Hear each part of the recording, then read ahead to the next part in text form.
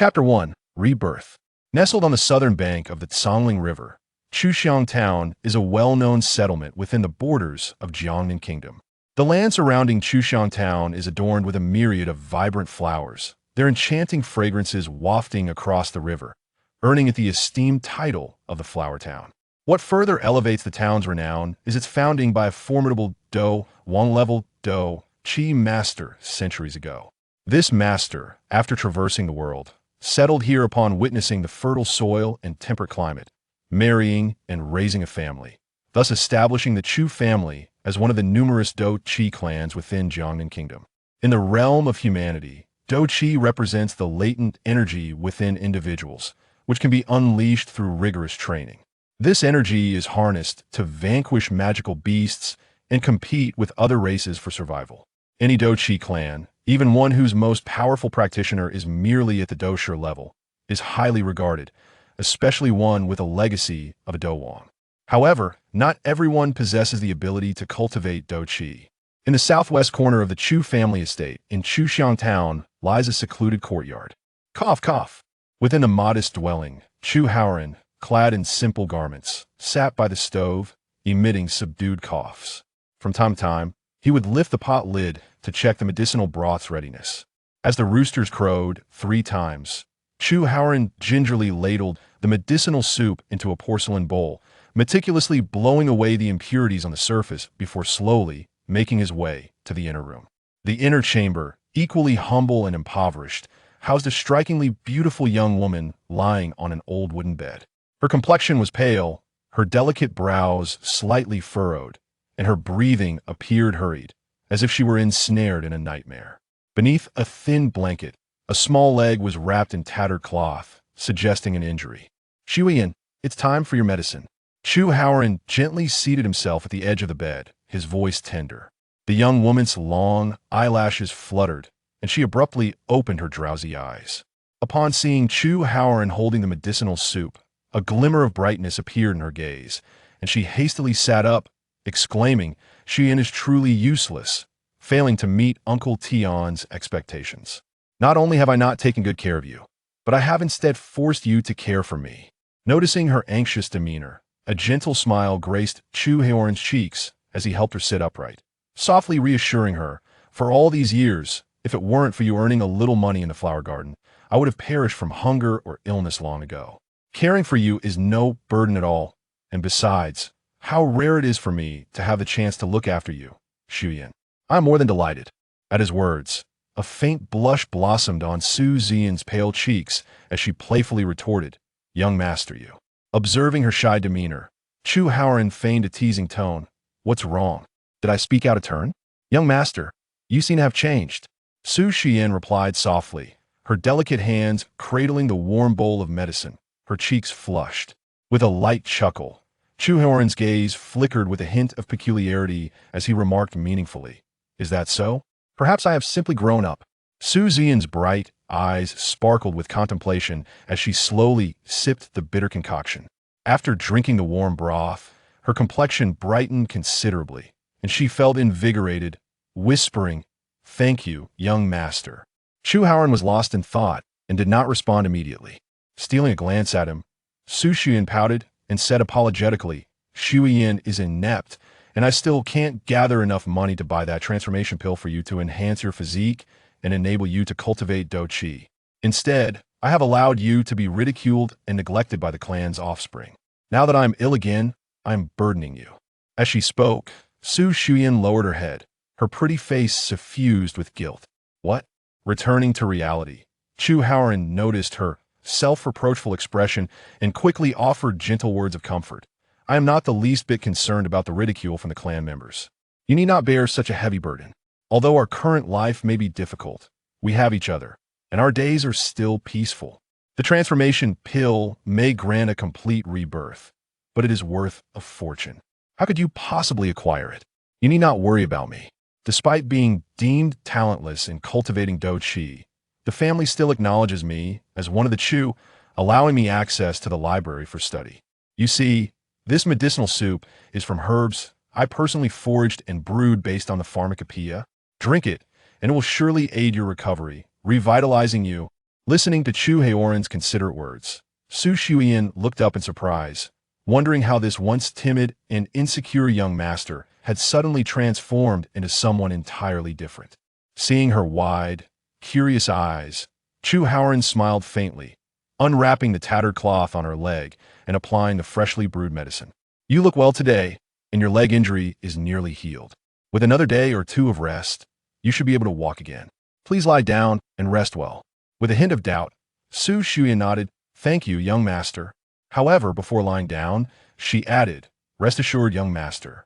Once I recover, I will go to Xiang Lake. If I can hunt a yellow-tier magical beast, I will be able to buy the transformation pill for you." Seeing her earnest and determined expression, Chu Haoran's brows furrowed slightly as he advised, "Xiang Lake is fraught with danger, teeming with ferocious magical beasts. Although you are a 7th-tier Do practitioner and have learned the 100-flower illusion palm, your lack of experience is concerning. This injury serves as a lesson you must not go again. Do you understand?" "That is out of the question." Su Shuyan shook her head resolutely, declaring, "If I do not hunt magical beasts at Xiang Lake, how will I earn currency to buy the transformation pill for you? Young master, if not for Uncle Tian, I would have perished from hunger long ago. My very life was given to me by him. I will ensure you cultivate Do Chi and become a revered Do Chi master like Uncle Tian." Seeing the seriousness etched on her delicate features and the stubbornness in her voice, Chu Haoran sighed helplessly, deciding against further persuasion. With that, Su Shuyan lay back down, slowly closing her eyes. Once she fell into a deep slumber, Chu Haoran quietly exited the room, sitting on a stone by the door, gazing up at the sky. After a long moment, he muttered to himself with a hint of mockery, "What a chaotic mess. I have truly crossed into this bewildering world." Chu Haoran did not belong to this realm. He hailed from a blue planet known as Earth. He had endured years of frailty, raised by his sister, until she was tragically taken by a local tyrant, leading to her suicide and shame. From that moment on, Chu Haoran roamed the streets, surviving through begging. 5 years later, on a stormy night, he entered the tyrant's home with a knife and exterminated the entire family without mercy. The massacre of over a dozen individuals sent shockwaves throughout the nation, and Chu Haoran inevitably became a wanted fugitive. Later, while fleeing abroad, he encountered a member of a certain organization, fortuitously becoming an assassin for them. Due to his cold demeanor and ruthless methods, he earned the fearsome moniker Lone Wolf. During a mission, however, the Lone Wolf fell into a trap and was shot multiple times, meeting his demise. Yet, unexpectedly, upon awakening, he found himself in the body of a young man also named Chu Haoran in an unfamiliar world, alongside a girl named Su Shuyan, who had become his only companion. Upon seeing the beautiful Su Shuyan, Chu Haoran was momentarily convinced he had traveled back in time to his childhood, nearly brought to tears by the nostalgia of being cared for by his sister. Regrettably, time had not reversed. He had entered a strange new world. Reflecting on these poignant memories, Chu Haoran sighed deeply, his expression settling into tranquility. Since fate had granted him a chance at rebirth, he resolved to seize it with both hands. As he lowered his gaze, he inadvertently noticed a wooden piece hanging around his neck and absent-mindedly grasped it, examining it closely. The piece was thumb-sized, made of a hard material, its surface ancient and smooth, resembling iron, yet not quite, devoid of any patterns or discernible origin. It was said to be left behind by Chu Haoran's father, Chu Etian. Chu Etian was a prodigious Do Chi master celebrated by the Chu family. Yet for reasons unknown, he vanished without a trace during Chu Haoran's childhood, leaving behind a myriad of rumors regarding his fate. Some claimed he was slain by enemies, while others asserted he was in secret training in some distant land, with tales of his prowess circulating widely. Before departing, however, Chu Etian bequeathed this enigmatic wooden piece to his son. At this moment, after scrutinizing it for some time, Chu Haoran could not deduce its origin. His curiosity piqued. What intentions did Chu Etian harbor in leaving this mysterious object for him? Did it conceal some secret? A treasure? An ancient martial arts manual? Or something else entirely? Just as Chu Haoran pondered the significance of the wooden piece, he suddenly heard the sound of approaching footsteps, prompting him to look up, only to furrow his brow at the sight of the newcomers. Chapter 2.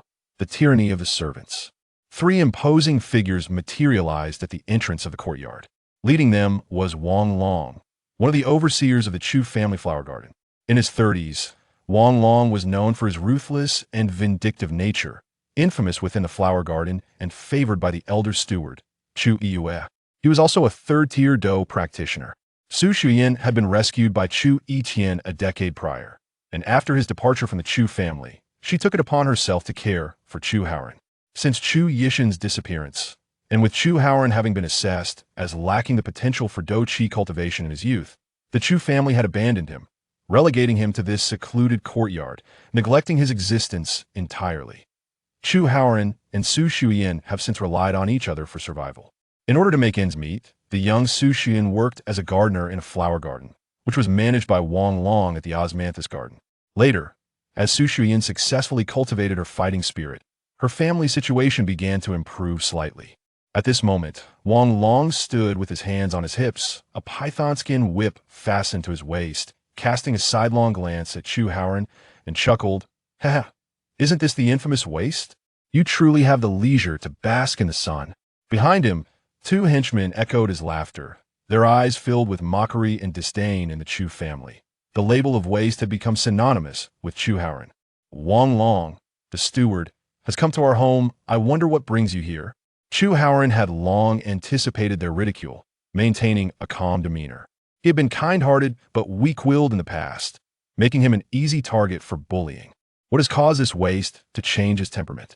In the past, he would have trembled in fear and struggled to utter a coherent sentence. Why is he so composed today? Wang Long raised his chin in surprise, disdain evident in his voice. "Naturally, I am here to find that girl Su Shuyan. Am I to engage in conversation with you, a mere waste?"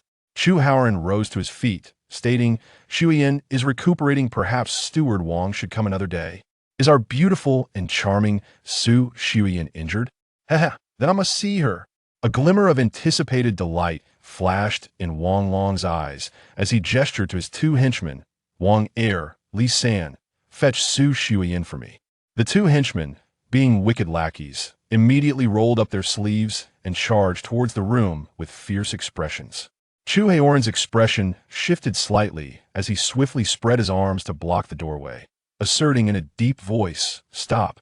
However, Wang Long's henchmen regarded him with utter contempt. The burly Wang Er forcefully shoved him aside. Chu Haoran, frail and weak, was unexpectedly thrust sideways.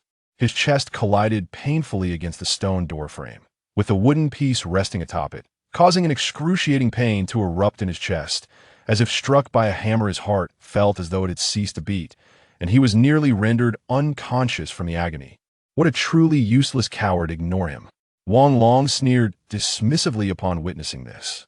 After all, Chu Haoran was a member of the Chu family. Even a starving camel is larger than a horse. Though Wang Er had some trepidation, he disregarded it upon receiving Wang Long's command and charged into the room. Chu Haoran's world spun as he leaned against the wall, struggling to sit on a stone, gasping for breath, devoid of the spirit to curse. He lamented internally, fearing that with such a frail body, this incident would leave him gravely injured, wondering if he would meet a tragic fate so soon after his arrival. Alas, this is not merely a tragedy, it is a farce. Wait. He reached to touch his chest, feeling no swelling or pain. Moreover, the wooden piece that had hung there had vanished. Chu Haoran was suddenly alarmed. This was far more shocking than the fall. He hurriedly looked down. His chest bore no signs of injury. The skin was taut and bare, yet a green pattern had appeared at the location of his heart. The skin at the edges of the green pattern bore a trace of blood, but nothing else was amiss. Strange could it be that the wooden piece has embedded itself within me? However, this clearly resembles a tattoo-like design. How could it possibly be that piece of wood? Yet I distinctly felt it strike my sternum moments ago, and I'm certain I have never had this tattoo before. Upon the words falling upon the ears of the blacksmith, he was left breathless, as if struck by a sudden shock. The place where young Master Wei once resided could indeed yield thousands of pounds of earth spirit fruits per acre. Such a location was not one to be imagined lightly. The earth spirit fruit, a legendary semi-saint medicine, is nearly non-existent in the central continent unless it grows in special regions. The thought of producing thousands of pounds per acre, aside from the celestial realm, left the blacksmith shivering, wisely sealing his lips and refraining from further comment. The celestial realm is a taboo for those who cultivate immortality. Chapter 3. Homesteads in the Wild Mountains. You should be aware that this has always been the Wei family's farm. Unfortunately, since the decline of the Wei family, its members have scattered, each struggling for survival. Only I and my sister Wei Ning remain of the direct lineage, yet our fates differ vastly. My sister, gifted in her cultivation from a young age, has garnered the favor of the elders of the celestial sword sacred land and has already become their disciple. Though I lack her talent for cultivation, I am not entirely devoid of worth. Relying on the ancestral farm of the Wei family, I can at least ensure my basic sustenance. While I may not be able to assist my sister, I certainly do not hinder her. At this point, Wei Zheng could not suppress a deep sigh. How could he, who boasts of yielding earth spirit fruits, dare to claim that he is merely ensuring his sustenance? What audacity! Observing Wei Zheng's forlorn expression, the blacksmith felt as though he were sitting on pins and needles, discomfort coursing through him, nearly causing him to spew forth a mouthful of blood. The tea he consumed felt like a trial of immense difficulty. Take these 2 roasted sweet potatoes home with you, Wei Zheng said as he handed the blacksmith the 2 tubers, smiling pleasantly. What? You truly intend to gift me these earth spirit sweet potatoes? The blacksmith's mind was struck as if by thunder, staring intently at Wei Zheng. Indeed, for you, just 2 sweet potatoes? Wei Zheng waved his hand dismissively. Could the old man be so deluded as to boast foolishly? Merely 2 sweet potatoes, why the fuss? Back in my hometown, these are mere fodder for pigs. Little did he know.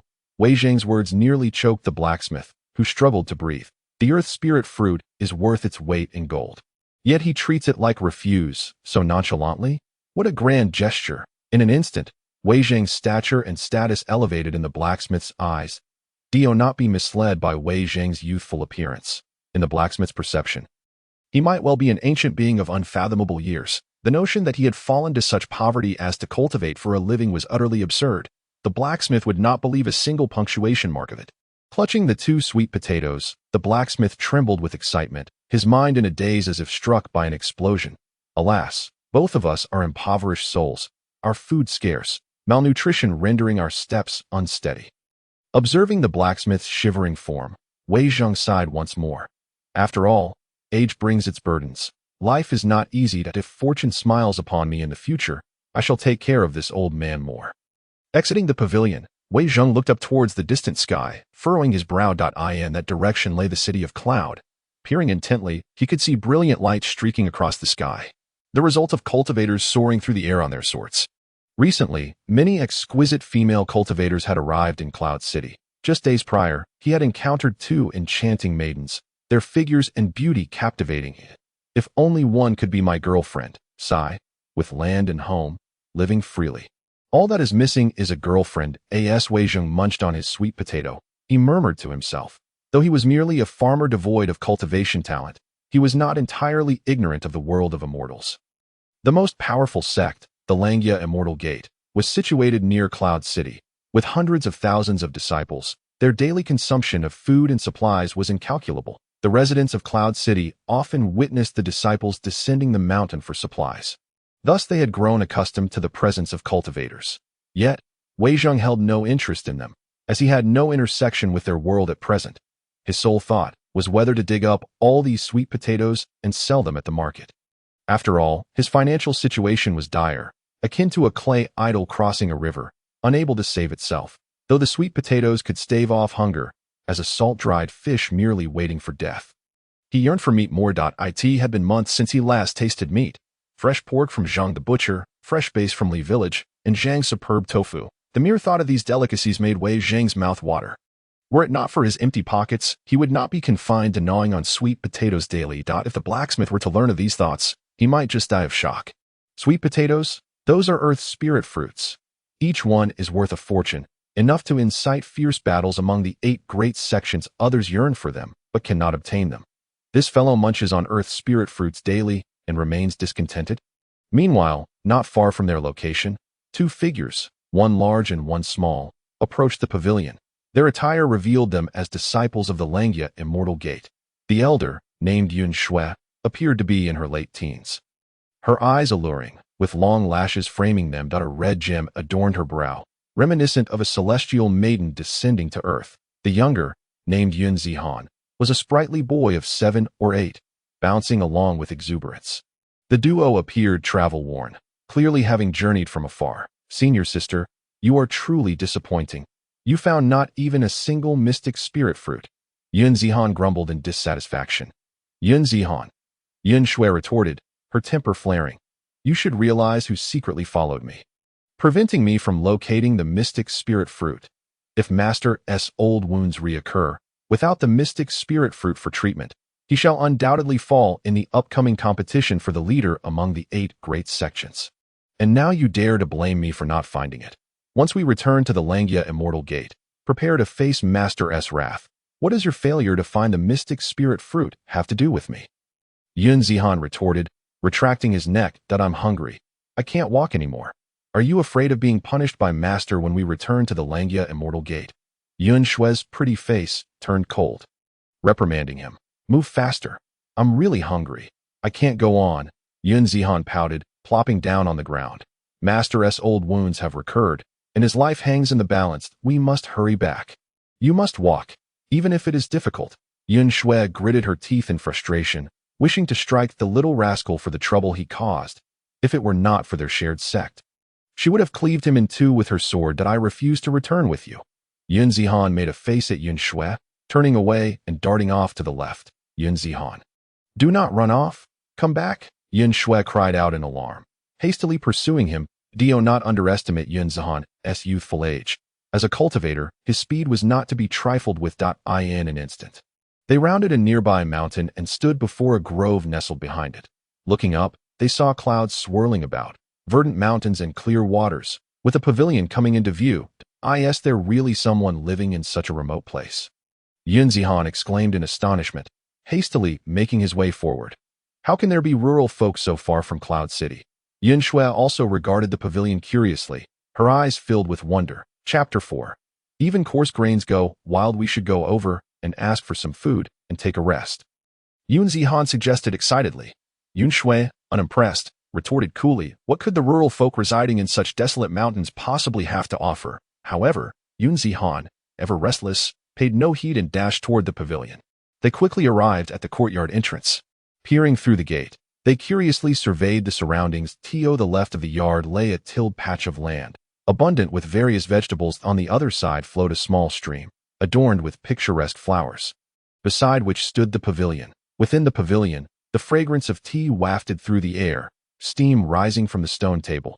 The layout of the yard was simple, yet upon approaching, they sensed a unique aura circulating within. A hint of surprise crossed Yun Shui's face. Though the courtyard was a typical rural homestead, it exuded an atmosphere of peace and tranquility. It was as if the scenery and the dwelling were one, creating an incredibly comfortable ambience. Is anyone home? Yun Zihan called out loudly from across the gate. What a beautiful woman! Wei Jing opened the courtyard door, and in an instant, a glimmer of astonishment flickered in his eyes.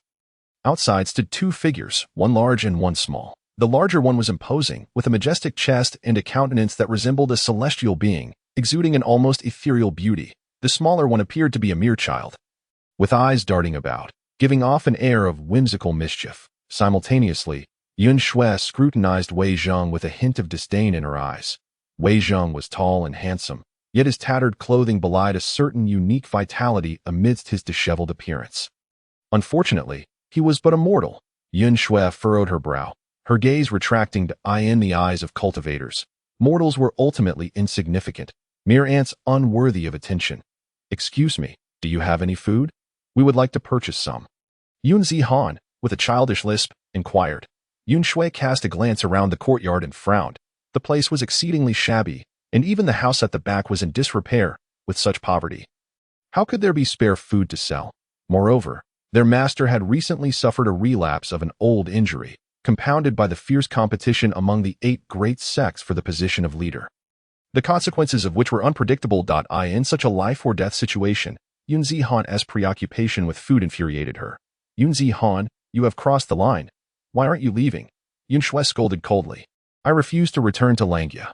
Yun Zihan's expression shifted, and he lamented, I'm so hungry. I can't move. We cannot delay any further. We must hasten back to Huaxia Immortal Sect. Yun Shui replied tersely. Don't forget, I am a cultivator, not a mortal. Going without food for 3 to 5 days is inconsequential. Besides, can you even eat the offerings of these mortals? Upon hearing this, Wei Zheng was instantly incensed, his forehead twitching with indignation. What kind of nonsense is that? What's wrong with mortals? Who hasn't been nurtured by grains? I truly don't believe you Haven tea consumed grains before your cultivation. Were you eating refuse? Wei Zheng dismissed the woman's words and handed 2 roasted sweet potatoes to Yun Zihan. 2 Ordinary fruits devoid of spiritual energy. What nonsense! Yun Shui's face contorted in distaste. Can such coarse fare even be consumed? Despite her disdain for the sweet potatoes Wei Zheng presented, she waved her hand, and a piece of gold fell into his palm. Without allowing Yun Zihan a chance to protest, she seized his hand and soared into the sky, transforming into 2 streaks of light that vanished into the ether. She actually paid a piece of gold for 2 sweet potatoes? This woman must either be mad or fabulously wealthy. Indeed, cultivators are all extravagantly affluent. As he watched the 2 figures disappear into the distance, a satisfied smile spread across Wei Zheng's face. This transaction was indeed profitable. With the gold in hand, he could secure his livelihood for quite some time. There was no need to dig up sweet potatoes for sale any sooner. The joys of man are so effortlessly simple. There were a few empty plots left. Tomorrow, he would procure some seeds to cultivate, striving to plant crops across all the land. With this thought, Wei Zheng's smile grew even brighter as he waved his hand. Rain, come. In an instant, the sky darkened ominously. Soon, a gentle rain began to fall, enveloping the surrounding 10 acres. The freshly tilled soil was instantly nourished by the rainwater, bursting forth with vibrant vitality. Meanwhile, Yun Zihan clutched the 2 sweet potatoes, thoroughly pleased. This little glutton was indeed a foodie. Inhaling the fragrant aroma of the sweet potatoes, saliva dribbling down. What kind of fruit is this? It smells so good. Yun Zihan exclaimed joyfully. What nonsense! What is there to enjoy in the coarse fare of mortals? Consuming such rough grains is detrimental to cultivation. Yet it does smell quite delightful, Yun Zihan admitted as he broke off a piece of sweet potato and took a delicate bite, his face instantly alight with rapture. Just mere coarse grains, and you find it delectable? Yun Shui looked on with a face of scorn. Sister, it's truly delicious. You should try it. Yun Zihan offered a piece of the sweet potato to Yun Shui. Beaming with enthusiasm. Be quiet. Yun Shui shot a fierce glare at Yun Zihan. She seemed genuinely hungry, for she did not refuse. She took the sweet potato and gently bit into it. In that moment, her expression froze, and an overwhelming shock surged in her eyes. The rich aroma slid down her throat, and at that instant, she felt a violent surge of spiritual energy erupt from her abdomen, coursing through her meridians and merging into her energy sea. This is spiritual energy. Yun Shui felt as if struck by lightning, her body trembling. Her eyes widened in disbelief that a mere bite of sweet potato contained such astonishing energy.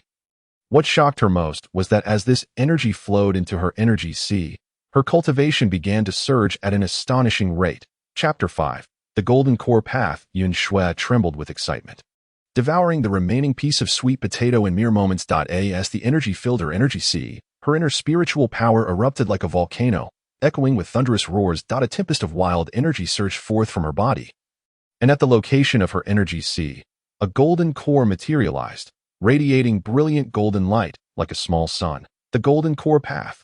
Complete. Yun Shui stood there, dazed and incredulous. Cultivators traverse 9 levels.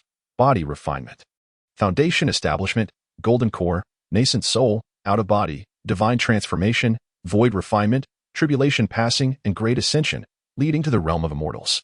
Transitioning from body refinement to foundation establishment and then to golden core typically requires immense time and resources. Yet now, merely half a sweet potato, brimming with energy, had enabled her to achieve in an instant what would have otherwise taken a decade of arduous cultivation. It was utterly unfathomable. Her astonishment deepened as her gaze fell upon the other sweet potato. In that moment, her body quivered once more. Earth spirit fruit. This is truly a semi-sacred herb. She suddenly recalled having seen this spiritual fruit in ancient texts. According to those texts, this top-tier spiritual herb only grows in special realms, making it priceless. Each earth spirit fruit could incite cataclysmic events in the central continent, causing the 8 great sects to clash fiercely. Yun Shui looked at the sweet potato in Yun Zihan's hand with eyes wide in disbelief, her heart roiling with tumultuous waves. What on earth is happening? This mere rustic villager casually produced 2 earth spirit fruits. How is that possible? if not for the earth spirit fruits being right before her. She would almost believe this was a dream. "Sister, I think I've established my foundation," Yun Zihan exclaimed. Confusion etched on his face as he realized he had inexplicably succeeded in foundation establishment after consuming nearly half a sweet potato. Ah, Yun Shui stared in astonishment, her mind reeling. She had not misjudged. Yun Zihan was enveloped in a haze of spiritual energy, clearly having established his foundation, achieving foundation establishment at the age of 8. This rate of cultivation felt like a dream. Even scouring the entire central continent, one would struggle to find a cultivator who established their foundation at such a young age if word of this spread. Countless individuals would be left aghast. This was all due to Yun Zihan consuming half of the earth spirit fruit. Feeling the spiritual fluctuations emanating from Yun Zihan, Yin Shui was left dumbfounded. The energy he radiated suggested a remarkably stable foundation, comparable to that of a mid-foundation cultivator. Entirely unlike someone who had just succeeded in foundation establishment. It was clear how extraordinary the potency of that half-earth spirit fruit was. "I'm still not full. Perhaps I should eat this other fruit as well," Yun Zihan suggested, brandishing the remaining sweet potato. "Now listen closely, we cannot consume this." Yun Shui urgently grasped Yun Zihan's shoulders. "Are you trying to snatch my last fruit?" Yun Zihan eyed her warily. "What fruit?"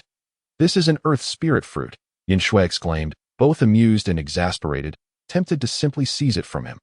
"This is no ordinary fruit." She inhaled deeply and spoke with utmost gravity. "The earth spirit fruit is a superior elixir compared to the Xian spirit fruit. Possessing the earth spirit fruit would not only enable us to effortlessly heal our master's old wounds, but it could also enhance his cultivation. When the 8 great sects convene to compete, our master would be assured of victory. These 2 fruits bear significant implications for the future of the Langia sect." "Is it truly so?" Yun Zihan, vigilant, displayed an expression that suggested he believed she was coveting his sweet potatoes. "If you hand over the earth spirit fruit, I shall refrain from informing our master about your secret departure from the sect once I return." "How does that sound?" "Really?" Yun Zihan exclaimed, his face flushed with excitement. "Senior sister, let us make a pact, and you must not go back on your word." The prospect of avoiding punishment from their master was far more delightful to Yun Zihan than acquiring just one earth spirit fruit. With the earth spirit fruit secured, Yin Shui finally felt at ease. Yet, the more she pondered, the more she sensed something amiss. That beggar-like youth was assuredly not from a destitute background. As ancient text suggested. The earth spirit fruit only flourishes in unique spaces or in the extremely unstable void crevices, and its numbers are exceedingly scarce. It is utterly impossible for an ordinary cultivator to harvest such a spirit fruit. In retrospect, that beggar-like youth was far from an average individual. He was likely a peerless master. The more Yun Shui contemplated, the more incredulous she became, filled with profound doubts as she headed toward the Langia sect.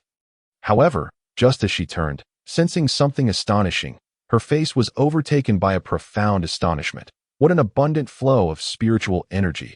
Yun Shui swiftly turned to gaze behind her, and in an instant, her pupils constricted sharply. From afar, in the courtyard where Wei Jing resided, clouds billowed and mist rose, with spiritual energy soaring into the sky. Such an astonishing density of spiritual energy was overwhelming. She could perceive a surge of life force emanating from that area, reaching up toward the heavens. Heavenly spiritual rain. How could this be? Who is the esteemed young Master Wei, residing in such a place? Seeing such a breathtaking scene before her, Yin Shui could not help but gasp in shock. Her entire being turning cold. This was undoubtedly no ordinary rain. What could it possibly be? Of course, it was not ordinary rain, for it was truly artificial rainfall. How shall I put it? It was a product that transcended this era. Wei Zhong, beaming with satisfaction, waved his hand, and in a blink, the gentle drizzle vanished, leaving the sky clear once more. Ever since the advent of the weather generator, life had become significantly easier for him. Now he no longer needed to rise early and toil away watering the crops. Even the yield of sweet potatoes had markedly increased. The following morning, Wei Jing busied himself once again. First, he tended to the weeds in the sweet potato field. And after breakfast, he promptly ventured into the city to purchase vegetable seeds. By the time he emerged from the agricultural market, it was nearly noon. Yun City was livelier than usual, bustling with people, among whom were numerous cultivators. The influx of cultivators into Yun City was not a good omen, Wei Jing mused, furrowing his brow. The power of cultivators was formidable, should a conflict arise. It could spell disaster for half of Yun City. Contemplating this, Wei Jing lost his desire to buy meat and turned to leave Yun City, only to inadvertently collide with someone in his haste. How can a mere mortal walk so carelessly? With so many people on the street, you had to bump into me. A beautiful young woman among a group of young men and women displayed a look of disdain. Wei Zheng had accidentally bumped into her. My apologies, he quickly said, lifting his gaze to find a familiar face. Chapter 6. The Divide Between Immortals and Mortals. Wei Zheng was taken aback. The person before him was none other than his sister, Wei Ning, whom he had not seen for many years. After years apart, Wei Ning had blossomed into a graceful beauty, a stark contrast to the snot-nosed, disheveled little sister he once knew. Standing there, her white gauzy attire fluttered, her black hair cascading like a waterfall, her skin radiant and fair, her eyes sparkling, with long lashes framing a countenance brimming with vitality. Her slender waist was delicate, and her figure was elegant and poised, reminiscent of a fairy descended from a painting. Truly perfect. Compared to her former self, she had undergone a transformation, her countenance imbued with an air of aloofness. Wei Zheng had never anticipated encountering his long-lost sister in such circumstances. Do you know each other? The young woman questioned, her tone laced with disdain. This clumsy fellow collided with me. I thought he was trying to take advantage of the situation. Qin man, I apologize. He is my elder brother. Wei Ning replied coolly. Oh, so he is your brother? The group of young men and women appraised Wei Zheng with a glance, sighing, what a pity he is just a mortal. The divide between cultivators and mortals is an abyss that separates entirely different worlds. Moreover, Wei Zheng's attire clearly marked him as a mere villager, making any intersection with their realm quite implausible. Thus they felt no need to temper their words in his presence. Dear seniors, I wish to reunite with my brother for a while. I kindly ask you to excuse us. Upon hearing this, the group merely cast Wei Zheng a cursory glance before turning away without further comment. What brings you back? Wei Zheng inquired, pulling Wei Ning aside, his expression one of delight. Recently, the Tianyan continent has been quite tumultuous. Significant events may unfold. The masters of the 8 great sects are gathering at the Langia sect to discuss strategies. I have come along with my master and the elders to broaden my horizons. With the increasing number of cultivators in Yun City, it would be wise for you to refrain from wandering about. Wei Ning regarded Wei Zheng quietly, her eyes betraying a hint of coldness. Although they were siblings, Wei Zheng remained immortal, and they no longer belonged to the same realm. Do not worry, I have no intention of provoking those cultivators. Wei Zheng chuckled lightly. After all, as a mortal unable to cultivate, it would be tantamount to courting death to seek out confrontation with cultivators. Wei Ning, since you have returned, why not stay with me for a while? Home? We no longer have a home, Wei Ning replied, shaking her head, her tone laced with an inexplicable coldness. Wei Zheng furrowed his brow, a sigh escaping his lips once more. Wei Ning was right. Ever since the decline of the Wei family, its members had scattered, leaving them without a home. I will go buy a fish and some meat. Let us have dinner before you leave. Wei Zheng sighed inwardly, lamenting how the peach blossoms remained while the faces had changed entirely. He had not anticipated that after years apart, even his sister felt like a stranger. Yet, he held no resentment toward Wei Ning. In a world such as this, many things were unavoidable and no need for trouble. The elders and my fellow disciples are awaiting me. We must depart soon, Wei Ning said, turning to leave. Wei Zheng stood on the street, watching her retreating figure, his heart filled with a profound melancholy. The divide between immortals and mortals was stark. This farewell might very well be eternal. Following this encounter, he lost all desire to visit the butcher and instead turned to leave Yun City.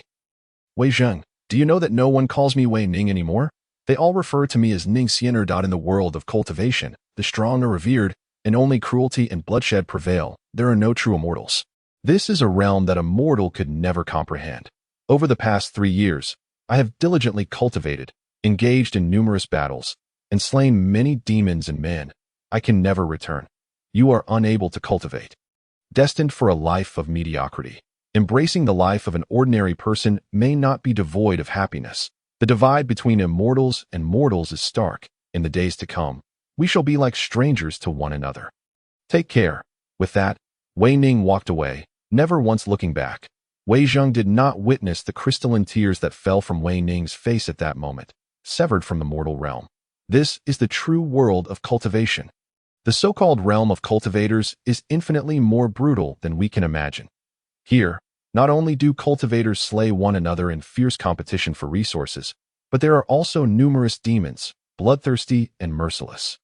In such a world, even cultivators find survival exceedingly arduous. It is a realm where the strong suffer and the weak perish. Thus, for cultivators, the divide between immortals and mortals is palpable. Even those of close kinship must gradually drift apart. This is not cruelty. Rather, it serves as the best protection for mortals. Otherwise, should enemies come knocking, defenseless mortals would be left at the mercy of cultivators. It seems that Sienna still finds it hard to let go, remarked several young men upon returning to their inn. Seniors, do you have any money? Please lend me some to send over. Upon seeing the group of young men, Ning Xianu inquired. After all, he is your brother. Wouldn't you want to deliver it personally? The elder inquired. Elder, over the past few years, I have endured numerous battles, vanquishing countless demons and cultivators, entangled in a web of grievances and vendettas. No one can assure me when an enemy might come knocking at my door. Now, the Wei family is left with only my elder brother as the sole survivor, and I fervently hope he can live on well. Ning Xianu maintained a serene expression, her gaze as tranquil as a still lake. Seemingly untouched by the slightest ripple, the elder nodded in acknowledgement, remarking that in the path of cultivation, one must shun attachments to the mortal realm. When a decision must be made, it should be resolutely executed, lest it lead to one's own ruin and that of one's loved ones. Since he is kin, and given our impoverished circumstances, Sienna naturally cannot let go. Come, accompany me on a journey. The elderly man stated with a hint of authority. Within the ancient tower of Yun City, the old man spoke in a measured tone. In the afternoon, the elder departed Yun City with 3 disciples, hastening towards the location of Weizhong. Chapter 7. You should end your own life after having lunch. Weizhong promptly took up farming tools and began sowing seeds. This time, he planted radishes and greens. After a day's labor, he finally completed the planting of the vegetable seeds. Gazing at the freshly watered soil, Weizhong exhaled a sigh of relief. Meanwhile, several miles away from his humble abode, a fierce battle was unfolding. The elder from the sacred land of the immortal sword, De Yuanzi, along with several disciples, found themselves under attack by a wild boar demon. One disciple suffered severe injuries from the assault of the boar demon, narrowly escaping death. Fortunately, they had healing elixirs on hand. Although gravely wounded, they managed to preserve their lives. How audacious of this demon to stir up trouble near Yun City, De Yuanzi exclaimed, laughter tinged with scorn. I assumed it was some formidable spirit causing such a ruckus. Turns out, it is merely a boar demon. How dare it run rampant near Yun City, courting death? With their formidable strength, De Yuanzi and his companions quickly contained the boar demon after fending off its initial onslaught. In truth, they were astonished that a demon would dare to flaunt itself near Yun City. It was common knowledge that disciples from the 8 great sects had gathered at the Langia sect to discuss important matters. With cultivators arriving one after another, the vicinity of Yun City had become a veritable forbidden ground for demons. The boar demon, audacious enough to launch a surprise attack in such a place, was indeed brazen. You few misfits dare to flaunt your might before me. I shall ensure you return whence you came. The boar demon cackled, its sharp fangs gleaming menacingly in the sunlight, exuding a terrifying aura. It had transformed into a human form, indistinguishable from an ordinary person save for its face, and its strength was astonishing. However, it was no match for the combined efforts of De Yuanzi and the other disciples. Boar demon, lurking in such a place to prey upon mortals, do you still consider yourself a cultivator? Spare me your talk of innocent mortals. You pride yourselves on being righteous sects, yet indiscriminately slay demons. A hypocrisy of the highest order. The boar demon sneered coldly, declaring, I was born a boar demon. Whether you are mortals or cultivators matters not to me. You all deserve death. The demon emperor has decreed that regardless of what the 8 great sects intend to do, you shall not have your way. Ridiculous. The gathering of the 8 great sects is of such importance that a mere boar demon thinks it can disrupt it. De Yuanzi replied, exasperated. There is no need to waste breath on such a creature. Let us take action and uphold justice. Drawing his long sword, De Yuanzi traced a finger along its blade, and in an instant, the sword radiated a brilliant light, hovering in midair. The other young disciples mimicked his actions, chanting in unison, sword control technique. Yet, they were still too slow. The boar demon revealed its true form, transforming into a massive wild boar, and with brute force, it hurled one of the disciples away before letting out a howl and sprinting off. In the blink of an eye, The boar demon charged into a nearby courtyard. Oh no, that is the residence of Ning Xian'er's brother. Dunzi gasped in alarm, hastily pursuing it. The others frowned. Recognizing the gravity of the situation, it was well known that Ning Xian'er's brother was merely immortal, and if the boar demon set its sights on him, the consequences would be dire. Without a moment's hesitation, they summoned their swords and raced after the boar demon, landing in the courtyard. However, to their astonishment, the scene they had envisioned, Wei Zheng being torn apart by the boar demon, did not materialize. On the contrary, the formidable boar demon was now glaring ferociously at an elderly man clad in simple garments seated in a pavilion. What is happening? The young disciples were momentarily taken aback. Given the boar demon's brutal nature, it would typically have lunged at any mortal without hesitation. They exchanged bewildered glances, sensing no trace of spiritual energy emanating from the old man. Clearly, he was but a frail mortal nearing the end of his days. Yet, the boar demon was cautiously fixated on the old man, emitting threatening howls, too fearful to advance. This unexpected turn of events left the disciples of the sacred land of the immortal sword dumbfounded. Who are you? Today, Grandpa Boar is in a foul mood, so you'd best scram. The boar demon growled menacingly. You, a mere boar demon, dare to desecrate this place. You should take your own life, the blacksmith replied nonchalantly. What? The boar demon erupted in laughter, incredulous. Are you losing your mind? Are you certain you're speaking to me? Dunzi and his companions were left in a state of shock, unable to comprehend the old man's audacity. Is this old man serious? He is telling a boar demon to end its own life. How incredibly bold, they thought. Very well, a creature as insignificant as you is not worth my young master's attention. The elderly man stood with a slight tremor, appearing as though he might collapse at any moment.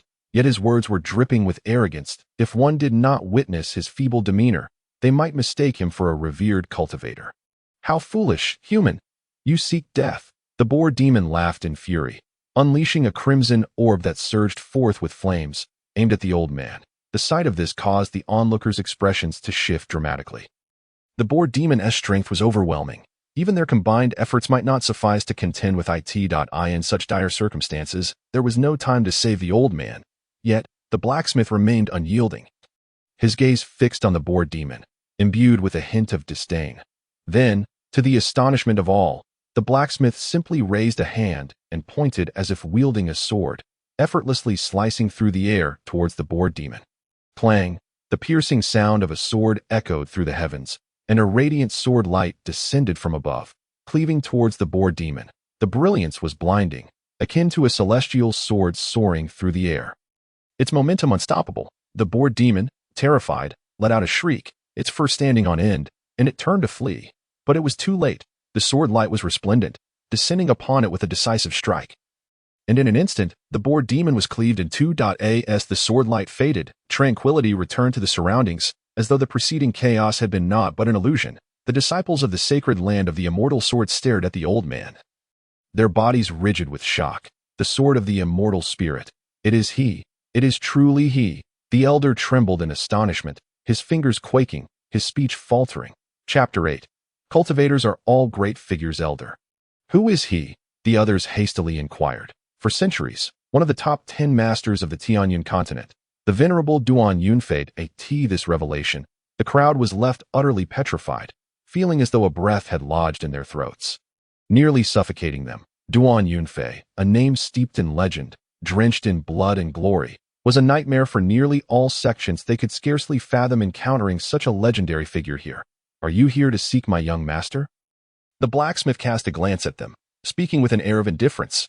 You had better remember, there has been no Duan Yunfei for 40 years. I am merely an ordinary blacksmith from the Wei family farm, residing here for a lifetime, and now, I am just a common old man. Ordinary old man.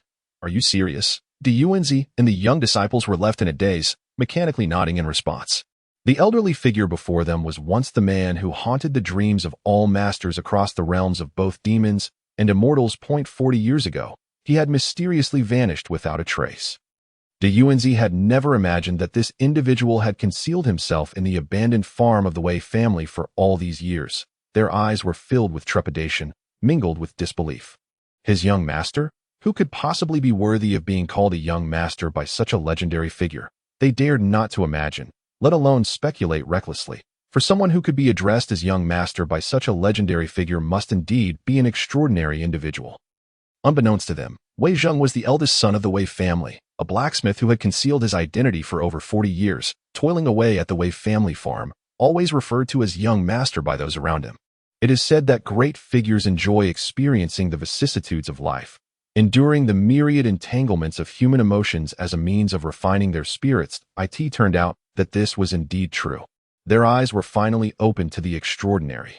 However, the surrounding environment bore no distinction from that of ordinary rural villagers, rendering the world of the elite incomprehensible. Yet, in the next moment, de Yuanzi and his companions felt utterly bewildered. After the blacksmith finished speaking, he completely disregarded them, squatting down to rummage through the furnace atop the pavilion. It appeared as though he were searching for something, and then they witnessed the blacksmith unearth a sweet potato from the furnace. Instantly, he was overcome with joy, swiftly stowing the sweet potato away, then furtively glancing around, as if he were a thief. What on earth is he doing?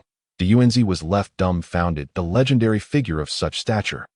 Reduced to squatting by the furnace like a mere rustic villager. What was this situation? Old blacksmith, you're not hungry again, are you? Just then, a voice filled with exasperation rang out from the courtyard. It turned out that Wei Zheng had been startled by the sound of swords clashing from the direction of the courtyard and had hurried over from the fields to his astonishment.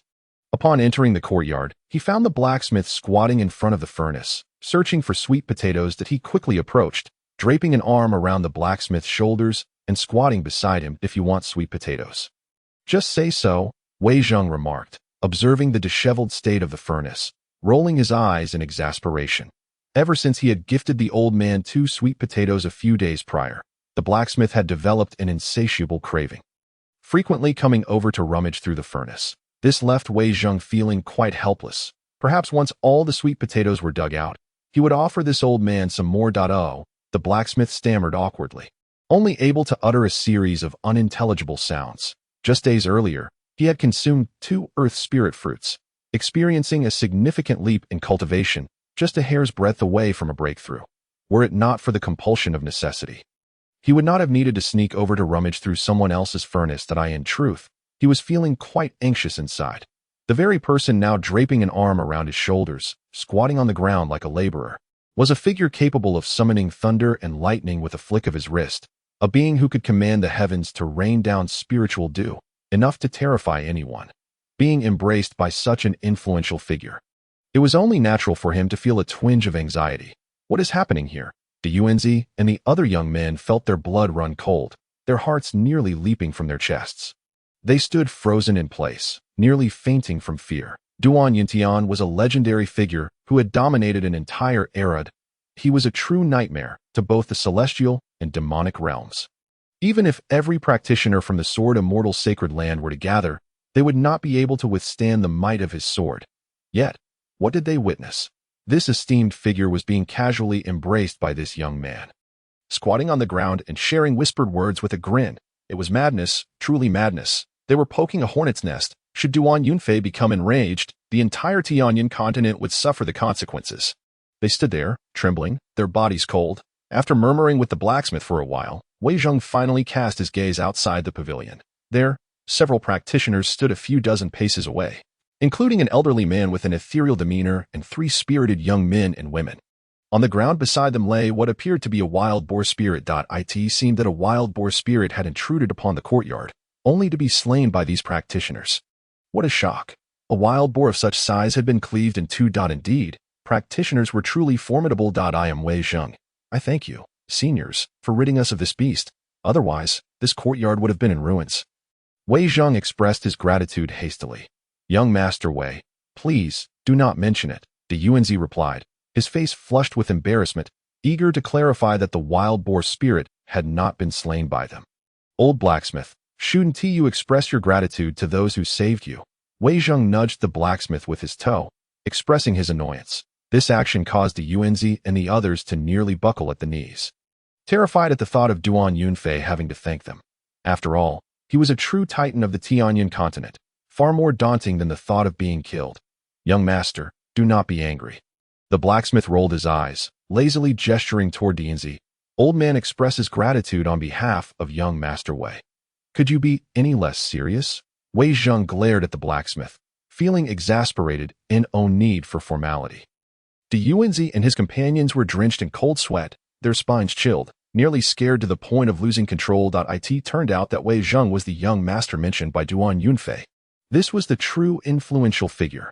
Despite Wei Zheng appearing quite ordinary, devoid of any discernible aura, what level of being could command such respect from Duan Yunfei? Perhaps he was even more ruthless than Duan Yunfei himself. Ning Xianer, having such a formidable elder brother, who would dare to bully her in the future. Chapter 9. Can this tea be drunk? Facing a figure of such stature, it was impossible for them not to feel nervous. Even more absurd was their initial belief that Wei Zheng was merely an ordinary person, inconsequential in their eyes as practitioners. They had only intended to extend a small gesture of kindness to Ning Xianer due to their pity for her.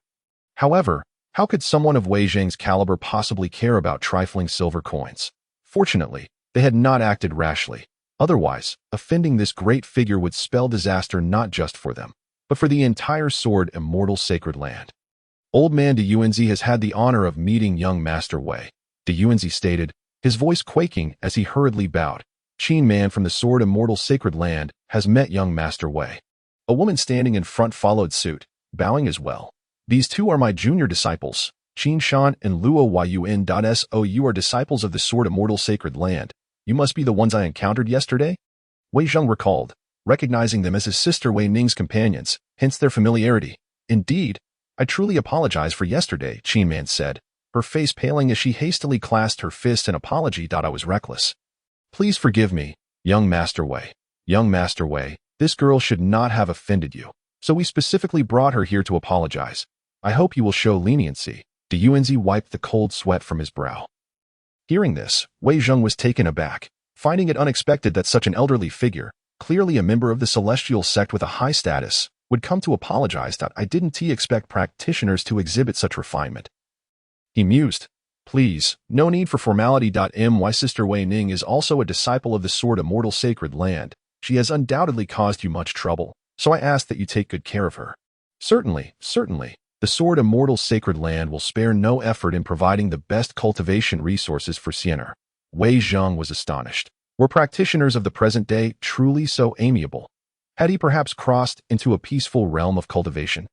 Subsequently, his gaze fell upon the corpse of the wild boar spirit, and he couldn't help but express his astonishment. The wild boar spirit was far larger than an ordinary wild boar. Its tusks fearsome, yet its flesh was more tender than that of a regular pig. Years ago, he had the fortune of tasting it once, a memory that lingered vividly in his mind. However, this area was originally the territory of the Huaxia immortal sect. How could a wild boar spirit venture here? This matter warranted clarification. Otherwise, it might truly be a case of a monster attacking. Wei Zheng pointed at the wild boar spirit's carcass and inquired, what of this wild boar? De Yuanzi quickly replied, since this wild boar has wandered into young Master Wei's residence, it rightfully belongs to you. Huh? Wei Zheng was taken aback, quickly responding, that seems inappropriate, after all. It was you who slayed it. Young Master Wei is being too modest. In truth, we did not exert much effort. De Yuanzi and his companions wore embarrassed expressions. Just moments ago, it was the legendary figure Duan Yunfei who had cleaved the wild boar spirit with a single sword strike. Had they been the ones tasked with slaying it, they would have surely found it a formidable challenge. Besides, they dared not compete for credit with Duan Yunfei. Young master, seeing their earnestness, it would be best to graciously accept the wild boar. The blacksmith suggested nonchalantly. Upon hearing this, De Yuanzi breathed a sigh of relief. In that case, I shall respectfully oblige. Wei Zheng's heart filled with joy. He had only ventured to Yun City today, and had returned with little more than a fish, lacking even the desire to purchase meat. Now, however, he had saved himself the cost of pork, and such a large wild boar spirit would suffice for a considerable time. Unexpectedly, these practitioners were so agreeable. Since you've all come, why not have a cup of tea? Once I've processed the wild boar spirit, we can enjoy a taste together.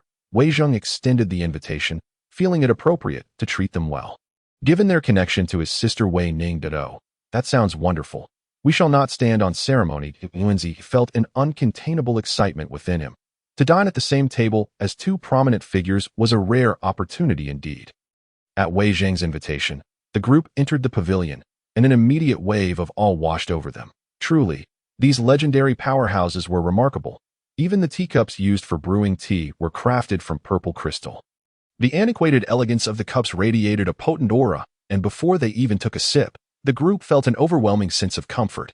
Such exquisite treasures, made from purple crystal, left the youthful Qin Man, Qin Shan, and Luo Yun gasping in astonishment that it was worth noting that even the leader of their esteemed Sword Saint sect did not possess such ostentatious items. Purple crystal was a rare gem, found only in Kunlun, and its scarcity rendered it a true treasure of the world. Yet here it was, merely a set of tea utensils? What purple crystal? It's all just glassware. Wei Zheng rolled his eyes at the absurdity. This set of tea utensils was so shabby it was almost laughable. After all, these were glass teacups awarded by the system, and in modern times, such items were considered trashed if he had the choice. He would have discarded them long ago in favor of a more stately Yixing clay tea set. However, seeing the astonished expressions on his guests' faces, he found no desire to elaborate. After all, glassware was indeed a rarity in the realm of cultivation. Silence. No need for such exaggerated reactions, the Yuanzi admonished, casting a stern glance at the others, warning them not to make a fuss if any of you were to break even one of these precious cups. Selling you all wouldn't even cover a fraction of the cost. Qin Man and the others quickly bowed their heads, refraining from uttering a word. The notion of these cups made from purple crystal being mere ordinary tea cups was indeed incomprehensible in the world of the elite, especially with the legendary figure Duan Yunfei, who commanded both the celestial and demonic realms, seated beside them. Qin Man and her companions felt utterly at a loss, not daring to breathe, overwhelmed by an unprecedented sense of vulnerability and helplessness. These are tea leaves I cultivated myself. They hardly qualify as fine tea, Wei Zhang said, pouring each of them a cup. Enjoy the tea for a moment. I will prepare some pork for dinner. With that, he beckoned to the blacksmith, and the two rose to drag the carcass of a wild boar toward the kitchen. Soon, only Du Yuanzi and the three young ones remained in the pavilion. Is this really considered tea? Can it truly be consumed? Qin Shan scrutinized the beverage with a peculiar expression, a hint of distaste flashing across his face. Qin Man and Luo Yun shared similar sentiments. As the tea was undeniably subpar, the brew appearing murkied, no matter how one looked at it. The tea resembled a concoction made from a few blades of grass floating atop a pool of urine. Despite having just been brewed, it bore no trace of tea aroma. Given their lineage from the 8 great sects of the Sword Saint realm, they were accustomed to the finest teas, and this concoction was simply undrinkable to them. Chapter 10. Tea Beyond Imagination. Be quiet. The Yuanzi glared at them, his voice low that if I say drink, then drink. No more chatter. Then why aren't you drinking, elder? Qin Man murmured. You. The Yuanzi's face flushed with embarrassment. Truth be told, the tea had no fragrance whatsoever, and he had no desire to partake. However, since this was personally poured by young Master Wei, refusing to drink would surely offend the elder, with potentially dire consequences. With this thought in mind, the Yuanzi lifted his cup, treating it as if it were poison, and brought it to his lips. In an instant, his expression froze, his pupils constricted, and a profound shock washed over him. What is this? The Yuanzi gasped, trembling with excitement. The tea contained the essence of the Tao. How could this be? The liquid surged through him like a torrent of energy, resonating within his very soul, sending shivers down his spine. Parched, he quickly poured himself another cup and gulped it down. A rich medicinal flavor erupted, filling his mouth, followed closely by a unique energy coursing through his body, causing a violent tremor. Indeed, it was the essence of the Tao. The Yuanzi felt goosebumps rise all over him, his eyes alight with wonder as he focused on the teacup. What was happening? It was merely tea, yet it contained fragments of the Tao. Could it be? Certainly. Young Master Wei was elevating him. Overcome with excitement, the Yuanzi recalled Wei Zheng's sister, Wei Ning, who had become his disciple. His own cultivation was woefully inadequate. Even young Master Wei had taken notice. Thus, it seemed that Wei Zheng had invited them to tea to provide guidance. Elder, are you all right? Qin Man and her companions looked at the Yuanzi with concern, as though he were testing poison rather than tea. Stop the nonsense. Drink and you will understand. This is young Master Wei's way of elevating us. The Yuanzi responded calmly. Elevating us? They exchanged skeptical glances, the tea clearly appearing unremarkable. How does it taste? Qin Shan inquired cautiously. Elder, the tea looks decidedly unpalatable. Luo Yin shook his head repeatedly. Don't blame me for not warning you. Young Master Wei's tea is not something just anyone can drink, and he poured himself another cup. Speaking in a serious tone, "It seems this tea is not as bad as I imagined. I shall see for myself." Qin Man contemplated this, lifting the cup and slowly bringing it to her lips. "What is this?" Qin Man was utterly stunned, her eyes wide with shock. The moment the tea touched her tongue, an unparalleled energy coursed through her meridians, penetrating her organs. This seemingly inconspicuous tea contained fragments of the Tao. How could this be? The essence of the Tao was something elusive for every cultivator, often only encountered through profound enlightenment. Some devoted their entire lives to cultivation without ever grasping its existence. Yet now, simply a cup of tea. And it contained the Tao's essence, readily accessible to them. It was unfathomable. Such an occurrence would be met with disbelief were it to be shared. "Oh no. Today's tea in the pavilion is chilled tea." Just as he had dragged the wild boar into the kitchen, Wei Zheng suddenly slapped his forehead. In no wonder he felt he had forgotten something. He had mistaken chilled tea for regular tea. Given their status as cultivators, he hoped they wouldn't mind drinking chilled tea. Feeling somewhat embarrassed, Wei Zheng thought that chilled tea merely served to cool the body and posed no harm. Let them be. Little did he know that Yuanzi and the others, having mistaken the chilled tea for regular tea, were on the verge of madness. They had never imagined that a cup of chilled tea could yield insights into the Tao. How astonishing! Savoring the flavor, Qin Man quickly consumed the tea. However, her cultivation was too weak. After just one cup, she immediately sat cross-legged to contemplate and integrate what she had experienced. "Sister Qin Man, this is too exaggerated." "Isn't it?" Qin Shan and Luo Yun stared at her in disbelief, their expressions a mix of skepticism and astonishment. Could it be that this tea must hold some secret? They exchanged glances, and then, almost in unison, raised their cups to take a cautious sip. In an instant, they were both rocked by a powerful tremor, their faces reflecting sheer astonishment. The Tao, that was definitely the Tao. Their eyes widened with excitement. And with a gulp, they downed the entirety of their cups. If this wasn't tea, then the experience of tasting the Tao had completely shattered their worldview. Just a single cup of tea. Yet it contained fragments of the Tao?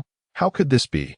Luo Yun trembled with exhilaration, feeling a surge of energy within him, and immediately followed Qin Man's example to sit in meditation. Especially for Qin Shan, who had sustained severe injuries from the wild boar attack. Yet, as the immense spiritual energy coursed through his meridians, his wounds began to heal at a visible rate. Injuries. They're completely healed.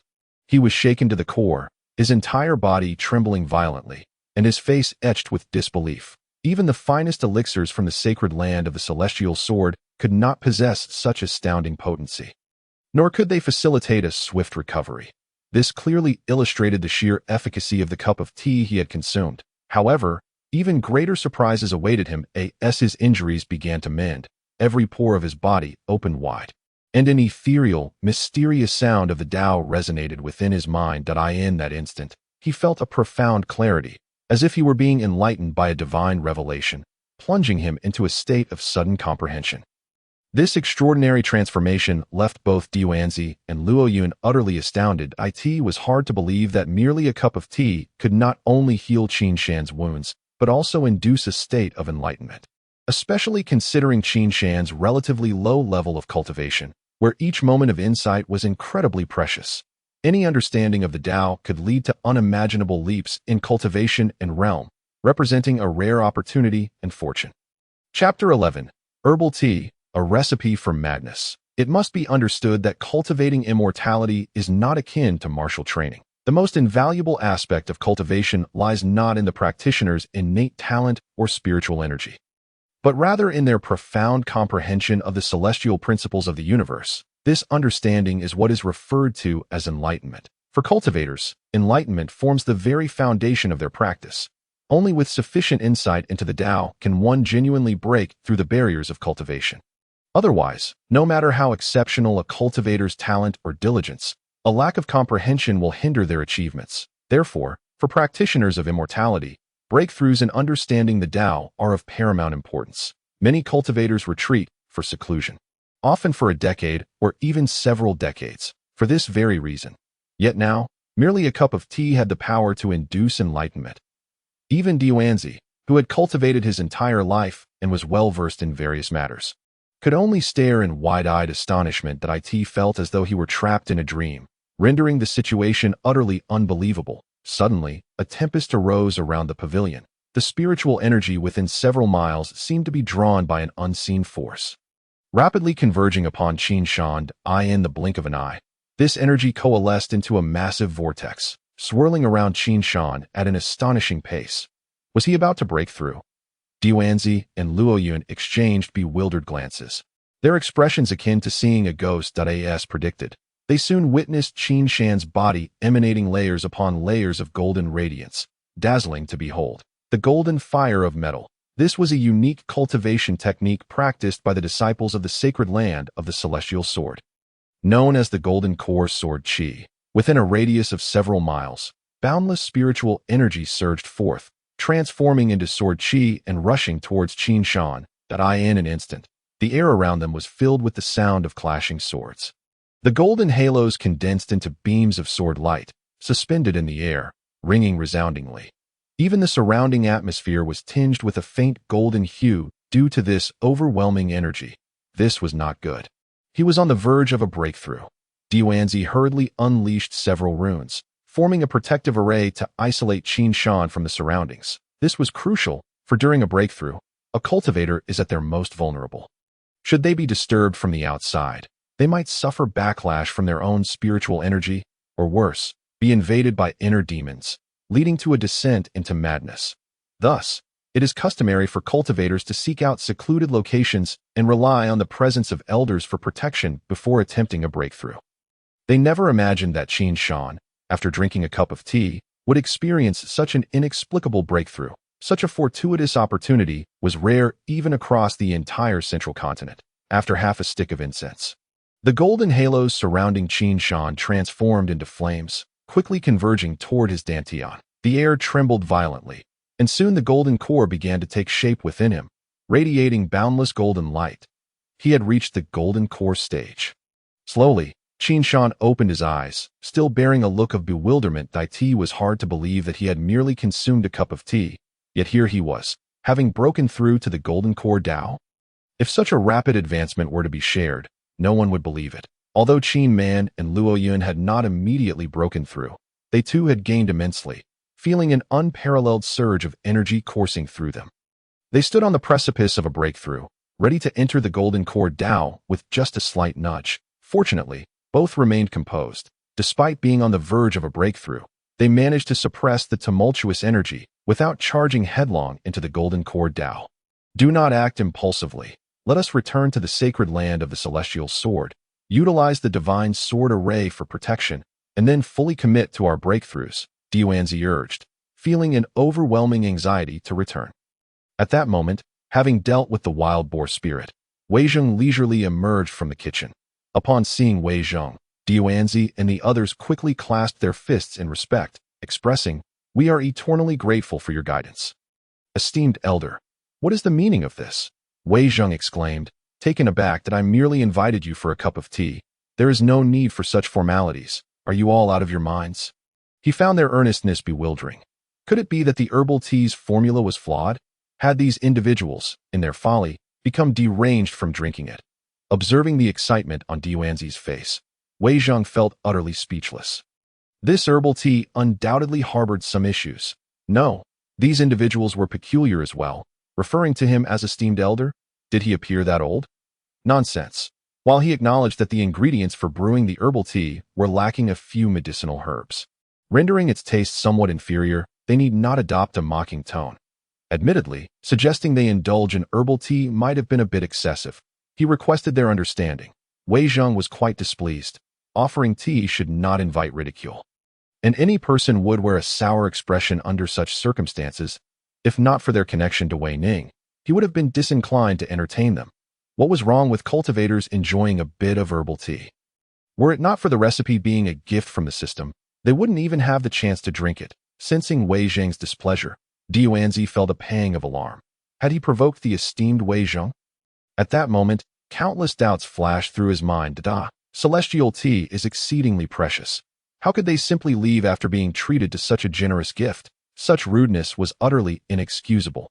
Yuanzi quickly offered his apologies, stating, "Esteemed Wei, I sincerely apologize for my offense to." Wei Zheng was surprised that the elder did not appear offended by the tea's lackluster flavor, nor did he seem upset by the mockery. Truly, as an elder of the sacred land of the celestial sword, he held a high status devoid of the arrogance often found among cultivators that it seemed he had been overly sensitive. Wei Zheng quickly waved his hand, saying, "It was my oversight in hospitality." Yuanzi and the others were once again taken aback. How could he claim to have been remiss in hospitality when he had treated them to celestial tea? Did he still harbor resentment? With this thought in mind, Yuanzi gritted his teeth and retrieved a wind chime from his bag. "Esteemed Wei, this is the lotus wind chime crafted by the founder of the sacred land of the celestial sword. Please accept it as a token of our gratitude for your hospitality today." The wind chime, made of exquisite glass, was adorned with a lotus motif and exuded a subtle radiance, appearing quite extraordinary. Upon seeing Yuanzi present the lotus wind chime, Qin Man and the others gasped in astonishment. This was a top-tier spiritual artifact, renowned for its formidable power, and Yuanzi had always cherished it. They could hardly believe he was now gifting it to Wei Zheng. Chapter 12. The Langya Celestial Gate. Esteemed Immortal, this item is far too precious. I cannot accept it. Please, take it back. Wei Zheng stammered, equally taken aback by Yuanzi's gesture. Such an item, a tool of cultivation, held immense value even for mortals, capable of warding off evil spirits. Yuanzi offering such a remarkable gift as a token of gratitude seemed utterly irrational. Internally, Wei Zheng lamented, indeed, cultivators were wealthy. They casually gifted such valuable items. Was that truly appropriate? Yuanzi twitched his lips. While the lotus wind chime was indeed precious, it could hardly compare to the value of a single cup of celestial tea. Although the lotus wind chime was a top-tier spiritual artifact in the realm of cultivation, it paled in significance to someone like Wei Zheng, who was a recluse of high standing. However, since they had received Wei Zheng's kindness today and forged a favorable bond, it was only right they did not leave empty-handed. With this in mind, Yuanzi once more offered the lotus wind chime, smiling as he said, "I hope, esteemed Wei, you will not look down upon this gift, as this place is remote and nestled in the mountains. There are bound to be wild beasts or unwary little demons that may disturb you. While the lotus wind chime may not be a grand item, if you hang it near the pavilion, it can help avert some disturbances from wild beasts or demons, sparing you from minor inconveniences. In that case, I graciously accept your generous gift, esteemed Immortal."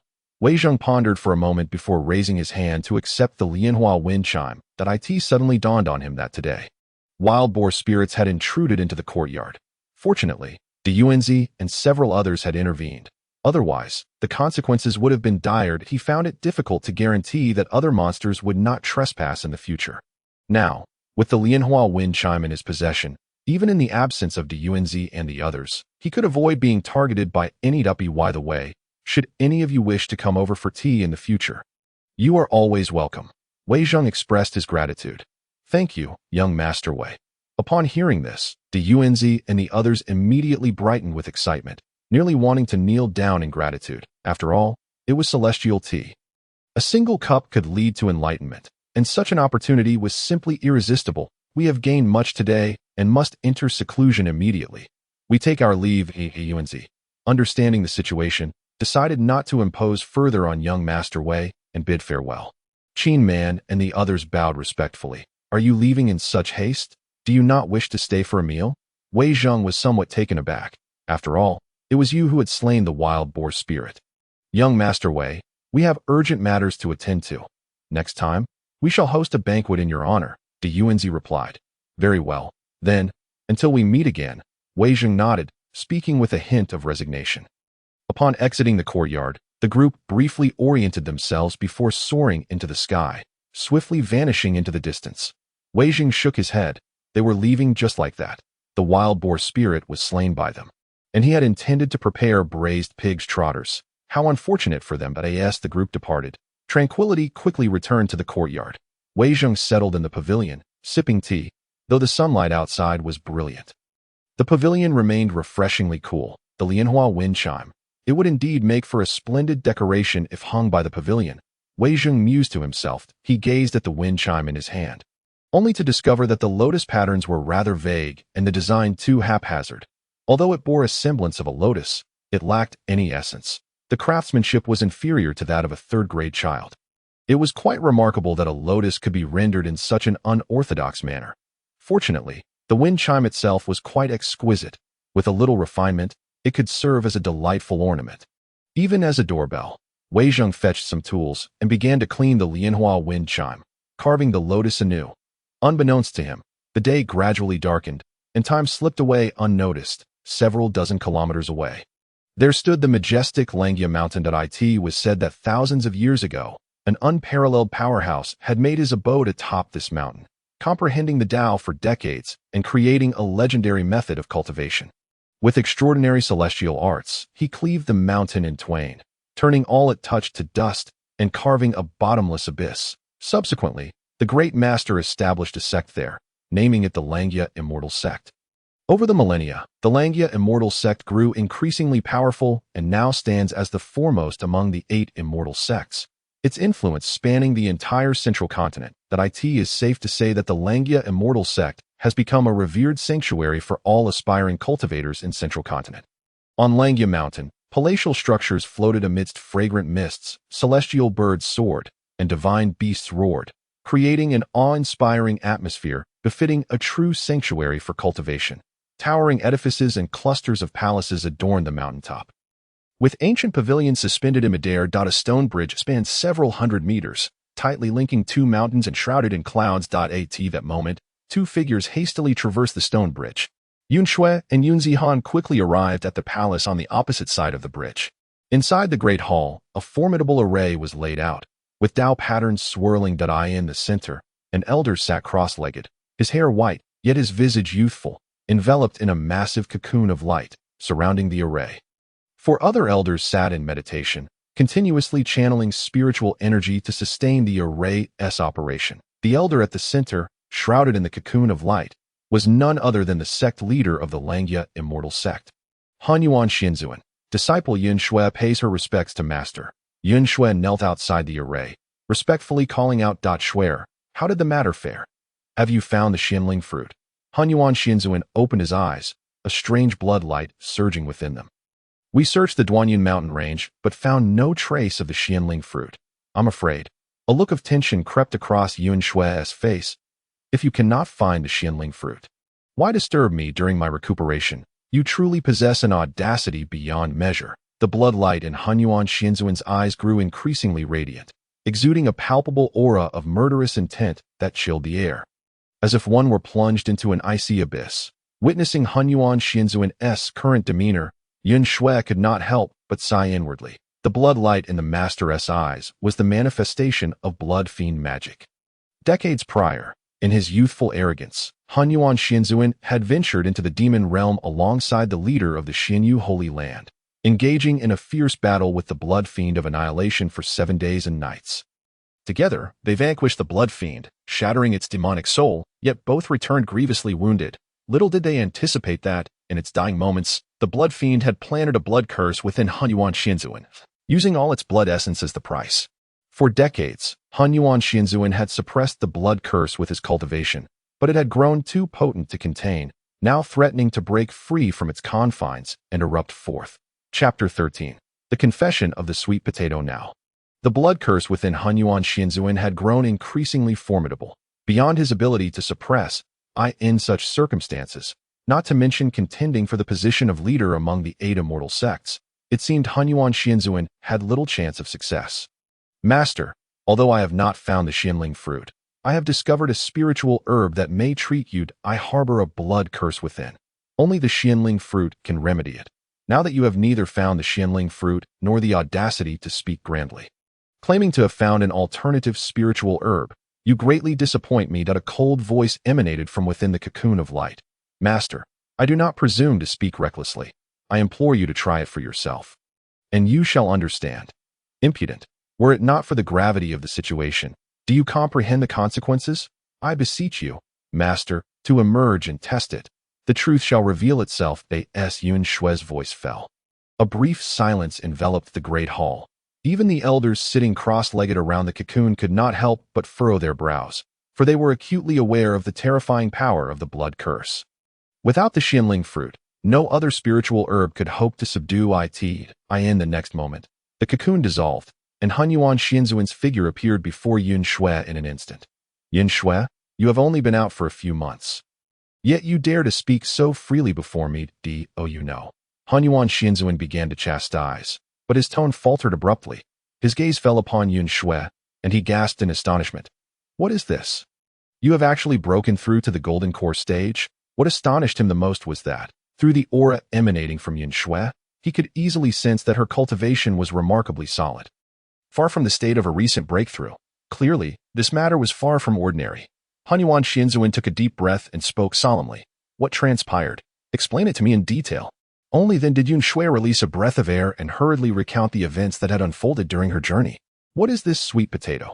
Hunyuan Xianzuan's face displayed a look of confusion. You mean to say that after consuming a roasted sweet potato gifted by a mortal, you achieved a breakthrough to the golden core Tao? This matter perplexes me as well, she replied. Nonsense. I have brought back the roasted sweet potato. Please discern for yourself. There truly is a roasted sweet potato? Hunyuan Xianzuan's heart stirred at the words. Yun Shui, not daring to delay, quickly presented the remaining roasted sweet potato, handing it to Hunyuan Xianzuan with reverence. Throughout, she had refrained from mentioning that it was a dilling fruit, as none present had truly encountered this legendary semi-holy herb. Humph! Hunyuan Xianzuan snorted coldly, revealing a disdainful expression, his anger mounting further. The roasted sweet potato appeared utterly unremarkable, and its appearance was dismal, lacking any trace of spiritual energy. Such coarse food was akin to refuse in the eyes of cultivators. Is this what you call a roasted sweet potato, devoid of any spiritual energy? Master, please calm your anger. I implore you to taste the roasted sweet potato, Yun Shui urged, visibly anxious that I assure you. This roasted sweet potato is extraordinary. If that is the case, I must see for myself what this so-called roasted sweet potato is. Hunyuan Xianzuan, though skeptical, still pried open the sweet potato, taking a bite of a segment in an instant. The fury that had once dominated his face transformed into astonishment. Soon after, a strange blood-colored mist erupted from his body, akin to a malevolent spirit roaring, rapidly dissipating into the as this blood mist emerged. The entire palace seemed to plunge into the chill of midwinter, causing a shiver to run down one's spine. What is this? The aura of the blood fiendess curse is actually being expelled. The elders surrounding them were taken aback, their eyes widening in disbelief. It is worth noting that they had jointly suppressed the blood demon curse within the body of the Hunyuan Immortal Sovereign for over half a month. With no success against the curse, however, they never anticipated that this seemingly unremarkable sweet potato contained such astonishing power. For the Hunyuan Immortal Sovereign, he was utterly stunned, trembling all over. Expressions of joy, excitement, and shock flashed across his face in succession, culminating in a look of sheer astonishment. He too had not expected that this ordinary fruit harbored a thread of Taoist power. It was this very power that, upon entering his body, transformed into overwhelming strength, forcibly expelling a portion of the blood demon curse from within him. Gradually, his gaze fell upon the sweet potato, and the astonishment on his face deepened. The earth spirit fruit. It was indeed the legendary earth spirit fruit. He could not help but gasp in amazement. That moment, he finally recognized this as the semi-holy herb recorded in ancient texts. The earth spirit fruit. Had he not personally experienced its medicinal potency, he would never have recalled it. Yun Shui, observing the expression of the Hunyuan Immortal Sovereign, couldn't help but smile wryly to herself, as she remembered having the same expression when she first realized it. Ha ha ha, it really is the earth spirit fruit. Fate has not forsaken me. The Hunyuan Immortal Sovereign erupted into hearty laughter, devouring the sweet potato in mere moments. Immediately thereafter, a peculiar blood-red mist surged forth from his body. Malevolence soaring to the heavens, as if a demonic deity had descended, emitting sounds akin to the wailing of spirits. Everyone, be cautious. The power of the blood god curse within the sect leader is being forced out. Activate the Hunyuan Grand Formation to seal the blood demon curse. Several elders pointed their palms, sending beams of light into the ground. In an instant, layers of brilliance erupted around them, encircling the strange flow of light. Only when the blood-red luminescence dissipated did the onlookers finally exhale in relief. However, before they could fully recover from their shock, an overwhelming aura suddenly emanated from the Hunyuan Immortal Sovereign, brilliance soaring and penetrating the abyss. In that moment, boundless spiritual energy, as if drawn by an invisible force, rapidly converged towards the Hunyuan immortal sovereign. His body radiated a blazing light, resembling a miniature sun, fiercely radiant. Was this a breakthrough? The void refinement stage. The sect leader had just expelled the blood demon curse and had somehow broken through. The surrounding elders stood agape, incredulous at the scene before them. The skies over Langia Mountain darkened. Brilliance streaked across the heavens, causing a stir among all members of the Langia Immortal sect. Chapter 14. A visit to the doorstep in Wei Zhang's courtyard. A wind chime had been added to the pavilion. As the gentle breeze blew, the chime produced a delightful ringing sound that was very pleasing to the ear. The following day, Wei Zhang busied himself once more, wielding a hoe and tirelessly cultivating new land. Drenched in sweat at a first glance, the hoe appeared no different from ordinary farming tools, yet upon closer inspection, one would notice a flash of blinding light each time Wei Zhang swung it, an extraordinarily bizarre phenomenon. This is surprisingly effortless. The blacksmith, standing nearby, trembled, unable to suppress a gasp of astonishment. His gaze was fixed on Wei Zhang, his expression one of disbelief. After all, this was the holy-grade farming tool he had personally forged. All holy artifacts contained a trace of Taoist power and were exceedingly heavy. Even a master at the god transformation stage would find it extremely challenging to wield such implements. Yet now, the holy-grade hoe in Wei Zhang's hands seemed weightless, as if he were exerting no effort at all. How terrifying could Wei Zhang's true strength be? The great ascension stage, the Saint Realm, or perhaps the legendary Celestial? The blacksmith dared not imagine. Feeling as though he might go in the current cultivation world, few could endure the great ascension stage, let alone reach the fabled Saint Realm. It was inconceivable that someone could cultivate to such an extent as Wei Zhang. This hoe is still too light. It doesn't feel quite right for tilling the land, he sighed, feeling helpless. The blacksmith's craftsmanship seemed rather unreliable. Having spent a lifetime as a blacksmith, the quality of the hoe he created appeared subpar. At that moment, faint murmurs from Wei Zhang could be heard from the fields. The blacksmith shuddered upon hearing this. Truly, a master is a master. Just a farming tool, and now the master has such high standards? It must be noted that this was a holy artifact, something any cultivator would covet and dream of obtaining. Yet in the eyes of the young master, it seemed merely of inadequate quality. This made the blacksmith feel quite ashamed. The gap in their strengths was unimaginably vast. Young Master Wei, just how powerful are you? The blacksmith squinted, observing Wei Zhang laboring in the fields, his expression growing increasingly grave. Wei Zhang methodically cultivated the farmland, a routine he had followed for years, accustomed to this way of life. With each stroke of the hoe, he moved with a specific rhythm, as if every action was meant to be so, wasting not a shred of energy. For others, tilling the fields was laborious, but for Wei Zhang, it became a leisurely and pleasant endeavor. It seems the sweet potatoes are ready to be harvested soon. Wei Zhang wiped the sweat from his brow and gazed at the sweet potato field, unable to suppress a wry smile. That was a whole acre of sweet potatoes. Excavating so many would require considerable effort. With that thought, he shook his head and sighed. There's no other way. In this place, one must strive to survive, or else be eliminated. Upon hearing this, the blacksmith rolled his eyes, nearly retching that you're already so impressive. And yet you still lament about being eliminated for not working hard enough. For heaven's sake, can't you be a little humble? It's just revolting.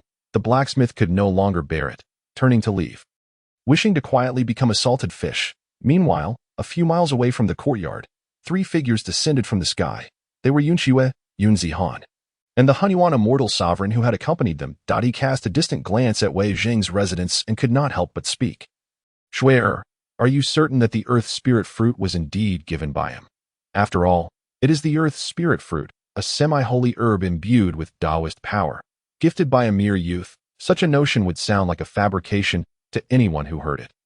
I cannot ascertain if he is a hidden master, but I have broken through to the golden core path, and Zihan has established his foundation. Surely, this cannot be false. If what you say is true, then indeed he must be a hidden master. The Hunyuan immortal sovereign's face still bore skepticism. Moments later, they arrived at the entrance of Wei Zhang's courtyard. Master, this is the place. Upon hearing this, the Hunyuan immortal sovereign raised his head and surveyed the entrance. The door was modest, primarily constructed of various woods, adorned with a pavilion that had a wind chime gently swaying in the mountain breeze. producing a melodious sound that evoked a sense of tranquility, as if all worries could be forgotten. Unbeknownst to him, when the sound of the wind chime reached his ears, the Huaxia Immortal Sovereign's body trembled violently. What seemed like an ordinary sound to others transformed into layers of Taoist power, pressing down upon him. With a sudden jolt, the Huaxia Immortal Sovereign was knocked back, staggering more than 10 meters. When he looked up again, he found that the wind chime had returned to its original state. The delightful sound continued to resonate, akin to music flowing through a mountain stream, refreshing the spirit. "Master, what happened?" Yunshiwa asked in astonishment. "That I am fine," the Huaxia Immortal Sovereign replied nonchalantly, though a profound sense of lingering fear stirred in his eyes, his back damp with cold sweat. After a brief moment of composure, he spoke in a low voice. "Shuer, did you notice the wind chime hanging outside the pavilion?" Yunshiwa nodded, her face displaying an unusual expression, as it had not been there during her previous visit. "That is a holy artifact. Its sound contains the power of the Tao." The Huaxia Immortal Sovereign was visibly shaken. "I initially thought this elder was merely a tribulation transcendence expert, but now it seems I have underestimated him. This elder is far beyond such a realm." "What do you mean? Master, are you saying he has already reached the great ascension stage?" A profound expression of shock surged across Yunshiwa's face. "That it is important to note that, within the realm of cultivation, the most formidable experts have only reached the void training stage. True masters who have attained the great ascension stage are nearly non-existent." She could never have imagined that Wei Zhang's cultivation could be so terrifyingly advanced. If her master's words hold any truth, then Wei Zhang indeed qualifies as a genuine recluse of exceptional prowess. Chapter 15. Homestyle dishes. If I am not mistaken, Master Wei should be at the great ascension stage. The Huaxia Immortal Sovereign stated solemnly. "What leads you to that conclusion, Master?" Yunshiwa inquired, a sense of astonishment creeping into her voice. "The sound of that wind chime is a sacred artifact. It alone was capable of repelling me. This indicates that Master Wei's cultivation is undoubtedly superior to mine," the Huaxia Immortal Sovereign explained. "So Master Wei is indeed a master at the great ascension stage. No wonder I have been unable to fathom his cultivation from the very beginning." Yunshiwa's pupils constricted, waves of tumultuous emotion rising within her, making it difficult for her to remain composed. It is worth noting that the founder of the Langia Immortal sect was also merely at the great ascension stage when he managed to cleave Langia Mountain with a single sword strike. She could scarcely imagine the level of might that Wei Zhang, having reached the great ascension stage, would unleash. At the same time, a growing sense of unease began to take root in Yunshiwa's heart. She recalled her initial encounter with Wei Zhang, during which her demeanor had been exceedingly rude. Had she inadvertently provoked a formidable individual? Should Wei Zhang choose to pursue the matter, given her own limited strength? It would be akin to a fragile egg striking against a stone. Now, there was no option but to take a gamble. She hoped that Master Wei, as a senior expert, would be disinclined to hold a grudge against a junior. Observing the courtyard ahead, Yunshiwa felt her heart race, overwhelmed by trepidation. She swallowed hard and approached the courtyard entrance. This time, the Huaxia Immortal Sovereign was undeterred by the wind chime and managed to reach the courtyard door without incident. Creak! Yin Zihan, brimming with excitement, pushed open the courtyard door and bounded inside. Both the Huaxia Immortal Sovereign and Yunshiwa were taken aback. This audacious child had unilaterally opened the door. What if he irked Master Wei? With hearts laden with anxiety, the two followed him inside. Casting a glance around the courtyard, they noted its serene stillness, suggesting that it was devoid of inhabitants. Is the senior not home? The Huaxia Immortal Sovereign furrowed his brow. "He is likely in the city." Yunshiwa nodded in agreement, then asked, "What shall we do now?" "Let us remain calm and wait a while," the Huaxia Immortal Sovereign replied, taking a seat on the steps beside the pavilion. "Master," Yunshiwa gasped in astonishment. It was her first time witnessing the Huaxia Immortal Sovereign so disregarding his usual composure. Meanwhile, Yun Zihan appeared to be full of life, exploring the courtyard with wide-eyed curiosity. Before long, Wei Zhang, with a blade of grass in his mouth and humming a tune, ambled back leisurely. He had just been clearing new land when he spotted visitors approaching, hastily abandoning his farming. He returned to find the audacious little Zihan, and the beautiful Yunshiwa had arrived. "Master, Wei Zhang has returned." Yunshiwa trembled at the announcement. The Huaxia Immortal Sovereign instantly came to his senses, his gaze landing on Wei Zhang. His expression shifting to one of astonishment. It turned out that he was merely a lad of 17 or 18. Judging by Wei Zhang's attire, he appeared no different from an ordinary farmer. Most notably, the Hunyuan immortal sovereign sensed no fluctuations of spiritual energy emanating from Wei Zhang. There was no aura of cultivation whatsoever. Such a state was astonishing. The more he observed, the more the Hunyuan immortal sovereign felt a chill of disbelief. With his own cultivation, how was it possible that he could not perceive Wei Zhang's spiritual energy? Ah, it is you all. Wei Zhang's gaze fell upon Yunxue and Yun Zihan, a smile gracing his face. Disciple of the Langia immortal sect, Yunxue greets Master Wei, she said, bowing sincerely. Master Wei, I beg your pardon for intruding uninvited, the Hunyuan immortal sovereign added, hastily returning the gesture. You are too polite indeed. Come in and have a seat. Let us enjoy a meal together, Wei Zhang responded with a smile. After all, with Yunxue and Yun Zihan no longer strangers, it was mealtime, and he felt it would be impolite to neglect them.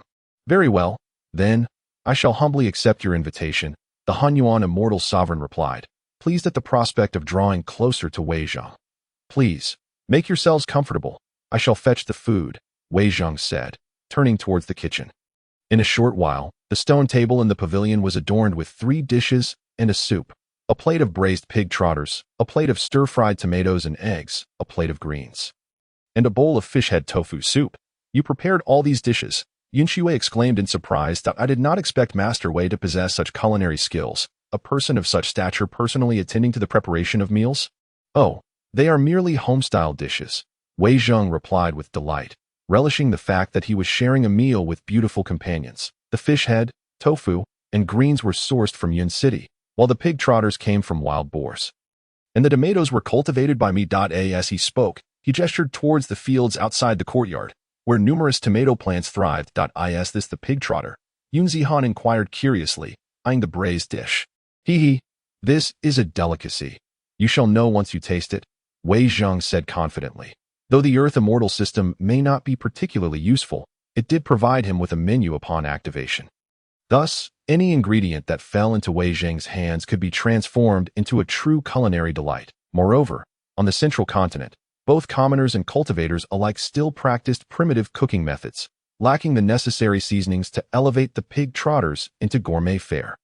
Hence, even in the presence of cultivators, Wei Zhang remained entirely confident in his culinary prowess.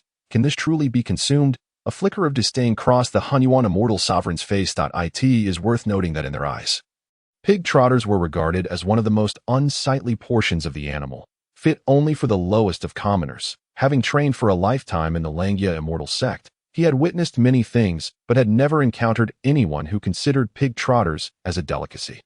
Were Wei Zhang to learn of this perception, he would likely find it hard to contain his laughter at their lack of culinary appreciation. Of course, such a notion was not entirely surprising on the central continent, where their cooking techniques remained rudimentary, and the absence of appropriate seasonings rendered the transformation of pig trotters into gourmet dishes nearly impossible. Subsequently, Yunxue's gaze fell upon the stir-fried tomatoes and eggs.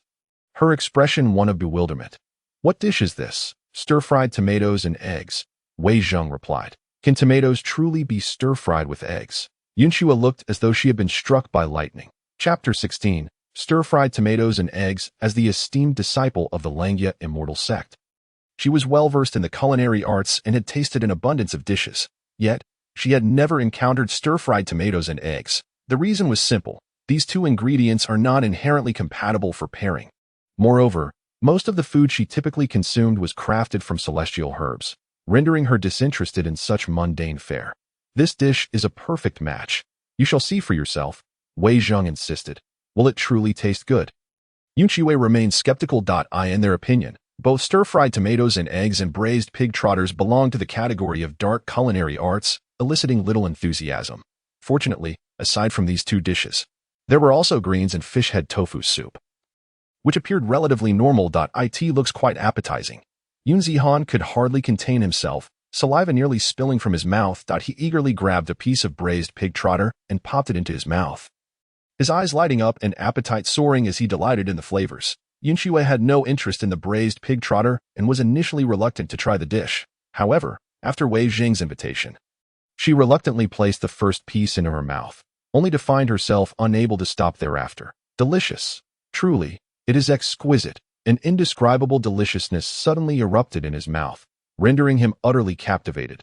The sensation of being enveloped by the rich aroma of meat was nothing short of astonishing to her.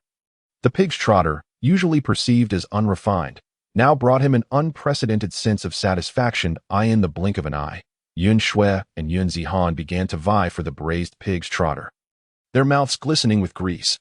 Even the venerable Huaxia immortal was momentarily entranced.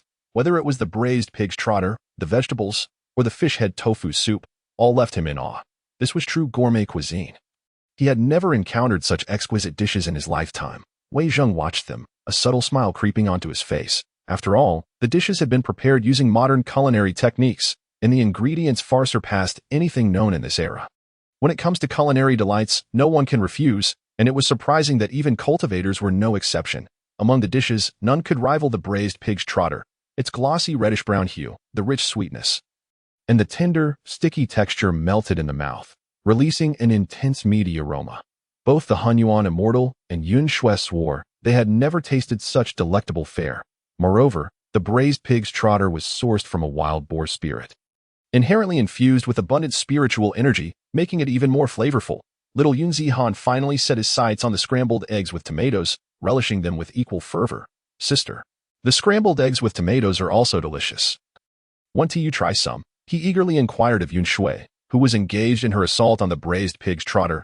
I still prefer the braised pig's trotter, Yun Shui replied, glancing at the scrambled eggs with a shake of her head. Just give it a try. I think the scrambled eggs with tomatoes are really tasty. Yun Zihan unabashedly placed some scrambled eggs in front of her bowl, urging her, it's truly delightful, with a sweet and sour flavor that surpasses even roasted sweet potatoes. Yun Shui eyed the scrambled eggs, frowned slightly, but did not refuse, gently picking up a small piece and placing it in her cherry-like mouth. In an instant, her expression froze, and a profound shock welled up in her eyes.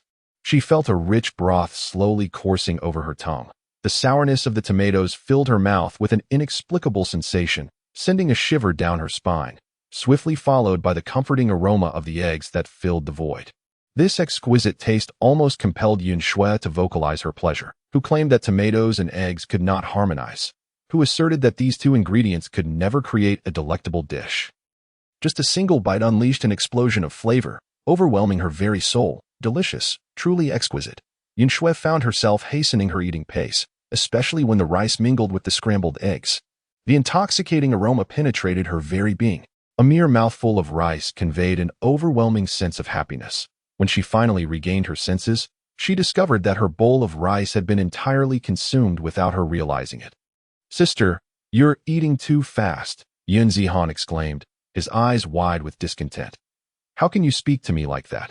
Yun Shui retorted, her delicate face stiffening with indignation. Yet, despite her words, she was quick to act.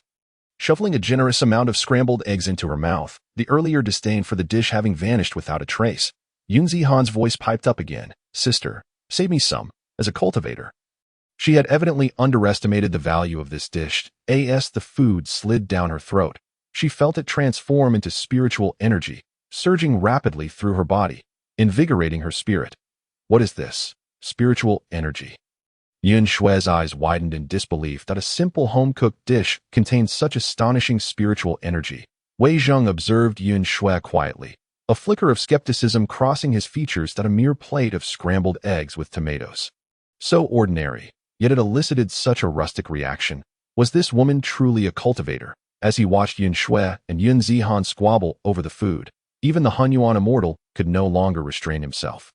Shoveling a handful of scrambled eggs into his mouth, the scrambled eggs with tomatoes are quite delightful. He savored the dish, noting how this simple plate was replete with color, fragrance, and flavor. Its sweet and sour taste, combined with a smooth texture, was unexpectedly extraordinary. With the vibrant red and yellow intermingling, the flavors dancing upon his tongue.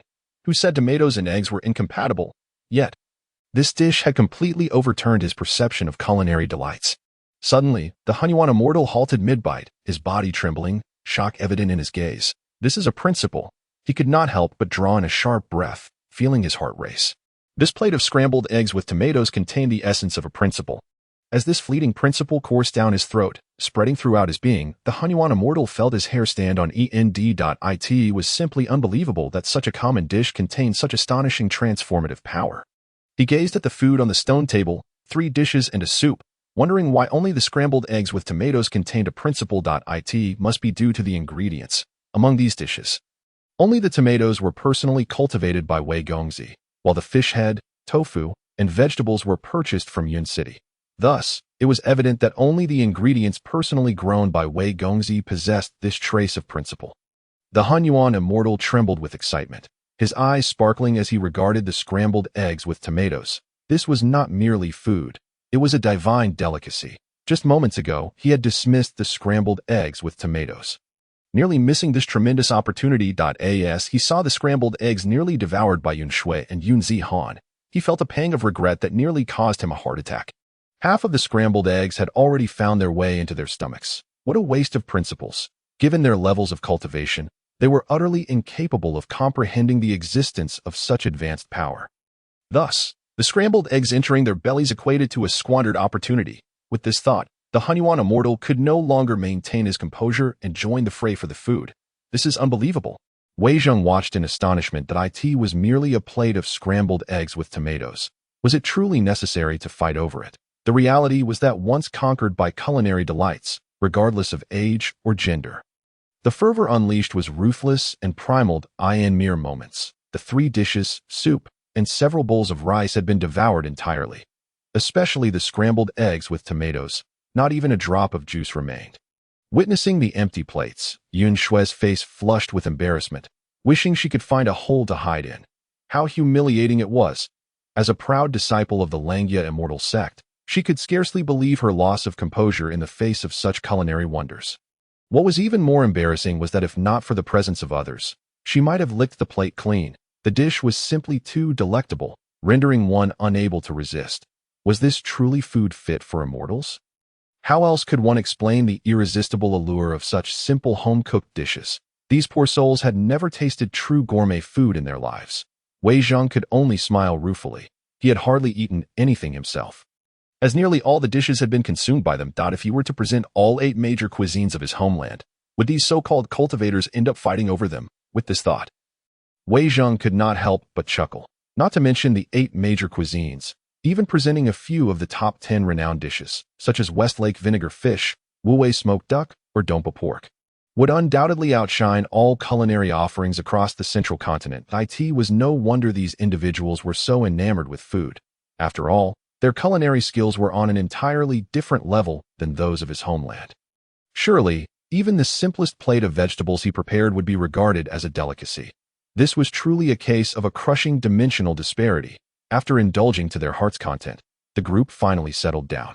Thank you, Wei Gongzi, for your generous hospitality. This is the finest meal I have ever had in my life, the Hunyuan immortal said, rising to bow deeply. Such kindness is beyond words. Should you ever require my assistance, please do not hesitate to ask. Yin Shui echoed that it was merely a home-cooked meal. What is the big deal? Wei Zheng exclaimed, taken aback that is treating you to a meal considered such great kindness in the realm of immortals. Is there not a certain folly in their minds? If I were to treat you to a feast of the 9 great platters, would you not be compelled to offer yourselves in return? The expression on the face of the Hunyuan immortal master radiated with delight, and only after the meal did he realize that his recently attained, albeit unstable, realm had solidified remarkably. It is worth noting that this degree of solidity is akin to that of a practitioner who has spent decades in the formless stage. The Hunyuan immortal master's eyes sparkled with excitement as he gravely remarked, "This journey today has truly rendered my life worthwhile. Please enjoy some tea. I shall tidy up and join you shortly," he added. Wei Zheng chuckled lightly, gathering the dishes before turning and entering the kitchen. Shuer, we have just dined. Sitting for too long may impede digestion. Accompany me for a stroll, the Hunyuan immortal master suggested as he rose. Yun Shui nodded in agreement and followed the Hunyuan immortal master toward the fields. Upon exiting the pavilion, they found themselves surrounded by an abundance of flowers and plants, with a vast patch of sweet potato fields to their right and a newly cultivated land to their left. It was evident that Wei Zheng had been busy preparing the land prior to their arrival, as the traces of his labor were unmistakably visible, with the hoe he had used resting upon the soil. The atmosphere was serene, filled with the melodies of birds and the fragrance of blossoms. How delightful it would be to escape the turmoil of the immortal realm, to live incognito, cultivating the land and nurturing flowers. Yun Shui clearly relished this environment, her delicate face adorned with a smile throughout their walk. Shuer, Do you sense something different about this place? The Hunyuan Immortal Master mused. Though it appears ordinary, there exists a unique flow of Tao here. While our Langia Immortal sect is a sacred ground for cultivation, it pales in comparison to this place. Master, what is the essence of this Tao? Yun Shui inquired, her brow furrowed in confusion that it is difficult to articulate. You may perceive it as a special form of spiritual energy or as traces of the Tao and order in the flow of air. Yet, to me, this simply resembles an ordinary farming household, devoid of anything extraordinary. The Hunyuan Immortal Master smiled softly, choosing not to elaborate further. After all, Yun Shui's time in cultivation had been brief, and her understanding of the Tao remained shallow, rendering her incapable of discerning the remarkable qualities of this locale. Observe those fields, the newly cultivated land that it could easily be completed with a flick of the wrist, yet young Master Wei undertakes every task personally, painstakingly turning every inch of soil.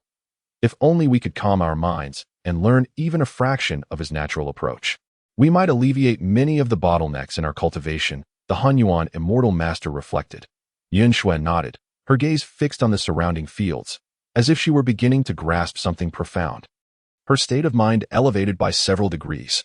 Chapter 18, A Trace of the Great Tao Master. Allow me to assist young Master Wei with the plowing. Yun Zihan, ever lively, rushed towards the hoe lying on the ground, eager to lift it. However, to his astonishment, no matter how hard he tried, his small face flushed red with effort, yet the hoe remained immovable. Ha ha ha. This little one cannot even lift a hoe, and yet aspires to form. Yun Shui laughed heartily, her laughter ringing like the chime of flowers swaying in the breeze. This hoe is quite heavy. You should give it a try. Yun Zihan protested defiantly. Very well, I shall give it a try.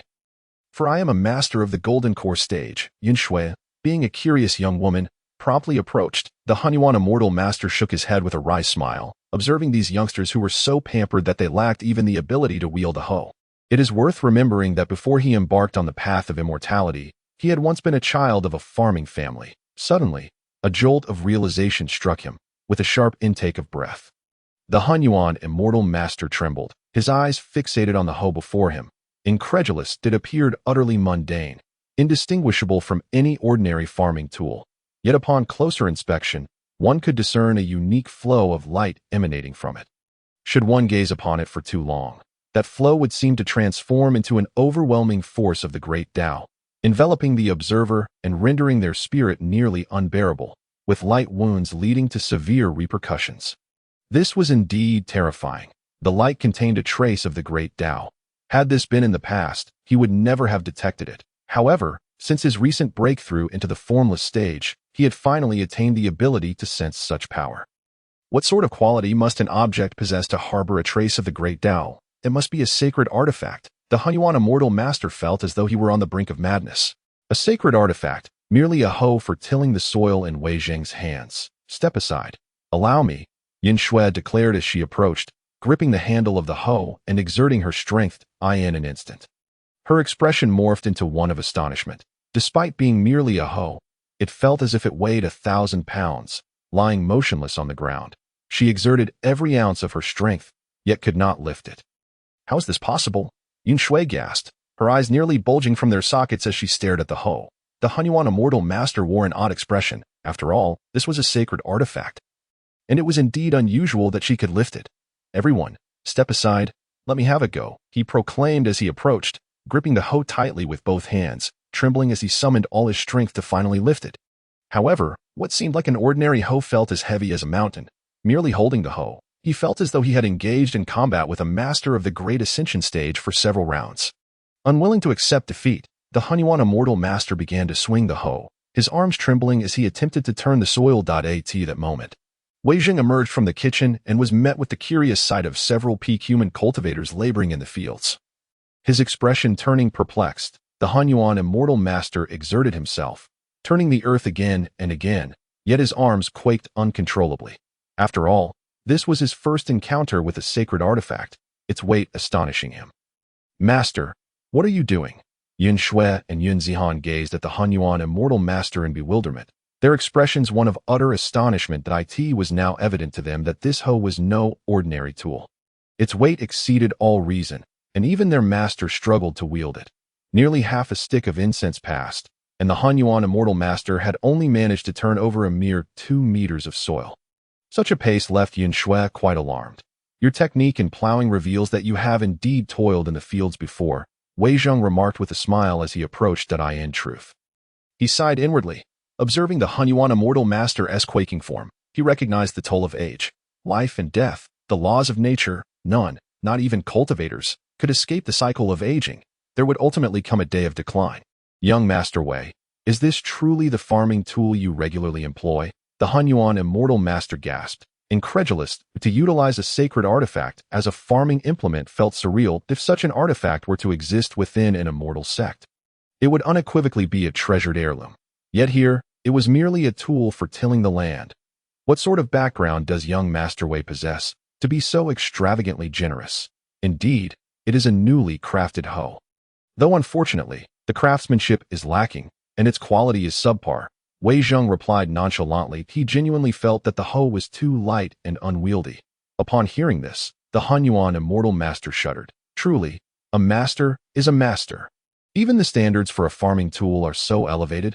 After all, it is a sacred artifact. Senior, you are too humble. How could this hoe possibly be of inferior quality? The Hunyuan Immortal Master remarked with deep emotion. It is a sacred artifact. Who would dare to complain about its quality? He realized that today was the first time he had truly grasped a sacred artifact, and Wei Zheng's words left him feeling utterly perplexed. However, he quickly reconciled himself to the situation. After all, Wei Zheng was not of the same caliber as them, using sacred artifacts as mere farming tools. Indeed, Wei Zheng felt a wave of reflection wash over him. It was evident that the laws of nature were inescapable. Even cultivators could not evade the frailty of the body, struggling even to till the earth. As the Hunyuan Immortal Master prepared to say something, he suddenly froze mid-sentence. Having turned a small patch of soil, he felt his spiritual energy flowing much more smoothly. The labor of half a stick of incense had equaled that of half a month's arduous cultivation. Allow me, Wei Zheng said as he took the hoe from the Hunyuan Immortal Master, easily plowing the ground. The Hunyuan Immortal Master's eyes widened in astonishment. Each stroke of Wei Zheng's hoe fell with a specific rhythm, as if each movement was entirely natural, expending not a single ounce of unnecessary effort. For others, tilling the fields was a laborious task, yet for Wei Zheng, it transformed into a leisure activity filled with joy. In that moment, he felt as though his body and spirit were in harmony, each swing of the hoe resonating with the great Tao. Chapter 19. Subverting the laws of growth. Hiss. The esteemed Hunyuan Xianzuan could not help but draw in a sharp breath once more.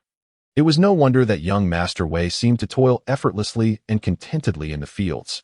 Each time he wielded the hoe, his mental state and the flow of energy throughout his body harmonized perfectly with the principles of the Tao. He was not merely exerting his own strength, but rather channeling the power of the Tao itself, with every movement aligning seamlessly with the celestial order. It was evident how astonishing young Master Wei's realm must be. A power reserved for those of the immortal class. Observing Wei Zheng as he continuously turned over the soil, the Hunyuan Xianzuan finally came to the realization of how insignificant he was in comparison to Wei Zheng. Gradually, in his eyes, everything around him faded away, leaving only the hoe and Wei Zheng. The interplay of human strength and the Tao's power intertwined, astonishingly merging with the essence of the universe. Was this the heavenly way? Hunyuan Xianzuan's heart trembled violently, as a trace of Daoic energy emanated such force that it nearly rendered him breathless. Before long, he was drenched in sweat, utterly transfixed. Despite having cultivated for centuries and possessing a level of mastery that was among the pinnacle of the immortal realm.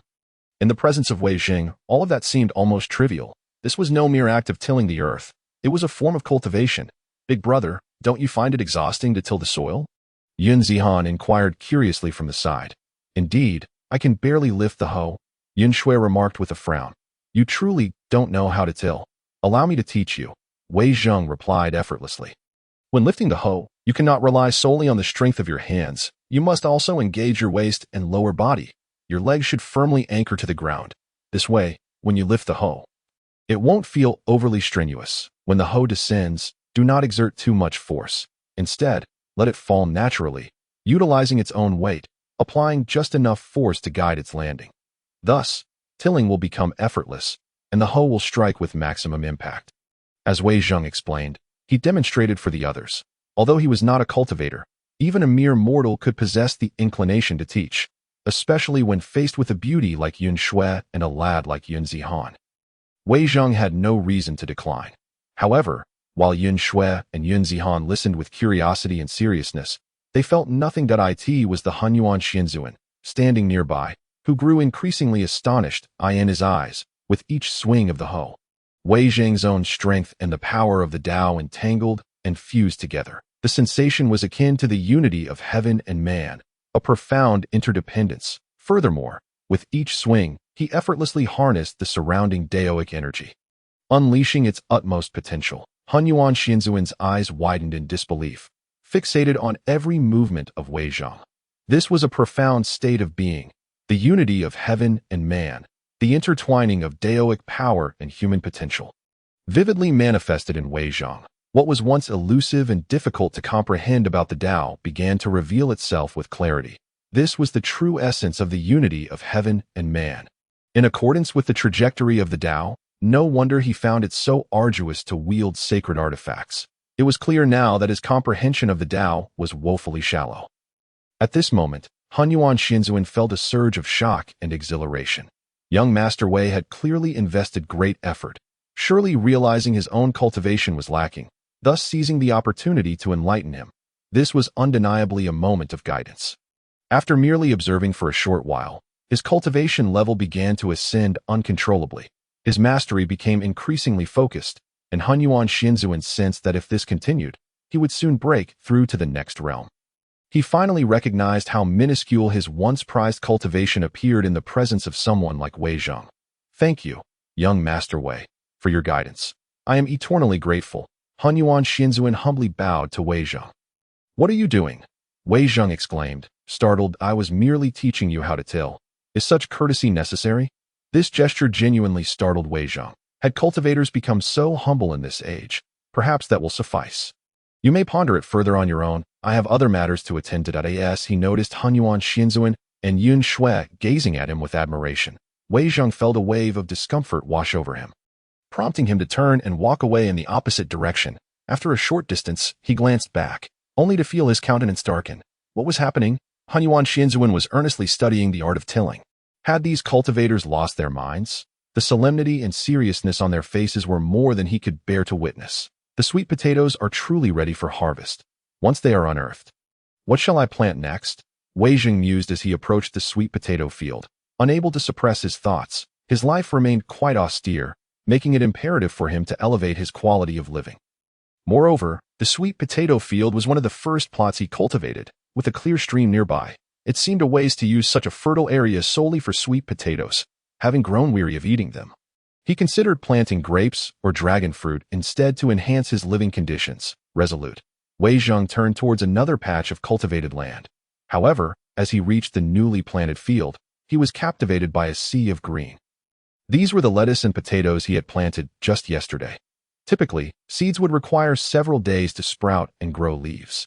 Yet to his astonishment, Wei Zheng discovered that within a single night, every vegetable had sprouted, even reaching a length of an inch. The tender leaves swayed gently in the breeze, brimming with vitality. This miraculous sight completely astonished Wei Zheng. To have grown so much overnight defied all known principles of plant growth. Was this a result of the system? A sudden flash of inspiration struck Wei Zheng, igniting a spark of excitement on his face. To validate his hypothesis, Wei Zheng gathered the remaining seeds and planted them separately. One portion went into the well-tended soil he had cultivated years ago, while the other was planted in the ground he had prepared just 2 days prior. Chapter 20. Above the saints watching Wei Zheng's busy figure in the nearby fields. Yun Shui was filled with confusion, and no matter how one looked at it, this fellow seemed no different from an ordinary farmer. "Master, what do you believe young Master Wei's true cultivation level to be?" Yun Shui whispered, convinced that Wei Zheng did not resemble a cultivator in the Great Ascension stage. "Based on my observations, it is highly likely that young Master Wei's cultivation has surpassed the realm of the saints." Hunyuan Xianzuan replied, still reeling from the profound shock. Especially when Wei Zheng had swung the hoe earlier, he felt even more certain that not even a saint could accomplish such feats. Above the saints? Yun Shui covered her mouth with her hands, unable to fathom the notion. No, it was not merely disbelief. She found it utterly implausible. For years, Few had managed to transcend the great ascension stage in the cultivation world. How could there be such a thing as a saint, let alone someone above that level? Once a saint faced their tribulation again, they would ascend to become an immortal. The idea of mortals transcending to immortality was utterly ludicrous. Not just Yun Shui, but even Hunyuan Xianzuan himself found it hard to grasp. Immortals were beings recognized by the principles of heaven and earth. In the central continent. It had been many years since anyone had heard of someone transcending to immortality. For present-day cultivators, it was merely a legend. Contemplating this, Yun Shui shook her head once more. It was impossible. There were no immortals in this world. She held firmly to this conviction. However, the subsequent actions of Wei Zheng utterly overturned her worldview. After much effort, Wei Zheng finally finished planting the remaining seeds and felt a surge of excitement. If his hypothesis proved true, he would strike it rich. With all preparations complete, he raised his hand slightly. Come forth. Seeing his actions, Yun Shui nearly erupted in laughter. Come forth. Do you truly believe yourself to be an immortal? She found it amusing and stood by, eagerly awaiting the spectacle Wei Zheng was about to create. Yet, in the next instant, she was left utterly dumbfounded, as if struck by lightning. Her gaze was fixed on the patch of field above Wei Zheng, her face reflecting profound astonishment. Moments ago, the sun had been shining brightly. But with the sound of Wei Zheng's voice, dark clouds swiftly gathered overhead, shrouding the sky and casting a shadow over the earth. Most astonishingly, the clouds seemed confined solely to the area where Wei Zheng stood. This phenomenon was simply beyond comprehension. She could hardly believe that these dark clouds were conjured effortlessly by Wei Zheng. Indeed, it is the ominous cloud summoned carelessly by the young master. The blacksmith observed the unfolding scene with calm amusement, finding it rather humorous that such a mere child could evoke such extraordinary phenomena. The young master possesses remarkable abilities. Wei Zheng, in pursuit of validating his hypothesis, was deeply engrossed in his experiment. Should the results align with his conjecture, it would herald a transformative upheaval in his existence. Oblivious to Yun Shui's astonishment, he raised his hand once more. Thunder, rain descends. In the following moments, both Yun Shui and the Hunyuan Xianzuan were utterly astounded. A flurry of lightning danced across the sky. The heavens soon began to drizzle, enveloping the area where they stood. Yun Shui, rendered rigid, gazed in wide-eyed disbelief, feeling as though she were caught in a dream. The master truly conjured rain. She pointed towards Wei Zheng, her speech faltering as tremors coursed through her entire being. With just a casual gesture, he commanded the elements to bestow rain upon the earth. What astonished her most was that throughout the entire process, they felt no trace of spiritual energy emanating from Wei Zheng. That it was as if a mere utterance from him could summon the winds and rain of the world. Was this fellow even human? Surely, even a master of the great ascension stage could not wield such power with such ease. The only explanation was that Wei Zheng's strength had long surpassed the realm of saints. The mere thought left Yun Shui feeling as though someone had grasped her throat, rendering her breathless, her body stiff with shock. Words manifest as spells. The Hunyuan Xianzuan trembled, his hair standing on end in sheer astonishment. But it was confirmed. Young Master Wei was undoubtedly above the level of a saint. This was the true essence of immortality. For who other than an immortal could alter the weather without revealing any fluctuation of spiritual energy? With this realization, the Hunyuan Xianzuan inhaled deeply, his gaze growing ever more profound. No wonder young Master Wei could casually produce earth spirit fruits, a semi-holy medicine. An immortal, what might be deemed priceless by cultivators would scarcely hold value. He regarded the rain-summoning Wei Zheng with a near-reverent gaze, his expression solidifying with determination. On the path of cultivation, should one have such a high being to guide them, even a pig could ascend to immortality. I advise you to feign ignorance to what you have witnessed. Otherwise, calamity shall surely befall the Huaxia immortal sect in the future. Just then, an ethereal voice suddenly reached the ears of the Hunyuan Xianzuan. Following this, an intangible force enveloped them, rendering Yun Shui and Yun Zihin immobile, as if bound. The Hunyuan Xianzuan was struck with horror. Turning around, he beheld a figure who had appeared beside him unbeknownst to him. Who are you? He stammered, pointing at the blacksmith, his finger trembling uncontrollably in shock. Master, who is he? Yun Shui asked, her demeanor tense with apprehension. The legendary figure ranked first on the central continent for centuries, Duan Yunfei. The Hunyuan Xianzuan's face was a mask of astonishment. Upon hearing this, Yun Shui felt her entire body stiffen, the hairs on her neck standing on end. She felt as though a breath was caught in her throat, rendering her breathless with fear. even as a second-generation disciple of an immortal sect. She had heard of Duan Yunfei, a name entwined with endless bloodshed and glory, for this man had once been the collective nightmare of the 8 great sects. Yet, they could never have imagined encountering this legendary figure, who had vanished for decades, right here. What shocked her most was that Duan Yunfei had referred to Wei Zheng as young master in all the world. Could there truly be someone worthy of being called young master by Duan Yunfei? This was utterly astonishing. However, recalling Wei Zheng's capabilities, the Hunyuan Xianzuan suddenly grasped the truth that it seemed only an immortal, like young Master Wei, could rightfully be called young master by Duan Yunfei. Chapter 21. I have actually advanced. Duan Yunfei. It had been an age since he had heard that name. The blacksmith squinted his eyes, a hint of shock etched on his wrinkled face, despite having previously witnessed Wei Zheng's prowess. Seeing him summon thunder and rain with such ease left him in a state of turmoil. Junior Hunyuan Xianzuan. I have the honor of meeting Senior Duan, he said, hastily bowing in respect. Heh, Hunyuan Xianzuan, the blacksmith scoffed with a hint of derision. Before the young master, what confidence do you have to call yourself a Xianzuan? I dare not. The Hunyuan Xianzuan's heart raced, feeling a cold sweat trickling down his back. I am merely an ordinary blacksmith within the young master's domain. The blacksmith replied coolly, I forgot to inform you. The young master prefers to regard himself as an ordinary man, but that does not grant everyone the right to flaunt their titles of the cultivation world before him. Yes, for what has transpired today.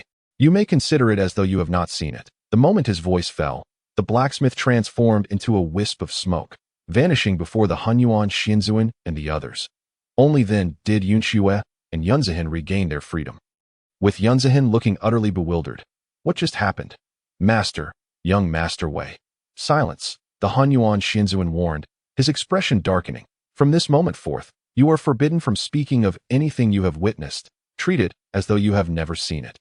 Both Yunxue and Yunzihin shuddered, hastily bowing in compliance.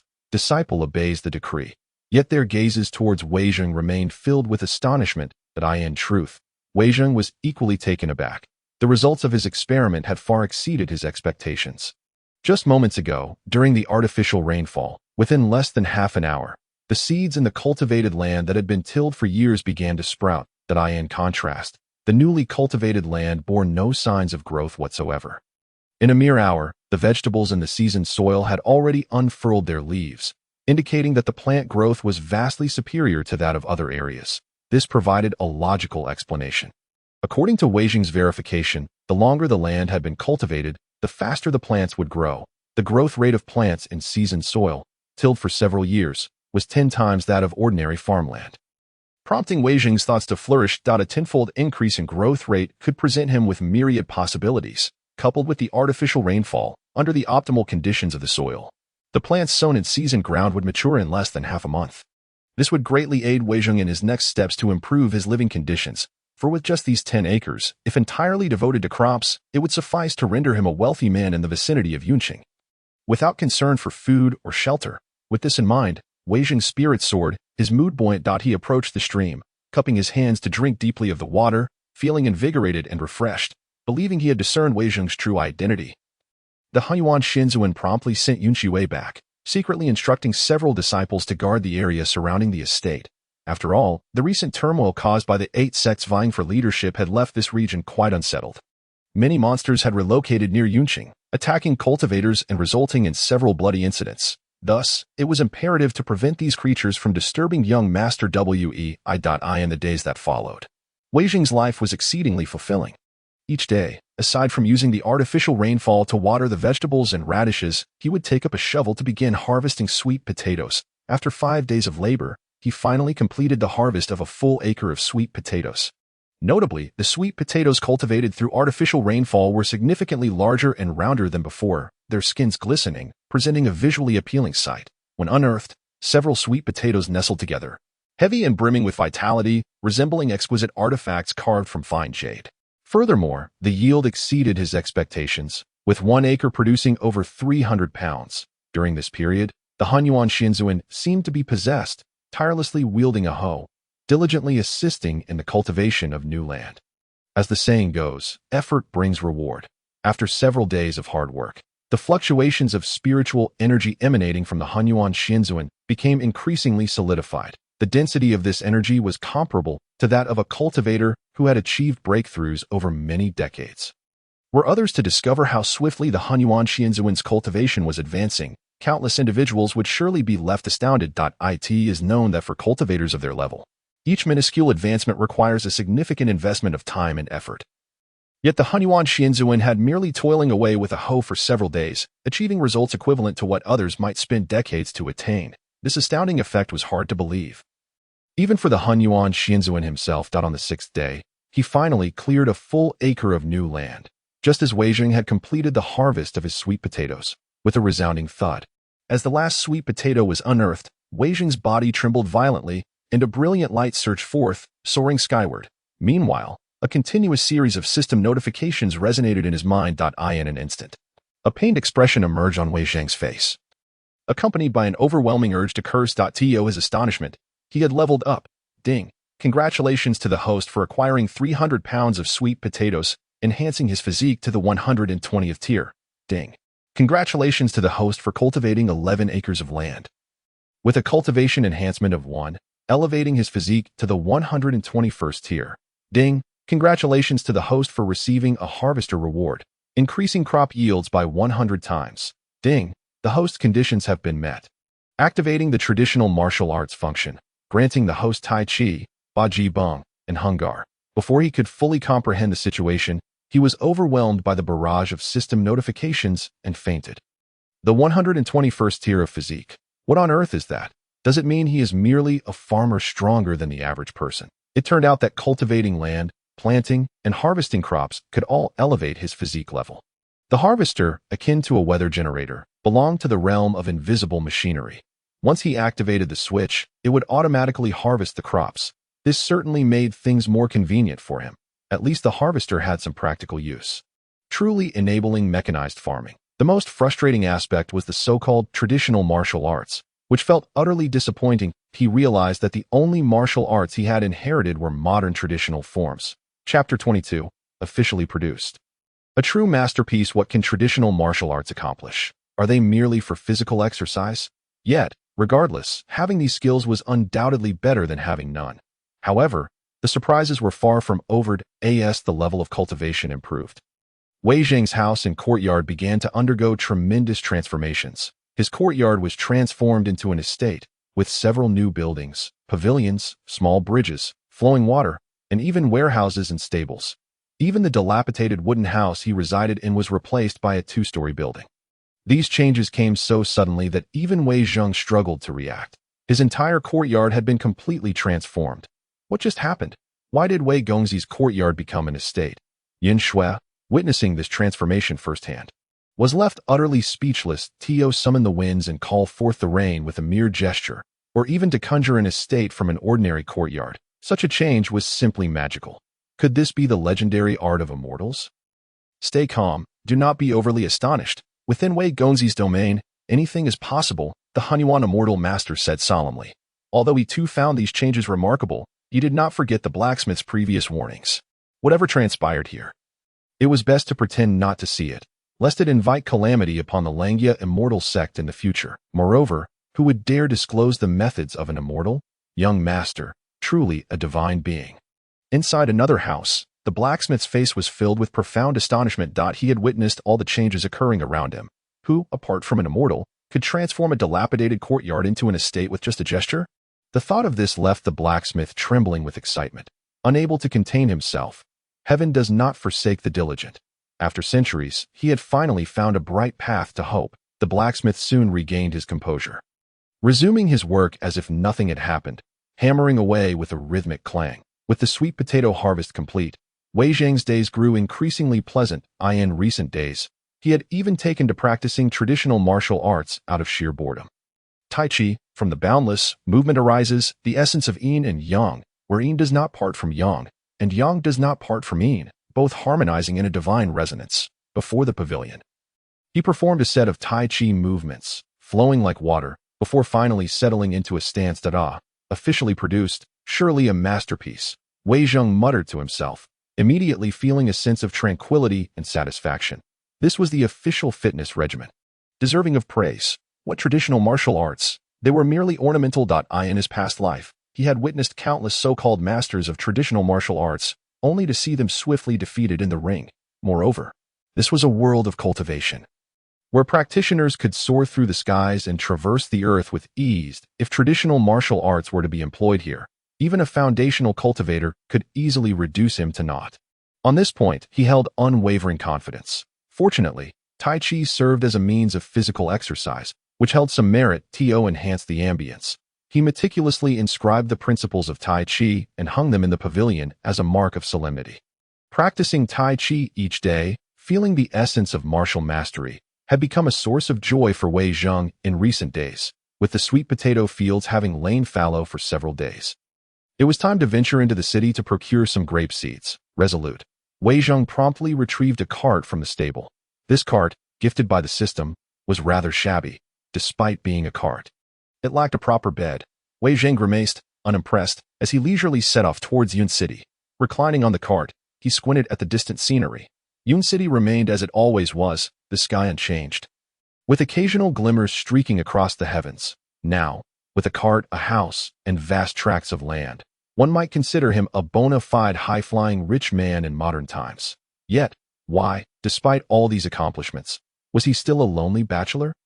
Wei Zheng lay on the cart, idly gazing at the sky, unable to suppress his musings that on this day, thick, dark clouds enveloped the sky, as if a colossal realm of magic were about to descend and impose its might. The mountains, stretching for dozens of miles, dimmed under the cloud-covered eye. In a moment, torrential rain began to pour, shrouding the earth in a veil of white. Yet, within one of the mountains, a radiant light illuminated the surroundings. Accompanied by a cacophony of raucous sounds, this was Blood Crow Mountain, a place steeped in malevolent energy, impervious even to the torrential rain. Blood Crow Mountain served as the domain of the Blood Crow Demon King, home to countless monsters that roamed the mountains with unchecked arrogance. Amidst the mountains, over a dozen grotesque creatures were engaged in conversation, intermittently unleashing ferocious roars. Among them stood several iron cages, containing more than a dozen humans. These individuals were cultivators who had ventured too deep into the Demon Mountain and were now imprisoned, awaiting their grim fate. Sure enough, before long, a young man was dragged out and brutally torn apart by the monsters. The chilling screams echoed throughout the mountain as blood stained the ground, rendering the scene exceptionally gruesome. The surrounding monsters erupted in excitement, rushing forth to feast upon the remains, treating the corpse as mere sustenance. How hypocritical of you, humans, to dare intrude upon our territory and flaunt your power, considering us beneath you. Your demise is well-deserved. Since you have entered, do not expect to leave alive. I even hope for more of you to arrive. A mere dozen cultivators are hardly enough to sate our appetites. The humans in the cage turned pale, trembling in fear upon hearing the monster's conversation. Chapter 23. Ninetales. Under normal circumstances, these monsters would not dare to be so brazen. However, with the 8 great sects cultivators gathered at the Huaxia Immortal sect to select a leader, the cultivators at Blood Crow Mountain were insufficient to deter the creatures. The primary reason for their audacity lay in the presence of the Blood Crow Demon Emperor. With formidable strength, the Demon Emperor could stand toe-to-toe with the 8 great sections under its leadership. Blood Crow Mountain had become a dire threat in the realm of cultivation. At that moment, a brilliant light surged into the sky, accompanied by gusts of demonic wind. From the radiance descended an extraordinarily beautiful woman, her back adorned with 9 fox tails. She was the 9-tailed fox demon. She emanated an astonishing aura that struck fear into the very heart of Blood Crow Mountain. 9-tailed fox demon, you have finally arrived. As the 9-tailed fox demon descended, a piercing and jarring sound suddenly reverberated through Blood Crow Mountain. Following this, a tempestuous demonic wind surged forth, inundating the heavens and the earth with an endless crimson glow.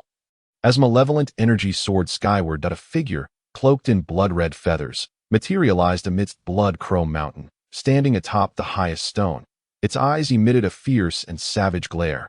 This was a demon emperor forged from the Blood Crow, radiating an intense bloodlust that was both alarming and awe-inspiring. The surrounding demons hastily knelt, paying homage, exclaiming, "We pay our respects to the Blood Crow Demon Emperor." Perched atop the towering boulder, the Blood Crow Demon Emperor's eyes glowed a menacing red, exuding an overwhelming aura of malice. The frenzied crimson demonic energy swirled violently around it, for this was a demon emperor, equivalent to a human cultivator in the tribulation stage. One could only imagine the terrifying extent of the Blood Crow Demon Emperor's power. Even the nine-tailed fox demon found itself compelled to tread carefully in the presence of such a formidable being. With a cold and fierce gaze, it swept across the surroundings, causing all nearby demons to shudder, not daring to even breathe audibly. Blood Crow Demon Emperor, we have captured over a dozen human cultivators. We beseech you to handle them personally. One of the bear demons bellowed. Have you forgotten how the pig demon king met his demise? The Blood Crow Demon Emperor shot a chilling glance at them, its expression as grim as a stormy sea. That we report to the Demon Emperor that we have dispatched several demons for vengeance. Yet now the 8 great sects of cultivators have converged at the Huaxia Immortal Gate. Even Yun City is swarming with human cultivators. Our elite dispatched to seek revenge have been discovered. Outnumbered and perished, a pig demon stepped forward to explain. You are all a bunch of useless fools, incapable of avenging your own demon king.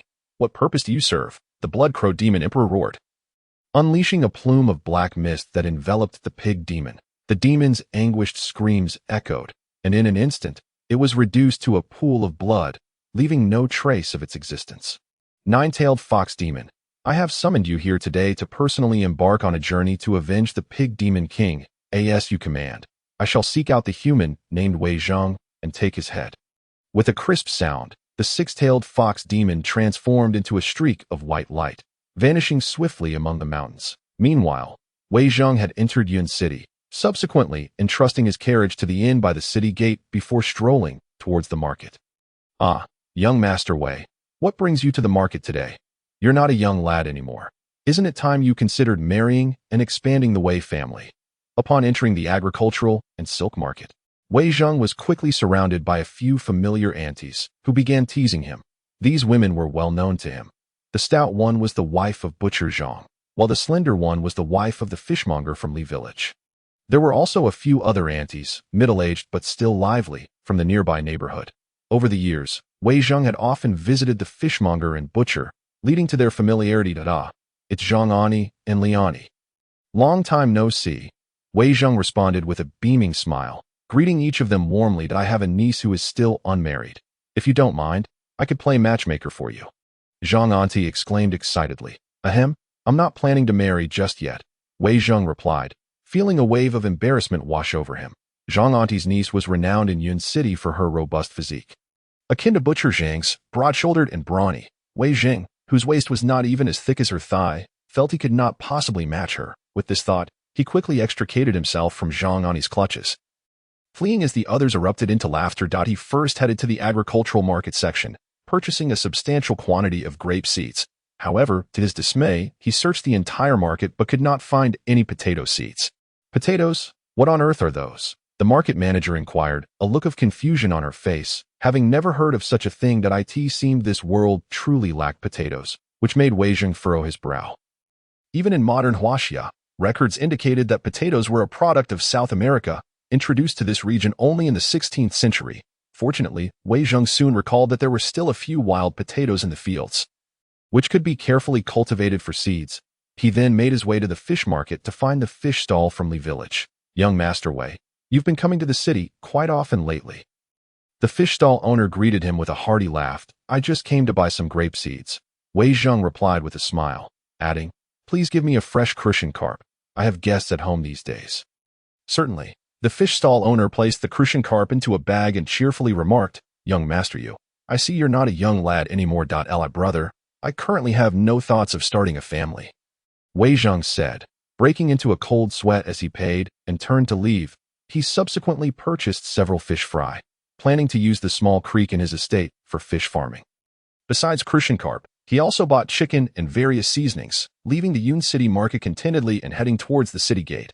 Upon arriving at the gate with his bags, he noticed a gathering of people. Before he could approach, he heard the sound of wailing and crying from the crowd.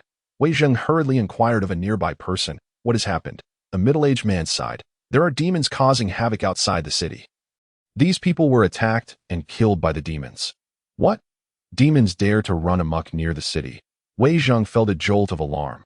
Indeed, it's quite concerning. When I returned, I saw several cultivators taking action against the demons. It should be resolved soon.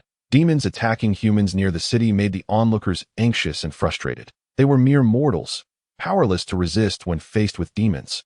Wei Zheng pushed his way through the crowd and, indeed, saw several bodies lying by the city gate, their blood still fresh, indicating they had been killed not long ago. Among them was a boy of around 14 or 15, covered in blood, lying on the ground with his eyes closed. His breath nearly extinguished. Nearby, a middle-aged woman was slumped on the ground, weeping uncontrollably, crying out, "Doctor, please save my child. I beg you." A doctor beside her shook his head, stating, "This boy is too gravely injured. There is no hope left." It seemed the Zhang family had lost their child as well. Years ago, the mother's husband was killed by demons, and now she had lost her child. It was a tragic fate. The Zhang couple were good people, yet they were not granted longevity. Those around them shook their heads in sorrow, having grown accustomed to such tragedies. Witnessing this, Wei Zheng felt a surge of emotion and crouched down to examine the boy. He observed that the boy's legs were bent, clearly broken, and his internal organs were displaced, with several ribs fractured, one of which had pierced a lung. With such severe injuries, survival was nearly impossible. It was important to note that this was a world of cultivation, where medical technology was primitive. Even cultivators faced certain death from such injuries. Moreover, this boy was merely an ordinary person, and many had perished from similar wounds. Zhang family, it is not that I do not wish to treat him, but your son's injuries to the lungs leave me powerless. You should prepare for the worst, the doctor advised. Her child is not dead yet. I can save him, Wei Zheng declared, his voice resolute. What? The doctor was taken aback, hastily retorting, "This child has sustained severe lung injuries. There is no remedy. Do not speak recklessly. Young Master Wei, can you truly save Qianer?" Zhang's wife was momentarily stunned. The crowd erupted in disbelief, their eyes fixed on Wei Zheng with skepticism. Wei Zheng nodded, affirming with careful conviction, "I am certain I can save him. Please help clear the crowd and prepare some bandages. I will take care of it. The child has a rib piercing into his lung lobe, and the situation is critical. He can only save him on the spot. At this moment, Wei Zheng feels an overwhelming sense of gratitude. Recalling that he was a doctor before crossing over, initially, he believed that his modest skills would be of little use in this realm of cultivation, and even the medical kit he brought along had remained untouched in the system space. Now, however, this tool has finally found its purpose. Perhaps it is a sign that the life of this child from the Zhang family should not end here. Surrounding individuals eagerly assist, preparing hot water and gauze as per Wei Zheng's instructions, while also isolating the area that he retrieves his medical kit, sterilizes the scalpel, and prepares for surgery. Meanwhile, at a nearby tavern beside the city gate, 5 or 6 young men and women are gathered around a dining table. Seated in the prominent position is a strikingly handsome young man, his face sculpted to perfection, with distinct features that mirror those of an aristocratic youth. Yet, the glint of authority and brilliance in his eyes renders those around him hesitant to speak loudly. Only a woman sitting by the window maintains a nonchalant demeanor. Should Wei Zheng catch sight of her, he would undoubtedly be taken aback, for she is none other than Yun Shui of the Huaxia Immortal sect. The young man, on the other hand, is a prince from the Central State's royal court, the son of a national general and a personal guard. Recently, there have been frequent sightings of monsters near Yun City, alarming the Holy Emperor. Upon receiving the news, the prince volunteered to accompany the general's son directly to Yun City to investigate the movements of these creatures. After all, these monsters have begun to threaten ordinary citizens, and the royal court cannot afford to stand idly by. As a true disciple of the Huaxia Immortal sect, Yun Shui naturally became the ideal choice to host the prince. While they dine at the largest tavern in Yun City, a figure suddenly catches Yun Shui's attention. Upon closer inspection, her body shudders violently. Wei Gongzi, he disregards the distinction between the mortal and the immortal, kneeling to save lives with his noble stature, truly a celestial being. By merely possessing such magnanimity, he is incomparable to our kind of cultivators. Gazing at Wei Zheng, who kneels to treat the child, Yun Shui's eyes brim with admiration and respect. Historically, it has only been mortals who worship celestial beings.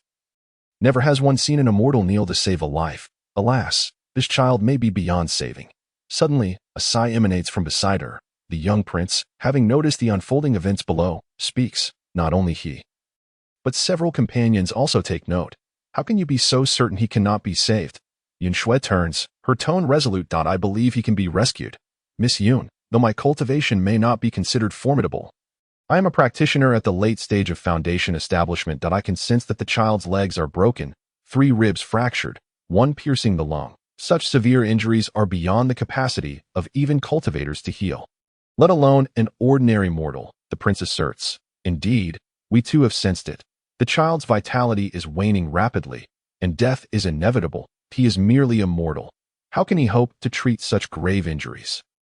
Unless he can reverse life and death, even a deity could do nothing. The others nod in agreement, fully supporting the prince's assessment. Yun Shui refrains from commenting on the prince's words, yet her gaze towards Wei Zheng is filled with unwavering trust. Chapter 25. I am not an immortal at this moment. The materials are ready. Wei Zheng retrieves a needle pouch from his medical kit. As it unfolds, hundreds of silver needles of varying sizes are revealed. He then takes a deep breath, his hands moving fluidly as he inserts 18 silver needles into the patient's acupuncture points. But this is merely the beginning. He picks up the scalpel and makes a delicate incision. Opening the child's chest, a gasp of horror escapes the onlookers, their hearts racing in fear. Opening the chest. Is this truly a means to save him? Such an injury, not even cultivators could endure. It spells certain death. The closest member of the Zhang family collapses to the ground, eyes vacant, nearly losing consciousness. Even Yun Shui cannot help but furrow her brow at the sight, ignoring the reactions of those around him. Wei Zheng maintains a steady grip on the scalpel, swiftly dissecting the chest to assess the internal condition. The physician beside him pales, drenched in cold sweat. He has spent a lifetime as a doctor and has never witnessed such a method of saving a life. Doctor, prepare the sutures. Wei Zheng's commanding voice jolts the physician back to reality. Is it truly possible to save him, sir? The physician stares in shock, trembling. Enough chatter. Time is of the essence. I shall now extract the broken bones.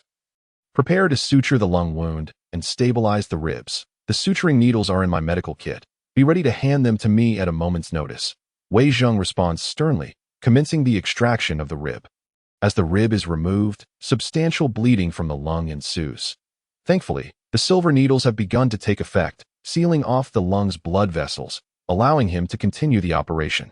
Witnessing Wei Zheng's composed execution of the surgery, the crowd holds their breath, fearful that even the faintest sound might disrupt him and lead to failure. Even those dining, including Yun Shui, instinctively move to the window, their eyes fixed on Wei Zheng without a blink. 2 full hours pass, and thankfully, the procedure progresses smoothly. The onlookers watch in awe as Wei Zheng extracts the broken bones, sutures the lung, and closes the chest wound. They're utterly astonished. Finally, as Wei Zheng withdraws the silver needles, the physician checks the child's breathing with trembling fingers, instantly shaking with disbelief that he lives. He lives. The child has not died. He has been saved. The physician exclaims, his voice quaking with excitement. He survived, even after being opened up. He still lives. The crowd erupts into cheers. Thank you, Wei Gongzi. Your immense kindness shall never be forgotten. Zhang Shi exclaims, kneeling in gratitude. Rise, the child is well. Take good care of him, Wei Zheng says, helping her up before addressing the physician. Doctor, the child's lung is injured. Once he regains consciousness, he will suffer greatly. Please prepare pain-relieving herbal soup for him daily. Otherwise, he will not endure. By your command, esteemed healer, the physician responds, unexpectedly bowing in deference to Wei Zheng. Haha, I cannot claim the title of esteemed healer. Wei Zheng hastily waves his hand, packing away his medical kit and turning to leave. Unbeknownst to him, Yin Xiao, who has been silently observing from above, gazes at Wei Zheng's departing figure with awe and admiration. He is a cultivator, capable of sensing the child's life force swiftly rejuvenating. Such grave injuries, in the past, would have been deemed impossible to heal. Yet now, Wei Zheng has achieved this miraculous feat without employing even a hint of spiritual energy. An immortal. Indeed, she has previously witnessed Wei Zheng's prowess, capable of altering the very fabric of the world with a mere gesture. With a thought, he can conjure entire estates from thin air. Such an immortal, disregarding the distinction between realms, willingly kneels to heal a mere mortal child. What nobility of spirit and depth of heart! Who could compare? Perhaps this is the most profound distinction between cultivators and true immortals. Cultivators traditionally focus on seeking the path of immortality, regarding themselves as celestial beings while viewing mortals as insignificant. Yet, Wei Gongzi stands in stark contrast, a true immortal who sees even celestial beings as mere ants, willing to kneel and save lives. Wei Gongzi, you are a true savior of the suffering. Allow me to pay my respects. In the streets, Zhang Shi rushes to catch up with Wei Zhong, kneeling in excitement, prompting those around her to follow suit. This sudden display of reverence leaves Wei Zhong utterly flabbergasted. I merely happened to intervene and save a child. Please, cease this uproar. Is it appropriate to call someone an immortal so casually? If some irritable cultivator takes offense, I could very well meet my end by their sword. As this thought crosses his mind, a chilling wind sweeps by, sending a shiver down his spine. It feels as though he is truly being scrutinized. Please, no more bowing. Observing the throng of kneeling individuals, Wei Zhong feels parched and realizes he must say something to halt their reverence. Otherwise, he risks being struck down by an irate cultivator, which would be utterly unwarranted. I am not an immortal. Please, rise. After a prolonged moment of contemplation, he finally managed to articulate a thought. Even if one is an immortal, that status is but the culmination of mortal cultivation. The essence of the immortal resides within the mortal realm, for mortals are the very foundation of immortals. Thus, even immortals are not worthy of your veneration.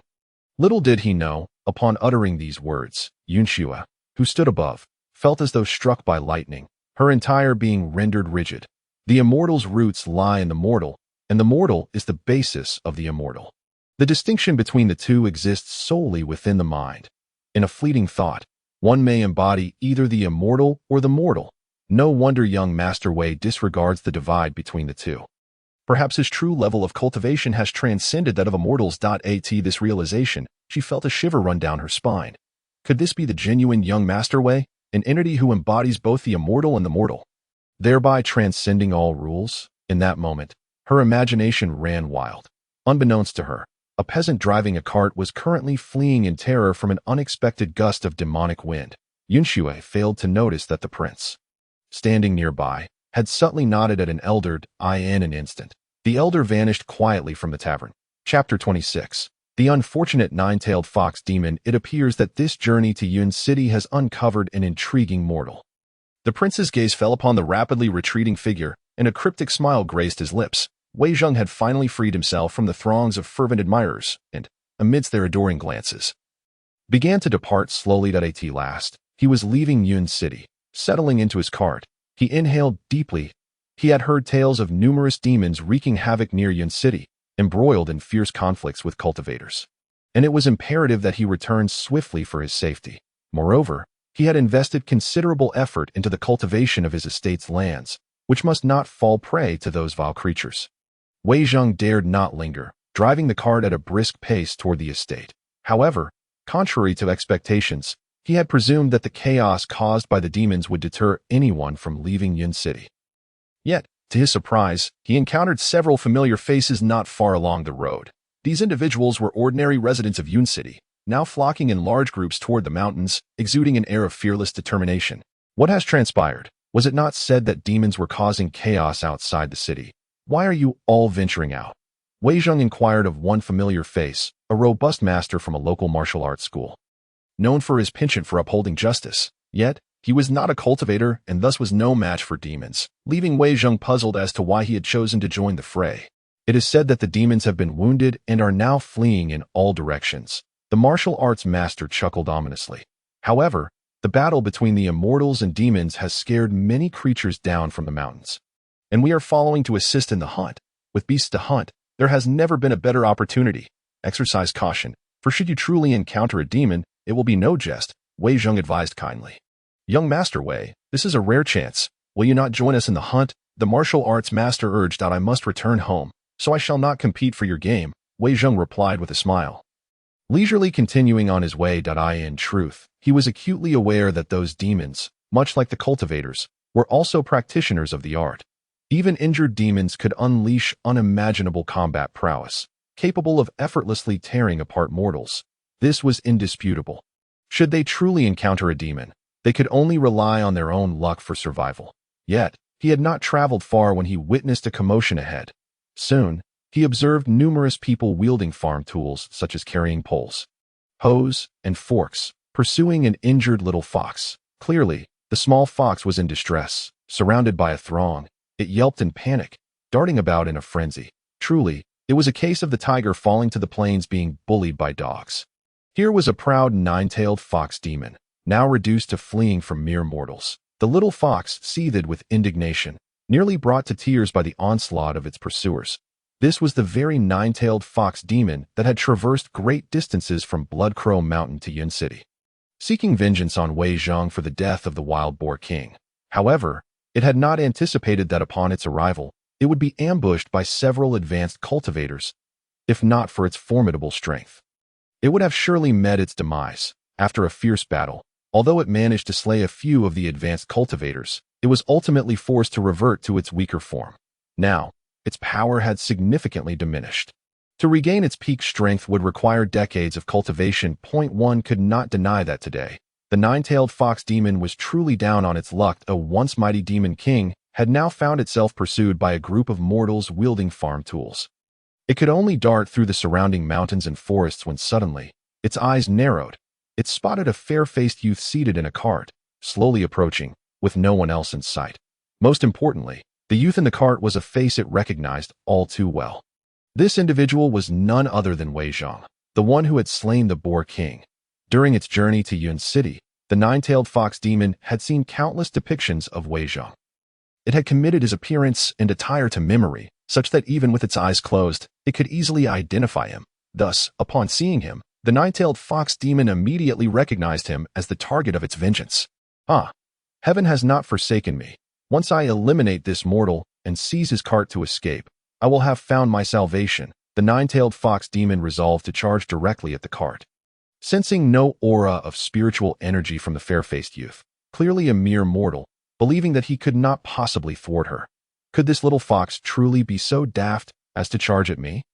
Wei Zhang thought, his eyes lighting up upon seeing the little fox approach. He swiftly grasped a wooden plank from the cart. Since dinner had come knocking, he could not afford to be polite and must act. How dare you stand in my way? Do you truly believe I am but a wild fox? The nine-tailed fox demon roared internally, its body emanating a series of demonic patterns as it lunged toward Wei Zhang like a bolt of lightning. Even in this moment, it dared not underestimate him, channeling the last remnants of its demonic power to obliterate the mortal before it, kill him, and seize the cart. A mere mortal shall not hinder me. A malicious grin spread across the nine-tailed fox demon's face. Behold my plank. Just then, Wei Zhang struck, swinging the wooden board down upon the little fox.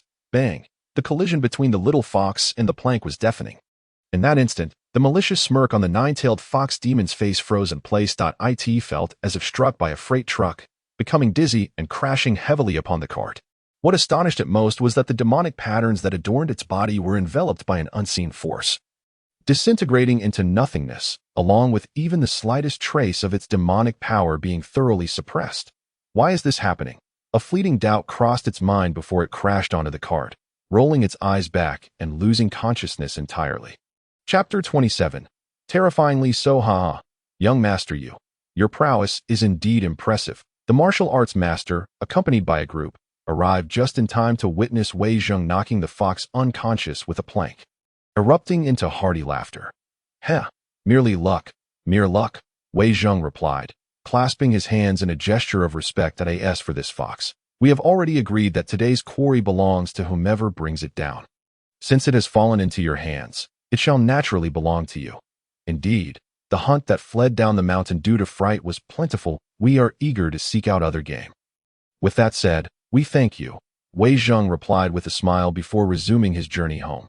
After a brief while, Wei Zhang finally returned to his estate. He tossed the little fox beneath the cart before placing the fish stock into the small stream on the estate. Both the fish and chicken must be prepared promptly, for they would spoil if left unattended. Ouch, what just transpired? Why did my demonic power suddenly fail? The nine-tailed fox demon, regaining consciousness, seethed in rage upon recalling the earlier events.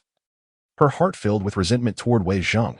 She was, after all, a nine-tailed fox demon, one of the strongest among demons. Yet, never in her wildest dreams had she imagined that she would find herself at the mercy of a mere mortal. A humiliation beyond measure for a demon king. But this demon king's fate was not yet sealed. Since she had not perished, she would await her chance to exact revenge. The nine-tailed fox demon opened her eyes and let out a furious roar.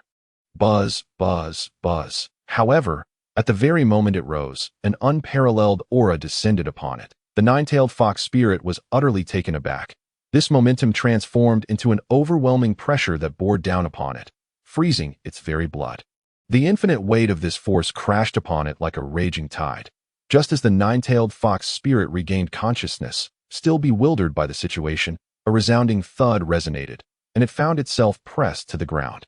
Unable to move, where could such immense pressure originate? With confusion, it opened its eyes and scanned the surroundings. Then, a dilapidated carriage came into view. In that instant, the expression on the nine-tailed fox spirit's face froze, every hair on its body standing on end. This carriage, the little fox gasped in shock, unable to believe its eyes. This carriage was, astonishingly, a sacred artifact. How could this be possible? The little fox was left questioning its very existence. Even as the sovereign of the nine-tailed fox clan, it had never encountered a sacred artifact. Not only it, but the entire realm of demon cultivation, including the current Blood Crow Emperor of Blood Crow Mountain, had likely never laid eyes upon a true sacred artifact. Ironically, this carriage, despite its shabby appearance, was constructed entirely of spirit wood. What manner of individual could create such a decrepit carriage with such grandeur? How utterly terrifying! Was there any justice left in the world? Could it be that mere mortal? How could a mere mortal possess such might? Where exactly was this place? Could it possibly be the backyard of some hidden celestial gate? Feeling the oppressive aura emanating from the carriage, the nine-tailed fox spirit's heart nearly shattered, an icy chill enveloping its core. Was this truly the moment when the sovereign would fall at the hands of that fated mortal? Having tended to the chicken, Wei Zheng had long since forgotten about the little fox and turned to inspect the growth of the vegetables in the garden. To his surprise, the vegetables planted just a few days prior had grown at an astonishing rate. The fields now of vibrant green, brimming with vitality. Wei Zheng quickly discerned that the growth of the vegetables varied significantly depending on the age of the cultivated land. For instance, the land cleared 3 years ago yielded vegetables that grew at an astonishing tenfold the normal rate. While the newly cultivated land saw growth at 5 times the typical speed, the vegetables from the land cleared 3 years prior had a shorter growth cycle and were now fully matured, ready for harvest. The cabbage and carrots were also thriving, and he anticipated they would soon reach harvestable stages. Notably, these vegetables were remarkably clean, appearing as though they possessed an automatic self-cleaning function, devoid of even a speck of dust. Next, he approached the sweet potato field, the first land he had cultivated, which held special significance for him. This sweet potato patch marked the beginning of Wei Zheng's life in this world. Now, the sweet potatoes had been harvested. Leaving the land empty, he silently resolved to plant grapes there in the near future, confident that fresh grapes would soon be within reach. Recently, all the vegetables he planted had matured, and he planned to begin harvesting tomorrow, selling them to the vegetable distributors in Yun City. With several acres of vegetables and carrots, how much could this yield? His face lit up with joy, the surrounding fields a lush green, appearing in his eyes as though they were little treasures waiting to be collected. The growth rate was indeed impressive. He simply wondered how they would taste. With that thought, Wei Zheng eagerly plucked some vegetables and brought them to the kitchen for a quick wash. Moments later, 3 plates of stir-fried greens were freshly prepared. This time, he only added a dash of vegetable oil and salt, eschewing any additional seasonings. The 3 plates of greens were harvested from different grades of land, one from 3 years ago, another from 2 years ago, and the last from the newly cultivated soil. He intended to test the differences in taste among the 3 types of greens, which would determine their value. The vibrant greens appeared glistening, as if carved from jade, enticing his appetite. Wei Zheng picked up his chopsticks and sampled a few pieces. Before he even began to chew, an unusual fragrance wafted towards him. The greens exuded a refreshing sweetness and crispness, accompanied by a unique vitality that invigorated every cell in his body. It was an extraordinary sensation, as if, in that moment, every cell within him had come to life. The flavor was simply irresistible. He devoured the greens in mere bites. Delicious, simply exquisite. Surprise gleamed in Wei Zheng's eyes that he realized he had never tasted such delightful greens in his life. He was certain that the vegetables he had grown could easily surpass any available in Yun City.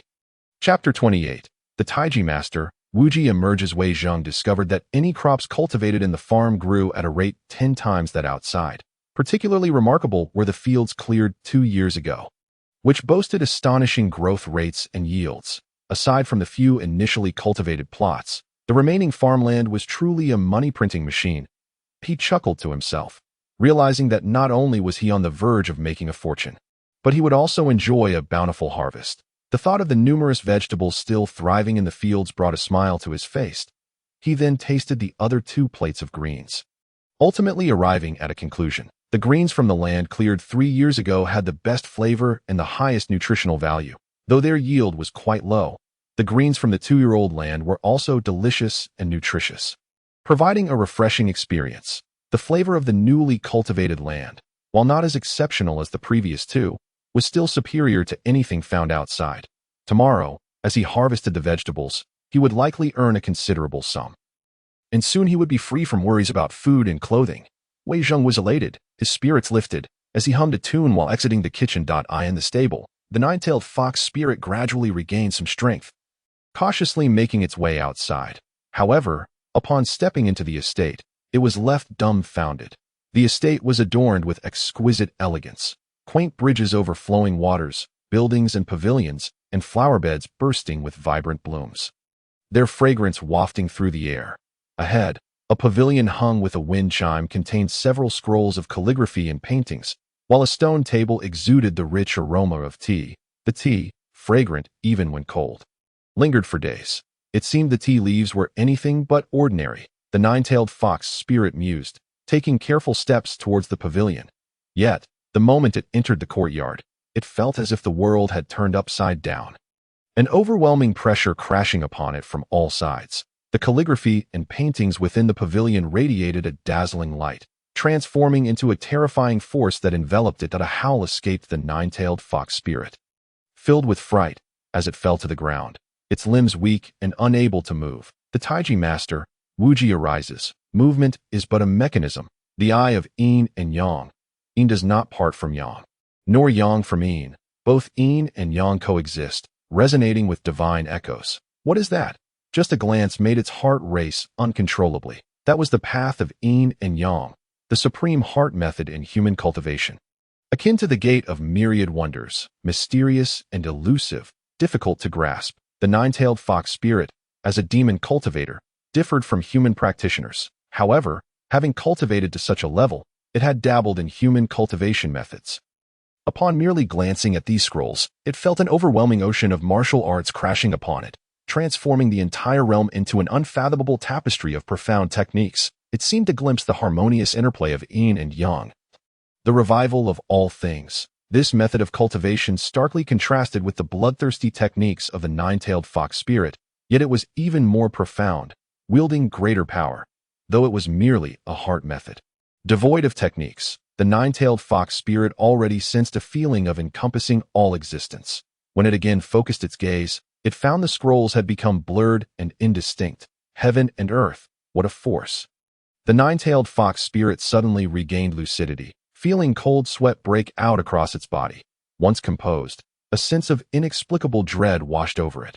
Merely a scroll, yet it contained a force akin to a grand path, nearly shattering its soul.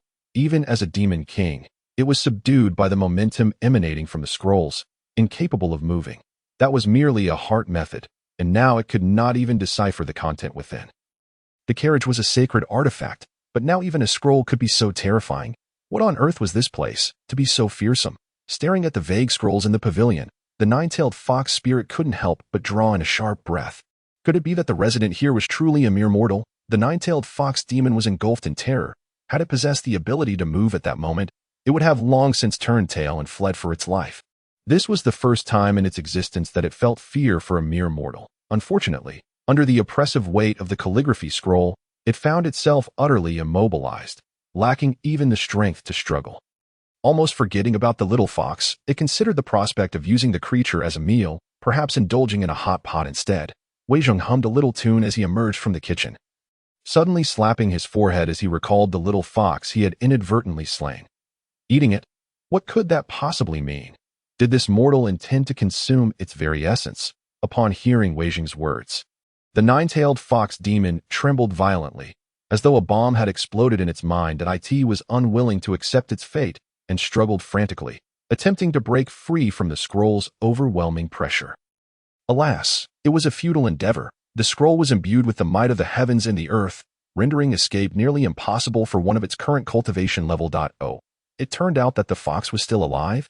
Wei Zheng stepped into the courtyard and beheld the little fox lying on the ground, seemingly still breathing, which startled him.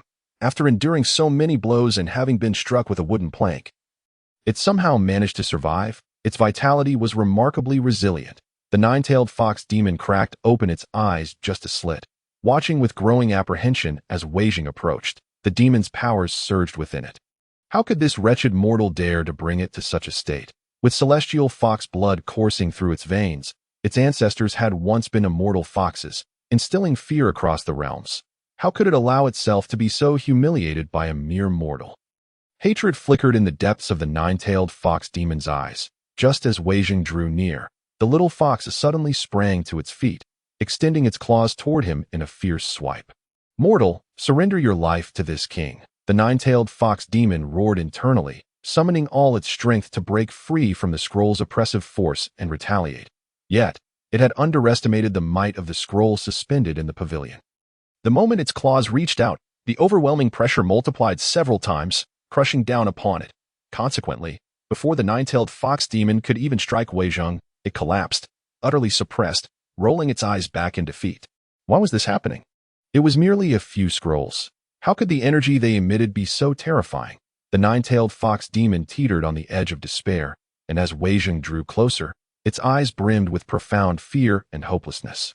Chapter 29. Mortal, your doom is sealed. To think it still had the strength to rise. Such resilience indeed. The little fox gazed intently at him, its eyes reflecting a lingering fear. At that moment, Wei Jing was taken aback. This little fox was capable of feeling fear.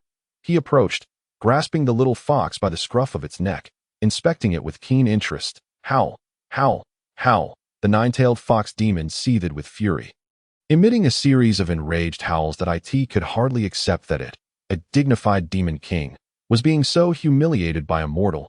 It longed to dismember the wretched human standing before it. Yet, with the scroll hanging in the pavilion, it could do nothing, not even lift a claw. Still spirited, it seemed it would not perish just yet.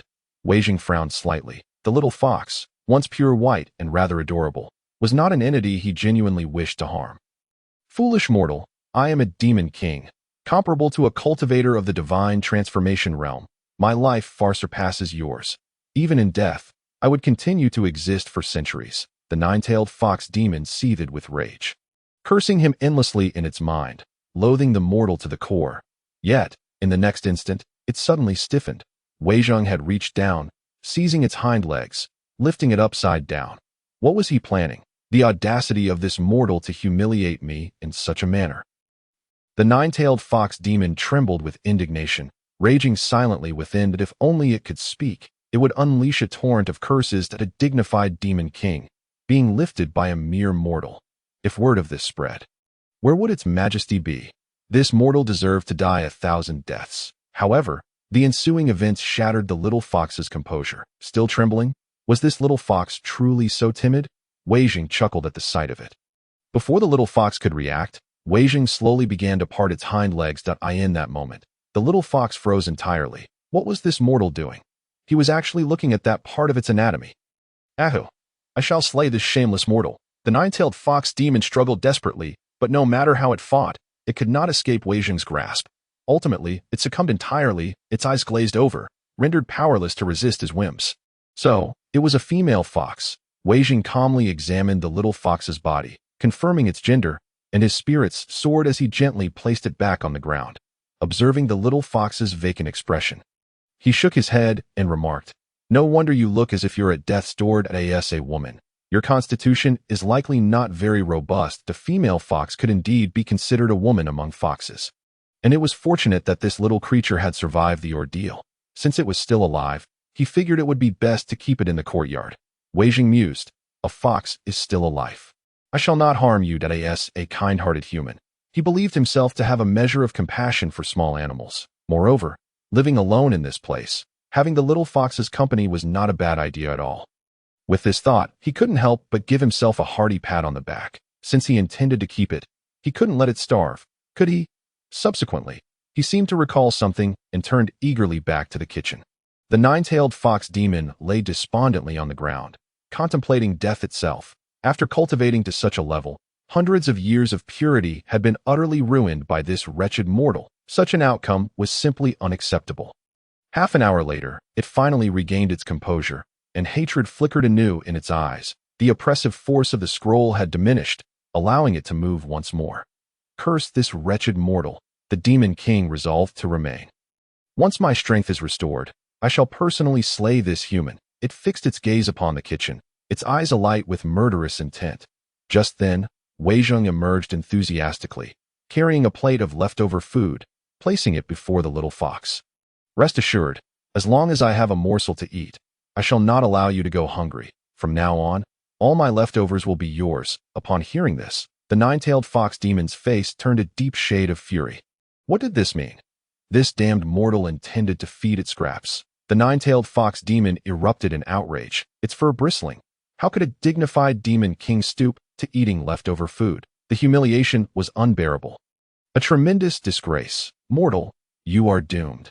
Even if my powers cannot return to their peak, I shall ensure your demise. The nine-tailed fox demon charged forward, claws raised to strike at Wei Zheng's feet. This accursed mortal had ruined her dignity and dared to offer her leftovers. Such an affront could not be tolerated. Don't scratch my pants, Wei Zheng exclaimed, exasperated. This little fox truly was untamable. Scratch? What did that mean? The nine-tailed fox demon was driven to madness, on the verge of tears. It soon realized that its powers were ineffective, and its attacks resembled little more than harmless scratches. It seemed to still be timid, but that was fine. They were destined to live together, and it would eventually grow accustomed to him. He rambled as he lifted the little fox and placed it back in front of the plate. These are last night's leftovers. You should eat them, or you really will starve. The nine-tailed fox demon was completely rigid. It had been lifted by a mortal and treated as a pet. This was utterly intolerable, a tremendous disgrace. The nine-tailed fox demon tilted its head, glaring at Wei Zheng with resentment, emitting a fierce growl. You damn mortal, I shall remember this. It still possessed a rather fierce temperament, quite adorable in its own way. Human. The nine-tailed fox demon was driven to the brink of insanity. A mere mortal dared to claim that the demon king was adorable. Was this not the height of humiliation? However, upon witnessing Wei Zheng approaching, it became frightened and scurried behind a potted plant, curling its body and trembling in fear. Chapter 30. A visit to the sage. Wei Zheng shook his head, realizing that this little fox was still too timid. Nonetheless, he soon paid it no mind and proceeded towards the fields with grape seeds in hand. There was much to be done, such as watering the vegetables, planting grape seeds, and gathering the scattered potatoes from the fields for cultivation. Upon reaching the sweet potato patch, Wei Zheng first soaked the grape seeds in stream water. Next, he turned his attention to loosening the soil, leveling it, and digging trenches, and by the time he finished, 2 hours had already passed. He then planted the grape seeds evenly, covering them meticulously with a layer of soil. Following this, he proceeded to water the seeds. With a wave of his hand, rainwater fell from the sky. After completing these tasks, Wei Zheng looked at the freshly sown grape field with a sense of accomplishment and satisfaction before heading off to gather some greens. As the afternoon approached, 2 figures departed from Cloud City, striding purposefully towards the estate. One of them was none other than Prince Xia Xingqiao of the Zhongzhou dynasty. The other, an elderly man named Huaxia, was also a cultivator of remarkable prowess. Hualaozu, have you ascertained whether the man who saved the victim is truly an ordinary mortal? Xia Xingqiao inquired casually, fanning himself with an elegant hand fan. Your Highness, I have determined with certainty that this individual is named Wei Zheng, that he is an orphan from the Wei family in Cloud City, and 3 years ago, after his family's downfall, he has been residing in the abandoned farm of the Wei family. Moreover, during this time, he has been closely associated with Miss Yun Shui and Yun Zihan from the Earthly Immortal sect. Huaxia replied solemnly. While we are out, there are many inconveniences. Please refrain from addressing me as Your Highness. My surname is Xia, so you may call me Young Master Xia. He continued. As you wish, Huaxia said with a slight bow before asking, Young Master Xia, may I inquire why you are so intrigued by this Wei Zheng, who is merely a down-and-out young man living off farming and is not a cultivator? Haha, how could someone garner such attention from Yun Shui be an ordinary individual? My purpose in seeking him is simply to discern the true nature of this person. Xia Xingqiao responded, his tone relaxed yet contemplative. The 2 figures leisurely walked side by side towards the estate. Although Xia Xingqiao regarded Wei Zheng as an ordinary mortal, he had already noted the seriousness and shock that appeared on Yun Shui's face when she saw him. Despite being a prince, Xiaxing Chao was far from being a frivolous youth. Rather, he was quite astute. The fact that a true disciple of the Huaxia Immortal sect treated someone with such caution piqued his interest in Wei Zheng. Furthermore, the episode where Wei Zheng performed surgery on the injured, removing broken bones and stitching up wounds, lingered in his mind, leaving him eager to uncover the truth about this remarkable individual who could achieve such extraordinary feats as a mere mortal. He harbored a premonition that this visit might yield unexpected surprises. Soon, they arrived near the estate, and Xiaxing Chao suddenly felt an inexplicable sense of tension and excitement, as if he were about to meet not just a mortal, but a master of a great sect. Just as they prepared to knock on the door, 3 figures descended from the sky and appeared before them. These were none other than the Hunyuan Immortal, Yun Shui and Yun Zihan. Ever since becoming enamored with using a divine hoe for tilling, the Hunyuan Immortal had been making regular appearances to practice to show respect for Wei Zheng. They always stopped several hundred meters away from the estate before walking over. However, they did not expect to encounter Xiaxing Chao and Hua Zhengyun upon their arrival. "What brings you here?" Upon seeing Xiaxing Chao, Yin Shui's expression shifted to one of surprise. "Junior sister Yin Shui. I trust you are well," Xiaxing Chao replied with a hearty laugh, clasping his fists in greeting. "I have come to pay a visit to a sage. Visit a sage." Yun Shui's expression changed slightly. Could it be that they had already uncovered Wei Gongzi's true identity? But that seemed improbable, as they had been accompanying the Hunyuan Immortal daily and had never witnessed any interactions between the Zhongzhou dynasty and Wei Zheng. Furthermore, Xiaxing Chao was not like others. As a prince, he eschewed courtly affairs in favor of mingling with cultivators. Given Wei Gongzi's low-key nature, it should not have drawn Xiaxing Chao's attention. "Could it be that you are also here to visit a sage?" Xiaxing Chao noticed the change in Yun Shui's countenance and couldn't help but smirk slightly. "Yes, we came with our master." Yun Shui nodded. "The Hunyuan Immortal has come as well?" Xiaxing Chao was taken aback. Increasingly unsettled, the Huaxia Immortal sect was a renowned sect of cultivators, and it was said that the Hunyuan Immortal had reached the pinnacle of the transformation god stage. The fact that he personally came to visit suggested that the young man named Wei Zheng was far from ordinary. What could be so extraordinary here that even the sect leader treated it with such caution? At the same time, Xiaxing Chao harbored doubts. According to reports from the dynasty, the Hunyuan Immortal had been cursed by the Demon King, a blood curse that he had been unable to suppress. Once unleashed, the curse would meld with his blood, causing him to lose all reason and become a creature of pure slaughter. Yet now, the Hunyuan Immortal appeared to be in fine health, and his aura seemed even more substantial. What could this signify? As they gazed at the Hunyuan Immortal standing nearby, Xiaxing Chao and Hua Zhengyun's expressions grew profoundly serious. The Hunyuan Immortal merely cast a casual glance at Xiaxing Chao, a smile gracing his lips as he spoke. "You are the prince from the Zhongzhou dynasty? At such a young age, you have already reached the late stage of foundation establishment. Your talent is remarkable. The younger generation indeed has much to fear." Xiaxing Chao felt a shiver run down his spine and quickly bowed. "Immortal, you flatter me. I am undeserving of such praise." Despite being a prince, he did not dare to lose his composure in front of an entity of the Hunyuan Immortal's caliber.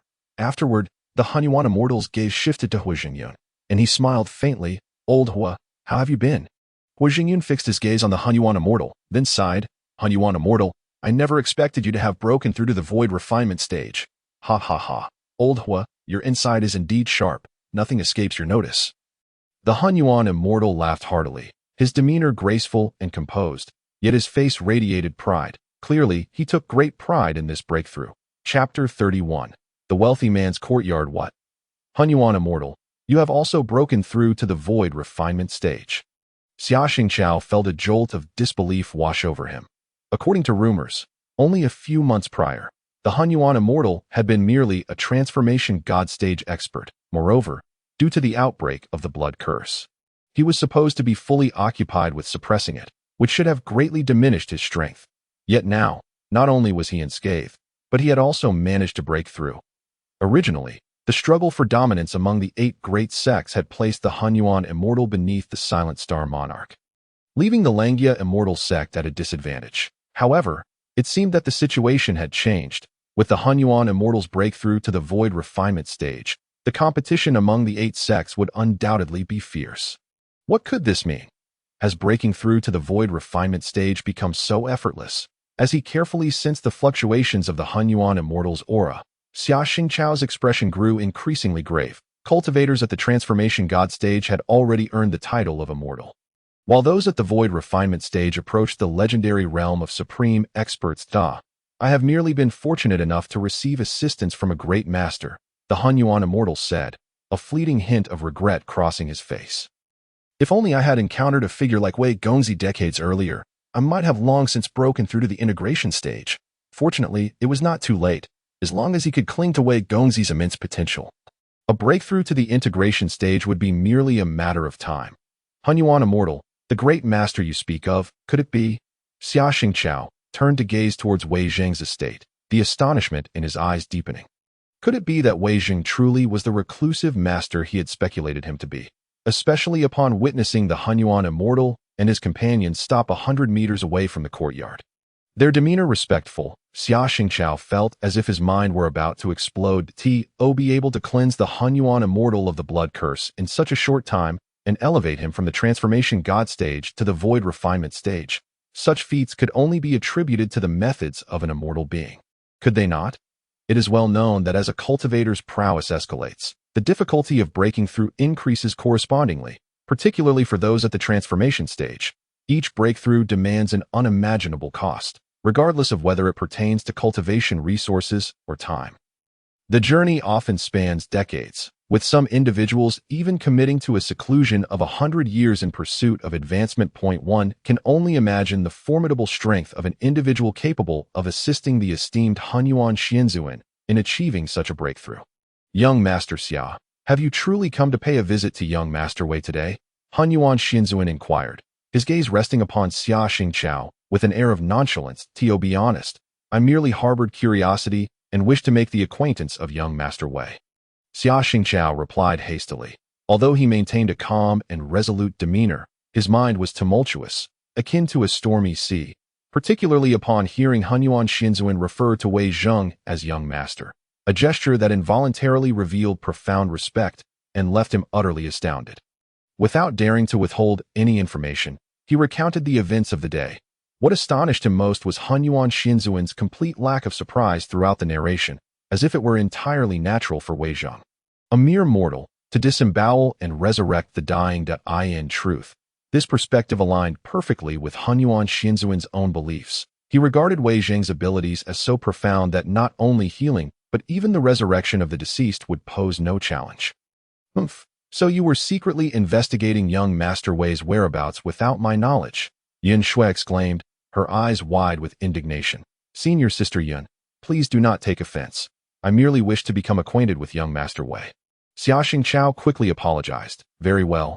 Since you wish to make the acquaintance of young Master Wei, please proceed. Hunyuan Xianzuan gestured with a slight bow, clearing a path for them. Master, Yin Shui was visibly displeased with Xia Xingqiao's inquiry about Wei Zheng.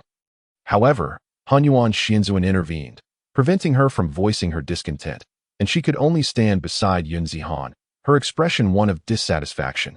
Feeling a twinge of guilt, Xia Xingqiao stepped toward the courtyard gate.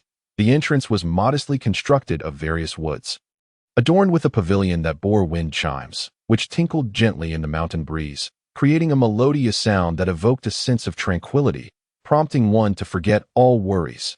Yet, at the sound of the wind chimes, both individuals were suddenly jolted. In an instant, it felt as though they had been struck with immense force. Under Hunyuan Xianzuan's teasing gaze, both were sent reeling backwards, staggering several dozen paces. What an astonishing pressure! Hu Zhengyun exclaimed, his face a mask of shock. When he finally lifted his gaze, he found no unusual phenomena within the courtyard.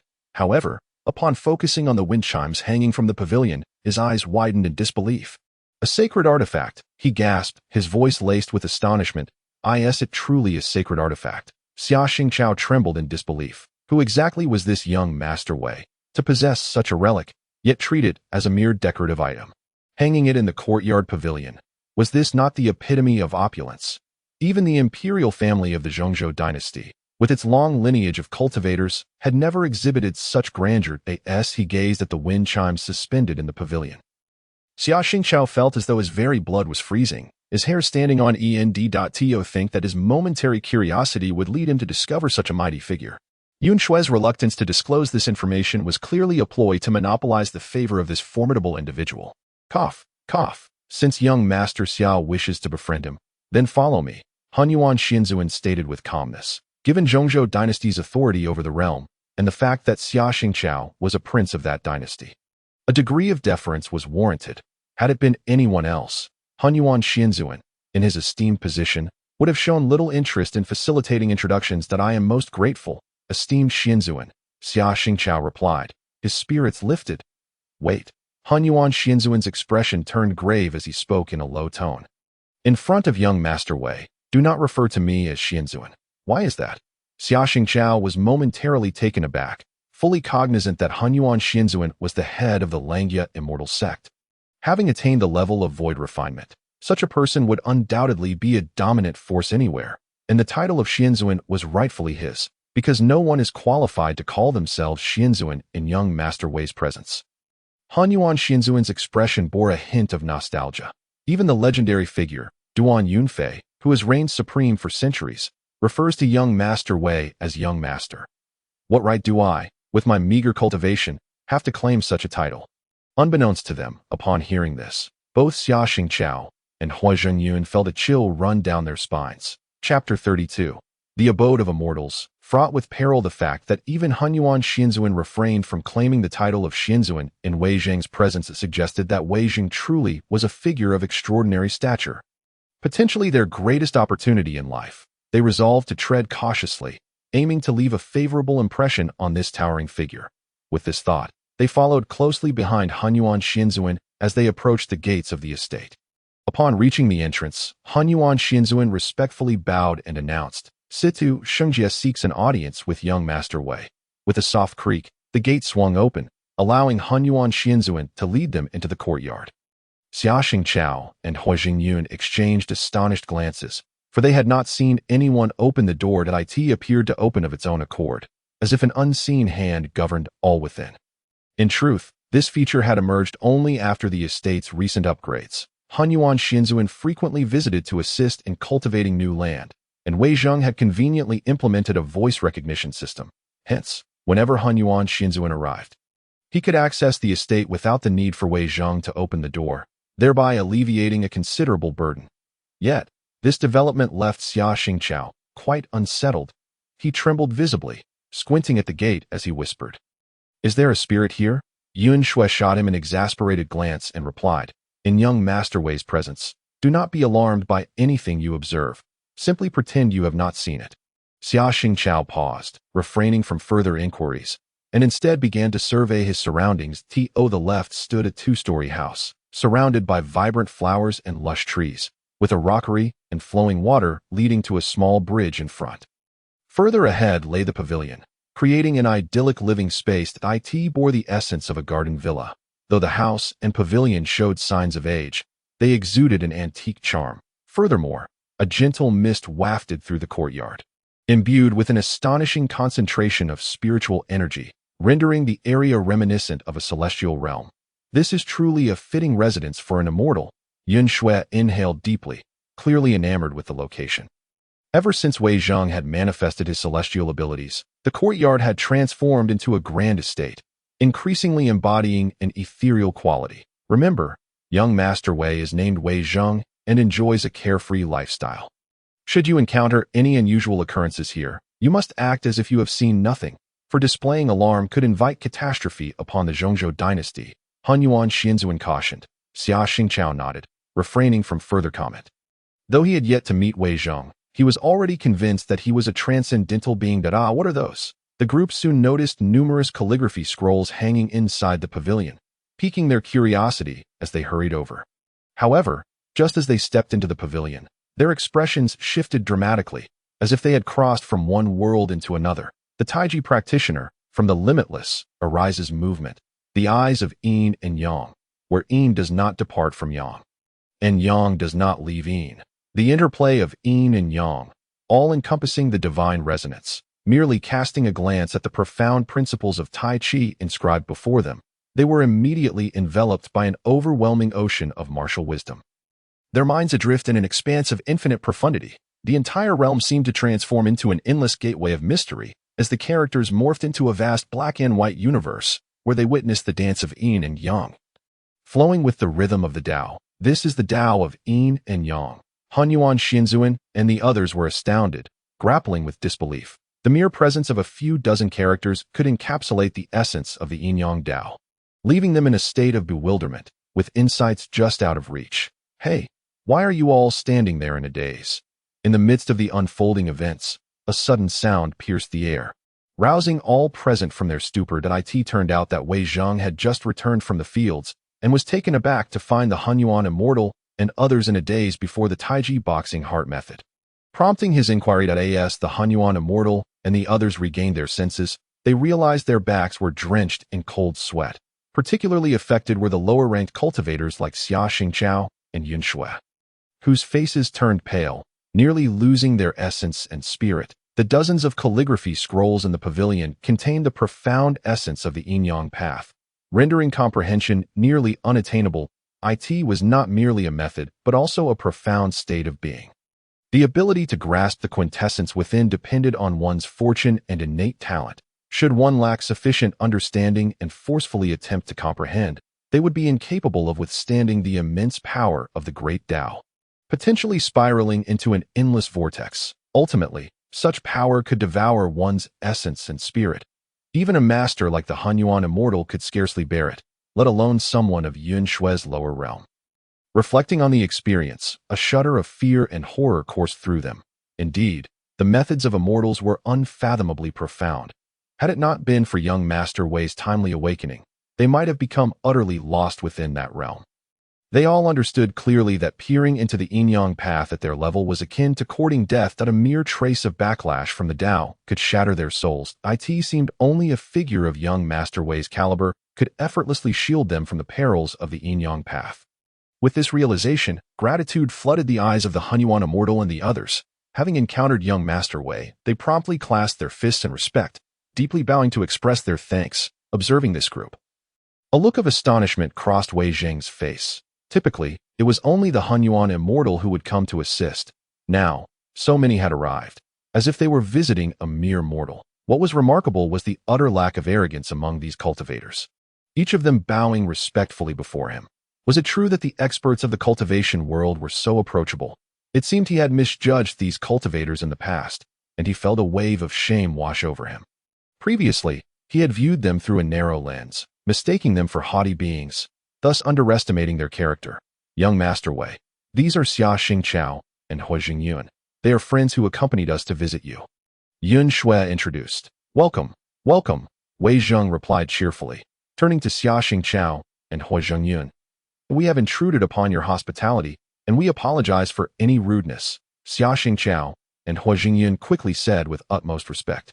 Haha, guests are always welcome. There is no need for formality, Wei Zhang said with a smile. Noticing the heap of fresh vegetables in Wei Zhang's arms, Yun Shui could not contain her curiosity. Young Master Wei, what do you have there? These are vegetables I personally cultivated. They are ripe, so I picked some to prepare noodles, Wei Zhang replied candidly. Since you all are here, let us dine together. While it may not be a lavish feast, there will be plenty of noodles. Dough, that is too generous. Xia Xingqiao quickly shook his head. After all, it was his first visit, and he felt embarrassed to impose. Moreover, as a prince of the Daxia dynasty, he had tasted countless delicacies, and a mere bowl of noodles hardly held any appeal for him. In contrast, upon hearing about the noodles, the Hunyuan Immortal, Yun Shui, and Yun Zihan's eyes sparkled with excitement. Unable to suppress their salivation. Is it really noodles? I want to eat. Yun Zihan exclaimed eagerly. Big Brother's cooking is the best. Then I shall trouble young Master Wei, the Hunyuan Immortal said, his face radiating a glow akin to that of a pilgrim. Bowing in excitement, their enthusiasm left Xia Xingqiao and Hui Jingyun utterly bewildered.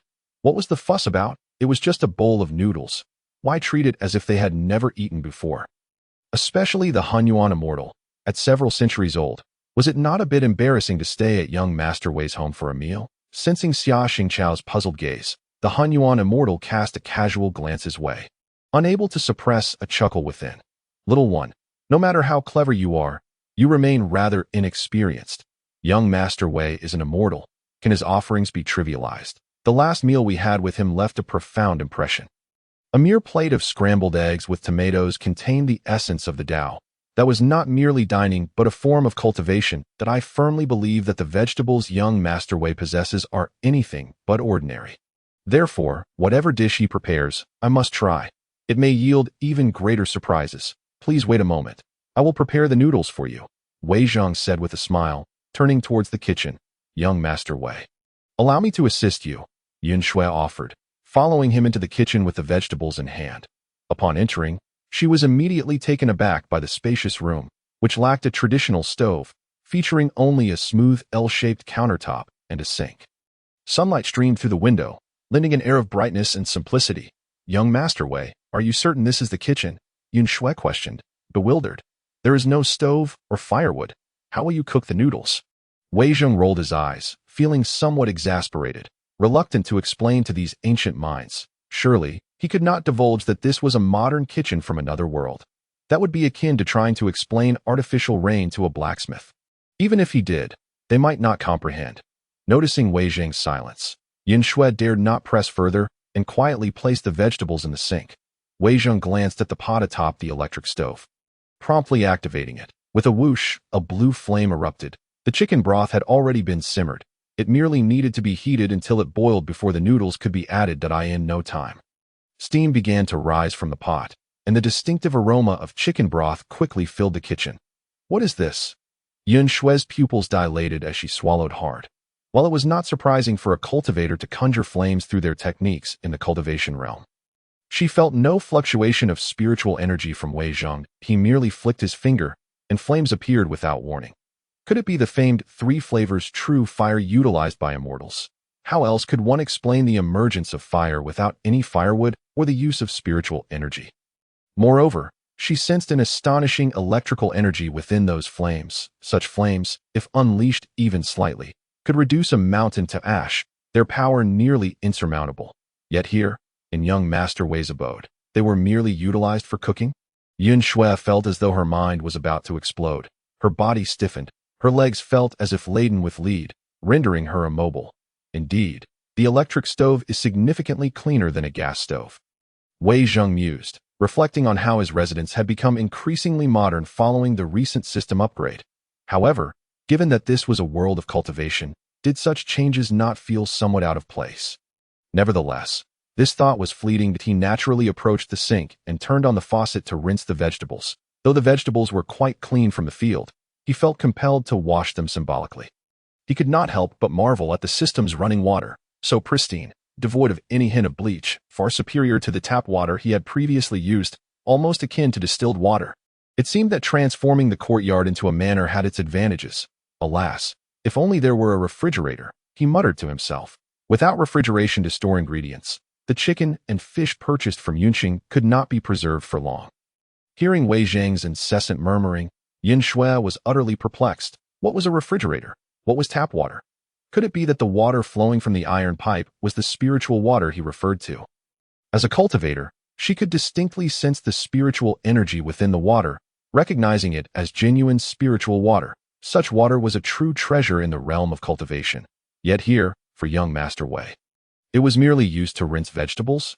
Was that not an incredible waste? She gazed at the incessantly flowing tap water, her heart awash with both shock and turmoil, yearning to seize every drop of this ethereal liquid. Unable to bear the sight any longer, Yun Shui quickly turned away, fearing that if she continued to watch, she might be compelled to rob Wei Zhang. Chapter 34. Is the noodle really delicious? In a fleeting moment, the soup pot began to bubble vigorously, steam rising in billows. Wei Zhang squinted, having added a plethora of ingredients to the pot of chicken broth, which he had simmered for a full 2 hours. Allowing the flavors to meld beautifully with the broth, the chicken soup was now perfectly cooked, embodying the essence of a classic, rich broth. Such a chicken soup, whether consumed on its own or used to cook noodles, was undoubtedly an exquisite choice. Alas, the broth had just been prepared. If only it could sit overnight before being used to cook the noodles, it would be an indulgence surpassing even the enjoyment of abalone. Subsequently, he meticulously removed all the solid remnants from the broth, leaving only the pure essence. He brought the broth back to a boil before adding the noodles. Moments later, a steaming pot of noodles was presented by Wei Zhang from the kitchen. How delightful! Yun Zihan, seated across the table, inhaled the enticing aroma wafting from the pot, instantly electrified. With a gulp, he could not help but swallow hard. Despite his efforts to suppress his appetite, the aroma was overwhelmingly alluring. Almost as if it penetrated his very soul. Even holding his breath, the intoxicating scent eagerly infiltrated his nostrils. "Thai tea was simply divine." Yun Zihan could feel his mouth watering as he exclaimed, "Only now do I realize that Yunshue's cooking is truly unpalatable." Yunshue, standing nearby, felt her face flush with embarrassment. This traitor. Previously, he had praised her culinary skills, yet after just a few meals at Wei Gongzi's table, he had defected. Ha! Wei Zheng could not help but laugh. Finding Yun Zihan utterly endearing, and promptly served him a bowl of noodles. Yun Zihan was overjoyed, examining the noodles closely, noticing how each strand seemed to meld seamlessly with the rich chicken broth. The green vegetables providing a contrast that reflected a soft luster. Though merely a simple bowl of noodles, he had faith in Wei Zheng. Believing this delicacy would not disappoint, he skillfully lifted the noodles with his chopsticks, blew gently to cool them, and then slurped them into his mouth. In an instant, the robust flavor of the old-fashioned chicken broth intertwined with the tenderness of the noodles and the freshness of the vegetables, erupting into an indescribable explosion of taste in his mouth.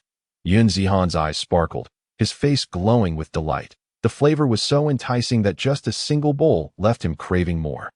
Seeing Yun Zihan reveling in his meal, Yunshue could no longer resist. She personally served herself a bowl of noodles and sat down beside him. In an instant, she was jolted, her sparkling eyes radiating a fiery glow.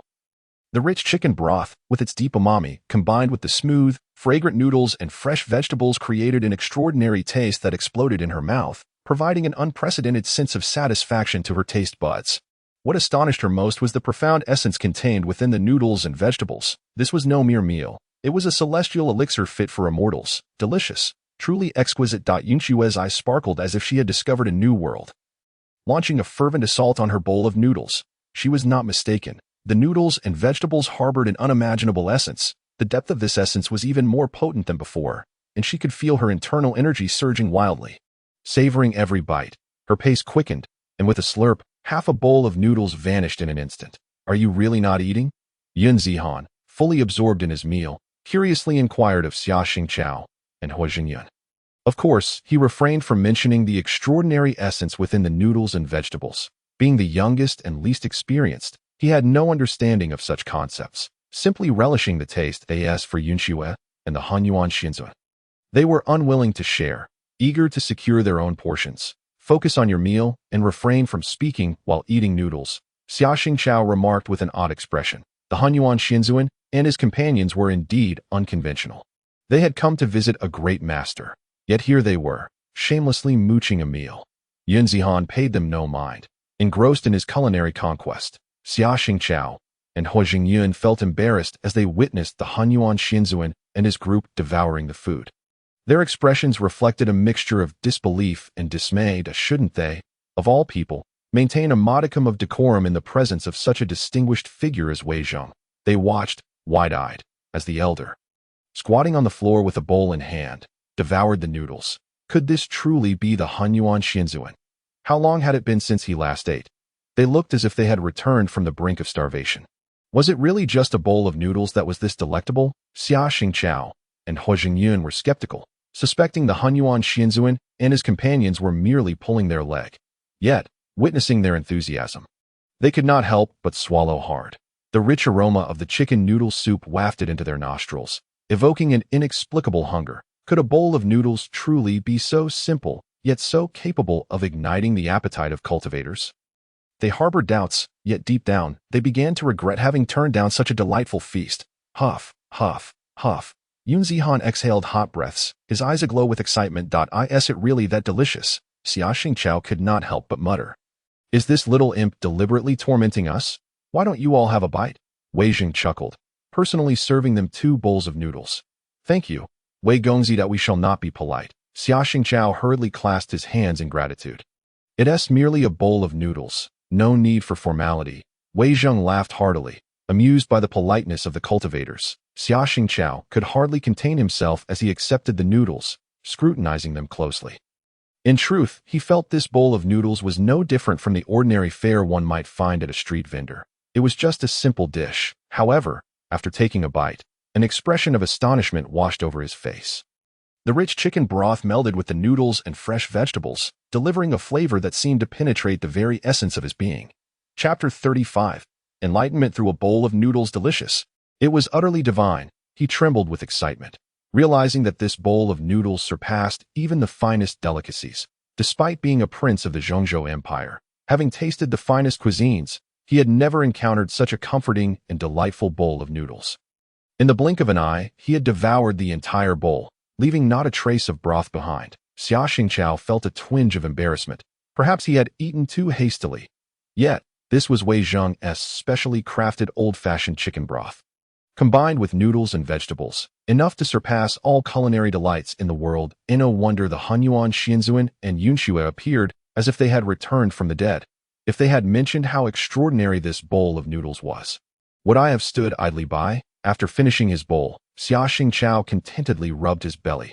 Huff! He exhaled deeply, a sense of profound happiness filling his heart. However, before he could express his gratitude, a wave of ethereal energy surged through his body, and a mysterious sound resonated in his mind, sending him into a state of transcendence. This enlightenment. Huaxing's eyes widened in shock as he stared at the noodles in his hand, trembling with excitement. Now he understood that this bowl of noodles was not only delicious beyond imagination but also contained a thread of profound essence. No wonder Xia Xingqiao had inexplicably entered a state of enlightenment. Buzz! Before Huaxingyun could fully regain his composure, a tempest of energy swirled around Xia Xingqiao. The surrounding spiritual energy surged toward him like crashing waves that a radiant golden light emanated from Xia Xingqiao, causing the air to tremble as it swiftly condensed into a golden core within his dantian. The golden core pathway was complete. Xia Xingqiao's eyes widened in astonishment, lingering traces of confusion on his face. What just happened? He had merely taken a few bites of noodles, and yet he had broken through to the golden core pathway. Such an occurrence would surely be met with disbelief if he were to share it with others. Xia Xingqiao was incredulous, while Huaxingyun also felt a sense of disbelief. The two stood rigidly, their bodies frozen in shock, unable to utter a single word. In contrast, the Hunyuan Xianzuan and Yun Shui merely cast him a fleeting glance, offering no further commentary. In their eyes, this hardly qualified as a surprise, for it was the food of immortals. The noodles contained a thread of Tao principles, a secret that was no longer hidden from them. Consuming a bowl of noodles was tantamount to decades of cultivation. Thus, Xia Xingqiao's ascension from foundation establishment to the golden core realm was only to be expected, clinging tightly to the great tree that was Wei Zheng. One could easily attain immortality. Even a mere pig could cultivate itself into a celestial being. Surprisingly, it was Wei Zheng who now exhibited a flicker of envy in his gaze. Were these cultivators truly mad? Even while consuming noodles, they were engaged in cultivation. Why were they all so exceptional? He decided to dismiss these ostentatious individuals. Suddenly, he recalled the little fox, realizing that only he and the fox shared a common plight. Both were so ordinary, both the most inconspicuous beings in the realm of cultivation. Yet, he felt sympathy for the little fox. At least he could live freely, while it had to hide and scurry about to survive. With this thought, Wei Zheng looked up and saw the little fox still concealed behind the bonsai. The leftovers he had previously set aside were still in their place, clearly indicating that the little fox had not eaten for some time. We are both lost souls in this world. If you continue like this, you will truly starve. Wei Zheng sighed inwardly. He filled another bowl of noodles and placed it on the ground, simultaneously coaxing the little fox out. A whoa, a whoa, a whoa. The nine-tailed fox demon was furiously agitated, growling menacingly at Wei Zheng, warning him not to lay a hand on it. How could it still be so spirited after such a long period without food? Wei Zheng couldn't help but scoff. However, he paid the little fox no mind, placing the noodles on the ground, confident that it would eventually succumb to hunger and eat. The nine-tailed fox tilted its head, glaring at Wei Zheng with a look of contempt. This shameless mortal had tarnished its centuries of purity. Now, it harbored only hatred and disdain for him. Big brother, what is that? Yun Zihan inquired curiously. Glancing at the little fox, Wei Zheng replied nonchalantly, "It's just a wild little fox I caught a few days ago. I felt sorry for it, so I decided to keep it as a pet in the courtyard." Upon hearing this, Hunyuan Xianzuan and the others simultaneously turned their attention to the little fox. Initially, they thought little of it, but in the next moment, their bodies trembled in unison, especially Hunyuan Xianzuan and Huaxia, who gasped in astonishment, their mouths agape, rendered speechless by their shock. Yun Zihan and Yun Shui were oblivious to the revelation, but how could they not see? This was no ordinary wild fox. It was the renowned nine-tailed fox demon. A nine-tailed fox demon was a creature of kingly caliber among demons, and ordinary cultivators dared not provoke such an opponent. Yet, this figure had captured a demon king to keep as a pet. This was utterly insane. Master, what are you staring at? It's just a little fox, isn't it? Yun Shui asked, puzzled by Hunyuan Xianzuan's expression. Walao, could this little fox possess some extraordinary qualities? Xia Xingqiao could not help but question. Observing the bewildered expressions on their faces, Hunyuan Xianzuan and Huaxia could only quietly explain the situation. The result left the two nearly fainting in shock, their faces ashen. Fortunately, Hunyuan Xianzuan and the others quickly regained their composure. Exchanging glances before falling silent once more, the nine-tailed fox demon, sensing their gaze, shot a disdainful glance at Hunyuan Xianzuan and the others. Among this group, aside from Hunyuan Xianzuan, she regarded none of the others as worthy opponents. Of course, this was only when she was at her peak. Now, having reverted to her original form, any one of them could easily overpower her. Her gaze then shifted to Wei Zhang's back, a glint of menace flickering in her eyes. Chapter 36. This operation deserves 100 praises. With her back turned to him, it was an opportune moment. She contemplated whether to strike while Wei Zhang was unaware and eliminate this human. However, as her eyes fell upon the wind chimes in the pavilion, the nine-tailed fox demon discarded this impractical thought. She was acutely aware that any hostile action against this human would result in immediate suppression. No, she must devise a way to rid herself of this shameless mortal who had sullied her purity. For the next half-day, the nine-tailed fox demon fantasized about how to silently eliminate Wei Zhang. Unfortunately, she soon realized that within the confines of the manor, killing Wei Zhang was nearly impossible. In just half a day, she had discerned the extraordinary nature of this estate, the carriage, the wind chimes, the calligraphy, all were treasures of a sacred grade. Moreover, based on her observations, as long as Wei Zhang was nearby, he would be protected by these sacred artifacts, making any attempt on his life an insurmountable challenge. Who would have thought that in a daze, he would break through to the Golden Core realm? Xia Xingqiao repeatedly checked his cultivation, his eyes betraying an uncontainable thrill. He had merely consumed a bowl of chicken soup noodles, and yet he had achieved such a breakthrough. It was a feat that would boggle anyone's mind were it to be shared. Simultaneously, he realized that everything about Wei Zhang was suffused with an extraordinary essence. Even a simple meal of noodles and vegetables was far from ordinary. It appeared that this visit had truly brought a cascade of surprises, and he had reaped significant benefits. Upon seeing Wei Zhang returning, he promptly stood, clasping his fists in gratitude. Thank you, young Master Wei. It's just a bowl of noodles. There's no need for such formalities. If you enjoyed it, you are always welcome to come again. Wei Zhang replied courteously. However, this fellow appeared delicate and refined, unmistakably the scion of a wealthy family. Moreover, as a cultivator, he lacked the usual arrogance associated with those of his kind. Instead, he was genteel and gracious, exhibiting the manners of a scholar among cultivators. But I merely invited you for a bowl of noodles. Is such a solemn gesture truly necessary? Young Master Wei, we were in a rush during our visit and did not prepare any gifts. This is but a small token of my appreciation. I hope you will not find it lacking. Xia Xingqiao then produced a wooden box and placed it upon the stone table before Wei Zhang. Wei Zhang was momentarily taken aback. This fellow had even brought a gift, and he exclaimed with delight, "You came bearing gifts? You are truly too considerate." He was impressed by the thoughtfulness of the gesture. He opened the box without pretense and found within it a crystalline object that resembled ice. Instantly, an eerie chill erupted from the box, enveloping a radius of over 10 yards. What is this? Wei Zhang exclaimed in surprise. The 10,000-year Xianbing talisman. Yin Shui quickly covered her mouth with her hand, her face a mask of disbelief as she gazed at Xia Xingqiao, her heart surging like a tumultuous wave. The 10,000-year Xianbing talisman was a treasured heirloom of the Zhongzhou dynasty, comparable to a top-tier spirit artifact. This talisman not only maintained a perpetual cold environment, but also supposedly contained a complete set of Xianbing celestial techniques.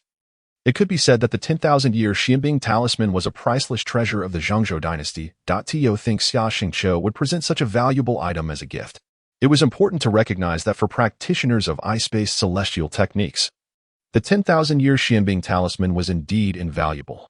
Yet, Xia Xingqiu's demeanor remained remarkably calm, as if parting with such a treasure elicited no hesitation within him. As a prince of the Zhongzhou dynasty, he had his own calculations.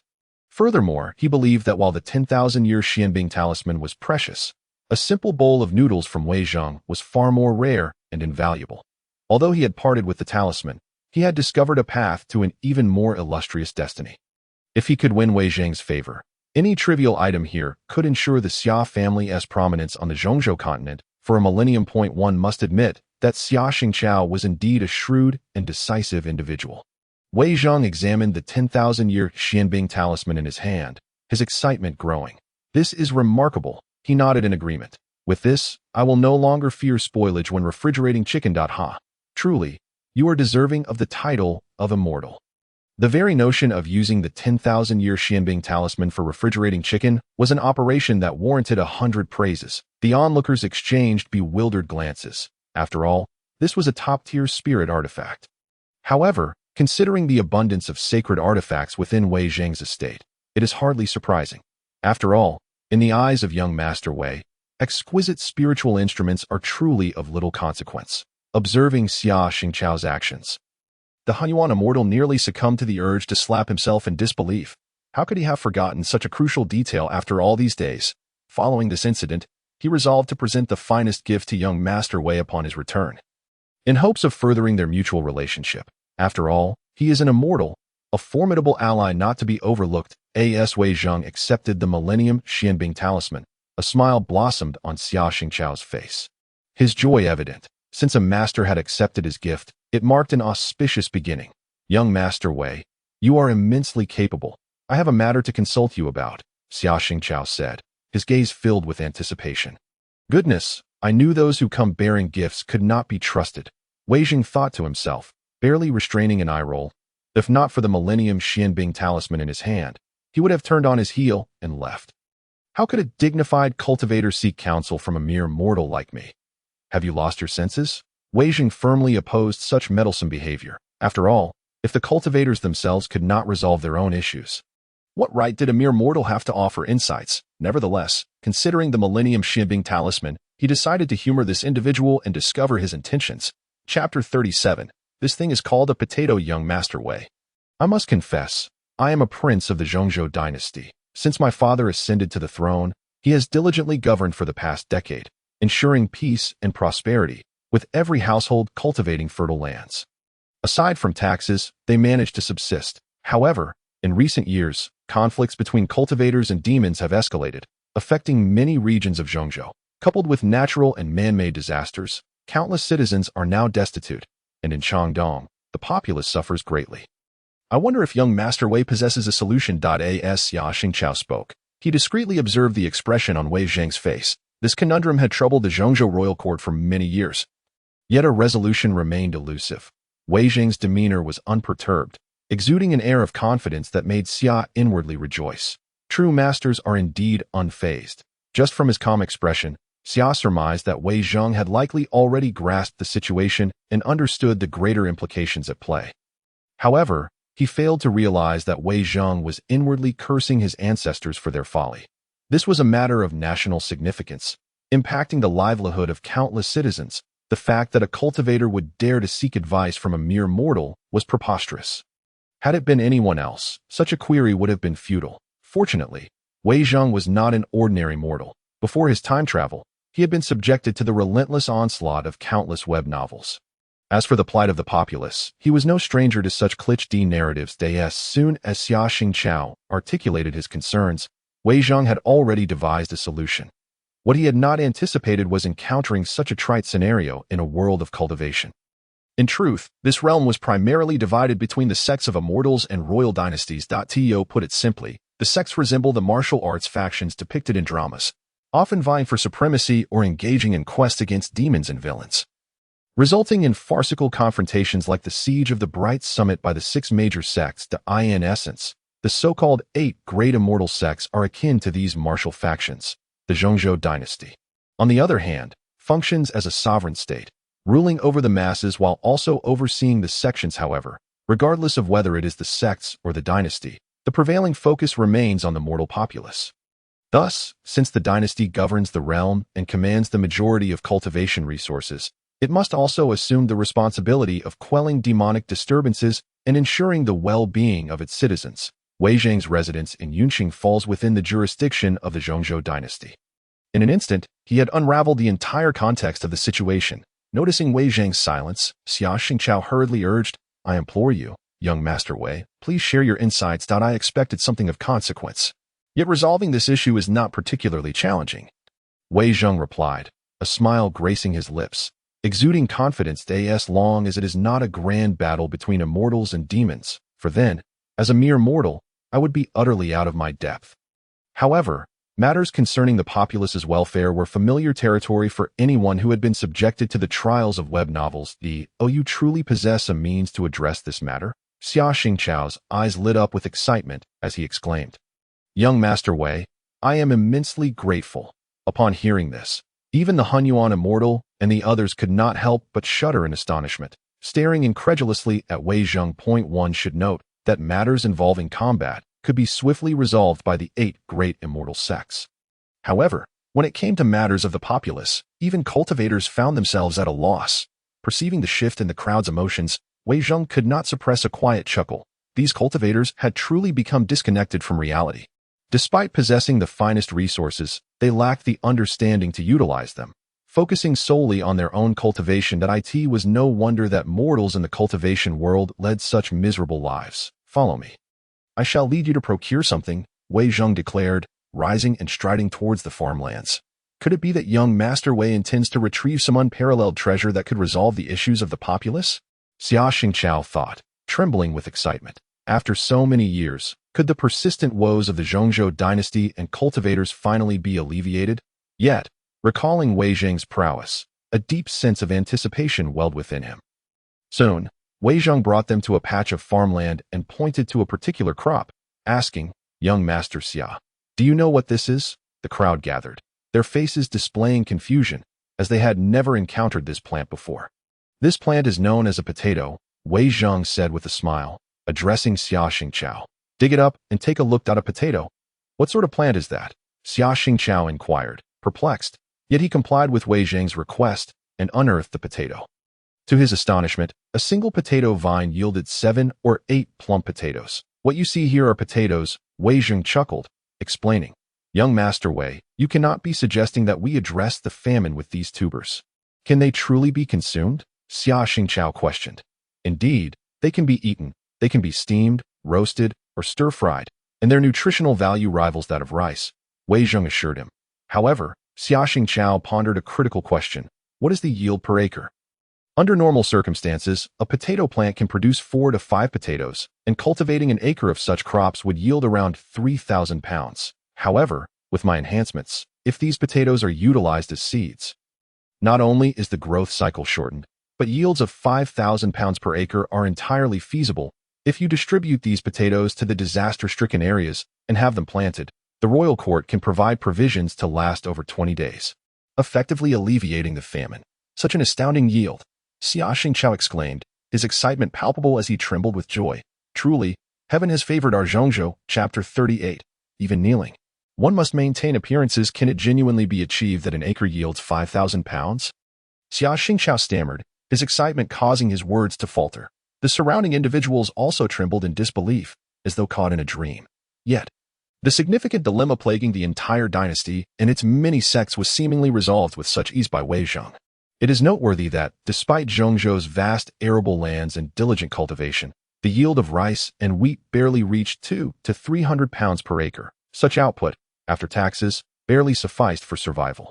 However, any natural disaster or calamity would leave the populace bereft of sustenance, resulting in widespread suffering. That if Wei Zhang's claims hold true, and potatoes can indeed yield 5,000 pounds per acre, the famine issue plaguing Zhongzhou could be effortlessly resolved. As this realization dawned upon the gathered crowd, expressions of excitement illuminated their faces. Addressing such a significant issue of public welfare would be a monumental act of virtue. However, witnessing the fervent expressions of those around him, Wei Zheng could not help but stifle a laugh. These cultivators, consumed by their pursuits of cultivation and enlightenment, were astonishingly naive, utterly ignorant of the realities faced by the populace. Did they truly believe he would freely offer them potato seeds without compensation? In this world of cultivation, potatoes did not exist. Thus, the royal court would need to purchase the seeds from him. Given the farm's current production capabilities, this would amount to a substantial income, pure profit. Indeed, it can be said that as long as the potatoes are successfully sold, it is as if the central state dynasty is generously enriching itself. This thought, Wei Zheng could not help but tremble with excitement. With the central state dynasty as a client, it would be impossible not to profit. It was a blessing from the heavens, for to forego wealth would invite divine retribution. Even the likes of the Earthly Immortal and Huaxia had not considered this.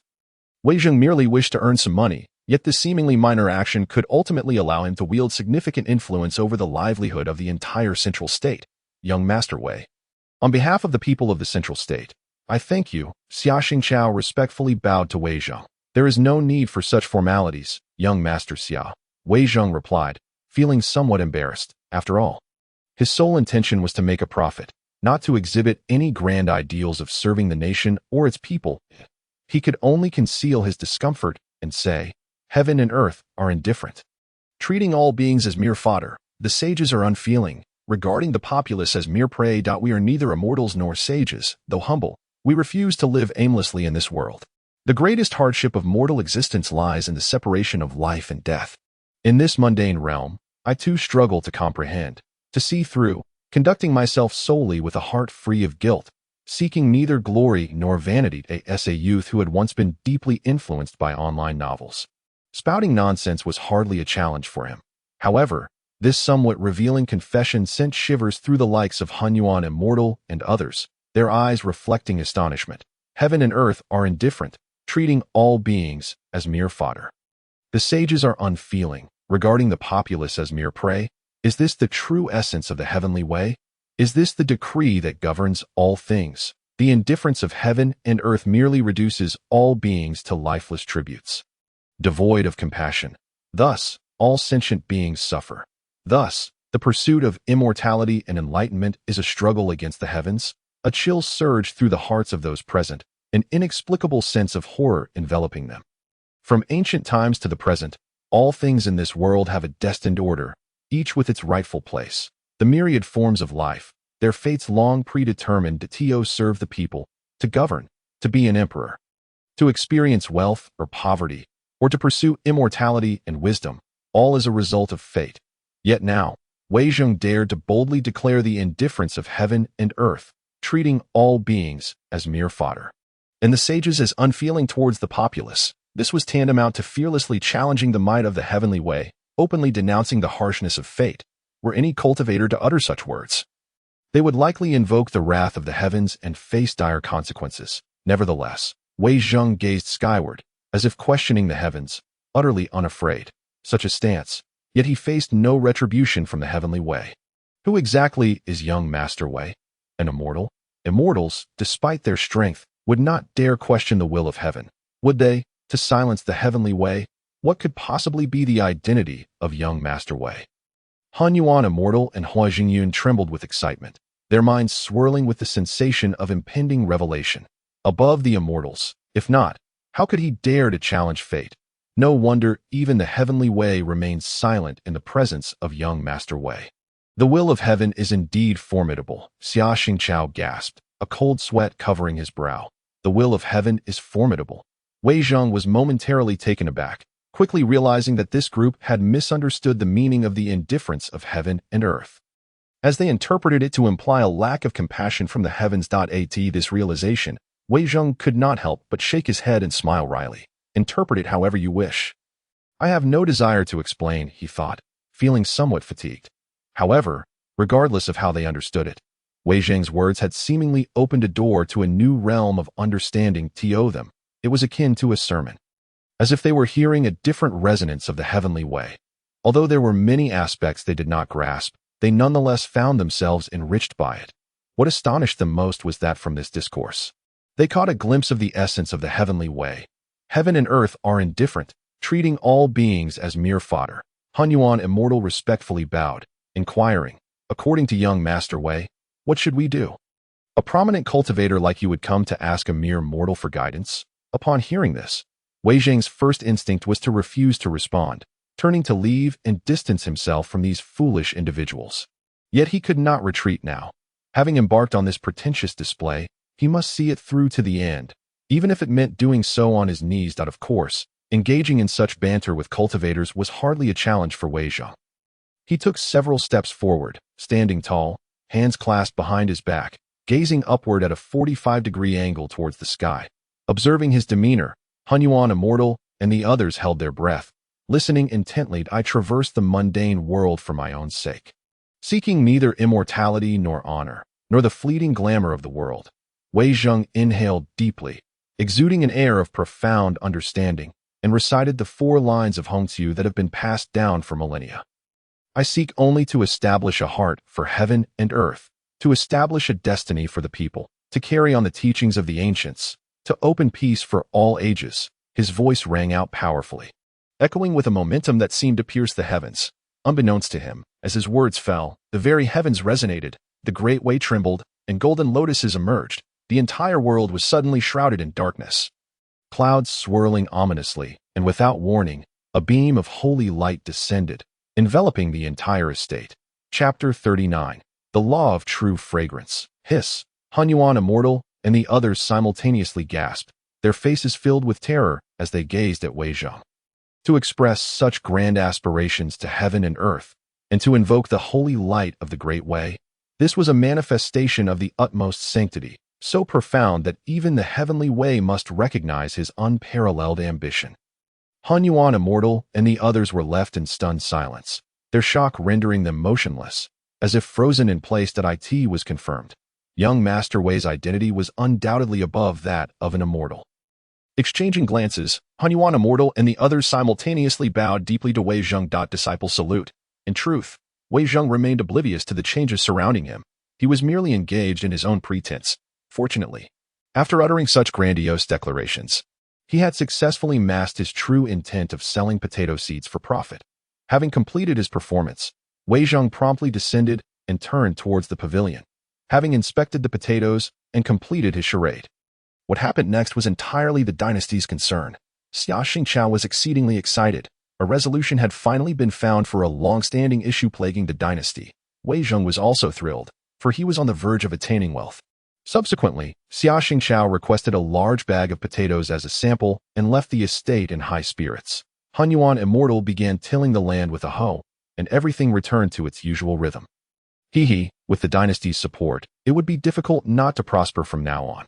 Over the next few days, he intended to plant a large quantity of potatoes, anticipating that by the time Xia Xingqiao reported to the dynasty, the potatoes would be fully matured, ready to be harvested and sent to the disaster-stricken areas for the victims to plant. Of course, Wei Zhang would only be responsible for selling the potato seeds, leaving everything else to the dynasty. The 9-tailed fox demon was still in the courtyard, contemplating for a while, realizing that for the moment, it could not kill this shameless human. No, as a dignified demon king, I cannot let this humiliation go unpunished. It reluctantly abandoned its quest for revenge, feeling exhausted and despondent. Yet, it had not eaten for several days and was utterly famished. The 9-tailed fox demon opened its eyes and, as fate would have it, its gaze fell upon the noodles before it. This bowl of noodles had been sitting for quite some time, yet it still emitted a rich aroma. Why does it smell so good? I am a carnivore. The 9-tailed fox demon felt quite wronged, nearly dizzy from hunger, and its stomach audibly protested, if I don't eat soon, I might faint from hunger. No, as a dignified demon king, how can I eat food bestowed by mere mortals? No, I don't like noodles. Gurgle. As soon as it finished speaking, its stomach growled again, and the enticing aroma of the noodles intensified. Fine, I shall make an exception this once. I will endure temporarily. Once I have fully recovered, I will be the first to eliminate this human. Unable to resist any longer, the 9-tailed fox demon approached the noodles and took a bite. Delicious, truly delicious. To its surprise, this shameless mortal had made noodles that were exceptionally tasty. However, no matter how good the noodles were, it still would not let him off the hook. Just you wait. I will eventually destroy you. Having tasted the delightful noodles, the nine-tailed fox demon could no longer contain itself and devoured the entire bowl in a whirlwind. Ah, how fragrant! Why is it that even a mere bowl of noodles could be so delightful? The nine-tailed fox demon, with its eyes narrowed in bliss, reveled in a feeling of fullness that filled its heart with happiness. However, it soon found itself unable to suppress a look of shock. The nine-tailed fox demon had sustained severe injuries, forced back into its true form, its cultivation plummeting to rock bottom, leaving it unable to sense the presence of the Tao hidden within the noodles. Yet now, it could distinctly feel a torrent of violent energy surging through its body as the noodles were consumed. Thud, thud, thud. A series of muffled sounds echoed from within it. In an instant, its meridians were fully unblocked. And astonishingly, its cultivation was continuously breaking through. From the first level of body refinement, it swiftly ascended to the 9th level, directly completing the foundation establishment. What had transpired? The nine-tailed fox demon was momentarily taken aback. Its eyes widening in disbelief. It was well aware that even if it were to cultivate anew and mend its injuries to reach the foundation establishment stage, it would take several years to achieve. Yet, it had merely consumed a bowl of noodles and had seemingly returned to the foundational state. Could it be that this bowl of noodles? The nine-tailed fox demon's eyes widened in astonishment, staring incredulously at the empty bowl before it, unable to suppress a gasp of disbelief. Just a single bowl of noodles could facilitate foundation establishment. What kind of audacious human was this? Was he truly just an insignificant mortal? With this thought, the nine-tailed fox demon's pupils constricted sharply. This individual was far from ordinary. Coincidentally, Wei Zheng had just returned from the fields, and, upon seeing the little fox devouring the noodles, couldn't help but smile. It seemed that no matter the world or the species encountered, one could never escape the law of true fragrance. Sensing Wei Zheng's presence, the nine-tailed fox demon turned around and was met with his enigmatic smile, causing its fur to bristle in fright. However, Wei Zheng had no time to spare for the little fox and hurried towards the stable, driving the cart towards Yun City. Although the Central State dynasty sought to purchase potatoes, he had an abundance of vegetables that could not be allowed to rot in the fields. Thus, after the departure of Xiaxing Chao and the others, he promptly harvested a significant amount of greens and set off for Yun City. Upon entering the city, he quickly sought out a trading company named the Central State Chamber of Commerce. Wei Zheng chose the Central State Chamber of Commerce because it primarily dealt in inns and eateries, essentially hotels and restaurants. The president of the Central State Chamber of Commerce, Cheng Fei, received Wei Zheng as the president. Cheng Fei's status was significantly higher than that of an ordinary person. Typically, someone of Cheng Fei's stature would not entertain guests casually. However, 2 years prior, while enjoying a stroll outside the city, he had attracted the attention of several minor demons and was pursued. It was only thanks to Wei Zheng's timely intervention that he managed to evade disaster. Thus, in Cheng Fei's eyes, Wei Zheng was regarded as a lifesaver. 2 years had passed, and had it not been for Wei Zheng's sudden visit, he would have nearly forgotten the man. Chapter 40. A pot of vegetable porridge. Ah, it is young Master Wei. Please, have a seat and enjoy some tea. In the spacious reception hall, Cheng Fei sat at the head seat, his face adorned with a broad smile, as he treated Wei Zheng with utmost courtesy. Over the past 2 years, as the president of the Central State Chamber of Commerce, Cheng Fei had enjoyed great success, even gaining considerable weight. He was now broad and resplendent in luxurious attire. Casting a glance at Wei Zheng with a hint of disdain in his eyes, he inquired, "Might I ask what brings young Master Wei to our chamber today?" To him, Wei Zheng was merely a fallen young master without any personal enterprise. As Wei Zheng explained his purpose, Cheng Fei furrowed his brow and replied, "You wish for our chamber to purchase your homegrown vegetables." "Indeed." Wei Zheng nodded. "I can assure you that I will provide the finest vegetables." "Young Master Wei, to speak frankly, I truly cannot assist you with this matter. The restaurants under the Central State Chamber of Commerce are spread throughout the Central State, catering to high-end clientele, primarily utilizing the best produce from major farms, with some even being spirit herbs. Although the demand is vast, there is a dedicated department managing this, and while I am the president, I cannot interfere. Furthermore, the appearance of your vegetables is rather unappealing, and their quantity is limited. I fear our chamber has little interest." Cheng Fei lifted his teacup, taking a gentle sip before adding, "In fact, your vegetables could be sold at the agricultural market. In that case, I shall not impose further," Wei Zheng replied, not pushing the matter, and promptly took his leave. He had hoped that his past assistance to Cheng Fei would warrant some consideration, yet he did not expect to be outright rejected. After exiting the Central State Chamber of Commerce, Wei Zheng stood outside the grand doors, his expression somewhat despondent. Life was arduous. Who was not striving for basic sustenance? It seemed that to sell the vegetables from his farm, he would need to seek alternative avenues. Just as he approached his cart, he suddenly spotted a familiar figure standing beside it, displaying an anxious countenance. This person was none other than Dr. Gu Yuan, who had helped rescue the Zhang family's child at the city gates that day. It must be said that as a doctor, Gu Yuan was held in high regard in Yun City, with passers-by greeting him warmly. Upon seeing Wei Zheng return, a look of joy spread across Gu Yuan's face as he hurried over, saying, "Dr. Gu greets the divine doctor. Dr. Gu, what brings you here?" Wei Zheng nodded and smiled. "I am not a divine doctor. I am merely an ordinary person. You may call me Wei Zheng." "Young Master Wei, do you recall the Zhang family's child?" Gu Yuan paused before continuing solemnly. "I fear that child may not have long to live." "What do you mean?" Wei Zheng was taken aback, quickly asking, "What has happened?" Inquiring further, Wei Zheng learned that the child was born with inherent deficiencies, having been frail since childhood, and this time the injury was too grave. During the recovery period, the child required ample nutrition to heal, yet the Zhang family was impoverished and could not afford high-grade spirit herbs, providing only coarse grains. After several days, while the child's injuries were stable, their body could not withstand it, and their vitality was waning. The medicinal efforts were in vain, and if this continued, the child would surely perish. Even if the child were fortunate enough to survive, their body would bear significant aftereffects, leading to a lifetime of suffering. "Young Master Wei, I wonder if you have any means to assist that child?" Gu Yuan's tone was laced with urgency. "Do not be anxious. Since the issue stems from a lack of nutrition due to frailty, I believe it may not be insurmountable," Wei Zheng replied calmly. Subsequently, under Gu Yuan's guidance, the two made their way to his humble clinic. The clinic was simple, comprised of a few dilapidated rooms converted for medical use, primarily treating the impoverished families of Yun City. The Zhang family's child was being cared for in one of the rooms, but their condition was dire. The recovery of their wounds was exceedingly slow, and the situation appeared grim. "Young Master Wei, you see," Gu Yuan said, worry etched on his face, "without superior spirit herbs, this child may not last much longer. No matter. I shall go to the kitchen and prepare something. Later, you can have someone deliver it to him." Wei Zheng said nonchalantly, "You have spirit herbs?" Gu Yuan's eyes lit up with excitement at the suggestion. Given the child's condition, only spirit herbs could preserve their life.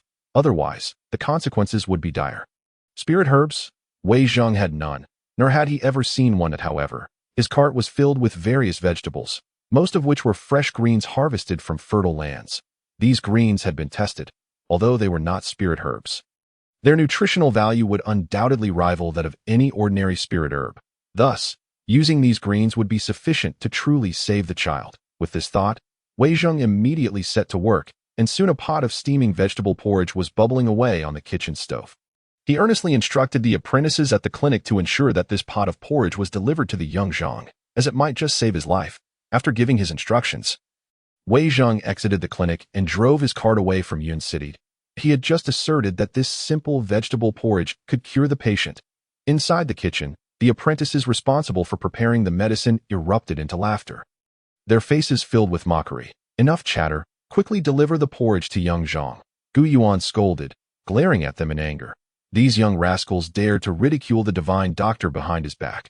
Although he too felt that a mere pot of porridge might have little effect, he had witnessed Wei Zheng's prowess and thus trusted him. Since Wei Zheng had specifically instructed that the porridge be delivered to the young Zhang, there must be a valid reason. Perhaps this porridge would indeed bring unexpected delights. In the sick room, young Zhang's body had grown increasingly frail, his gaze vacant, as if his life force was ebbing away. Just then, an apprentice entered, carrying a bowl of vegetable porridge, carefully offering a spoonful to young Zhang's lips. It seemed he truly could not hold on much longer. As the apprentice busily fed porridge to Xiao Zhang, Gu Yuan could not help but let out a silent sigh. In a mere moment, half a bowl of porridge was devoured by Xiao Zhang. Just then, the individuals in the room suddenly widened their eyes, their faces displaying an expression of disbelief. Chapter 41. The porridge cooked by a master is truly exceptional once the half bowl of porridge was consumed. Xiao Zhang's wounds began to heal at a visibly rapid pace. Remarkably, his complexion started to regain a rosy hue, and his eyes gradually regained their luster. Jiyu Yuan could even sense that the aura emanating from Xiao Zhang was becoming increasingly vibrant, and his spirit was noticeably revitalized at a divine physician. Prince Wei is indeed a divine physician. Gu Yuan trembled with excitement, unable to believe that such a simple bowl of vegetable porridge could possess such miraculous effects. Witnessing Xiao Zhang's transformation, Gu Yuan felt a thrill of exhilaration coursing through him. This was nothing short of a miracle. He was not mistaken. Prince Wei was a true divine physician, for in the entirety of Central State, only he could achieve such a feat. As for the several apprentices, they were utterly stunned. They had never imagined that the vegetable porridge they had just mocked could be so extraordinary. Quick, fetch another bowl of vegetable porridge. Seeing Xiao Zhang's vitality flourishing, Gu Yuan eagerly instructed the apprentices, longing to witness the miracle unfold. In an instant, the room erupted into a flurry of activity among the apprentices that a mere bowl of vegetable porridge had miraculously pulled Zhang's child back from the brink of death. Astonishing everyone present, "Dr. Gu, please come save my wife." At that moment, an urgent cry echoed from outside. Jiyu Yuan opened the door and saw a resplendently dressed middle-aged man supporting a woman as they entered. Upon recognizing the newcomer, Gu Yuan's expression changed dramatically, and he hurried forward to greet them. The middle-aged man was Ji Yushan, the president of the Huaxia Chamber of Commerce, and the woman he was supporting was none other than his wife. However, Mrs. Ji appeared to be in a dire state. She was emaciated, her complexion sallow, and her overall demeanor was one of utter despair, as if she were on the verge of unconsciousness. Her frail body swayed precariously, as if a mere gust of wind could lift her away. Any discerning eye could tell that Mrs. G's time was likely running out. My wife's condition is worsening. She can't even keep water down. What should I do? Ji Yushan exclaimed, panic evident in his voice. President Ji, I regret to inform you that I am unable to assist with your wife's illness. Gu Yuan sighed heavily. Mrs. Ji suffered from a rare condition known as anorexia. For over 2 years, Gu Yuan had tried numerous methods to treat her, but to no avail. It seemed that Mrs. Ji had reached a point of no return. Just then, an apprentice walked by, carrying a bowl of vegetable porridge. The enticing aroma wafted through the air, penetrating Mrs. G's senses like a whisper to the soul. What is that delightful fragrance? The formerly listless Mrs. G suddenly voiced her surprise, her weary, haggard eyes fixated on the vegetable porridge in the apprentice's hand. And she could not help but swallow hard. What? Gu Yuan was momentarily taken aback. Turning to glance in their direction, Ji Yushan was equally astonished, turning to look at his wife with a face full of disbelief. What is happening? How can someone with anorexia show interest in food? Yet, when Gu Yuan's gaze fell upon the bowl of porridge in the apprentice's hands, his astonishment deepened. It is he. It is indeed him, the vegetable porridge personally cooked by Prince Wei. A miraculous concoction, a glimmer of hope ignited within his eyes. Perhaps this bowl of porridge could indeed cure Mrs. G's anorexia. He took the porridge from the apprentice and said, Mrs. De Ji, this vegetable porridge was prepared by a master. Would you care to give it a try? Upon hearing Gu Yuan's words, Ji Yushan's heart raced with anticipation. Gu Yuan placed the bowl of porridge before Mrs. Ji. An indescribable aroma enveloped the room, as if it had a life of its own, enticing her senses. Gulp. Gazing at the bowl of porridge, Mrs. Ji, unbeknownst to herself, swallowed again.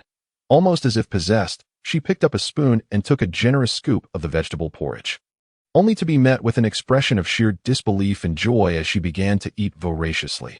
Witnessing this scene, Gu Yuan, Ji Yushan, and the others stood agape, their jaws nearly dropping to the ground.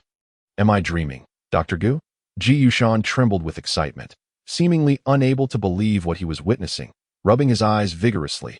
However, when he looked again, he realized that Mrs. Ji was genuinely consuming the vegetable porridge. The apprentices in the room were also stirred to action, stepping out in confusion. What just happened? Who was screaming earlier? Wait, what are we seeing? Is that Mrs. Ji? She's eating something. They were flabbergasted, unable to fathom the sight before them. As they confirmed that this was no illusion, the onlookers were left utterly dumbfounded. In the blink of an eye, Mrs. Ji had polished off the entire bowl of vegetable porridge, licking her lips in delight as she inquired, Is there more? There's none left, the apprentice replied, dazed. What do you mean none left? Hurry and cook another pot, Ji Yushan scolded, his excitement palpable. This was the first time in 2 years that he had witnessed his wife show interest in anything. The opportunity was too precious to miss. Before long, the apprentice quickly prepared another pot of vegetable porridge and presented it to Mrs. Ji. However, unexpectedly, as soon as she took a bite, her expression changed drastically. Her gaunt face contorting in distress. Ugh, she suddenly bent over, unable to contain herself, and expelled the porridge from her mouth. What happened? Why can't she eat now? Ji Yushan exclaimed, panic setting in as sweat dripped from his brow. Glaring at the apprentice appeared equally perplexed, tasting the porridge himself. But it's perfectly fine. The flavor is just right. Standing nearby, Gu Yuan's face suddenly lit up with realization. The vegetable porridge personally cooked by Prince Wei not only possessed astonishing healing properties, but could also remedy Mrs. Ji's anorexia. In contrast, the porridge prepared by the apprentice lacked such miraculous effects. Thus, while Mrs. Ji could consume the porridge made by Prince Wei, she found it impossible to stomach the apprentice's version.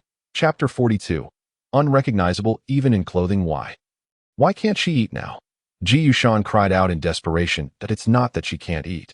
It's simply that the 2 pots of porridge were not made by the same person. Ji Yuan laughed heartily, brimming with excitement as he declared, Ji Yushan, your wife is saved. What? Instantly, a chorus of gasps filled the air. All eyes were riveted on Gu Yuan, their expressions akin to those who had just witnessed a ghost. Gu Yuan remained composed and assertively stated, the only one who can save your wife is the divine physician, Wei. Ji Yushan's eyes sparkled with hope as he took a deep breath and solemnly inquired, Dr. Gu, are you referring to that divine physician who spoke out at the city gate? Upon exiting Yun City, Wei Zheng made his way directly back to the manor. He had come to a resolution. Since the Zhongzhou Chamber of Commerce was unwilling to purchase his vegetables, he would simply establish a small shop in Yun City. The premises did not need to be expansive, but rather exquisite. With vegetables sourced from his farm, he was certain he could fetch a good price. However, the only source of his lamentation was the fact that he currently lacked funds. Opening a shop required capital, and purchasing various necessities also demanded money. It appeared that if he wished to open a store, he would first need to devise a way to earn some money. Although the imperial dynasty's procurement of potato seeds could yield profit, he could not afford to wait that long. As he mused about earning money, the verdant hues of the grapevines suddenly caught his eye, instantly banishing all his monetary worries to the farthest reaches of his mind. Compared to the grapes, matters such as shops and vegetables seemed trivial. Wei Zheng was astonished to see that, within a mere half-day, the grapes he had planted had already grown over a meter tall. The tender green leaves of the grapevines brimmed with vitality. This vibrant land once again deeply impressed Wei Zheng. The growth rate of the crops in this soil completely defied the norms of botanical development. The rapidity of their growth was truly astounding. Most shocking to Wei Zheng was that, among the initially cultivated plots of land, including the garden near the pavilion intended for flowers, the vacant space beside the house meant for raising chickens, and the current vineyard, he could not ascertain the quality of the soil at all. Moreover, the nutritional value of the crops cultivated in this land exceeded expectations, even surpassing the miraculous herbs of the cultivation realm. He could hardly resist contemplating the possibility of utilizing the vacant land for agricultural purposes. After all, being able to grow high-nutrition fruits and vegetables for personal use was far superior to purchasing items from outside. He then busied himself with watering and fertilizing, subsequently constructing trellises for the grapes. By the end of the afternoon, he had finally completed the trellis for this acre of grapes. He walked over to the stream to wash up, then leisurely made his way towards the pavilion. Meanwhile, a luxurious carriage was departing from Yun City, hastening towards the manor where Wei Zheng resided. Father, are you truly certain that Wei Zheng is a divine physician? Inside the carriage sat 3 individuals, Ji Yushan, Madame Ji, and a young woman of 17 or 18, named Ji Mingyu. Dressed in a flowing white gown, her long hair cascaded gracefully, her figure was enchanting with alluring curves, and her beauty was almost celestial. Ji Mingyu was Ji Yushan's daughter, presently serving as the acting president of the Huaxia Chamber of Commerce. In essence, she was akin to a modern-day CEO, wielding absolute authority within the Huaxia Chamber of Commerce. Additionally, she was also a cultivator. Although merely at the foundation establishment stage, her accomplishments at such a young age were remarkable. As the acting president of the Huaxia Chamber of Commerce, Ji Mingyu was undeniably a shrewd woman. Upon learning that her father sought Wei Zhang's assistance for medical treatment, she conducted a thorough investigation into him. Quickly uncovering his background, to her surprise, Wei Zhang was none other than the notorious scion of the Wei family from several years prior. There had been quite an unpleasant incident back then, as this young master had once spied on her while she bathed, resulting in dire consequences for him. Ji Mingyu had given him a thorough beating, breaking 2 of his ribs, leaving him bedridden for 3 months. Had it not been for the fact that the young master of the Wei family was in the wrong, the situation could have escalated dramatically. Thus, Ji Mingyu held a deeply unfavorable impression of Wei Zhang, and certainly did not believe he could be the so-called divine physician. Hearing that her father intended to bring her mother to seek treatment from Wei Zhang, she volunteered to accompany them. Humph, a divine physician? That scoundrel is merely a shameless young master. With this sentiment in mind, Ji Mingyu sat in the carriage, swiftly making her way to Wei Zhang. Half an hour later, the carriage arrived at the manor's entrance, where 2 individuals assisted Madame Ji in alighting, making their way towards the courtyard gate. "Hello? Is anyone home?" Ji Mingyu called out to the gate. With a creak, the door swung open, and Wei Zhang's head poked out. Indeed, it is him, the unscrupulous young master from years ago. Upon recognizing Wei Zhang's face, a surge of rage ignited within Ji Mingyu. What a stunning woman! Wei Zhang also scrutinized Ji Mingyu. Yet, in the next moment, he stiffened, his mind reeling as if struck by lightning. "Is it you?" Wei Zhang exclaimed, utterly astonished. What a bizarre turn of events. This woman was none other than the one he had previously harassed. "What do you want?" Ji Mingyu was taken aback by Wei Zhang's abrupt comment, her body tensing. This shameless scoundrel, she inwardly screamed. Were it not for her parents being present, she would have relished the opportunity to slap this odious man. Fortunately, as the CEO of the Huaxia Chamber of Commerce, Ji Mingyu maintained her composure, quickly regaining her poise and glaring coldly at Wei Zhang. "Young Master Wei, Divine Physician Wei, please assist us at that moment." Ji Yushan, supporting Madame Ji, approached and spoke. "You may come in and discuss," Wei Zhang said, casting a glance at them, revealing a hint of concern. The woman's appearance seemed rather concerning. Wei Zhang promptly stepped aside to allow them entry, mindful that a woman capable of breaking his ribs was not someone to be trifled with. Chapter 43. It's not about the porridge, but the vegetables. Thank you. Ji Mingyu suppressed her ire.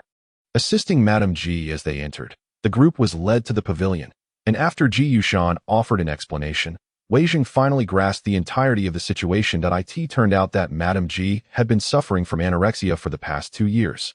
Finding herself repulsed by food, anything placed in her mouth would be promptly rejected. In recent days, her condition had deteriorated to the point where even drinking water had become a challenge. Anorexia, Wei Zhang mused, furrowing his brow. Such a condition was quite troublesome even in modern times. To his surprise, he had encountered such a patient in the cultivation realm. Even more astonishing was that the patient was Ji Mingyu's mother, the same woman who had once broken his ribs. Despite the fearsome reputation of the female tyrant, one could not deny that her figure was nearly flawless. Reflecting on this, Wei Zhang could not help but steal a glance at Ji Mingyu. "Shameless rogue, what are you staring at?"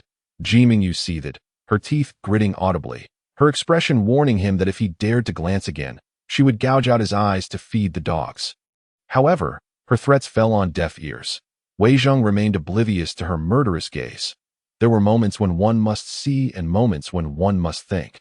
Although anorexia posed a significant challenge, the fact that Madame Ji could consume the vegetable porridge he prepared meant there was hope. Wei Zhang was acutely aware of the allure of the vegetables he cultivated in any era. These vegetables were superlative, packed with nutrients that could easily surpass any produce available on the market. He personally harvested some greens, simmered them into a porridge, and placed it on the table. "Young Master Wei, are you certain my mother can consume the vegetable porridge you made?" Ji Mingyu inquired, her eyes radiating hostility. Even before considering whether Madame Ji could eat Wei Zhang's porridge, it was clear that Ji Mingyu herself could not.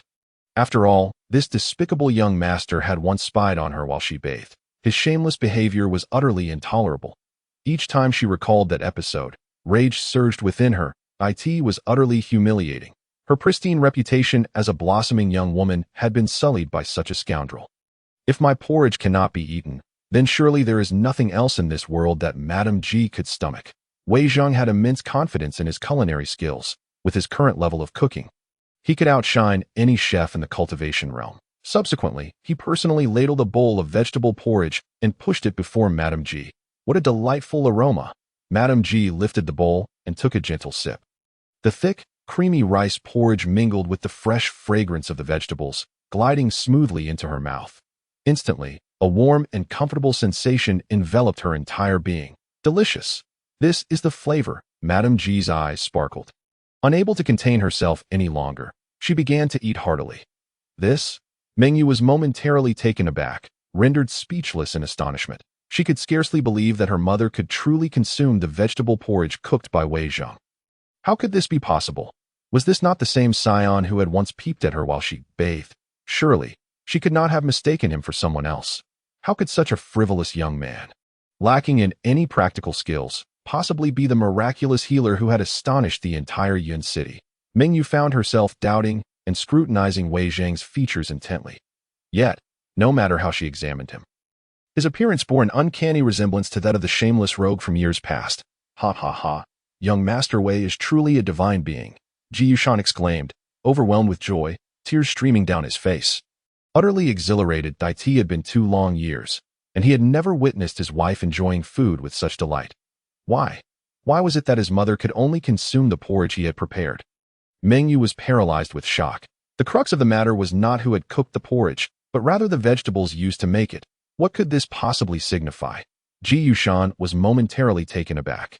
Could it be that the vegetables used for the porridge were the miraculous remedy for anorexia? Try them for yourselves, and you will understand, Wei Zhang said, presenting 2 plates of stir-fried vegetables before Mengyu and Ji Yushan, gesturing for them to partake.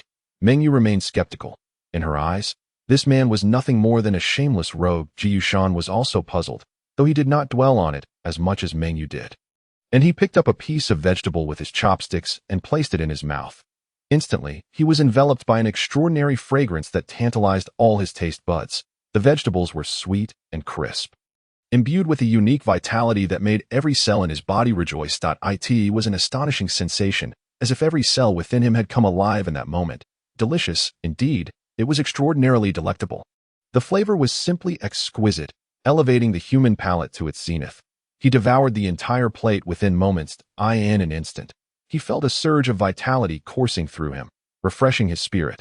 These were vegetables cultivated in fertile soil. Even an ordinary individual could experience significant improvement in their health after consuming such produce. Is it truly this delicious? Mengyu stared in disbelief, especially when she observed Ji Yushan's complexion, which appeared even more radiant, as if he had regained some youth. She was utterly flabbergasted. This could not possibly be real. Even the finest elixirs from the 8 great sects could not yield such pronounced results, could they? Despite her incredulity, she found herself inexplicably compelled to pick up a piece of vegetable and place it in her mouth. Wow, this vegetable is remarkably tasty. The sweetness and crispness, accompanied by a unique vitality, enveloped her completely. No wonder even her mother could eat it. These vegetables were indeed extraordinary.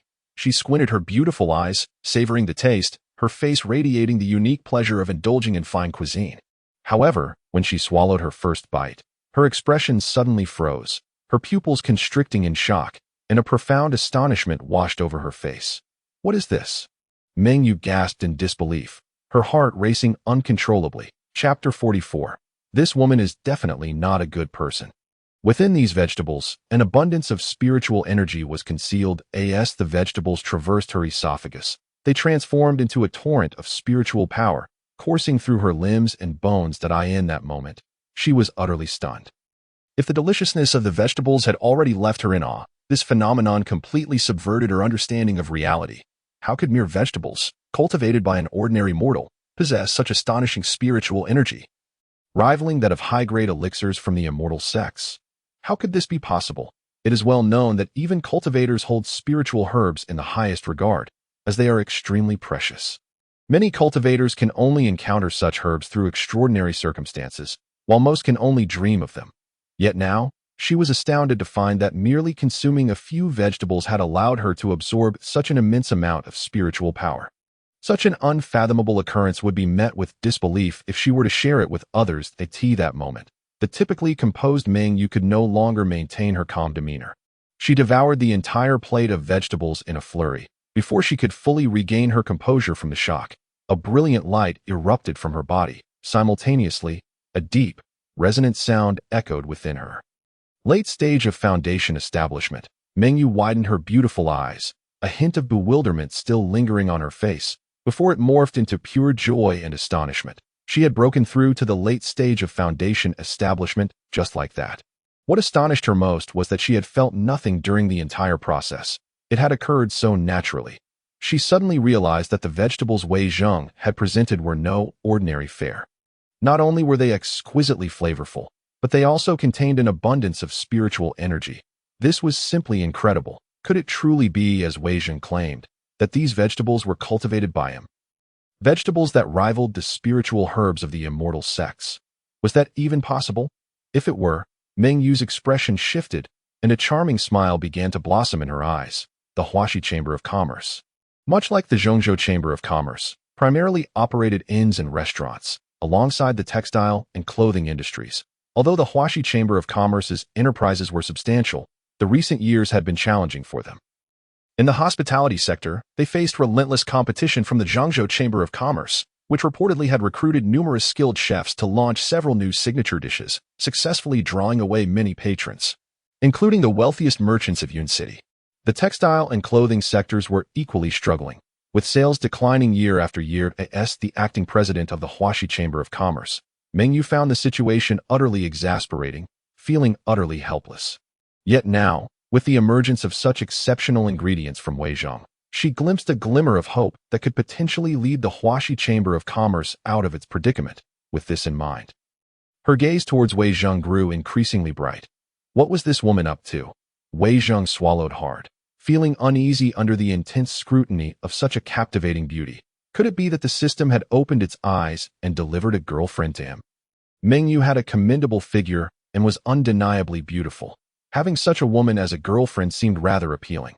However, recalling the incident from years ago when this daughter had broken 2 of his ribs, Wei Zheng swiftly regained his composure. Something was amiss. This woman was definitely not a good person. If his memory served him correctly, this woman was undoubtedly a tyrannical figure when she had entered earlier. She had exuded an air of murderous intent. Now, the way she looked at him with such intensity suggested that she harbored ulterior motives. Compared to her previous menacing gaze, Meng Yu's current expression was even more foreboding. Wei Zheng chose to ignore Meng Yu and calmly began to clear the table. "Young Master Wei, regarding my wife's condition," Ji Yushan remarked, observing the improvement in his wife's complexion, his anxiety alleviated, and a more relaxed smile gracing his face. "Since your esteemed wife can consume the porridge I prepared, there should be no issue," Wei Zheng replied with a faint smile, assuring him that with some time for recuperation, G's wife would fully recover. "Thank you, truly, thank you, divine healer Wei," Ji Yushan exclaimed, overjoyed, tears of happiness streaming down his face, as giddy as a child. Wei Zheng understood Ji Yushan's emotions well. Ji Yushan was a man of deep affection. Despite his wealth, he had never strayed, dedicating himself to caring for his ailing wife over the years. It could be said that Ji Yushan's wife was indeed fortunate to have married such a man. After a brief moment, Ji Yushan took his leave, escorting his wife away. However, Meng Yu had no intention of departing. Instead, she remained seated in the pavilion, her gaze fixed intently upon Wei Zheng. "Miss Ji, what exactly do you intend to do?" Wei Zheng inquired, feeling somewhat uncomfortable under her scrutiny. "Young Master Wei, how many of these vegetables do you have?" Meng Yu directly broached the subject. "I would like to procure your vegetables, even for treating anorexia." "It seems unnecessary to require so many vegetables," Wei Zheng replied, momentarily taken aback. "That I am the acting president of the Huaxia Chamber of Commerce, primarily engaged in the hospitality and restaurant industries. If you can supply these vegetables, we could explore a collaboration. So, you are in the hotel and restaurant business?" Wei Zheng suddenly understood. Initially, he had thought that without the Zhongzhou Chamber of Commerce's acquisition, he would have to devise an alternative solution. However, he had not anticipated that this woman was a formidable businesswoman in the hospitality sector. It was indeed a stroke of serendipity. "How many varieties of such vegetables can you provide us?" Ji Ming Yu asked seriously. "The varieties of vegetables I can offer are quite limited, including greens, cabbage, radish, and tomatoes. These are common varieties found in the market. However, as you may have noticed earlier, the vegetables I cultivate are truly incomparable to those available commercially." So, how many pounds of such vegetables can you provide daily? Initially, providing around 100 pounds of these vegetables each day should pose no problem. In fact, there are over 1,000 pounds of this type of vegetable ready for harvest on Wei Zhang's farm. 100 pounds? Jimingyu couldn't help but gasp in astonishment. Those are vegetables comparable to elixirs. Can you really provide 100 pounds of such produce? Is he even human? Not even a celestial being could offer that much. Chapter 45. The big shots prefer rural life. Young Master Wei, are you certain you can provide 100 pounds of such vegetables daily? Jimingyu still found it hard to believe. I assure you. But not all of them are the type you just consumed, Wei Zhang quickly clarified, understanding her thoughts. The vegetables here are categorized into super vegetables, premium vegetables, and first-rate vegetables. The super vegetables possess the highest nutritional value, but yield too little to be sold publicly. The premium vegetables are the ones you just tasted. They are highly nutritious and can be cultivated in bulk. First-rate vegetables are suitable for ordinary people, boasting a nutritional value at least 10 times greater than that of market vegetables. And they can also be mass-produced. Therefore, the vegetables I provide you will primarily consist of first-rate varieties. I wonder if Miss G is interested. You actually have 3 different grades of vegetables? Jimingyu was left utterly speechless. Having even one type of such exceptional vegetable would be remarkable, yet this individual had 3 distinct grades. It was simply astonishing. What kind of person was he? The classification of vegetables could not be adequately conveyed through words. It required first-hand experience to fully comprehend. Invited by Wei Zhang, the two turned and headed toward the fields. In moments, they arrived in the farmland, where a vast expanse of lush greenery unfolded before Jimingyu's eyes. In an instant, she was completely taken aback. It finally dawned on her why Wei Zhang categorized these vegetables into 3 grades. There were indeed 3 types: first-rate vegetables, premium vegetables, and super vegetables. The first type, first-rate vegetables, was grown in newly cultivated land, infused with a trace of spiritual energy, comparable to the spiritual herbs of the cultivation realm. These vegetables were suitable for ordinary consumption, not only enhancing physical vitality and longevity, but also being entirely natural and organic, devoid of any harmful components. Most importantly, they could be cultivated on a large scale. The second type, premium vegetables, was grown in land that had been cultivated for over 2 years. These vegetables contained a significant amount of spiritual energy.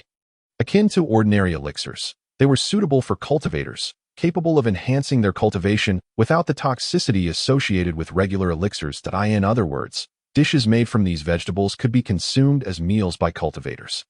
The third type, super vegetables, was imbued with profound principles and contained even denser spiritual energy.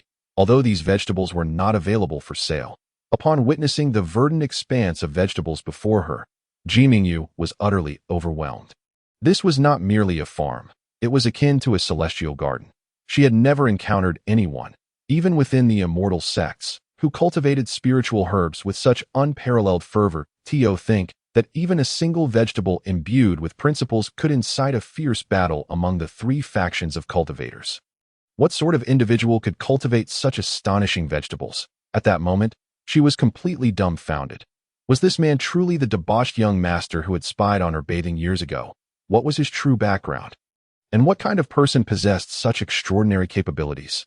Jimingyu stared at Wei Zhang in shock, as if trying to see through him completely. Could it be that Wei Zhang was not merely a spoiled young master, but rather a hidden master disguised as one? How else could one explain such remarkable prowess? Jimingyu still found it hard to accept that this once notorious scoundrel possessed such capabilities. Just as she was filled with doubt, her gaze suddenly halted. She spotted a familiar figure in the distance, vigorously wielding a hoe in the barren land, drenched in sweat. Was that not the Huaxia Immortal? Jimingyu felt as if struck by lightning, staring incredulously at the surreal scene before her. The esteemed head of the Huaxia Immortal sect was actually clad in coarse cloth, fully engrossed in the task of cultivating the land. This image was utterly unfathomable. How could it be that even such a prominent figure had grown weary of cultivation and sought to enjoy a pastoral life? She stood there, dazed, gazing at the Huaxia Immortal, who resembled a farmer, completely bewildered. In the next moment, a spark of realization flashed through her mind, and she finally understood the situation. No wonder Wei Zhang could cultivate such remarkable vegetables. With the guidance of the Huaxia Immortal, even a pig could farm. This meant that the true owner of this farm was, in fact, the Hunyuan Immortal.as for that scoundrel Wei Zhang. It was evident he was merely working for the Hunyuan Immortal. Only someone of the Hunyuan Immortal's caliber could transform a mere plot of land into a paradise, and no wonder such a place could yield vegetables comparable to elixirs. Ji Mingyu couldn't help but shiver at the thought. Was the Huaxia Chamber of Commerce planning to do business with the Langia Immortal sect? With this in mind, Ji Mingyu's eyes sparkled with ambition. After all, he was a senior, since she had encountered him. It was imperative to greet him respectfully and maintain decorum in front of such an esteemed figure. With this thought, Ji Mingyu hurriedly approached, respectfully acknowledging the Hunyuan Immortal. I am Ji Mingyu, a junior, and I pay my respects to the Hunyuan Immortal. The Hunyuan Immortal paused momentarily, scrutinizing Ji Mingyu closely, and then recalled, "You are by Changfeng's disciple from Changfeng Xinjiu." "Indeed, it is I," Ji Mingyu replied, elated, sensing that the elder had a good impression of her. After several years, the little girl has indeed grown. The Hunyuan Immortal smiled and inquired, "How is the old fellow by doing?" "Master is well. I have heard he has arrived at the Langia Immortal sect for the grand event." Ji Mingyu began to establish rapport. She felt their conversation was progressing well and thought that if she could persuade the Hunyuan Immortal to entrust the management of the farm to her, Wei Zhang would be at her mercy that time. She would relish watching him squirm under her authority. Chapter 46. Worldviews turned upside down, Why is that girl chatting with the Hunyuan Immortal? Wei Zhang had intended to take Ji Mingyu to see the vineyard, as it seemed they had planted too many grapes and might need her assistance in selling some. However, upon turning around, he saw Ji Mingyu eagerly running over to engage the Hunyuan Immortal in conversation. What on earth? Do all cultivators nowadays have a penchant for farming? The head of the Langia Immortal sect is out here tilling the fields. And now even Ji Mingyu has fallen under the farming spell? He rubbed his chin, contemplating whether to establish a leisure farming base for cultivators. After all, everyone has their peculiar hobbies. Perhaps this world of cultivators simply enjoys assisting farmers in their toil. As his mind wandered through these absurd thoughts, he ambled toward the paired tea that moment. Ji Mingyu was engrossed in conversation with the Hunyuan Immortal, entirely oblivious to Wei Zhang's approach. The old man is quite impressive. His tilling speed has significantly increased, Wei Zhang remarked, unable to suppress his admiration. In just a few days, the Hunyuan Immortal had helped him cultivate a vast stretch of barren land. The old man was now growing increasingly skilled at tilling, wielding the hoe with ease, his legs and back unburdened, and his movements vigorous. Indeed, the concept of a cultivator's leisure farming project held more potential than he had anticipated. As Wei Zhang approached, Ji Mingyu let out a quiet snort. She thought, "Don't think you can show off just because you are in cahoots with the Hunyuan Immortal. Why, Master is a close friend of the Hunyuan Immortal. Just wait and see how I handle you." With this thought, Ji Mingyu's smile became even sweeter. "How could a mere mortal compete with me?" "Old man, I have met young Master Wei," the Hunyuan Immortal acknowledged. Unexpectedly, as Wei Zhang approached, the esteemed Hunyuan Xianzuan immediately bowed respectfully to him. In that instant, Ji Mingyu felt as though she had been struck by lightning. The smile on her face froze in place. How could such a distinguished immortal venerably perform a disciple's salute to Wei Zhang? Witnessing him clasp his hands and bow at a 90-degree angle, Ji Mingyu's expression resembled that of someone who had been dealt a grievous blow, nearly causing her to leap up in astonishment. This world is utterly insane. Even when encountering ancient beings of the tribulation realm, Hunyuan Xianzuan would not need to show such profound respect. She felt her worldview had been completely shattered. Wei Zhang, with a helpless nod, inwardly lamented the politeness of today's cultivators. In truth, he remained utterly bewildered, unable to comprehend the situation. Ever since that day, he had boasted atop a high platform, reciting the age-old Hyang quatrains. He had no idea what had spurred this old man into such formalities. Now, each encounter bore an increasingly rigid decorum. Perhaps it was merely the customary greeting among cultivators. Ultimately, he concluded this. Thus he paid little heed to Hunyuan Xianzuan's salutation, merely offering a faint nod in return. This nonchalance once again left Ji Mingting agape in astonishment, speechless for quite some time. After all, it was Hunyuan Xianzuan. Was this fellow deranged? Whether Wei Zhang was truly mad was unclear. But Ji Mingting was on the verge of insanity. How could a mere mortal endure such grand gestures? Ah, by the way, there are still quite a few sweet potatoes in the storeroom. You might as well take a few pounds back later. Wei Zhang suddenly recalled the over 300 pounds of sweet potatoes stored away, which he did not particularly enjoy, but it seemed Hunyuan Xianzuan had a fondness for them, so he might as well gift him a few pounds. After all, this old man came daily to assist with the land cultivation. It would feel remiss not to offer something in return. That, of course, it was not that he was miserly. Those sweet potatoes were still part of his emergency rations. In this realm of cultivation, one could never be certain when hunger might strike, so he could not afford to be extravagant. What? You truly intend to give me sweet potatoes? Hunyuan Xianzuan trembled with excitement, staring intently at Wei Zheng. Indeed, it is merely a few pounds of sweet potatoes. Wei Zheng waved his hand dismissively. Did this old man have a sweet potato obsession? It was just a few pounds. What was so remarkable about it that warranted such a display of astonishment? Just a few pounds of sweet potatoes. Hunyuan Xianzuan's mind was nearly overwhelmed. Those were priceless treasures. Sweet potatoes? No, that was akin to several pounds of earth spirit fruit. Even one earth spirit fruit could incite cataclysmic strife between celestial and demonic realms.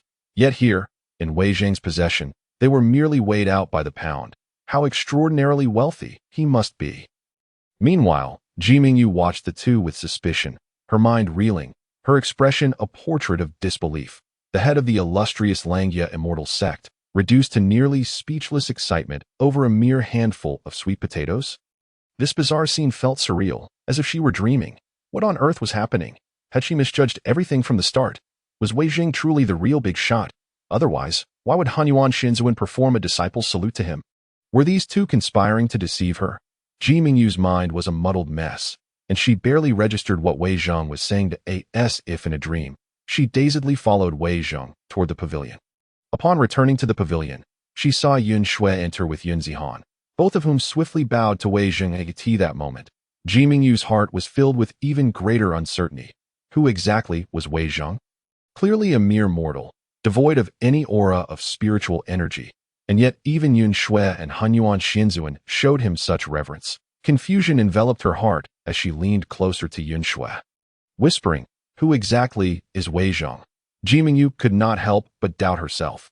As the deputy president of the Huaxia Chamber of Commerce, her insight was typically sharp, yet now, she found herself unable to see through Wei Zheng. She had clearly witnessed the respect shown by Hunyuan Xianzuan and Yun Shui toward Wei Zheng. It would be impossible not to be curious. "Mingyu, Wei Gongzi's identity cannot be disclosed," Yun Shui replied softly. "What?" Ji Mingyu was taken aback, not expecting such an answer. "But remember, even my master must respectfully address him as senior in his presence. If you cultivate a good relationship with Wei Gongzi, it may well be the greatest opportunity of your life. Seize it well." After saying this, Yun Shui turned with Yun Zihan, heading towards Hunyuan Xianzuan. Hearing this, Ji Mingyu shuddered involuntarily, unable to suppress a gasp. Chapter 47. The deal is sealed. Ji Mingyu and Yun Shui shared a close relationship, so she naturally did not doubt Yun Shui's words. From Yun Shui's solemn tone, it was evident that Wei Zheng's identity was anything but simple. He was undoubtedly an extraordinary figure of unimaginable stature. However, she did not expect that the ruffian who had once broken two of her ribs would now hold such a transcendent position. As a cultivator, and also the deputy president of a mortal commerce organization. She dared not dwell on it any further. To the very least, she now had a clear understanding of how to proceed. "Are you certain you can only supply 100 pounds of vegetables per day?" After witnessing the vast expanse of Wei Zheng's farmland, Ji Mingyu's appetite had significantly increased. Even the lowest grade of superior vegetables would suffice as signature dishes in any restaurant, not to mention the exceptional vegetables. While the notion of super vegetables was beyond her current imagination. In the early stages, only superior vegetables could be supplied at a rate of 100 pounds per day, but after 10 days, it could reach around 200 pounds daily. Wei Zheng pondered for a moment, believing that given the growth rate of the vegetables, providing 200 pounds after 10 days would not pose a problem. Of course, if he intended to expand the cultivation area, he would need to hire help. However, he could not guarantee that employing others for vegetable cultivation would not attract unwanted attention from those with ulterior motives. Such concerns could be dealt with later. For now, he lacked the energy to worry about them. Ji Mingyu considered this briefly before nodding. Our Huaxia Chamber of Commerce operates over 200 restaurants and ends across numerous cities. The quantity of 200 pounds of vegetables is actually quite modest, but it can temporarily alleviate our urgent needs. Given the scale of the Huaxia Chamber of Commerce's assets, 100 pounds of vegetables was merely a drop in the bucket. Moreover, These vegetables were extraordinary. Once introduced to the market, they would surely create a sensation, and their sales would be far from disappointing. Thus, these 100 pounds of vegetables would have an impact akin to a small stone thrown into the ocean. However, if they were to pilot the initiative in a few major cities to gather popularity, these vegetables would still suffice at AS for pricing. How about 400 won per pound for superior vegetables, 300 won per pound for superior radishes, and 4,000 won per pound for exceptional vegetables? Ji Mingyu inquired with utmost seriousness. Superior vegetables contain a trace amount of spiritual energy, comparable to spiritual herbs. They can enhance health and prolong life for ordinary people. Therefore, the price Ji Mingyu offered was already 40 times that of conventional vegetables, enough to purchase the lowest grade of spiritual medicine. Exceptional vegetables, imbued with significant spiritual energy, are akin to ordinary spiritual medicines, making them ideal for cultivators. Consuming exceptional vegetables not only satisfies one's culinary desires but also enhances one's cultivation, effectively serving two purposes. Thus, exceptional vegetables are priced at 400 times that of ordinary vegetables. And these dishes are sure to become bestsellers in the cultivation world. At AS for super vegetables, they are priceless treasures imbued with the principles of the Tao, their price far exceeding the capacity of the Huaxia Chamber of Commerce. Hence, Ji Mingyu only quoted prices for superior and exceptional vegetables. Yet still, she anxiously watched Wei Zheng, aware that the value of these vegetables far surpassed her proposed prices. Wei Zheng was no ordinary vegetable farmer. She feared offering too low a price might cause her to miss this opportunity for the Huaxia Chamber of Commerce to rise. Thus, aside from the base price of the vegetables, the Huaxia Chamber of Commerce would also provide Wei Zheng with a 5% profit share after the sale of these vegetables. This was the maximum concession Ji Mingyu could offer. Wei Zheng calculated that 100 pounds of superior vegetables could fetch about 4 taels of silver, a price already 40 times that of the market. Furthermore, exceptional vegetables could yield 40 taels of silver for every 100 pounds. Ji Mingyu was indeed sincere in her offer. With this in mind, Wei Zheng nodded decisively, stating, "Agreed." Having decided to sell the vegetables from his farm, he naturally chose to adopt a premium approach, for these vegetables possessed nutritional values that would rival top-tier supplements. He believed both superior and exceptional vegetables warranted such pricing. It is well known that officials of the dynasty or wealthy merchants would spend no less than several hundred taels of silver on spiritual medicines during their purchases. By the way, I also have super vegetables. Aren't you planning to procure them? Wei Zheng asked cheerfully. Super vegetables. Ji Mingting's face twitched, nearly succumbing to the urge to spray a mouthful of salt water at young Master Wei. The super vegetables were indeed a supreme treasure imbued with the essence of the Tao. Even a single one could incite a bloody storm. Such invaluable gems cannot simply be acquired at whim. She let out a bitter laugh and remarked, "Young Master Wei, you jest. Even if I emptied the Huaxia Chamber of Commerce, I could not afford your super vegetables. But if I consume these super vegetables daily, does that not mean I have devoured several mountains of gold?" Wei Zheng rolled his eyes, stating that if he did not wish to sell, he would not, for the quantity of super vegetables was limited, and he might not even be inclined to part with them. Ji Mingyu was at a loss for words. What he consumed was certainly worth far more than mere mountains of gold.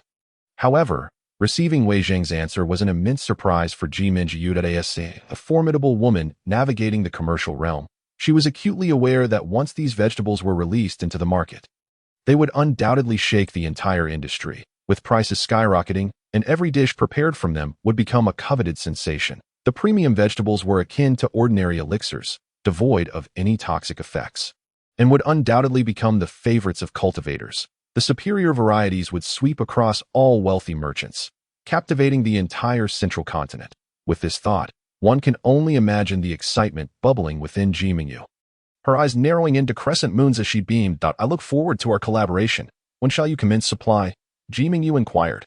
"Tomorrow, I suppose. Just send someone each morning to collect the vegetables," Wei Zheng pondered, finding this arrangement rather relaxed. After all, with a harvester at his disposal, gathering the vegetables was merely a flick of the wrist, requiring little effort. "I shall return now to draft the contract. We can sign it in the next couple of days," Ji Mingyu said, her eagerness palpable. "So impatient. Would you not linger a while longer?" Wei Zheng's gaze lingered on her. This woman truly possessed a remarkable figure. "What are you staring at?" Ji Mingyu's cheeks flushed, biting her lip as she retorted, "Did you not sneak a peek years ago? Have you not had enough?" Ahem, ahem, ahem. Do you not know how to converse? Wei Zheng replied, his face flushed with embarrassment as he turned to leave. This woman was certainly not virtuous. She still recalled an old grievance from years past. Unable to confront her, he felt compelled to evade her. Jiming Yu scoffed at Wei Zheng's hasty retreat before departing herself.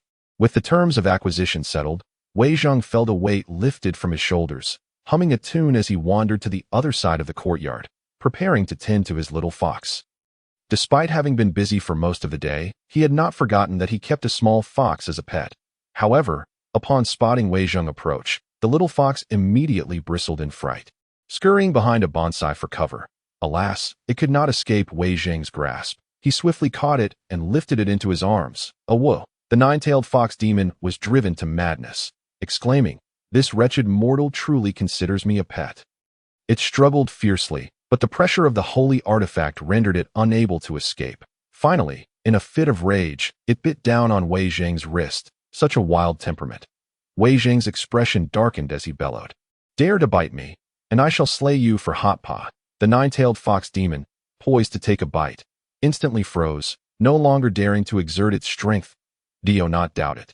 This shameless mortal could indeed commit such an act. With this thought, the nine-tailed fox demon had no choice but to endure, reluctantly releasing Wei Zheng's wrist, unwilling to provoke this human further. So you possess a semblance of understanding? Wei Zheng was taken aback. Could this remarkably perceptive fox truly be a wild creature? Upon witnessing the fox's expression of suppressed fury, he couldn't help but chuckle, breaking into a strange laugh. Indeed, quite remarkable.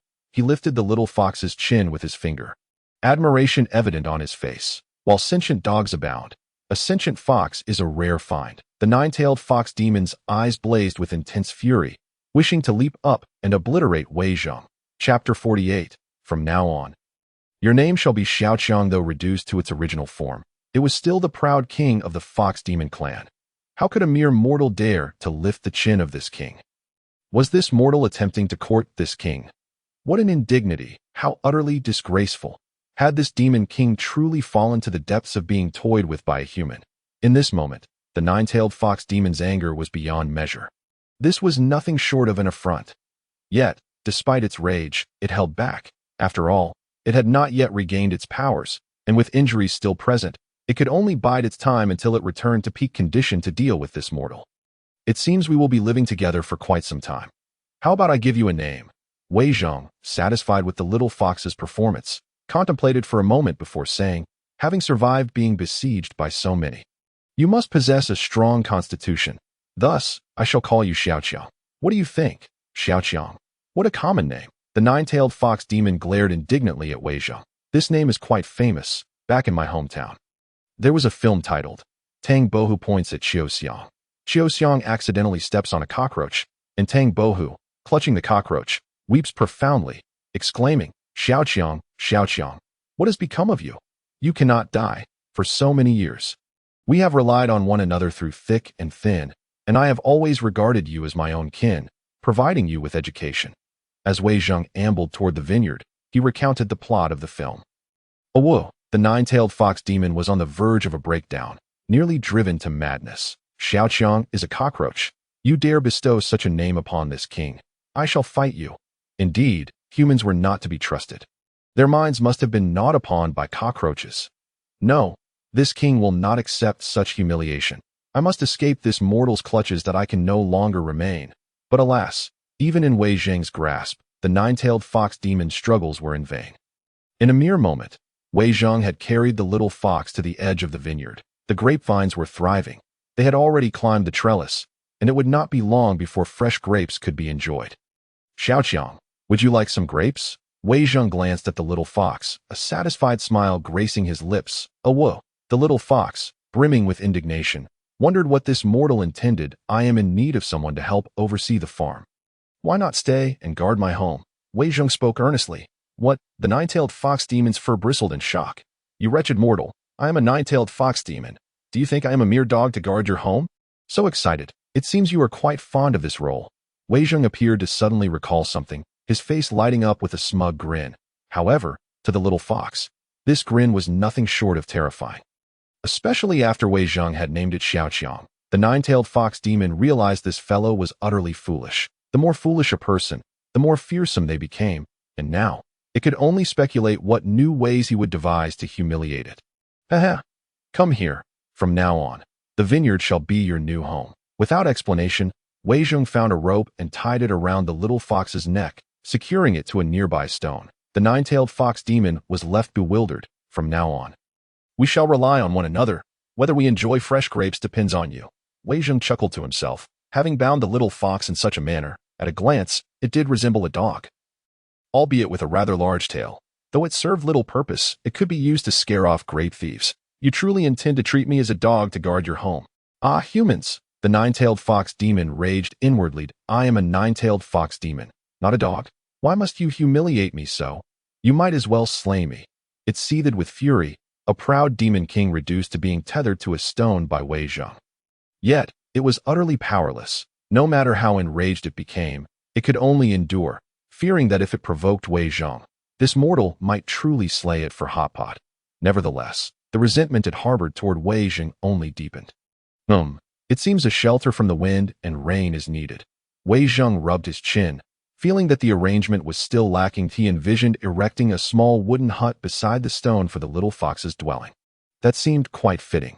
With resolve, Wei Zhong began to wander about, searching for idle wood. A gentle breeze rustled through, and the vineyard was filled with a soft rustling sound as the lush grapevines swayed gently. In an instant, the previously furious nine-tailed fox demon could not help but widen its eyes. Shock etched across its face. This is essence. Her eyes sparkled with astonishment, her face a canvas of disbelief. The grapevine swayed gently in the caress of the breeze, showering down a cascade of vibrant green starlight. Yet, what appeared to be green starlight was, in truth, essence, a remarkably unique energy, superior and purer than spiritual qi. This essence exists fleetingly only in newly born beings, sustaining the fragile newborns and enabling them to grow at an unimaginable pace. However, once matured, this energy gradually dissipates. It can be said that essence is the primordial source that awakens all living things. Although the demon tribe differs from humans, the only force capable of transcending the ordinary and bridging races is this mysterious essence. Any living creature, even plants, reaping the benefits of this energy, experiences tremendous advantages. As the green starlight fell and enveloped him, he seemed to hear the symphony of all life flourishing. In that instant, warmth radiated through him, akin to a profound rejuvenation, even enhancing his innate talents. Wounds that would typically require years to heal were miraculously mending at an astonishing rate. Moments later, Wei Zhong arrived with a pile of timber, his focus unwavering as he commenced constructing a modest wooden cabin. Suddenly, a refreshing breeze swept through again, and the green starlight cascaded down, enveloping the nine-tailed fox demon, bringing it immense comfort. The remnants of its injuries healed significantly in the blink of an eye. Chapter 49. The Fox's Confession. Is it truly essence? The grapes cultivated by Wei Zhong possess such energy. The nine-tailed fox demon was taken aback, staring blankly at the vineyard ahead, a sight beyond imagination. It then shifted its gaze to Wei Zhong, diligently building the cabin nearby. Despite his seemingly mundane existence as an ordinary human, inexplicably, in this emerald-hued vineyard, the surrounding green starlight was continually drawn towards him, radiating a brilliant glow, especially around Wei Zhong. The green starlight danced vibrantly, emanating a dazzling life essence. I understand now. I understand. The eyes of the nine-tailed fox demon shimmered with excitement as it looked at Wei Zhong, its previous resentment replaced by a glimmer of grateful tears. This individual, though appearing unremarkable, infused his spirit and effort into the land while cultivating, merging his essence with the farm, becoming one with it. He recognized that noodles could only enhance my cultivation and not heal my wounds. Hence he tethered me in the vineyard, undoubtedly to utilize the essence born from the plants to mend my injuries, while simultaneously enhancing my cultivation aptitude. Sitting there, the nine-tailed fox demon was utterly mesmerized, disbelief etched on its face. Their ancestors had once proclaimed that they could not cultivate into celestial foxes due to the limitations imposed by their racial endowment. That is, the heavens had restricted the fox demon clan's potential. Should they fail to break this ceiling of talent, they would never ascend to the legendary celestial foxes. Yet now, Wei Zhong was harnessing this special energy to refine its essence, elevating its cultivation potential. Yes, it must be so. This human is utilizing this energy to assist in surpassing its talent limits. Otherwise, how could one explain why Wei Zheng had deliberately treated the fox as a mere guard? Tethered to the vineyard? In realization, a flicker of guilt crossed the nine-tailed fox demon's face, recognizing that it had misjudged this human. But what of itself? It had been rescued by this human, who not only aided its cultivation with noodles, but also refined its essence, healed its wounds, and even elevated its potential limits. And yet, it had harbored a deep-seated enmity, constantly plotting revenge, utterly despicable and ungrateful. The more it pondered, the heavier the guilt weighed upon its heart, wishing it could slap itself in reprimand. Ha ha, it's finally complete. I am truly a genius. Just then, Wei Zheng burst into laughter, his face alight with excitement. The nine-tailed fox demon turned to look, and the fleeting guilt it had felt vanished into thin air. Before it stood Wei Zheng's crooked little wooden house, upon which he had scrawled in charcoal, "Xiaochang's doghouse. How dare you? Human, this royal fox shall have its revenge." The nine-tailed fox demon roared in frustration as it lunged forward. "Curse this foolish fox. I am a demon king, a nine-tailed fox at that. Are your eyes blind? Don't claw at my trousers, or I shall truly stew you." Wei Zheng shot a glance filled with exasperation at the fox demon. For the following month, Wei Zheng's life grew increasingly comfortable. Each day was filled with planting vegetables, awaiting the merchants from the Huaxia Chamber of Commerce to collect the harvest, while he lay back in ease.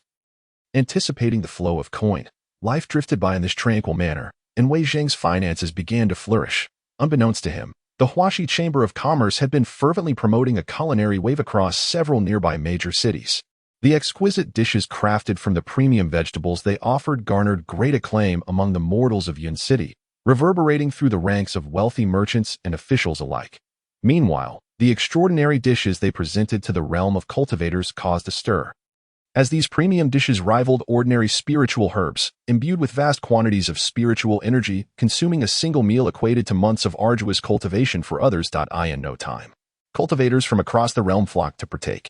Within a mere month, the Huaxia Chamber of Commerce's flagship establishment, Lu, skyrocketed to fame.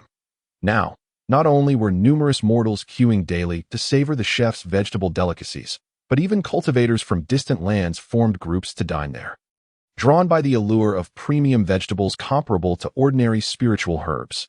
A rare opportunity indeed. Meanwhile, within the conference hall of the Zhongzhou Chamber of Commerce, silence reigned, aside from the proprietors of various taverns. Cheng Fei sat at the head of the table, his expression dark and foreboding.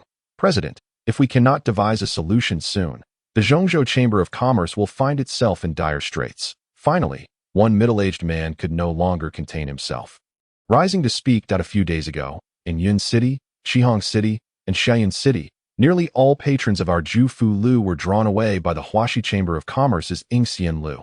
Now, just as we are expanding our operations, most of our liquid capital has been invested that we never anticipated Lu would strike at such a crucial moment. If this continues, the cash flow of the Zhongzhou Chamber of Commerce will face grave issues. It will not be long before we cannot sustain ourselves.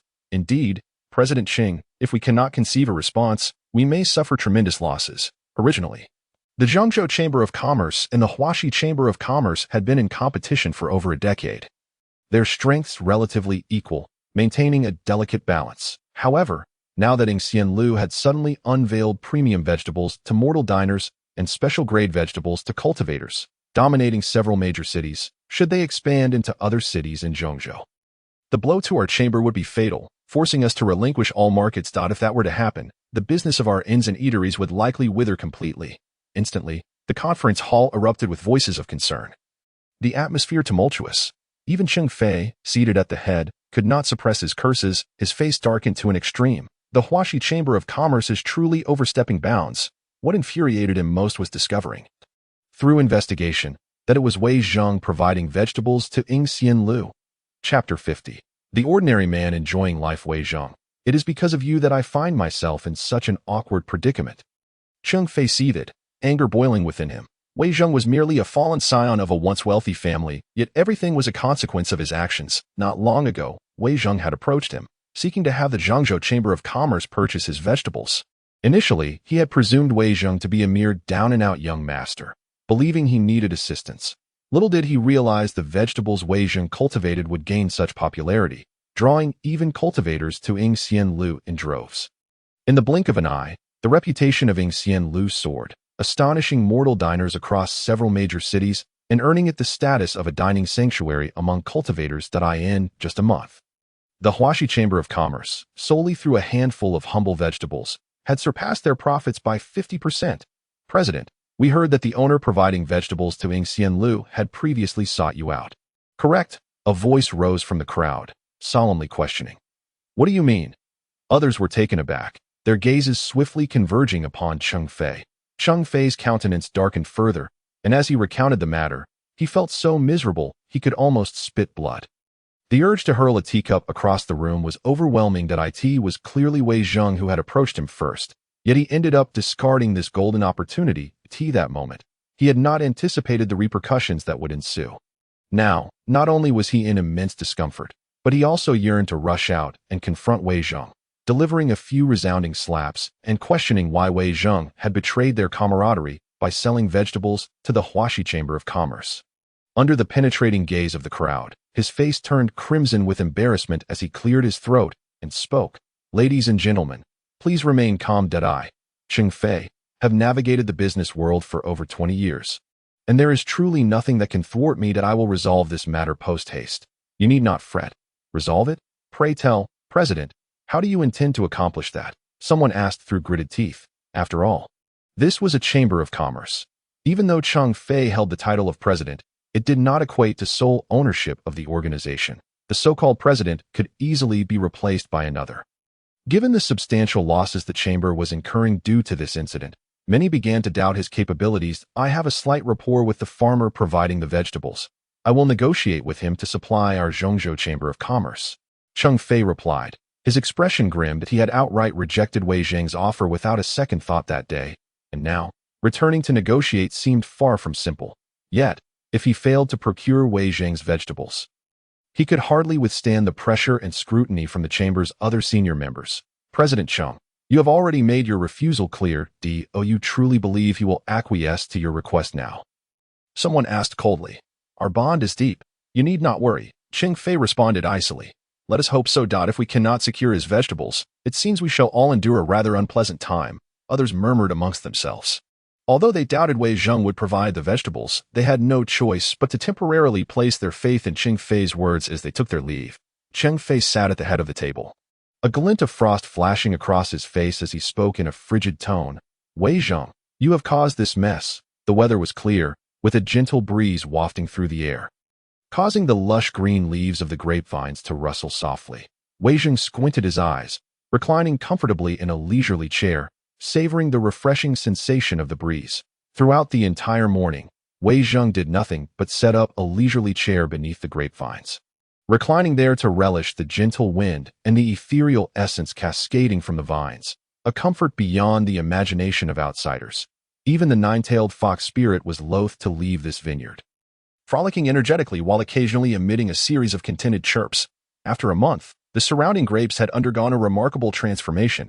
The trellises were now laden with vines, brimming with vitality. Even upon careful inspection, one would struggle to find a single withered leaf among the verdant foliage. Most significantly, clusters of grapes had finally begun to form on the vines. Beneath the trellis, strings of grapes hung down, glistening with moisture. Some of the grapes were already showing a blend of red and green hues, indicating their imminent ripeness. Awo, the nine-tailed fox spirit gazed in astonishment at the scene before it, still struggling to believe its own eyes. Throughout this entire process, the fox spirit had been a witness, particularly to the miraculous transformation of the grapevines.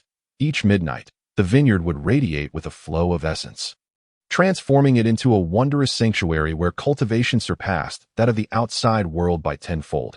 Such astonishing changes left the nine-tailed fox spirit utterly bewildered. Having observed for an entire month, the nine-tailed fox spirit discovered that this farm was extraordinary.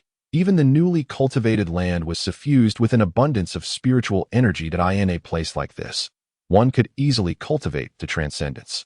Even a pig could become immortal, and it noticed its own cultivation talent evolving, continuously raising its limits, as if it could envision the hope of becoming a celestial fox. This realization caused it to feel a sense of trepidation, contemplating just how formidable the person who cultivated this land truly was. With that thought, the nine-tailed fox spirit turned to glance at Wei Zhang. Yet, it could not detect the slightest fluctuation of energy emanating from him. Indicating an unfathomable realm, the nine-tailed fox spirit swallowed hard. It finally understood that this human was anything but ordinary. It was a nine-tailed demon king, akin to a human cultivator in the void refinement stage. Although its cultivation had diminished, its perspective remained keen. Yet, now it found itself unable to decipher Wei Zhang's cultivation level, not even sensing the fluctuations of spiritual power, highlighting just how astonishing Wei Zhang's true strength must be. It was evident that this human was undoubtedly a figure of great consequence. After a month of observation, the nine-tailed fox spirit no longer dared to display its claws before Wei Zhang. Chapter 51. These grapes are truly sour. It should be soon. We should be able to taste the grapes in just a few days. Wei Zhang opened his eyes, surveying the still not fully ripened grapes. He plucked one, gently squeezing it with his fingers to feel its firmness. Peeling off the skin, he revealed the plump grape flesh within, placing it in his mouth and taking a gentle bite. Instantly, the fragrance and sweet juice of the grape filled his mouth. Delicious, truly exquisite. A wave of delight washed over Wei Zhang's face. These grapes were simply exceptional, far surpassing his expectations that if these grapes were sold, they would undoubtedly become a hit product. Young Master Wei, are you at home? At that moment, a melodious voice rang out from the direction of the gate. Wei Zhang was momentarily taken aback, for he could tell from the voice that it was indeed Ji Mingyu. Lately, that woman had been acting as if bewitched, visiting his estate every few days, even personally delivering payments for the vegetables. Moreover, every time she came, she was soft-spoken and in remarkably good spirits, a demeanor that was rather uncharacteristic of a domineering lady. Now, even Wei Zhang could not help but privately speculate what this woman was up to. Could she be plotting something against him? Xiao Chang, the tyrant lady has arrived. Come with me to see what she is up to, Wei Zhang said as he casually picked 2 clusters of crystal-clear grapes and turned towards the pavilion. The nine-tailed fox spirit, evidently uninterested in Ji Mingyu, let out a few displeased cries and followed along. Upon nearing the pavilion, Wei Zhang spotted Ji Mingyu seated inside, accompanied by a girl dressed in white. This girl was Ji Mingyu's younger sister, Ji Mingting. Although Ji Mingting was only 14 or 15 years old, her figure was equally exquisite and nearly perfect.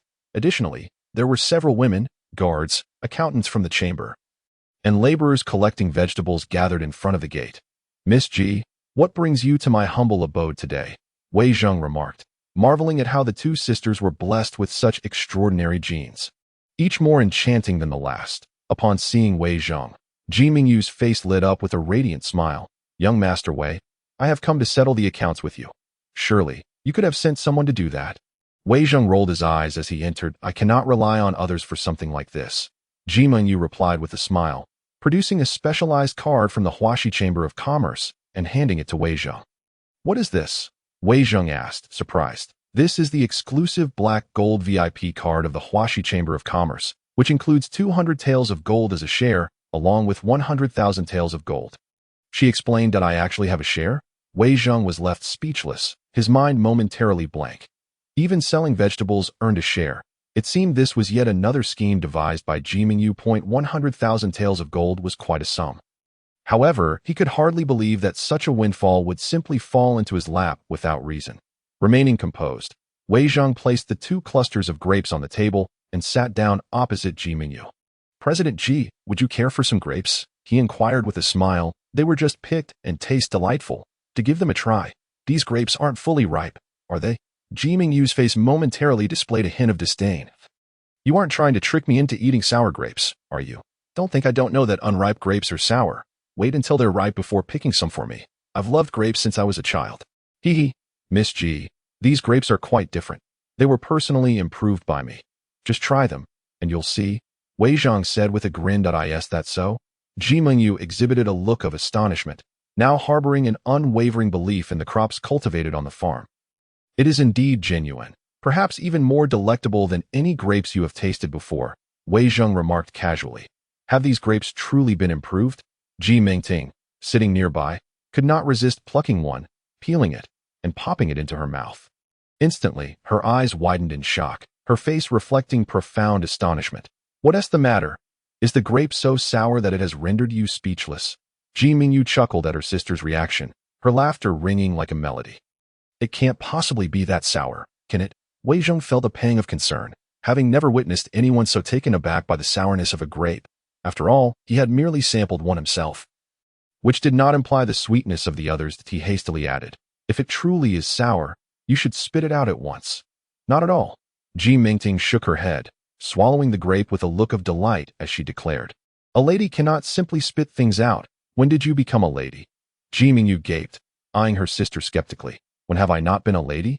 Ji Mingting retorted with indignation, initially tempted to voice her true thoughts.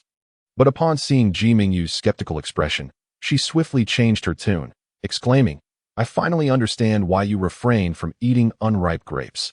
These are indeed quite sour. No sooner had she spoken than she eagerly peeled another grape and popped it into her mouth, her face swiftly transforming into a portrait of bliss. Observing the girl's expression, Wei Zhong could not help but stifle a laugh. These two sisters were truly remarkable. The elder sister had always been a tyrant, while the younger was whimsical and unpredictable, making one wonder if they were truly siblings. Since they are sour grapes, why do you keep devouring them? You little trickster, you're deceiving us. Ji Mingyu, realizing her sister was playing a prank, immediately snatched a grape and placed it in her mouth. Instantly, a wave of astonishment washed over Ji Mingyu's stunning face. This grape is astonishingly sweet. What shocked her most was the overwhelming vitality encapsulated within the tiny grape.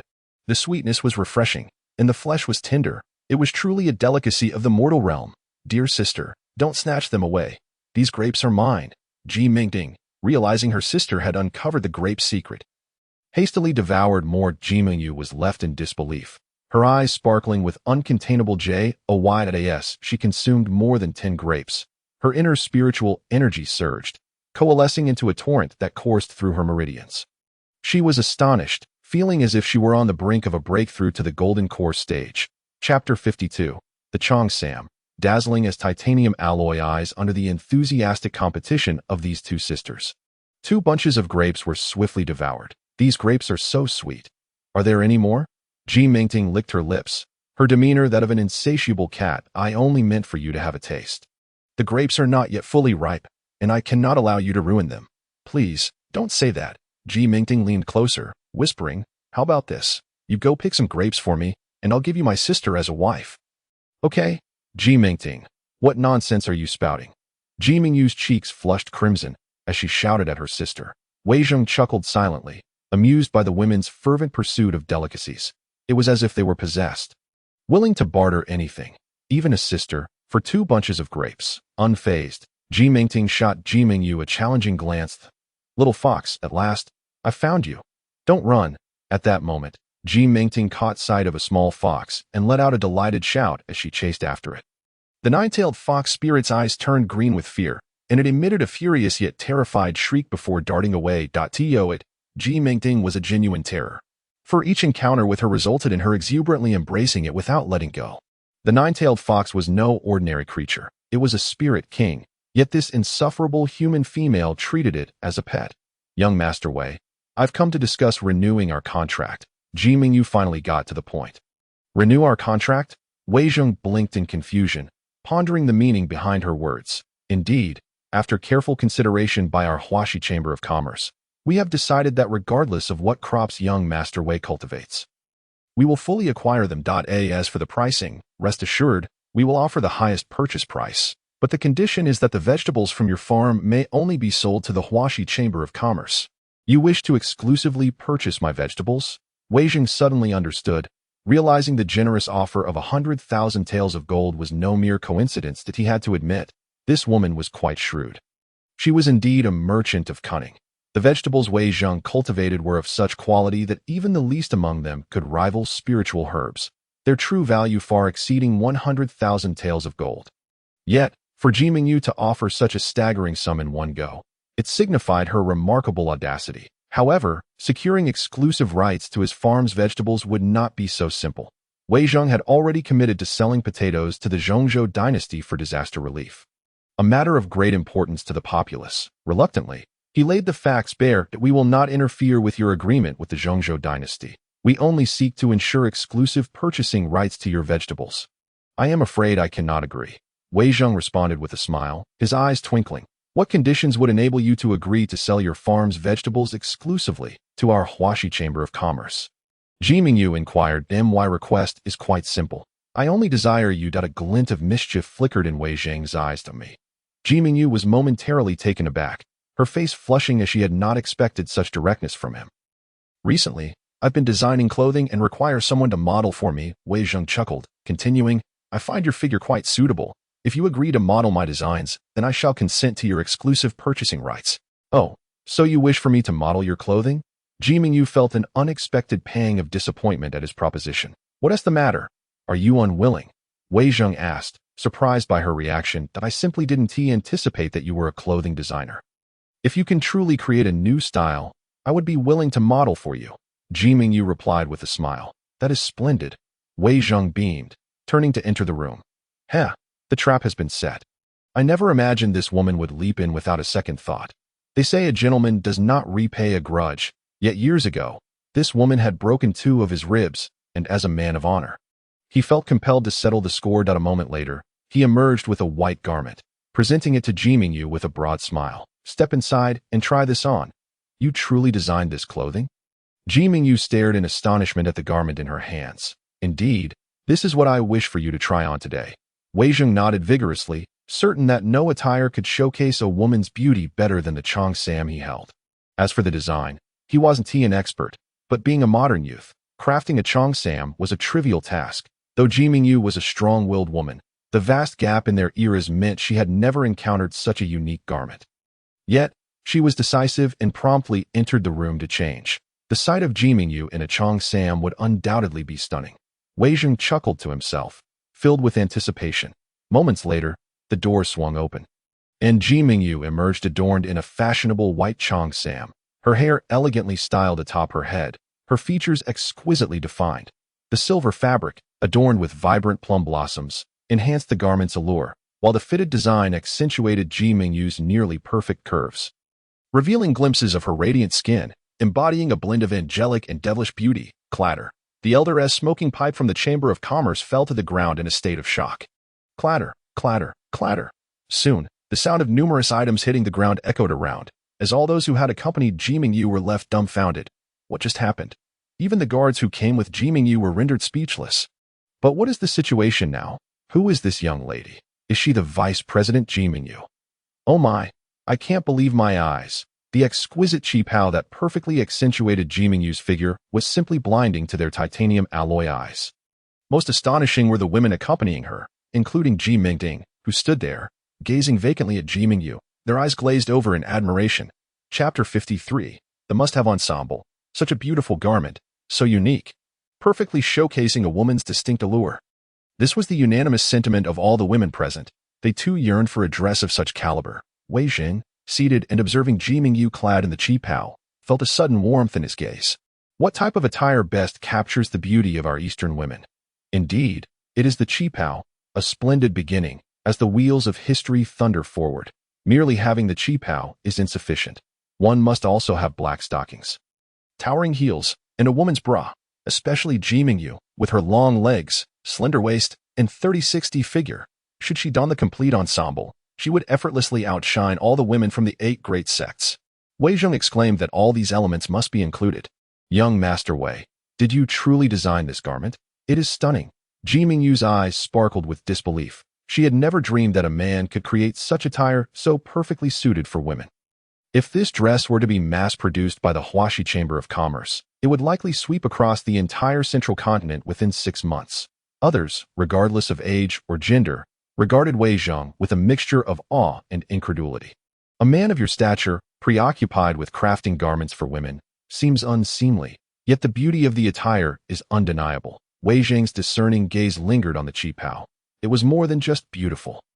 Once the black stockings, towering heels, and women's bra were all assembled, adorning the ensemble would make you the most captivating girl on this street. As the time passed, the two engaged in delightful conversation, with Ji Mingyu reluctant to part with the qipao. Ultimately, it was Wei Zheng who insisted that this was merely a prototype, still in need of refinement before the final draft could be completed, prompting Ji Mingyu to reluctantly change out of the qipao. Nevertheless, she decisively signed the contract, securing the manufacturing rights for the Quipeo in the Chuanxian building of the Langyus sect, a place of solemnity and reverence. Typically, no one is permitted to approach unless a significant matter is to be deliberated. However, today, the atmosphere in the Chuanxian building was exceptionally grave, with the Hunyuan Xinzuan seated at the head of the assembly, surrounded by several formations of equal stature. Below him were Yunxue and a multitude of true disciples, alongside numerous elders. The disciples of the various elders stood behind them, all bearing expressions of utmost seriousness. Such a congregation of elite figures from the Langyus sect gathered in the Chuanxian building was a rare occurrence. This moment, silence reigned supreme, the air thick with tension. It can begin, Hunyuan Xinzuan finally remarked. Nodding to several elders nearby, they produced crystals, integrating them into the formation, causing the 7 great formations to emanate light instantaneously. Hunyuan Xinzuan, it has been quite some time since we last met. As the formations glowed, figures began to materialize within. These were not real beings, but mere projections of these individuals.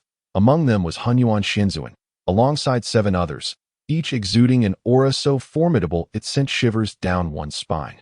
The leaders of the 8 great sects were as follows: Hunyuan Xinzuan, Tianjin Xinzuan of the Sacred Sword sect, Changfeng Xinzuan of the Changfeng Residence, Zhulong Xinzuan of the Flame Valley, Lingyun Xinzuan of the Lingyun sect, Mingwang Xinzuan of the Yuanming sect, Shangyao Xinzuan of the Medicine King Sacred Land, and Xiaoao Xinjun of the Xiaoao Sacred Land. However, the representative from the Xiaoao Sacred Land was not Xiaoao Xinjun, but rather the elder Zai Yaozi. The gathering of the leaders of the 8 great sects would undoubtedly send ripples throughout the entire cultivation world. As the 8 figures converged within the formation, no one spoke. The atmosphere remained palpably tense. Esteemed colleagues, given the current circumstances, I urge each of you to offer your insights. Hunyuan Xinzuan finally broke the silence. I find myself at a loss. You are all aware of the situation with the Xiaoyao Sacred Land. My senior brother, Xiaoyao Xinjun, broke through to the void training stage many years ago, but recently, the blood demon curse erupted and has consumed him. He is now under its control, rendering even the other elders of the Xiaoyao Sacred Land powerless to suppress him. If we cannot find a solution, the upcoming contest for the position of alliance leader in a few days will see the Xiaoyao Xinjun unleash havoc upon the entire cultivation world. Zaiyozi expressed with deep concern that a hush fell over the room, as all present furrowed their brows in worry. The Xiaoyao Xinjun had broken through to the void training stage decades ago. After years of cultivation, he had reached the late phase of this stage. The disparity in strength was vast. Before absolute power, all schemes and tricks appeared futile.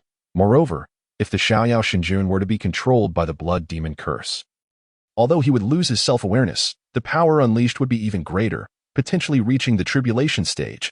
Even if the 8 great sects joined forces, they would still hold no advantage and would only face annihilation. Would the 8 great sects truly be slaughtered because of the Xiaoyao Xinjun?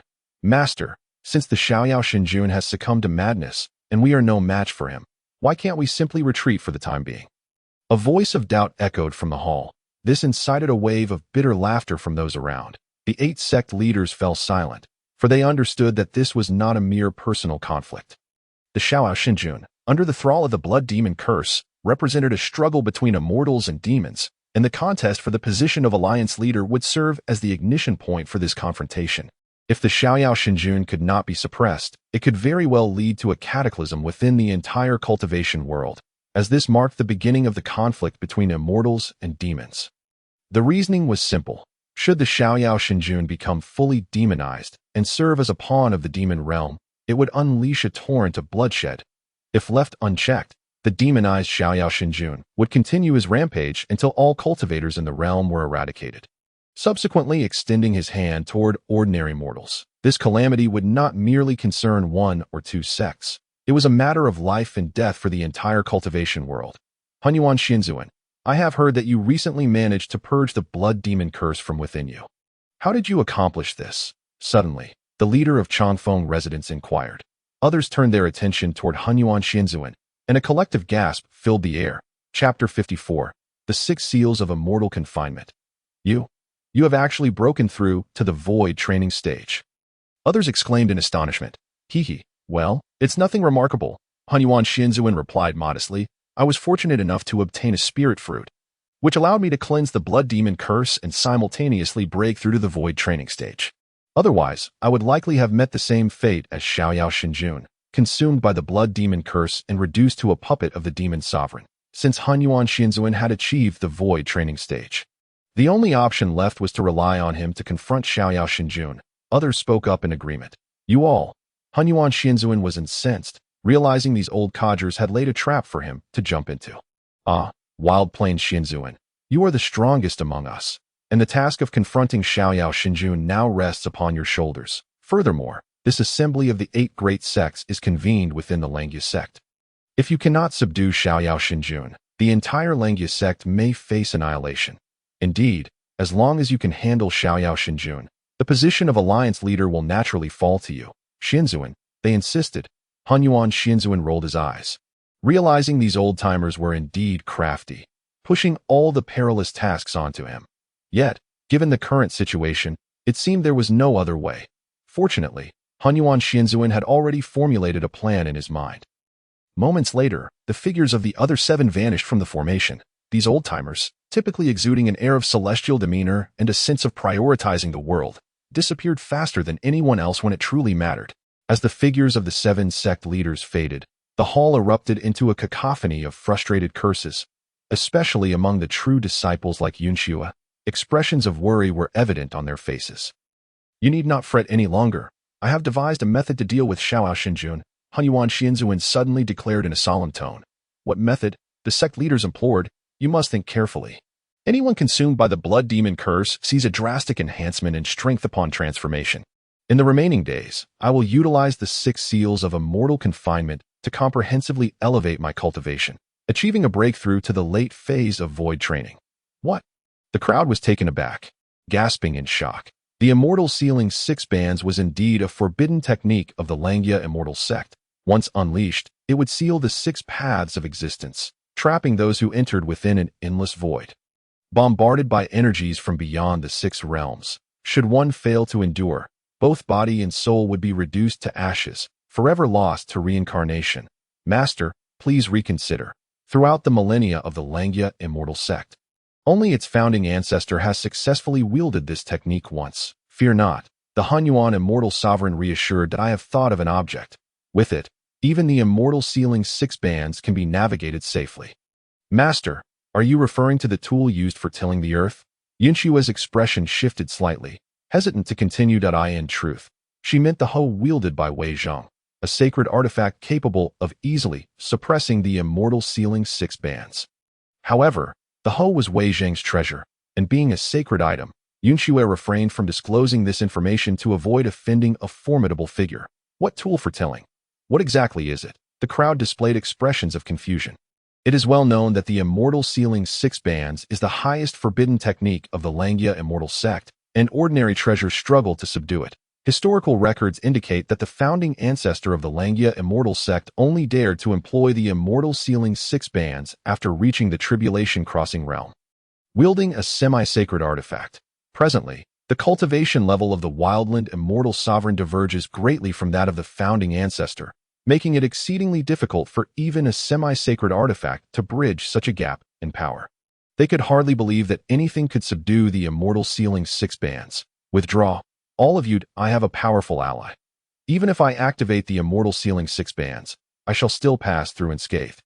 Though the others were filled with doubt and unease, they obediently retreated, simultaneously anticipating the so-called powerful ally of the Hunyuan immortal sovereign. 6 elders, Yi Ziming, accompany me. The Hunyuan immortal sovereign called to several individuals. The 6 elders were key figures in managing the immortal sealing 6 bands, and were originally meant to assist him in setting up the grand formation. Yi Ziming, being the Hunyuan immortal sovereign's most valued disciple, possessed exceptional talent and disposition, likely to inherit the teachings of the Langya immortal sect in the future. Thus, the Hunyuan immortal sovereign deemed it necessary for him to meet the senior from Yun City, lest his arrogance lead to an unwitting provocation of that esteemed figure, an outcome from which the entire Langya immortal sect could hardly recover. The group transformed into a streak of light, swiftly vanishing from the great hall. In a mere moment, the Hunyuan immortal sovereign, and his companions found themselves 100 meters away from the manor, where the wildland immortal sovereign began to conceal his aura and approached on foot. "Master, what is this?" Yi Ziming questioned, bewildered in such desolate mountains. Even if someone resided in a cottage, why would the Hunyuan immortal sovereign, with his stature, need to suppress his aura and walk towards the manor? Was this not an unnecessary action? The 6 elders who followed were equally perplexed, but chose to trust the Hunyuan immortal sovereign, also suppressing their auras as they walked. Humph, one must not act recklessly here. "Suppress your auras," the Hunyuan immortal sovereign huffed, stating, "You are not to overstep your bounds. Master, this is merely below Langya Mountain, where only some rustic villagers reside. How could such a place possess treasures capable of suppressing the immortal sealing 6 bands?" Yi Ziming's face revealed clear disdain. Although he didn't understand, he still complied, suppressing his own aura. Unaware of the vastness of the world, the Hunyuan immortal sovereign snorted, too disinterested to chastise the young man. Eager to see that Ho, upon arriving at the entrance of the manor, Yi Ziming and the elders looked inside, only to find the courtyard no different from that of any ordinary household. A man was seated in a pavilion, sipping tea. "This is the place." The wildland immortal sovereign paused, calming himself, and spoke in a deep voice. "The object that can subdue the immortal sealing 6 bands is within." "Master, this is merely a farmhouse, is it not?" Yi Ziming scoffed. "Beneath Langya Mountain, everything bows to the Langya immortal sect, as the esteemed Langya immortal sovereign. Why must you be so courteous to a mere mortal? Just tell me what that object is, and I shall retrieve it for you." Silence. The Hunyuan immortal sovereign was immediately drenched in cold sweat, scolding him. This young man truly did not grasp the gravity of the situation. Daring to speak recklessly before the residents of Wei Gongzi. Was he courting death? Listen closely. Once we enter, do not refer to the titles of the Cultivation World, nor even mention them. The elders exchanged glances, each reflecting a deep sense of incredulity. They had cultivated in the Langya immortal sect for centuries, but had never seen the Hunyuan immortal sovereign so solemn, even avoiding mention of his own title. This stirred their curiosity about the individual residing in this manor. What manner of person could invoke such caution from the Hunyuan immortal sovereign?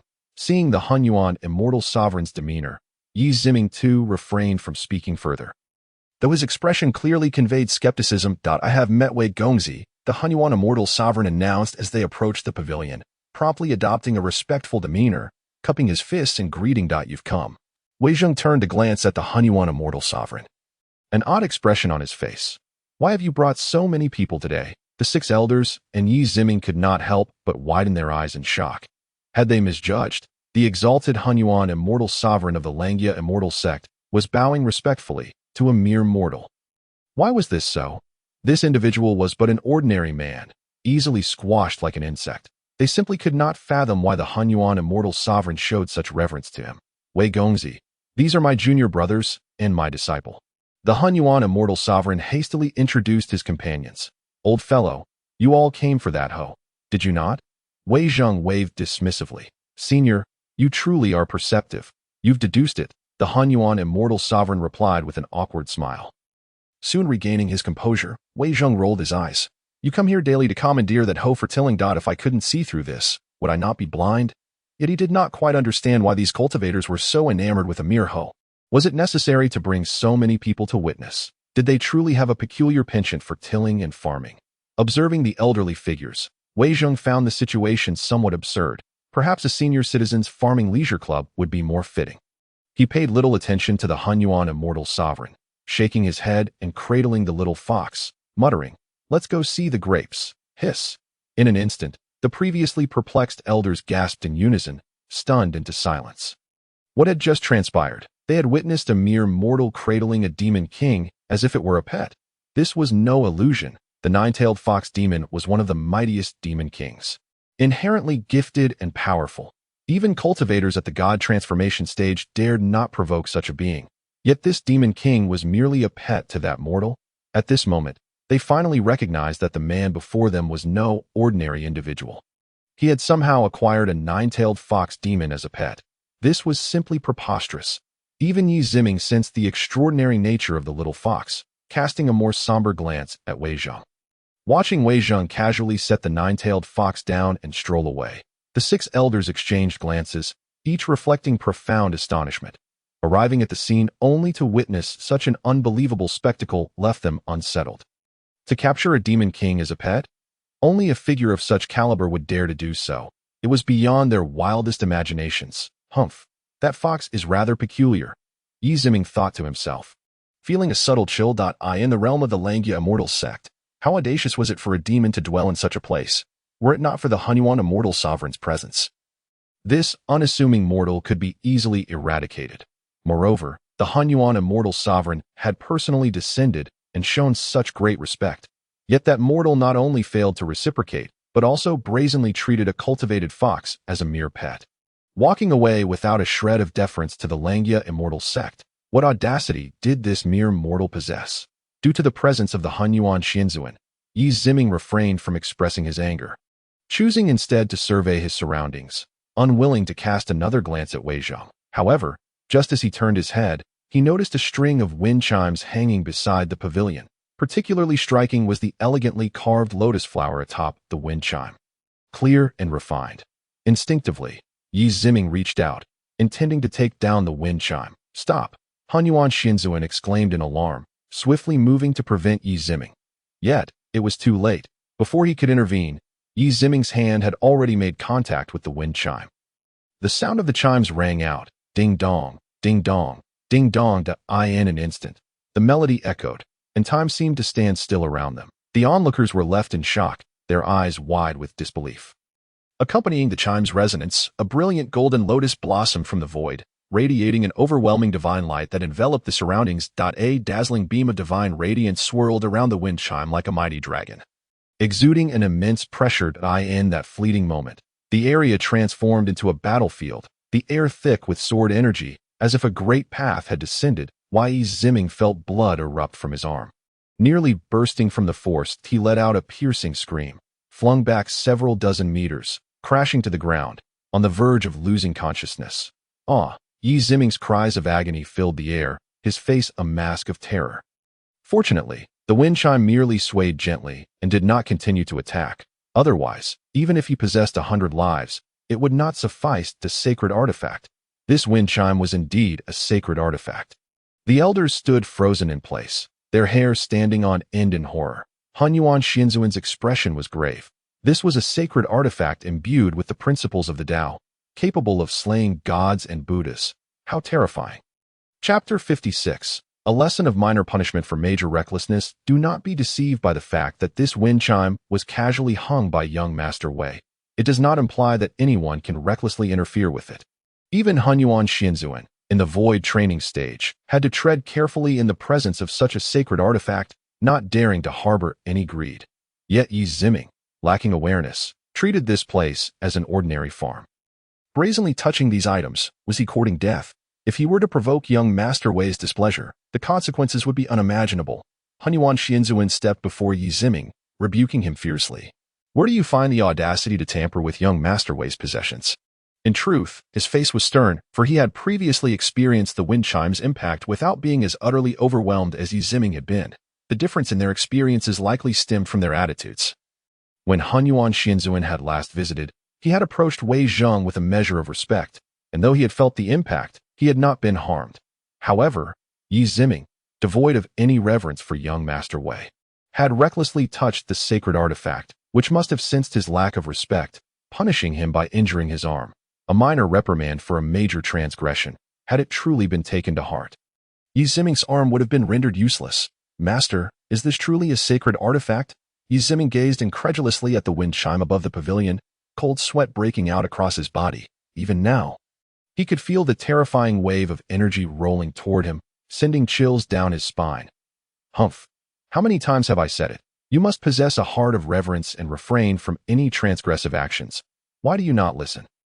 Hunyuan Xianzuan chastised.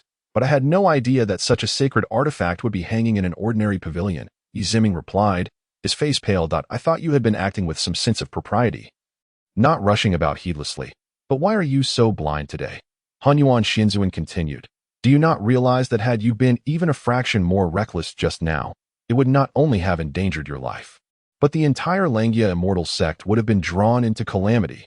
Master, what on earth is going on? The 6 elders approached, their faces filled with confusion. Do you think I treat a mere mortal with such deference because I am foolish? Or do you truly believe that what you just witnessed was a simple mortal? Hunyuan Shinzuan shook his head, sighing. You simply lack the capability to perceive his spiritual energy fluctuations. What? Yi Ziming exclaimed. Are you saying his cultivation has surpassed our perception? Not a hint of his aura escaped. His cultivation. The elder's pupils constricted sharply. You need not speculate. I cannot even discern young Master Wei's cultivation level. So what hope do you have? Hunyuan Shinzuan continued. You only need to understand that Elder Wei is an unparalleled being who has returned to his true essence. From this moment forth, you must maintain a heart of reverence for young Master Wei at all times. And never commit any transgressive acts that I ask for you. You have always regarded young Master Wei as merely a mortal, hence your complete lack of respect. The severe injury you suffered this time was merely a minor reprimand from an elder. From now on, remember this well. Hunyuan Shinzuan fixed his gaze upon Yi Ziming, imparting each word with gravitas. Recalling the terrifying scene from earlier, Yi Ziming felt a chill run through him, gripped by sheer horror. He no longer questioned Hunyuan Shinzuan's words, but rather felt a deep sense of regret. He had indeed danced perilously close to death. The elder's power was astonishing.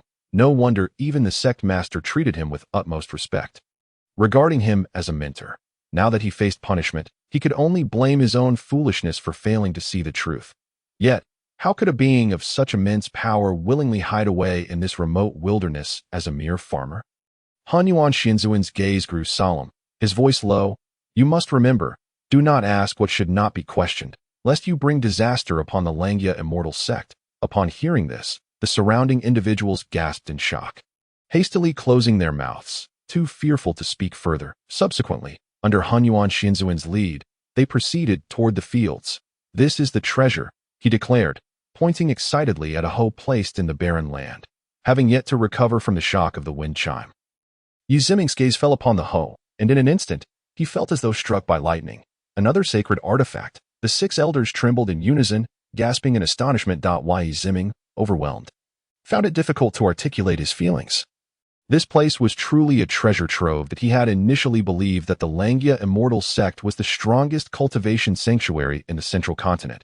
Yet compared to this seemingly ordinary estate, any one of its treasures could easily overshadow the Huaxia Immortal sect. It now appeared that the Huaxia Immortal sect was but a mere farm in comparison. Staring at the hoe before him, Yi Ziming was utterly astounded, even more so than with the wind chime. Master, have you been disappearing daily to hone your skills with sacred artifacts? He asked.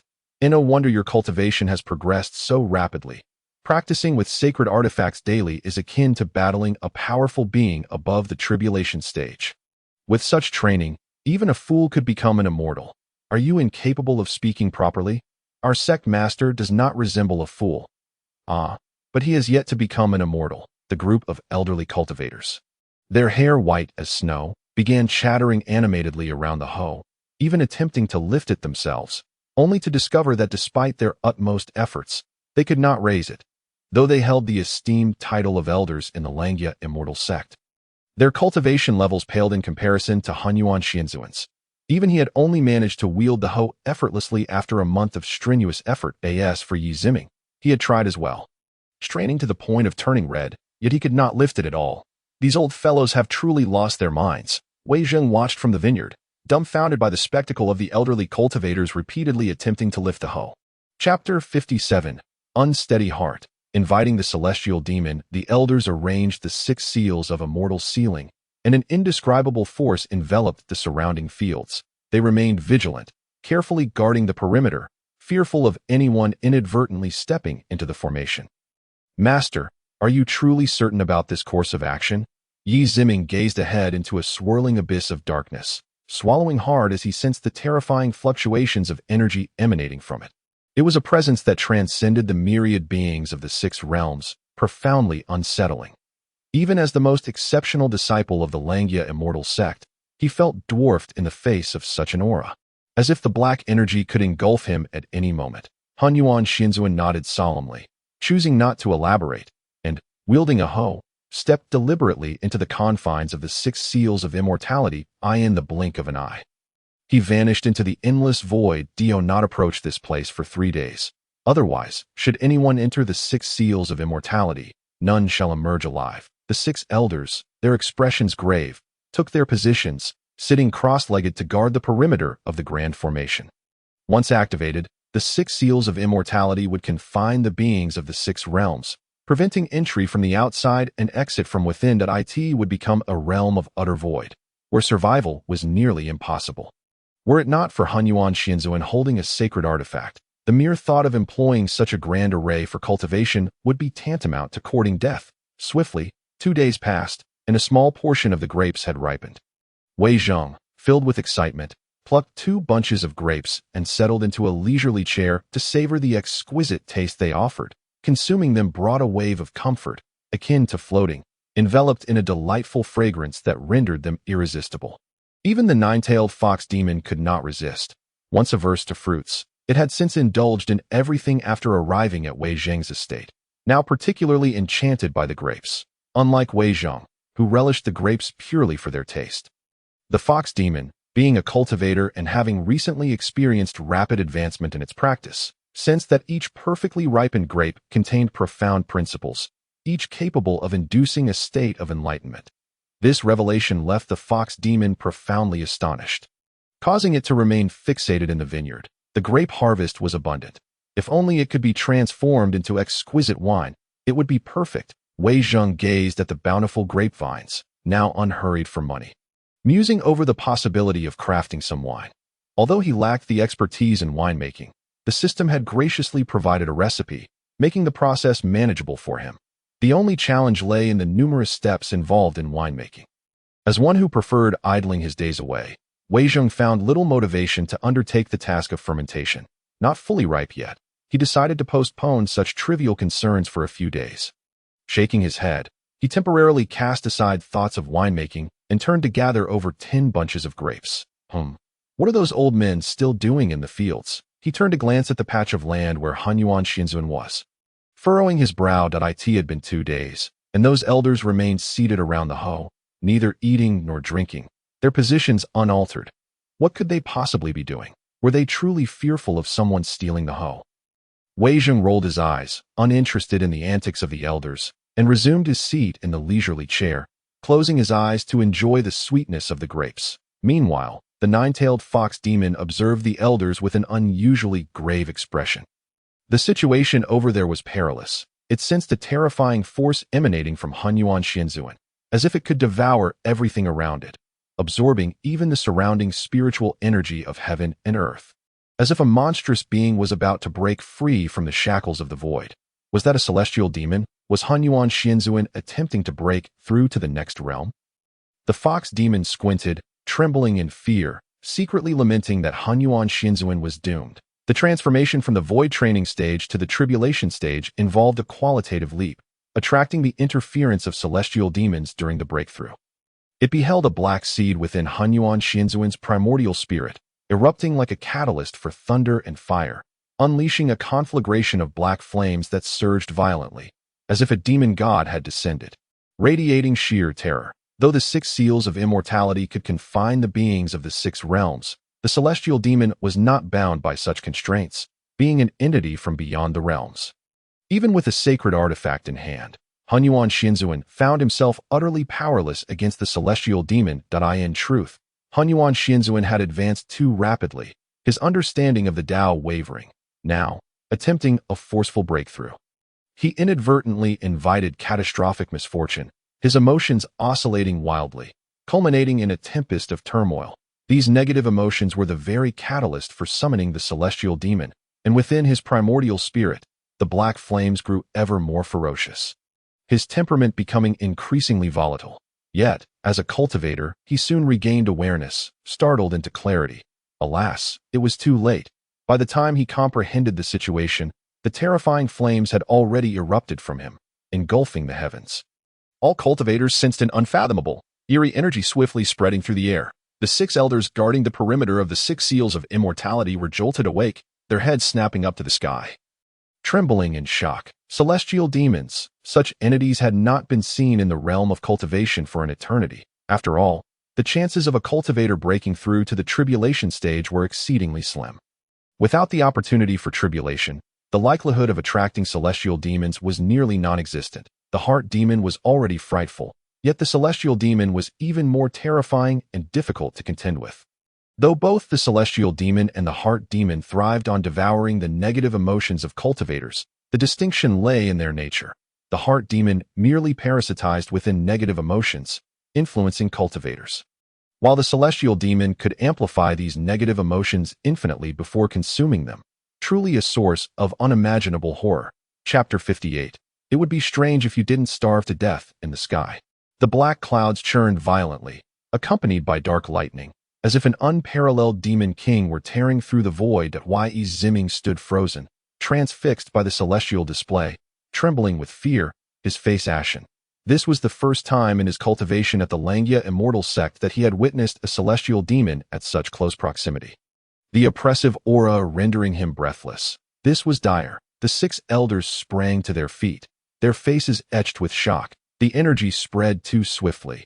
In an instant, the entire Cloud City, along with the Huaxia Immortal sect, was stirred, with numerous cultivators gazing skyward. Above, an expanse of boundless black clouds and dark lightning loomed, exuding an overwhelming presence. At that moment, all creatures within dozens of miles of the estate trembled in fear, scattering in a frenzied attempt to flee the area. Unstable in heart, forcing a breakthrough. One should have anticipated this consequence. Within a building in the estate, the blacksmith, holding a flask of liquor, poured it down his throat while muttering to himself. Typically, when cultivators underwent breakthroughs to the tribulation stage, they attained profound clarity. Their hearts were not comparable to ordinary mortals. Those who reached such heights often gained insight into their own path, and with clarity of purpose. They would not lose their way in cultivation. However, Hunyuan Xinzuan was different. In anticipation of the impending calamity, he had forcibly elevated his power without understanding the Tao, leading to confusion of heart and spirit. It was precisely this lack of understanding that rendered him a target for the celestial demon, allowing it to invade his primordial spirit. Yet, against the celestial demon, cultivators found themselves helpless. It possessed no tangible form, and confronting it was already disconcerting. However, it had been ages since such a being had appeared. The blacksmith shook his head, realizing that Hunyuan Xinzuan was indeed unfortunate. Even a sacred artifact proved ineffective against such a foe. He stroked his disheveled beard, his voice booming from within the building. Steadfastly guard your heart. Remain true to yourself. The celestial demon was, after all, a tribulation of the cultivator's heart. Even a legendary figure like the blacksmith found himself impotent in the face of it. This was not an external tribulation, but rather a heart tribulation. Others' assistance was nearly impossible, and all depended on the efforts of the one undergoing the tribulation. How could this happen? The cultivators who had hurried over from the Huaxia Immortal sect gazed in astonishment at the scene before them. They could see from a distance that the Hunyuan Immortal Venerable was enveloped entirely in black lightning and flames, his veins and tendons bulging grotesquely, his face contorted in agony, clearly enduring immense suffering. His eyes, suffused with black flames, were filled with terror and unwillingness. However, faced with this dire situation, the entire assembly of the Huaxia Immortal sect found themselves utterly powerless. Moreover, the so-called heavenly demon was not a being of the 6 paths, nor did it belong to the 3 realms or 5 elements. It was formless and intangible, rendering it impossible to eradicate. Anyone targeted by this entity would be doomed to perish. What was most disheartening was that even sacred artifacts could not withstand its assault. Thus, even among the brethren of the Huaxia Immortal sect, many elders could only observe from afar, none daring to approach. They could scarcely fathom what force could possibly contend with such a being as the heavenly demon. Not only they, but even legendary figures like blacksmiths could conceive of nothing that could withstand the heavenly demon's onslaught. All they could do was to do their utmost, and leave the rest to fate. The blacksmith sighed deeply, then brandished his hammer, used for forging, and hurled it skyward. This was a weapon of his trade, a top-tier sacred item. As the hammer ascended, it instantly sensed the presence of the heavenly demon above. Erupting with blinding golden light and overwhelming pressure that swept through the heavens, the appearance of the hammer sent shockwaves through the realm, causing everyone to feel as though their blood would burst forth. The power of a top-tier sacred artifact was not something ordinary cultivators could hope to resist. How could a mere sacred item hope to obstruct me? The black shadow of the demon unleashed countless bolts of black lightning. Descending ominously, the air seemed to collapse, a scene of cataclysmic upheaval. Yet bizarrely, not a sound escaped. In the blink of an eye, the hammer's brilliance dimmed, and it plummeted from the sky, returning to the blacksmith's grasp. Witnessing this spectacle, all the cultivators were gripped by a chilling dread. It had become painfully clear that no one could withstand the heavenly demon now, with the situation thus dire. They could only watch helplessly as the Huaxia Immortal Venerable's essence was utterly consumed by the demon, with no recourse available. Indeed, grapes cultivated on familiar soil are simply delectable. At this moment, Wei Zheng reclined comfortably in a leisurely chair, savoring the freshly harvested grapes while murmuring to himself. However, the few old men from the Huaxia Immortal sect had been sitting there for 2 days without food or drink. Surely they wouldn't starve to death in the fields? At this thought, Wei Zheng felt a sudden tightening in his chest and quickly sat up to peer in their direction.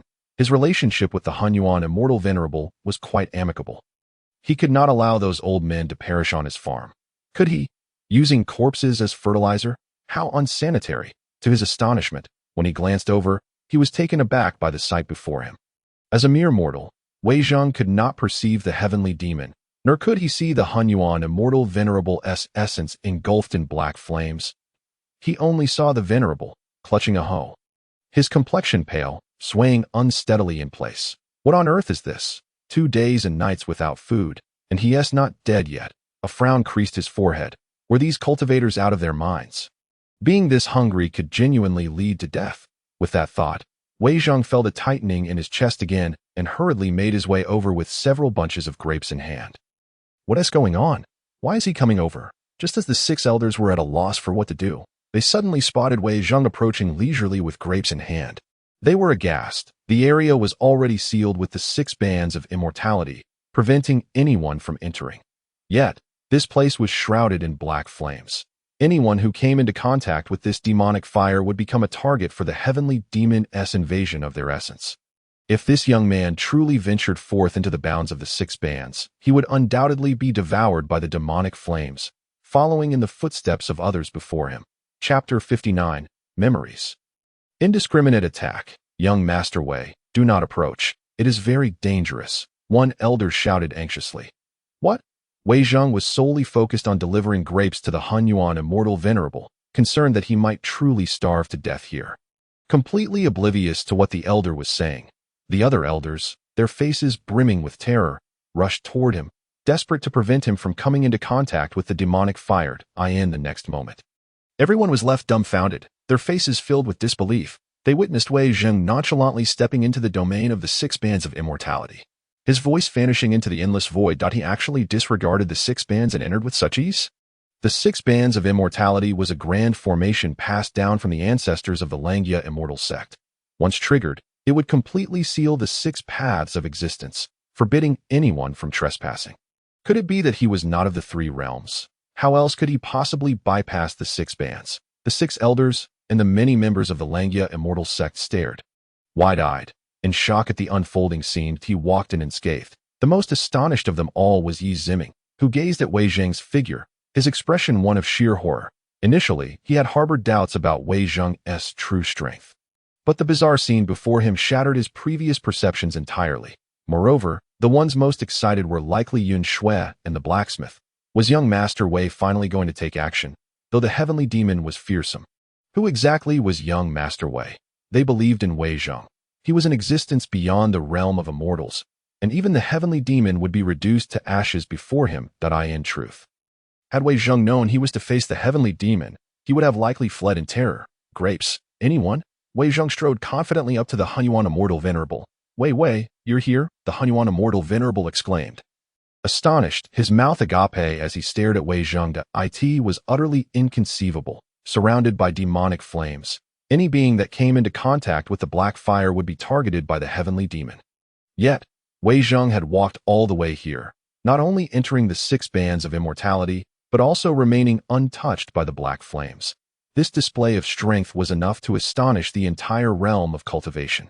This fellow had strolled through the perilous domain as if on level ground, casually asking if he wanted to eat grapes. The Huaxia Immortal Venerable was left utterly dumbfounded, and the onlookers around him were equally astonished, their eyes nearly popping from their sockets. Meanwhile, he looked at Wei Zheng with eyes brimming with gratitude and reverence. To think that, under such circumstances, young Master Wei would risk his life to breach the 6 bands of immortality and come to his rescue.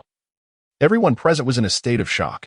Who was this individual who disregarded the black demonic fire? The heavenly demon was equally taken aback, its dark eyes fixed on Wei Zheng, astonished that a mere mortal had entered its domain of demonic fire. It was an entity beyond the realm of the 3 realms, utterly unaffected by the laws of heaven and earth, able to disregard the constraints of space, matter, distance, and even cultivation level, invading the essence of beings at will and devouring their spirits. Even immortals found it hard to escape once targeted by the heavenly demon. Yet, this cursed mortal seemed entirely unaffected. What was going on? As Wei Zheng moved closer to the Hunyuan immortal venerable, the heavenly demon grew furious that a mere mortal dares to intervene in the battle between the heavenly demon and cultivators. Such audacity was intolerable. Human, you are courting death. The heavenly demon glared at Wei Zheng, unleashing a furious roar. What nonsense! Wei Zheng, unable to see the heavenly demon, merely heard the voice and frowned, chastising. Who is chirping away on my farm? Is this mortal addressing me? The heavenly demon was momentarily dumbfounded. Wearing a look of utter disbelief, it was well aware that anyone targeted by the heavenly demon would tremble in terror, and even immortals would keep their distance from it. The heavenly demon was a part of the very fabric of existence, an unparalleled entity that no cultivator could evade. Yet now, someone had the audacity to confront it so brazenly. What was happening? The most infuriating part was that this audacious individual was merely a mortal. Such a display of fearlessness was absolutely intolerable. Therefore, the heavenly demon's first instinct was to invade Wei Zheng's essence, seeking to torment him into oblivion. It quickly sensed Wei Zheng's essence power and, in an instant, penetrated within.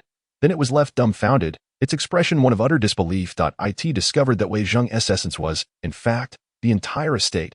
Whatever the estate encompassed was transformed into his essence. Was this really the essence of a mortal? The heavenly demon surveyed its surroundings in astonishment. Over the centuries, it had encountered myriad essences and devoured various types, but it had never seen a human essence that manifested as an estate. It seems I have stumbled upon a most extraordinary essence. The heavenly demon cackled sinisterly, declaring, from this moment forth, I shall extract your memories piece by piece, unearthing your desires, and plant a seed of darkness within you. Soon, your essence will be consumed, and you shall transform into a demon. Are you going to delve into my memories? Wei Zheng was somewhat taken aback.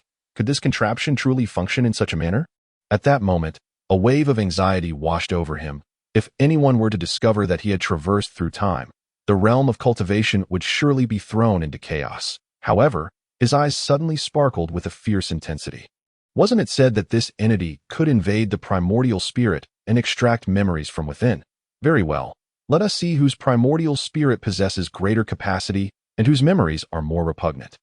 With this thought, Wei Zheng let out a strange chuckle, and memories hidden in the recesses of his mind surged forth like a tempest towards the celestial demon. In an instant, even the supreme celestial demon was rendered speechless. Feeling a sudden rigidity enveloping its entire being, it found itself surrounded by an endless array of animated sequences, showcasing a myriad of intricate movements from various angles, instantly filling the space around it. Trapping it within an isolated realm of memory, the celestial demon resided within Wei Zheng's primordial spirit. Its attempt to erode another's essence was met with an unrelenting counterattack as the two merged, rendering the celestial demon helpless against the indiscriminate assault from within. Naturally, Wei Zheng's memories could also serve as a means of attack on the primordial spirit. Chapter 60. The celestial demon is going mad before the celestial demon could react. It was submerged by a deluge of memories, forced to passively endure the indiscriminate onslaught. In an instant, it was inundated with scenes from romantic films. The cacophony of anguished cries flooded the celestial demon's ears. What in the world is this? Good heavens! Is this an overwhelming amount? Caught off guard, the celestial demon was utterly bewildered. These images transcended the moral boundaries of humanity. In its understanding, such matters belong to the realm of human desire and darkness. This was the very point through which the celestial demon sought to incite the demons of the human heart. Thus, after a brief moment of astonishment, it immediately began to search these memories for a weakness in Wei Zheng's defenses. However, to its surprise, it found no trace of desire or dark emotions. The only emotional fluctuations it could discern were explanations such as confronting human physiological needs, liberating human nature. These were the primal instincts of humanity. What seemed to be unspeakable matters, shameful scenes, had transformed into a legitimate aspect of human need within this understanding. Just who was this person? How could they perceive such things with such unabashed clarity and even a refreshing perspective? The colossal visage of the demon in midair widened in disbelief, utterly flabbergasted by Wei Zheng's audacious thoughts. The crux of the matter was that, no matter how it sifted through these images, it could not locate any points of desire. Hey, look, that celestial demon seems off. Could it be malfunctioning? Yiziming exclaimed, pointing at the sky with a look of incredulity that it does seem somewhat different. Has it gone mad? Yuan Shui echoed, her expression one of shock. The formerly dark and imposing figure of the demon now displayed no trace of excitement or malevolent delight. Instead, it bore a countenance of utter confusion. What had transpired with this celestial demon? What did its expression signify? Perhaps it was constipated? The blacksmith stood in a daze. The demon's expression was ghastly, as if it were in great discomfort. The blacksmith felt equally perplexed, at a loss for words, unsure of what had befallen this terrifying entity that in truth, the celestial demon was not only in discomfort, but was teetering on the brink of madness. The so-called celestial demon was itself a manifestation of the heart's demons. Thus, when invading the primordial spirits of cultivators, it would swiftly identify their shadows and amplify their inner tribulations, inciting emotional outbursts that led to the cultivators' moral downfall, ultimately leading them down the path of darkness. This was the celestial demon's fate. Therefore, regardless of the cultivator's or immortal's level of cultivation, none wished to encounter such a being. Yet today, it had stumbled upon a mortal whose mind was utterly awash with unrestrained thoughts.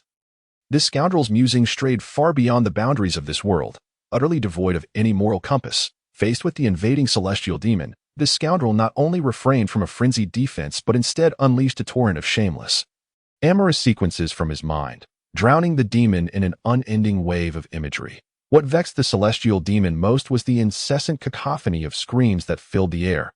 However, the most damning aspect was that it discovered it could not extricate itself from this realm of romantic film memories. Only able to emit a series of roars in frustration. You wish to excavate my memories? A splendid notion. I quite admire this unseen adversary. Wei Zheng relished the challenge posed by this intangible foe. My previous collection of romantic films alone exceeded 2,000 gigabytes, all nestled within my memories. You must approach this with patience. Take your time to peruse. That he stood at ease, peeling grapes, savoring their sweetness with a gentle bite. Yet the celestial demon was anything but relaxed. It truly felt as if it were losing its mind. 2,000 gigabytes of such films. Who knew how long it would take to view them all? Perhaps a decade or more? Wei Zheng chuckled nonchalantly. After all, this was a trove he had amassed over the course of many years. By the time this individual finished, they would likely be on the verge of losing their very essence. The 6 elders of the Huaxia immortal sect were equally perplexed, observing the celestial demon's relentless roars in the sky. This felt exceedingly strange. Ever since Wei Zheng had entered the 6 forbidden seals of immortality, an inexplicable transformation had begun to unfold. Had this celestial demon truly gone mad? The blacksmith and Yuan Shui exchanged bewildered glances. Ever since Wei Zheng had entered the 6 forbidden seals, the demon's process of devouring primordial spirits had come to an abrupt halt. How could this be? What in the world had Wei Zheng done to the celestial demon to elicit such bizarre behavior? Yuan Shui found herself at a loss to comprehend, and the blacksmith too was equally baffled. After so long in cultivation, he had never encountered such an extraordinary tactic. For anyone targeted by the celestial demon, the process of spirit consumption was irreversible. Yet why had it suddenly ceased? Was it possible for the celestial demon to experience madness? One elder gazed in astonishment. I do not know. Perhaps, as the sect leader's senior brother suggested, he has some formidable ally. The other elders exchanged glances, their expressions a mix of astonishment and uncertainty. Suddenly, their gazes fell upon Wei Zheng, their shock deepening. Could it be that the esteemed figure spoken of by the primordial immortal venerable was none other than young Master Wei? Yi Ziming shook his head, stating, I am equally baffled by this situation. Yet the celestial demon does seem rather distressed. Roaring in exasperation, the celestial demon was not merely distressed, it was on the verge of nausea. Having endured countless trials over millennia, it had often conjured illusions within the minds of others. Maximizing the activation of their inner demons. It was a top-tier expert in such matters, and for eons, no one had ever withstood its attacks. But today, it had truly encountered a worthy opponent, a mortal with an overwhelming cache of romantic films that inundated it like a tidal wave. Furthermore, the narratives were simplistic, merely revolving around dual interactions, lacking in innovation. Yet the dialogues were monotonously repetitive. What the hell is this? The celestial demon wanted to retch. It was utterly revolting. The sheer volume of romantic films within this mortal's mind was unimaginable. An overpowering force compelling consumption.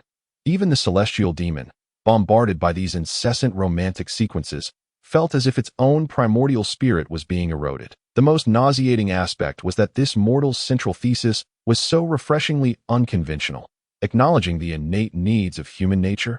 Acknowledging what? Chapter 61. A lack of moral boundaries. Thoughts are limitless.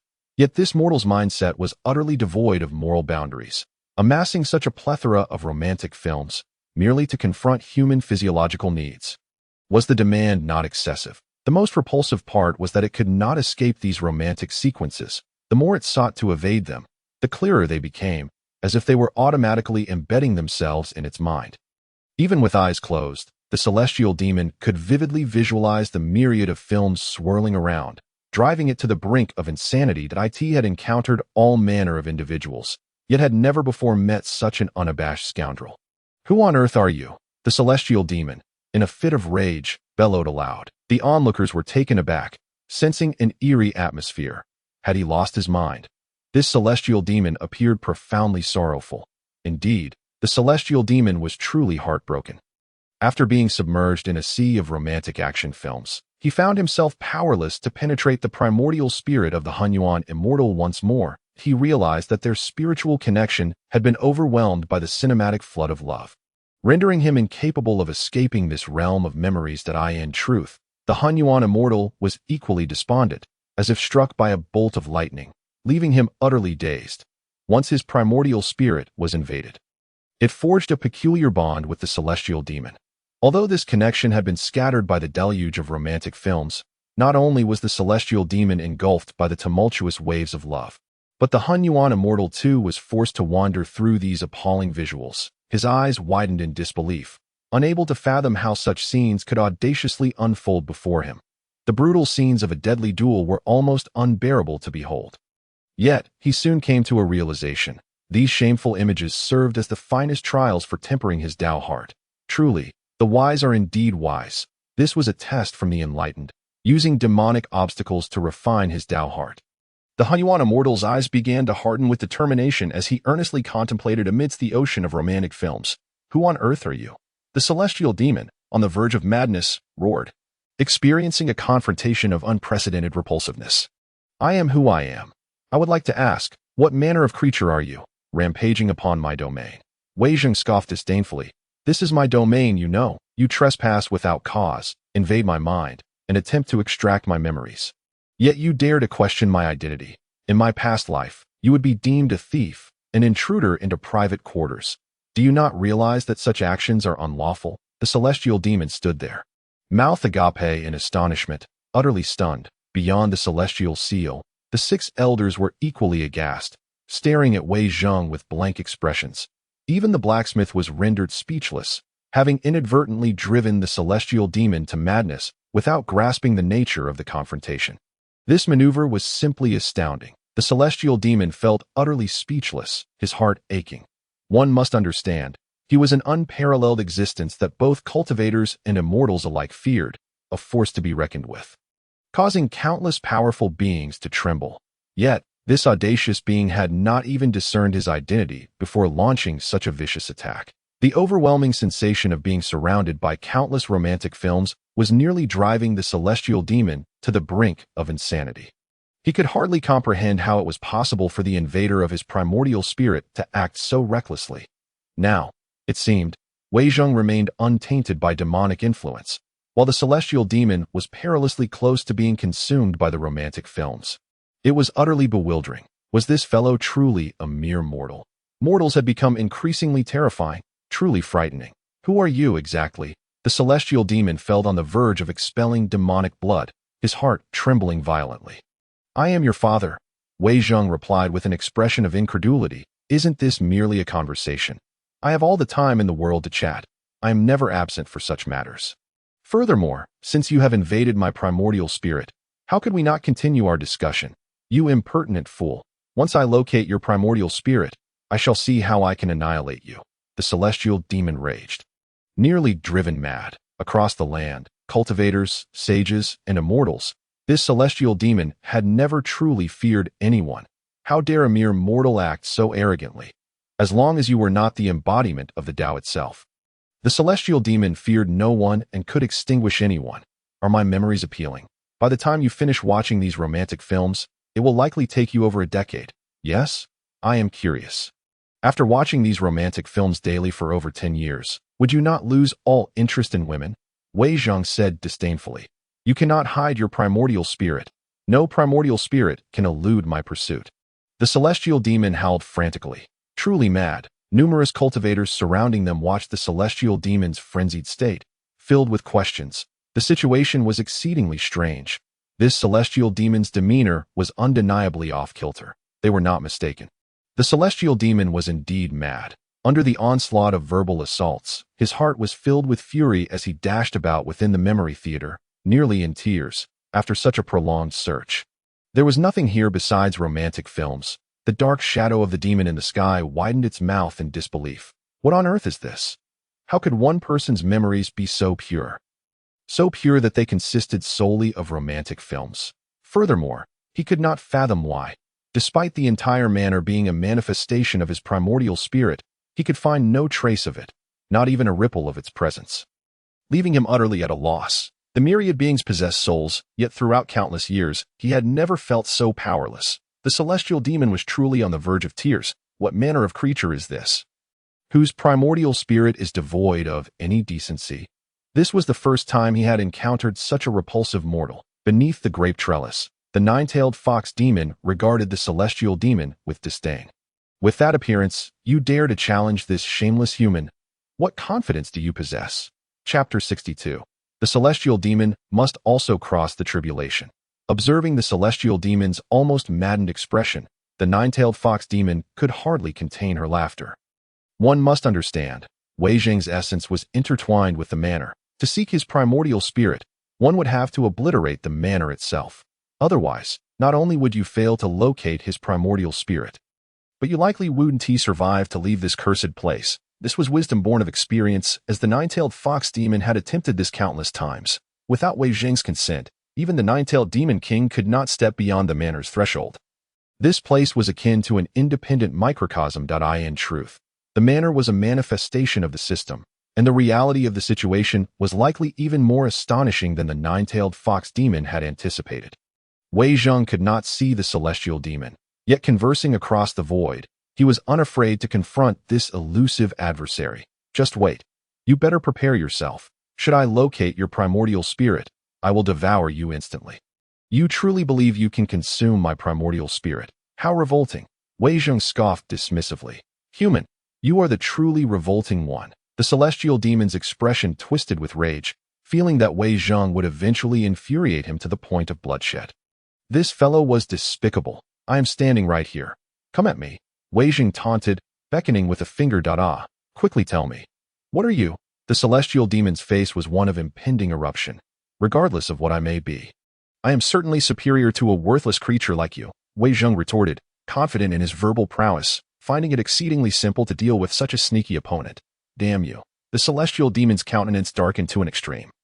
Having never encountered such a human, he felt as if he were on the brink of facing his inner demons. This fellow's words were laced with venom. Conversing with him was akin to a form of self-destructive lunacy. To be so revoltingly skilled at verbal sparring. Could he still be considered human? The celestial demon employed invasion of the primordial spirit, intending to consume it. Yet this fellow did not even need to invade the primordial spirit. Merely speaking could incite one to rage to the point of death. It was utterly insidious. Care for some grapes? Wei Zheng calmly peeled a grape. You. The celestial demon was infuriated, veins bulging on his forehead. Bewildered as to why he was so affected by this mortal's nonsensical responses, by the time you emerge from watching these romantic films, everything will have changed. After witnessing such indecent scenes, you may very well find yourself impotent. Wei Zheng sighed dramatically. Indeed, no one can prevent you from indulging in such repulsive material. I can hardly muster the energy to disdain you. These are your memories. The celestial demon raged, cursing vehemently. If you possess any ability, come here and face me one-on-one. I shall annihilate you this very instant. The demon shadow roared in the sky, his expression as dark as water, while the surrounding cultivators stood dumbfounded. The celestial demon appeared decidedly unhinged. Was this truly the chaos he sought? I cannot defeat you, Wei Zheng replied calmly, smiling. So let us continue our conversation. I could chat all day long. What the hell? Why do you so readily admit that you cannot defeat me? Can you not possess a shred of pride? The celestial demon was speechless, grappling with the contradiction of feeling enraged despite Wei Zheng's admission of inferiority. Who wishes to converse with you? This fellow was utterly unpredictable and exceedingly difficult to contend with. You say you can talk all day? That is utterly inhumane. The dignified celestial demon found himself feeling as though he were being thoroughly dominated. I see now. Aside from your verbal sparring, what else can you do? What can you accomplish against me? The celestial demon mocked coldly. Have you finished watching the romantic films yet? You cannot escape. Wei Zheng replied nonchalantly. I shall soon consume the primordial spirit of the Huaxia immortal, plunging him into the depths of demonic influence. The celestial demon felt he could no longer endure. You cannot escape, Wei Zheng remarked, plucking another grape, placing it in his mouth, and exclaiming with delight, truly sweet. Absolutely delectable. You insolent fool. What are you truly trying to accomplish? The celestial demon could no longer contain himself and erupted in a furious roar. That I merely wish to observe your pretentiousness in silence.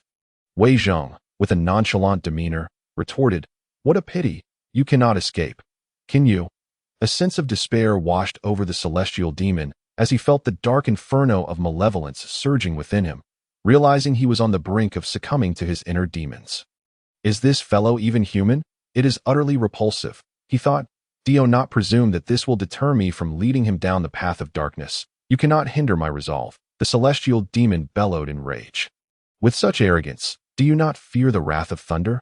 Wei Zheng replied, somewhat exasperated. This creature truly a demon. I am a part of the celestial order, beyond the realm of sentient beings. And even the might of lightning cannot thwart my essence. Now, do you finally comprehend how powerless and insignificant you are before me? At last, the celestial demon felt a glimmer of triumph. That's so? Then let us see if you are truly as formidable as you claim. Wei Zheng waved his hand lightly, proclaiming, Thunder and lightning. Suddenly, the celestial demon sensed something amiss, an overwhelming dread coursing through him. He looked up to behold a dark cloud that had inexplicably gathered overhead, followed by a deafening clap of thunder and a dazzling bolt of lightning that cleaved the sky, striking the celestial demon with searing intensity, illuminating the heavens in brilliance. In that moment, all present stood agape, rendered speechless by the spectacle. The celestial demon had been struck by lightning. This was an unprecedented sight. Even a celestial demon was not immune to the punishment of the celestial order. The celestial demon was nearly obliterated, and a terrifying thought struck him. Could this lightning have been summoned by that mortal? It was not uncommon for cultivators to wield the power of thunder and lightning. Yet this lightning felt different. It was imbued with the essence of the celestial order, a true calamity of thunder, wielding unimaginable power. Is this the calamity of thunder? The celestial demon screamed in horror. Wei Zheng remained unfazed. Indeed, the lightning was his doing. However, it was not a calamity of thunder, merely artificial lightning. He could not abide anyone trespassing upon his domain with impudence. So he had simply and brutally activated his weather generator to unleash artificial lightning upon the intruder. You fancy yourself so brazen, do you? I may not be able to slay you, but I can certainly vex you. Yet the celestial demon vehemently disagreed. How could lightning infused with the essence of the celestial order be considered mere lightning? It was undeniably a calamity of thunder. The ability to summon such calamities at will was beyond the reach of most cultivators, causing the celestial demon to cower in trepidation. Chapter 63. The Master Strikes. The celestial demon retreats. Impossible. You are neither an immortal nor a cultivator. How could you achieve such feats? The celestial demon trembled before Wei Zheng. his heart filled with terror, the ability to wield calamities of thunder at will, and even to imprison a celestial demon. Who had ever witnessed such a preposterous mortal? I am your father. Is that not evident? Wei Zheng declared, as the saying goes, misaligned virtue brings calamity when moral order is disrupted. Annihilation follows. To speak thus to your father violates the principles of the celestial order. You shall be struck by 5 thunders, and your essence shall be extinguished. Wei Zheng spoke with an air of authority. You are talking nonsense. The celestial demon no longer wished to engage with Wei Zheng. The latter's repulsiveness was overwhelming, and further conversation would surely drive him to madness. That I prefer to unleash lightning. Wei Zheng scoffed, waving his hand once more. Instantly, thunder roared in fury, and bolts of lightning rained down relentlessly, as if costless, engulfing the sky. Were this to occur outside, Wei Zheng would indeed find himself at a loss against this creature. However, within his estate, he possessed a weather generator, capable of releasing artificial lightning at will. Even if he could not slay the demon, he could certainly torment it. You, a mere scoundrel, dare to rampage in my domain? The celestial demon felt on the verge of insanity. This calamity of thunder was even more relentless than a mortal's, nearly reducing him to a sieve, while the lightning could not kill the celestial demon. It continued to strike him without mercy. Have you ever witnessed such calamities of thunder? Several elders, standing around the fields, felt their legs weaken. Others shook their heads in disbelief, having lived a lifetime without encountering such a characterful calamity of thunder that could even strike a celestial demon. It was well known that celestial demons were born of the celestial order, beyond the realm of sentient beings, and had historically posed the greatest peril to cultivators as heart-devouring entities. Such creatures were unassailable and indomitable, posing an immense challenge. Yet now, this celestial demon was being mercilessly beaten by young Master Wei, a display that far exceeded their imagination. This is the most bizarre occurrence I have ever witnessed. The blacksmith remarked, rendered speechless. He had never seen a celestial demon treated so pitifully, but who could blame it for flaunting its presence in the young master's estate? Care for some grapes? Within the confines of the 6 seals of celestial banishment, Wei Zheng offered a bunch of grapes to the Hunyuan celestial sovereign. You have not eaten for 2 days. Do not let yourself perish from hunger. The Hunyuan celestial sovereign, shocked into silence, had never seen anyone reduce a celestial demon to such a state. Upon hearing Wei Zheng's voice, he snapped back to reality. Taking the grapes, he instinctively consumed one, and in an instant, the black flames enveloping his essence vanished. These grapes contain the essence of the celestial order. He exclaimed in astonishment. As the grape descended into his stomach, it transformed into an overwhelming force that surged through his meridians, culminating in a resounding breakthrough from the latter stage of the void refinement realm. In that moment, he stood in shock, his face alight with uncontainable joy. While there remained a considerable gap between the latter stage of void refinement and the calamity crossing realm, he had just emerged from a cataclysmic experience. Feeling content, after all, his comprehension of the celestial order was still insufficient to support a breakthrough to the calamity crossing realm. Forcing such a leap would yield dire consequences, as evidenced by the celestial demon's fate due to the reckless attempt. Had it not been for young Master Wei's intervention, he might have already been consumed by the celestial demon.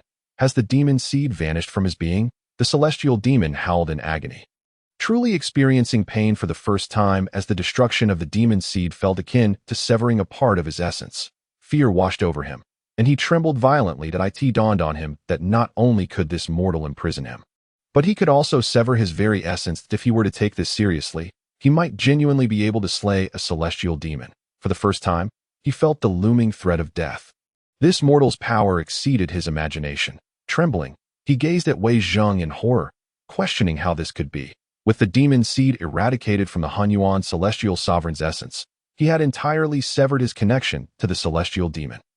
The demon's fate was now sealed, and it transformed into a wisp of black light, vanishing into the ether. Is it truly gone? Wei Zheng's countenance darkened as he muttered, "This creature has no sense of decorum." We had agreed to converse at length. The surrounding elders and members of the Earthly Immortal sect nearly fell to their knees in fright at his words. "Your Excellency, please refrain. That is a celestial demon. To provoke it spells disaster. You wish to converse with it all day? Spare us the terror." The celestial demon had genuinely departed. Numerous onlookers, astonished, stood with mouths agape, witnessing a tale for the ages.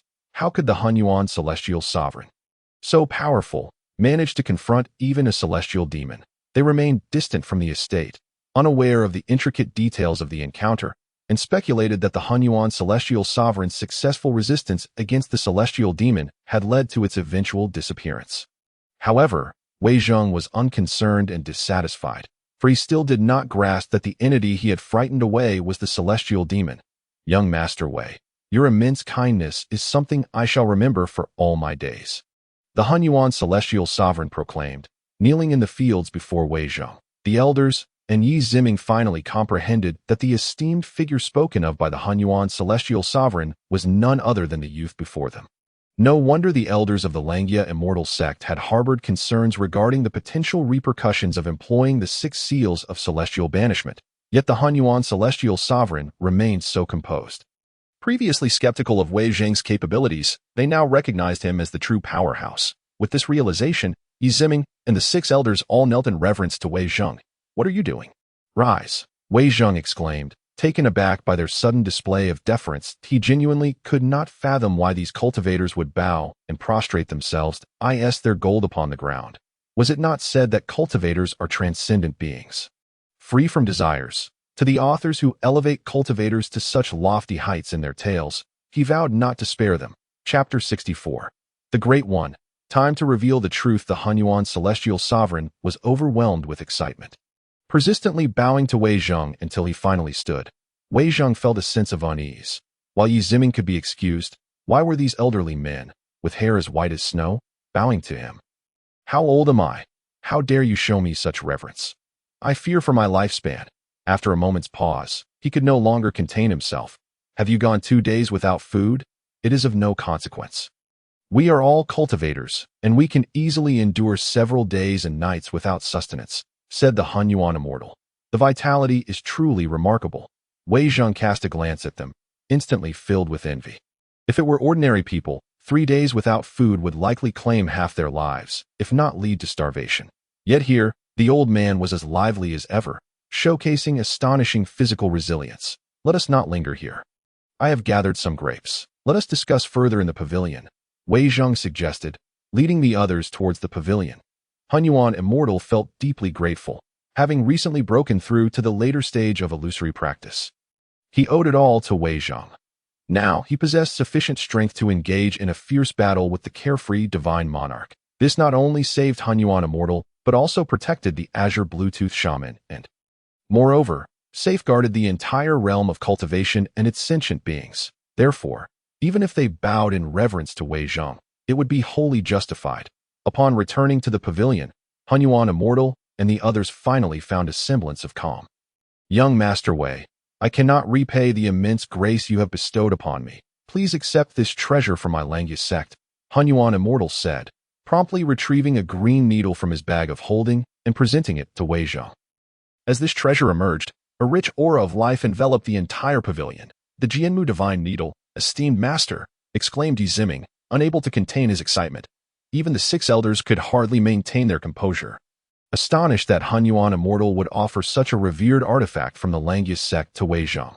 Yet, considering the presence of such a formidable deity at the foot of Langia Mountain, and the amicable relationship with the Langia sect, it was no surprise that a few words of guidance from this great being could ensure the sect's prosperity for millennia. Now, offering the Jianmu Divine Needle seemed a trivial matter. Young Master Wei, please do accept this. It represents the heartfelt sentiments of the entire Langia sect, Hunyuan Immortal implored, reverently presenting the Jianmu Divine Needle with both hands, his heart fluttering with anxiety, having previously accepted treasures from Xia Xingqiao. He could hardly reject this goodwill. Isn't this a bit excessive?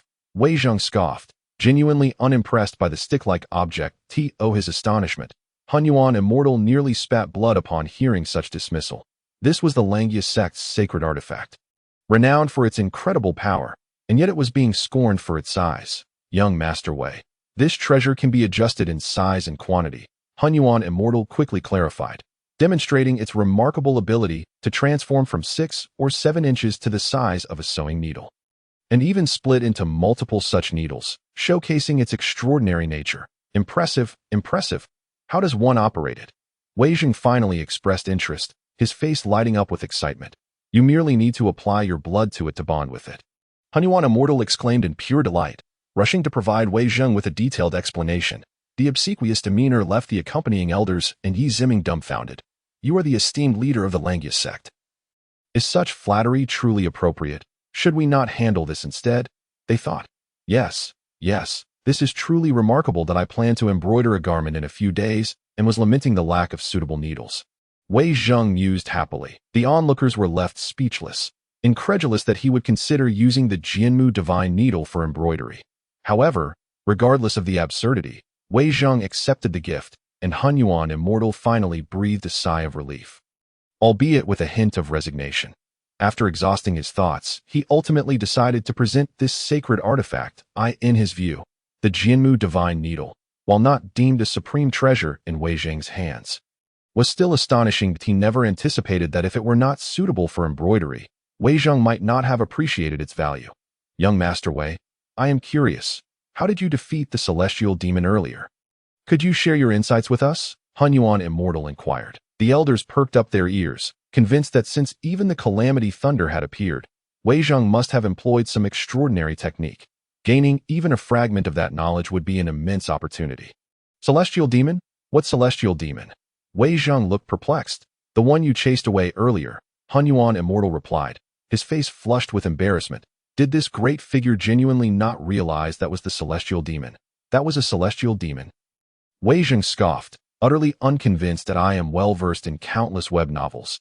Do you think I am unaware of what a celestial demon is? That pretentious creature earlier, calling itself a celestial demon. How shameless. It was the celestial demon that you summoned Calamity Thunder to scatter, the elders explained. What Calamity Thunder? That was merely a modern machine, artificial lightning. It is nothing of concern, Wei Zheng retorted, rolling his eyes. Modern machine? What is that? The surrounding elders looked utterly bewildered. What are you talking about? Great One, you might as well come clean. We have already seen through your true strength, Wei Zheng thought, unwilling to elaborate further, as he had no way to explain what a machine was. In the spirit of reciprocity, Wei Zheng offered 10 bunches of grapes to Hunyuan Immortal, and they departed in high spirits. Chapter 65. The farmer turns tailor, finally bidding farewell to the group of elders. Wei Zheng sighed in relief. News of Hunyuan Immortal successfully repelling the celestial demon spread rapidly, stirring excitement among countless experts from various sects and igniting a tempest within the realm of cultivation, prompting many to pay visits. Unfortunately, all were turned away by Hunyuan Immortal, who remained oblivious to the fact that Wei Zheng was the one who had intervened. What he needed most now was to prepare vigorously for the impending struggle for leadership.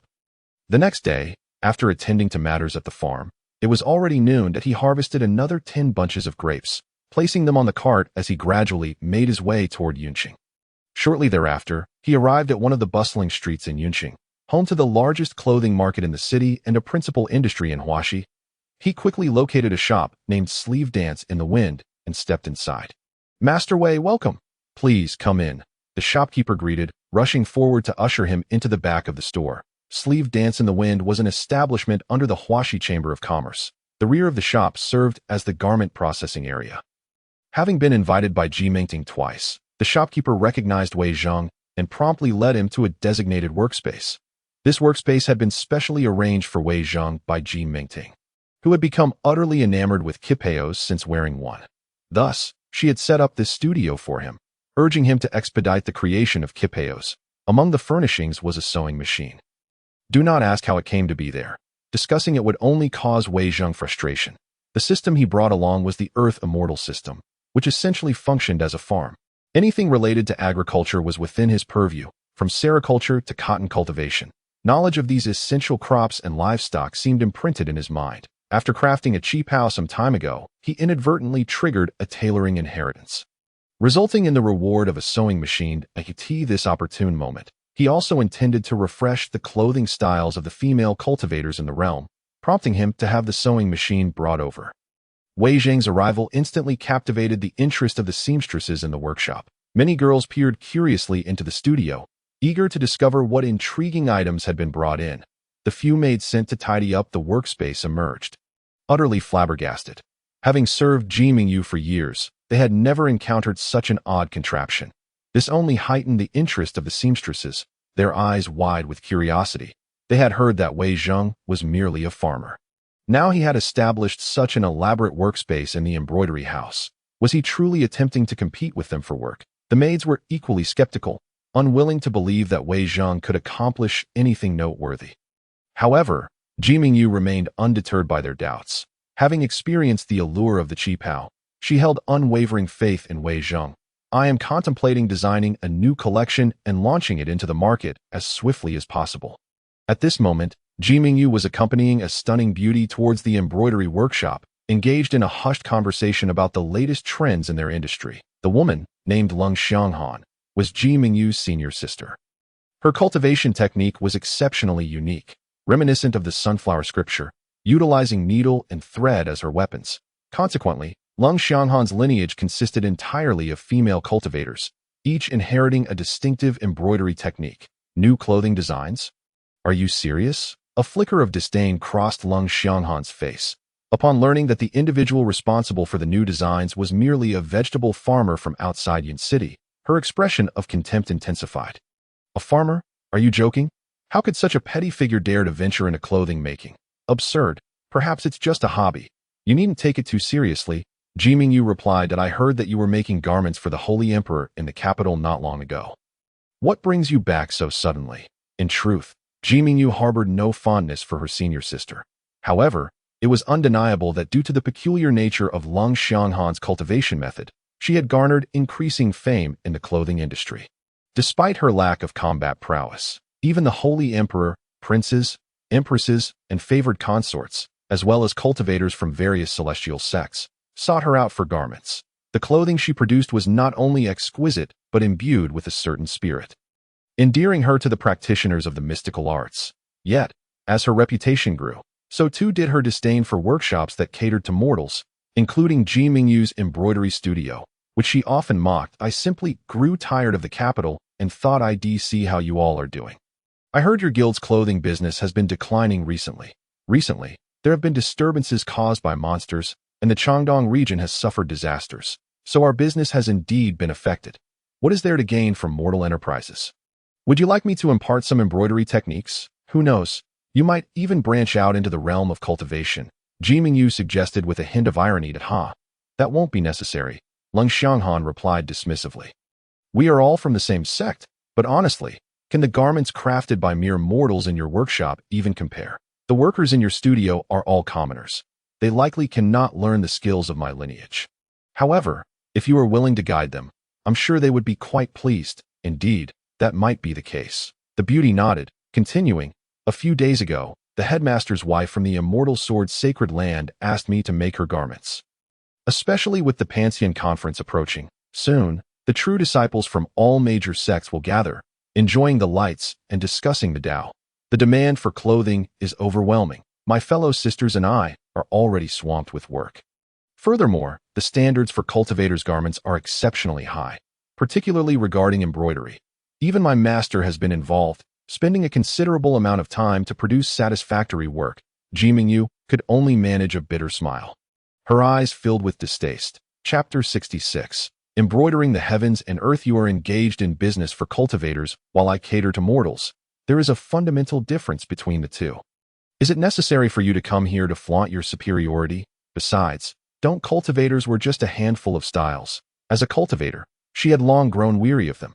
The only area where uniqueness could be achieved was in the embroidery of garments. To pursue individuality, female cultivators had varying demands for embroidery. Thus, the Dream Embroidery Workshop, managed by Lung Xianghan, employed her lineage's sisters, which accounted for its popularity within the cultivation community, a feat that Ji Mingyu's studio could not rival. As the two continued their idle chatter on their way to the embroidery workshop, Wei Zheng had already arrived at the studio.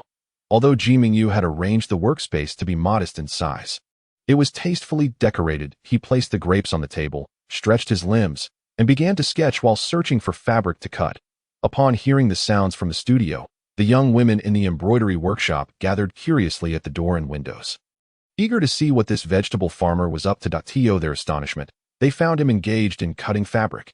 Observing Wei Zheng's fluid and familiar technique left the girls utterly mesmerized. Isn't he a farmer? How did he become a tailor? One of the maids, responsible for cleaning the studio, exclaimed in disbelief. Initially skeptical, the others were left speechless as they watched Wei Zheng work without even marking the fabric before cutting. Wielding the scissors directly. Is he really making clothes like this? Can it even be worn? They exchanged glances, unsure. Perhaps for others, it might not fit, but if Ji Mingyu wears it, it will be a perfect fit. Wei Zheng chuckled to himself, a former dandy. His discerning eye could easily assess a woman's proportions. Having once accidentally spied on Ji Mingyu while she bathed, he was intimately familiar with her figure. Thus, he didn't need to outline every part of the garment as other tailors did to determine the size. In an instant, fabric scraps flew around the studio, piling onto the table. Doesn't it seem like he's just playing around? One of the maids remarked, a look of confusion on her face. That I think so too. How could a vegetable farmer possibly make clothes? Another chimed in, shaking her head. However, just as they voiced their thoughts, the scene in the studio transformed. Without even glancing down, Wei Zheng opened his hands, and suddenly, 2 needles and threads appeared, swiftly weaving through the fabric. How is he threading the needles so quickly? The girls outside gasped. Their mouths agape. His speed was astonishing. They could barely catch a glimpse of his hands as they blurred, the fabric rapidly coming together in a mesmerizing display. Is he truly making clothes? His speed is unreal. Our best embroiderers don't even come close to that. Look. Is he embroidering on the fabric? My heavens, what an extraordinary technique. Outside the studio, over a dozen young women watched in wide-eyed astonishment. In the realm of cultivation, embroidery was traditionally a woman's domain. No man had ever engaged in such a craft before. Today, however, they witnessed a man whose embroidery skills rivaled those of women, perhaps even surpassing them. Wei Zheng employed the technique known as embroidering the heavens and earth. A gift from the Earthly Immortal system, its origins unknown. After days of exploration, he had finally mastered this embroidery method, and with his formidable physique, he executed it with the grace of an unparalleled sword technique. Achieving a speed that was nothing short of astonishing. It could be said that the embroidery technique he was currently demonstrating resembled a finely tuned machine, appearing both ethereal and exquisite. He had brought the art of embroidery to an extraordinary level of human capability. Truly unparalleled in the world. The embroiderers. This display was a profound visual shock that completely overturned their understanding of embroidery. Throughout the process, his hands hardly paused, flitting about like a butterfly among flowers, producing a delicate and resplendent pattern that emerged seamlessly, a design of dragons and phoenixes, symbolizing auspiciousness. All were entranced, rendered speechless, with only the sound of their breaths filling the air. As time passed, everyone instinctively held their breath, fearing that even the slightest noise would shatter this rare spectacle. Meanwhile, Ji Mingyu and Lung Xianghan entered the embroidery workshop, noticing a crowd of young women gathered around the studio, unable to suppress their frowns. Mingyu, I told you, mortals will always be mortals. The workers in your studio should really be reassessed. With such lackluster skills and lazy dispositions, it's a wonder they can produce any decent embroidery at all. Lung Xianghan scanned the scene, her disdain only deepening. Is that so? Ji Mingyu's expression darkened, finding the conversation with this woman increasingly irksome. With that, the two strode forward, their curiosity piqued about what had captured the attention of the crowd. However, upon locking eyes with the figure in the studio, they were instantly struck dumb, disbelief painting their faces. There stood Wei Zheng before the embroidery frame, his hands moving quickly and gracefully, as if flowing like water, exuding an enchanting impact. This is embroidering the heavens and earth. Good heavens, this is the legendary technique.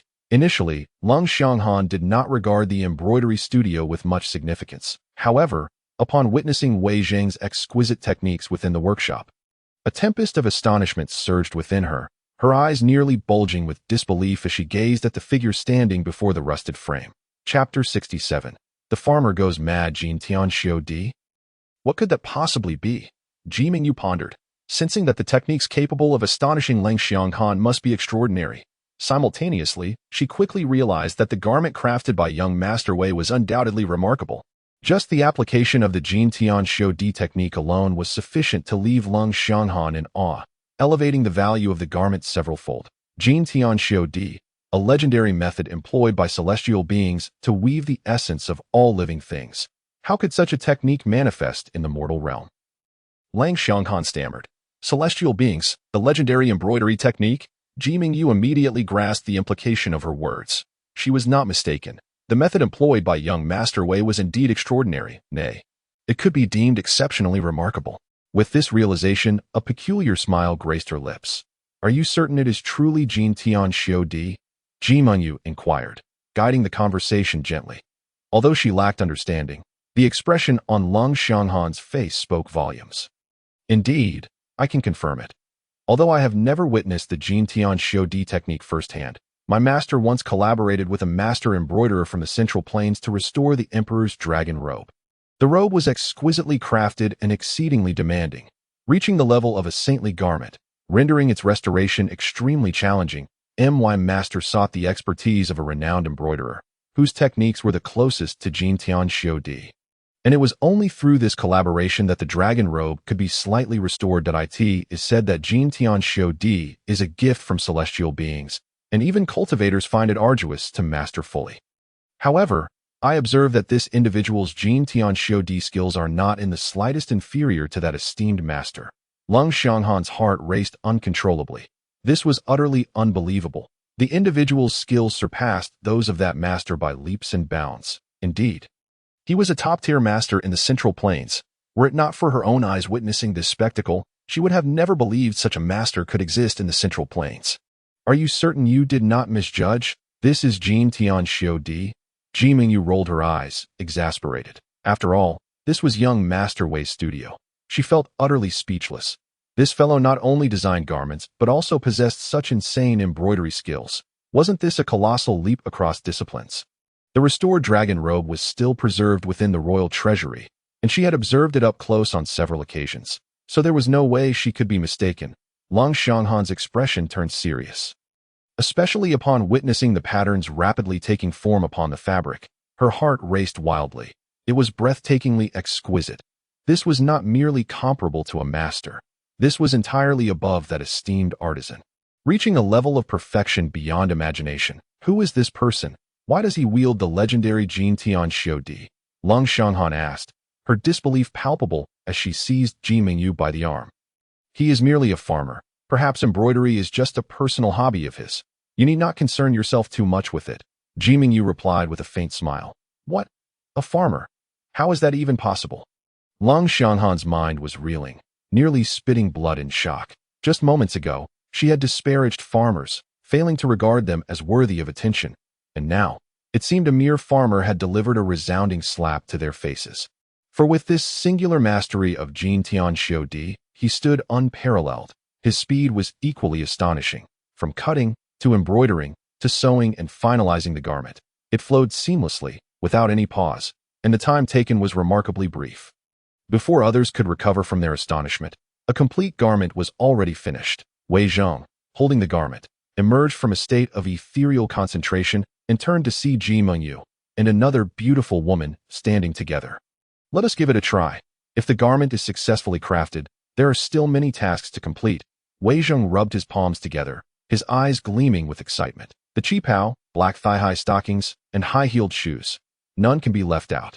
Next, he focused on the thigh-high stockings that he had spent several days sourcing materials and ultimately decided on silk as the ideal fabric. After numerous efforts, he finally succeeded in crafting 2 pairs of stockings. Today, he came to witness the final effect of the qipao paired with the black stockings. Taking out the stockings and placing them alongside the qipao, young Master Wei waved to Ji Mingyu. Unbeknownst to him, the group of women outside, having watched for so long, could no longer contain their excitement and rushed in, marveling at the unique garment with admiration. "Oh my, what is this garment? It looks so peculiar." Let us not dwell on the garment for now. You should first take a look at this exquisite embroidery. Oh my, such intricate embroidery, such vibrant imagery of the rising phoenix. Look at those feathers. I feel faint. I could spend days embroidering a simple flower, yet Master Wei completed this in less than a quarter of an hour. This truly embroidery that a mere mortal can achieve. If I possessed such skills, I would be renowned throughout the Central Plains. Over a dozen embroiderers from the studio gazed at the exquisite embroidery on the garment, chattering incessantly. The atmosphere became uncontrollable. A chaotic frenzy ensued, and even Wei Zhong found himself pushed aside. Fortunately, Both the garment and the stockings were ready, allowing Wei Zheng to withdraw quietly, slipping out unnoticed. The crowd was entirely captivated by the qipao, leaving no one to notice Wei Zheng's departure. With a chuckle, he exited through the back door, soon disappearing from the embroidery studio, and before long, he was driving his cart away from Yun City. "What are you all doing? Get away from me." Ji Mingyu finally managed to squeeze in, nearly unable to enter amidst the throng of frenzied women. She seized the qipao, unfurling it, and instantly gasped in awe. Unable to suppress a sharp intake of breath on the garment, a lifelike phoenix seemed to leap forth, adorned with true silk velvet embroidery and interwoven with gold and silver threads, creating an extraordinarily opulent and noble appearance that stirred one's heart even before being worn. As for Leng Xianghan, she stood there, utterly dumbfounded, her mind reeling at the sight of the embroidery on the qipao. Even she had never encountered such lavish and exquisite embroidery. Ji Mingyu's heart swelled with joy. No wonder young Master Wei had claimed the qipao was not yet complete, for compared to the one before her, the previous qipao he had shown was far too rudimentary. The difference in tailoring and embroidery was clear. It was as if they belonged to entirely different realms. Then, her gaze suddenly fell upon the black thigh-high stockings beside her. She reached out to pick them up, her astonishment intensifying. Chapter 68. Amateur yet insatiably passionate as a woman, upon touching the black thigh-high stockings. She was utterly captivated. The woven fabric was genuinely exquisite. Though not particularly precious in material, it was filled with elasticity, resilience, and comfort. The delicate weaving technique showcased the craft of fabric making to perfection. "What is this?" Leng Xianghan had finally managed to enter, and upon seeing Ji Mingyu's stockings, her heart trembled. Although merely a thin layer, it appeared snug and beautiful, surely comfortable to wear, evoking a strong desire to have it close against her skin.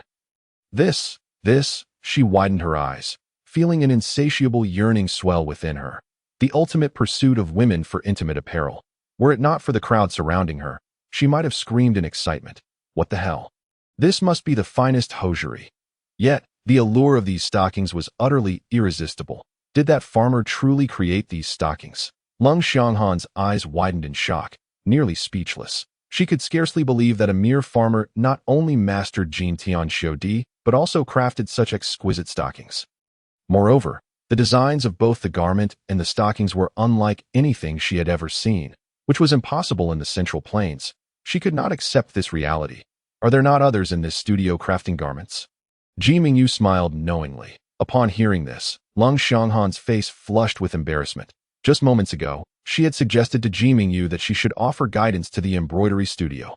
Yet now, a simple farmer had produced such embroidery and these ingeniously crafted stockings. With such skill, she felt utterly unworthy. She was not even qualified to carry the farmer's shoes. If this farmer was so impressive, what was left for them to pursue? Noticing the expression on Leng Xianghan's face, Ji Mingyu, the female tyrant, seized the opportunity to tease. "Shall I summon him over for you to offer your guidance?" The countenance of Leng Xianghan grew increasingly unsightly as she stared at Ji Mingyu in speechless disbelief. The words had made her wish to disappear into the ground. It is essential to recognize that both the exquisite embroidery and the elegant simplicity of this work were beyond the capabilities of her and her master. The mere presence of this Chaoyang Phoenix cry design utterly eclipsed the Emperor's dragon robe, which her master had failed to perfect. Thus, it was inconceivable that she could achieve the intricacy displayed in front of her. Now, a mere vegetable farmer had accomplished such a remarkable piece of embroidery on their own. Truly, it was nothing short of a legend.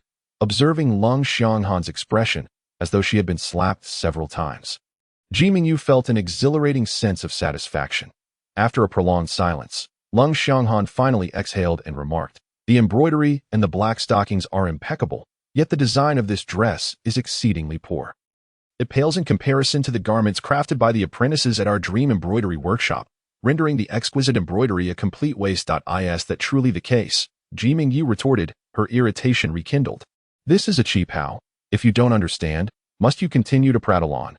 The surrounding ladies rolled their eyes, fully aware that the sourness in her words stemmed from jealousy. Whether it is a waste or not, one must try to ascertain.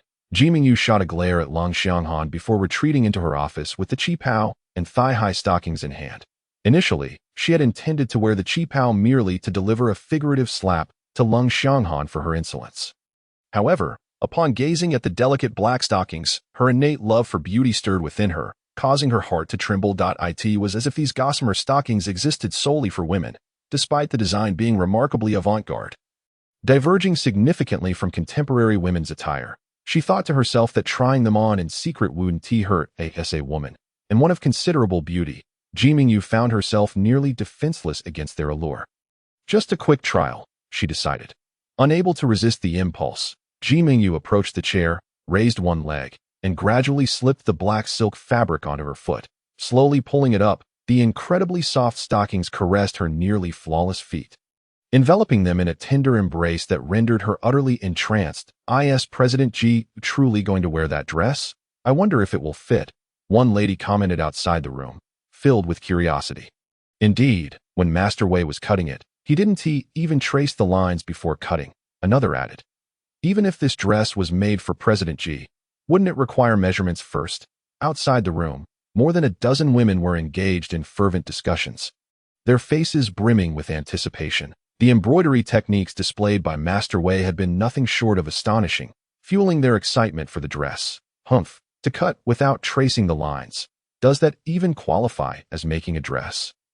Lang Xianghan scoffed, her expression soured. The dress that doesn't fit, no matter how extraordinary the embroidery, is merely a pile of useless fabric. The vegetable farmer remains a vegetable farmer, utterly oblivious to the true essence of garment making. Why is it taking so long? Could it be that the dress truly doesn't fit? As Ji Mingyu lingered in her room, without any sign of movement, a mocking smile slowly crept across Lang Xianghan's lips. With a creaking sound, the door finally swung open. A tall figure emerged from the room, her gentle footsteps causing the girls to perk up with renewed energy. Ji Mingyu stepped out, adorned in a violet qipao.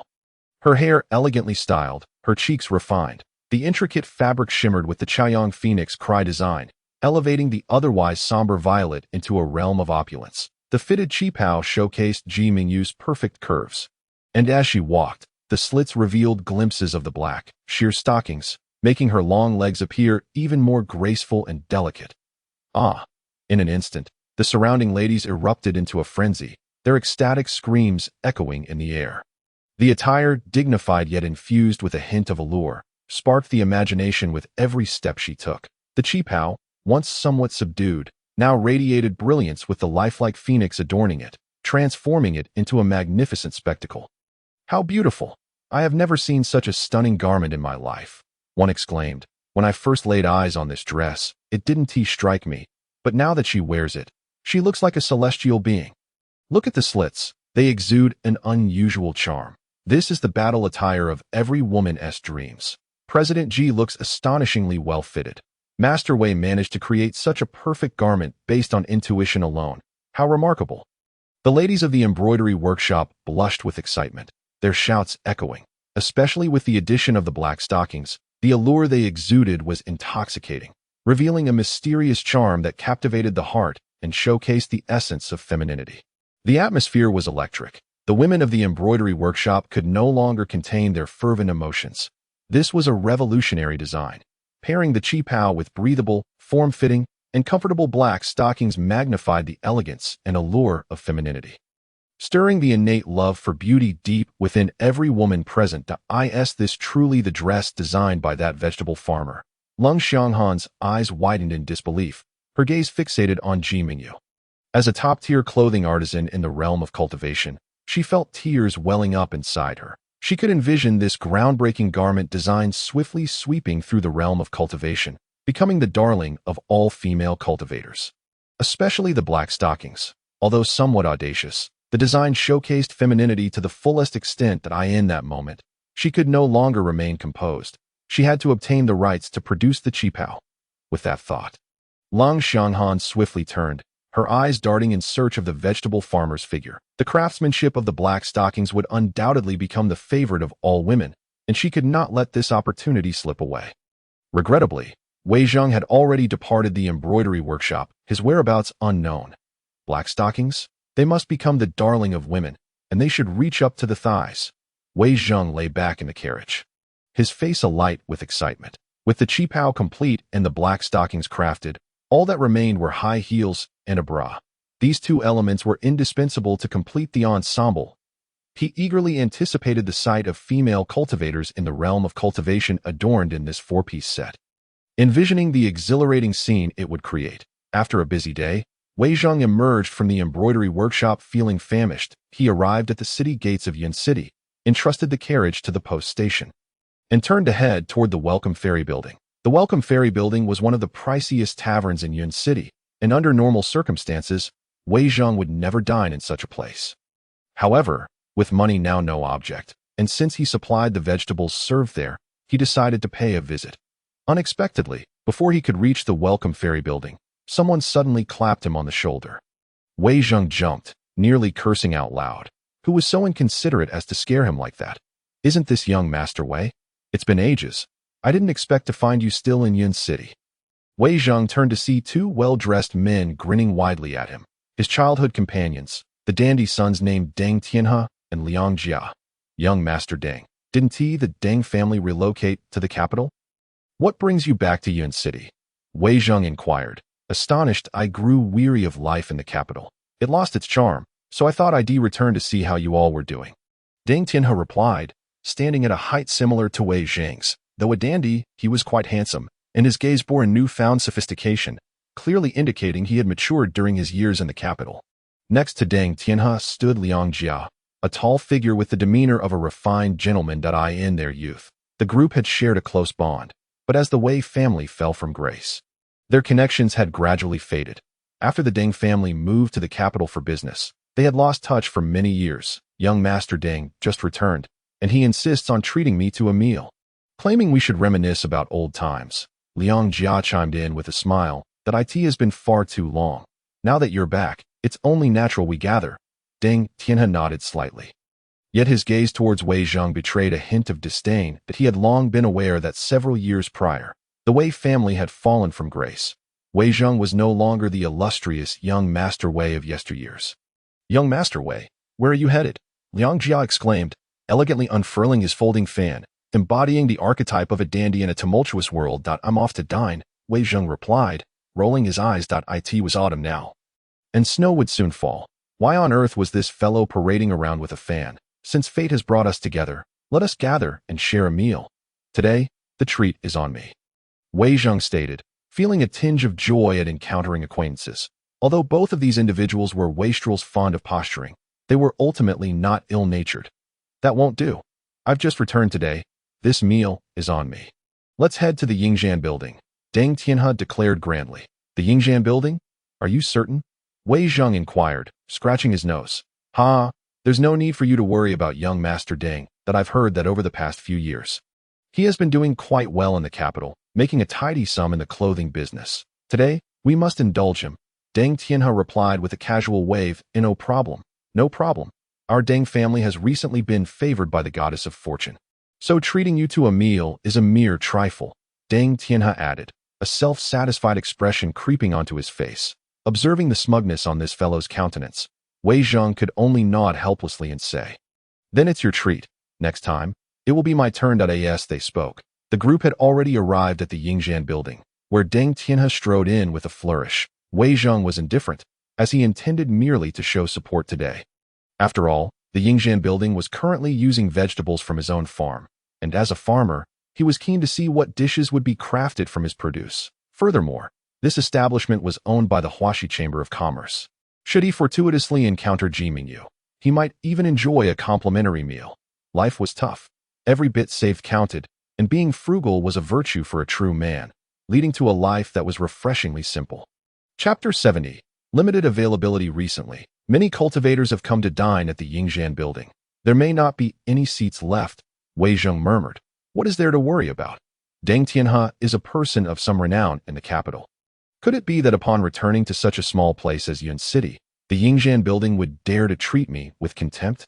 Deng Tianhe dismissed the concern, though he secretly feared there might be no seats available, and hastened his steps inside. Wei Zheng's expression grew uneasy. Upon entering, he encountered several familiar faces. These acquaintances often accompanied Ji Mingyu to the estate for vegetables and had seen Wei Zheng multiple times, despite being a mere farmer. Wei Zheng held an unusual status in the eyes of the Yingzhan building's manager. as even Ji Mingyu showed him respect, as subordinates to Ji Mingyu. The staff at the Yingjian building would not dare neglect a patron of Wei Zheng's caliber. Thus, upon seeing Wei Zheng enter, the manager quickly approached to bow, only to be met with a dismissive glance from Wei Zheng that I was here just a fortnight ago, but the place was so packed I couldn't get a meal. My father even complained about it, Liang Jia said with a grin. Back in the day, we were the tyrants of Yun City. Now that we are reunited, we surely won't be kept waiting again. Will we? His words rang true.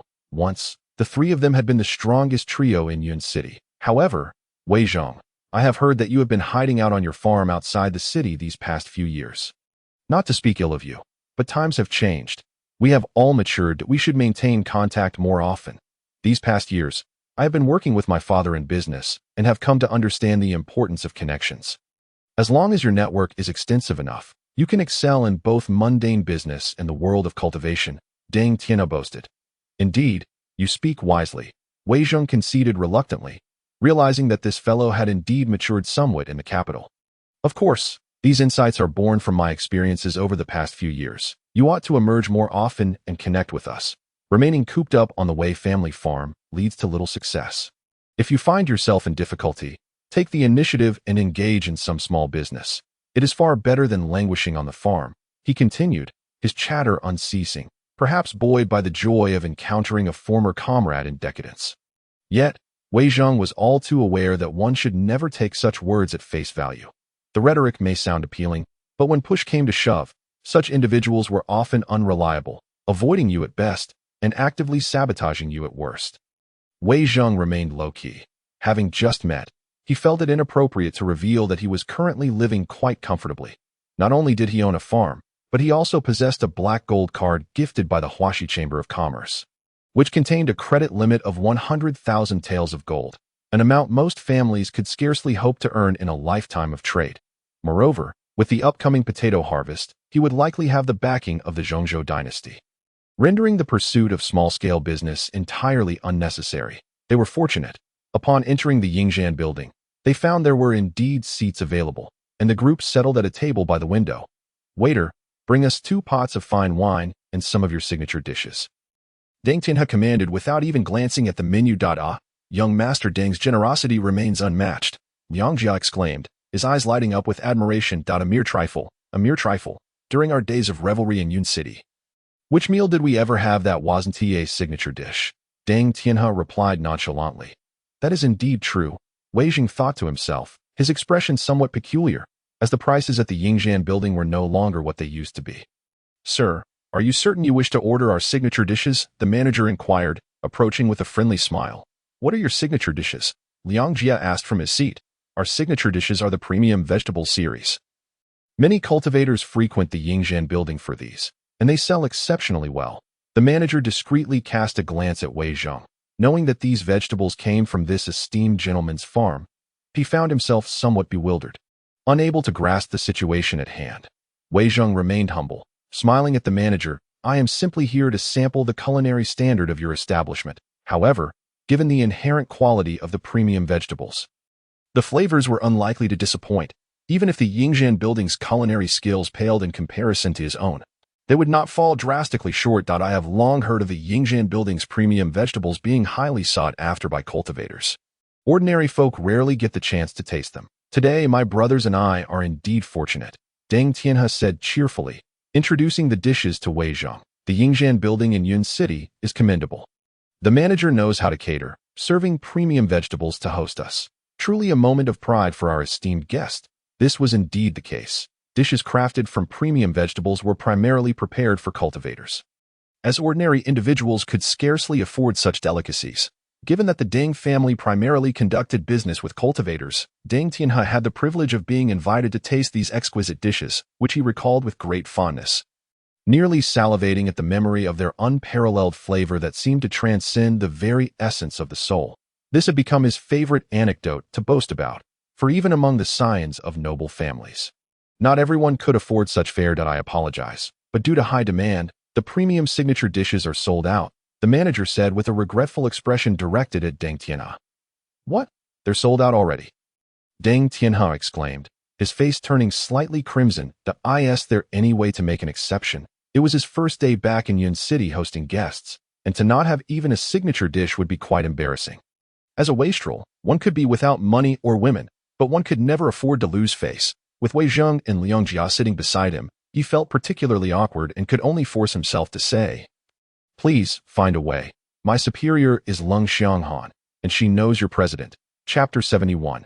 A subtle slap in the face. Leng Xianghan was a renowned master of attire within the cultivation community, and Deng Tianhe could hardly believe that the Yingxian building would dare to dismiss him. Yet the manager merely paused, a look of confusion crossing his face as he asked, "Who is Leng Xianghan?" In an instant, Deng Tianhe's face flushed a deep shade of red. "You country bumpkins don't even know the illustrious Leng Xianghan. Surely you must know the president of the Huaxia Chamber of Commerce?" Seeing the manager's puzzled expression, Deng Tianhe felt a wave of embarrassment wash over him, his situation becoming increasingly awkward. Liang Jia began to chuckle, his expression reaching an absurd level of amusement.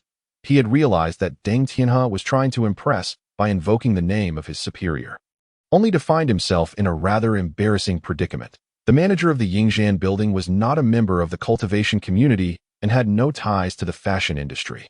Naturally, he would not be familiar with Leng Xianghan.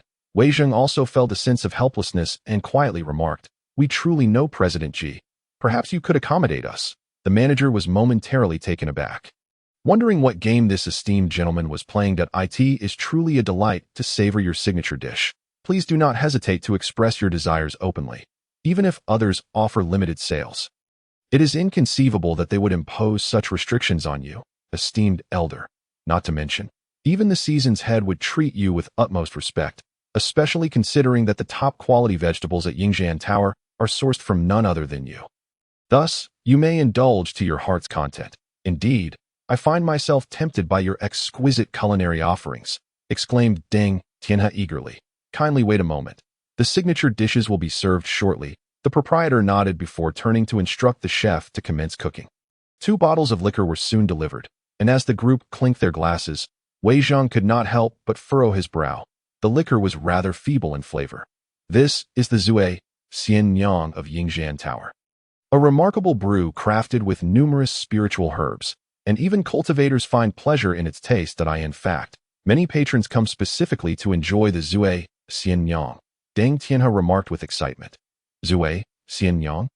Wei Zheng rolled his eyes, incredulous at the exaggeration. Though he had little affinity for alcohol, as a host of the Earthly Immortal system, he possessed a fair understanding of spirits. The drink appeared slightly murky, unlikely to exceed an alcohol content of 18 degrees, and carried a hint of bitterness, likely due to excessive dilution. To claim this subpar brew as a Xianyang is an affront to those of us who appreciate fine liquor.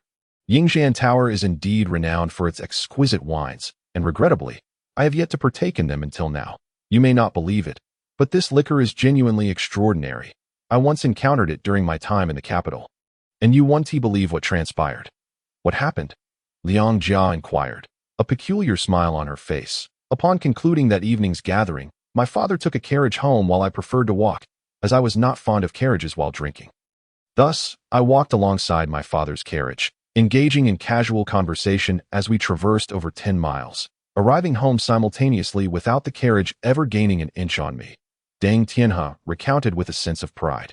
Such remarkable effects. Truly, it is deserving of its name, Zui Xianyang. Liang Jia's expression reflected both astonishment and disbelief.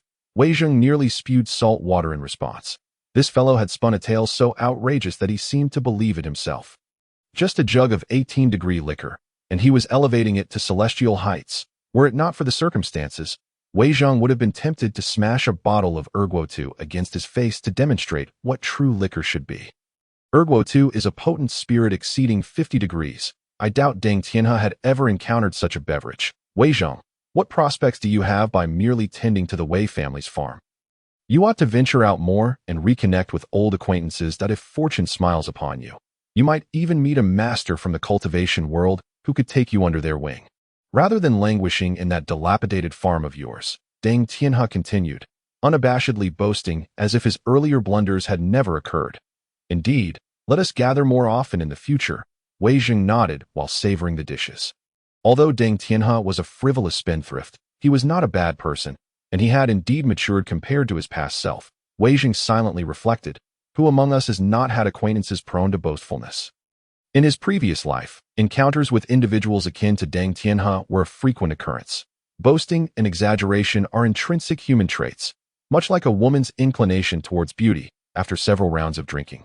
They had nearly finished their meal.as for Yingzhan Tower's signature dishes.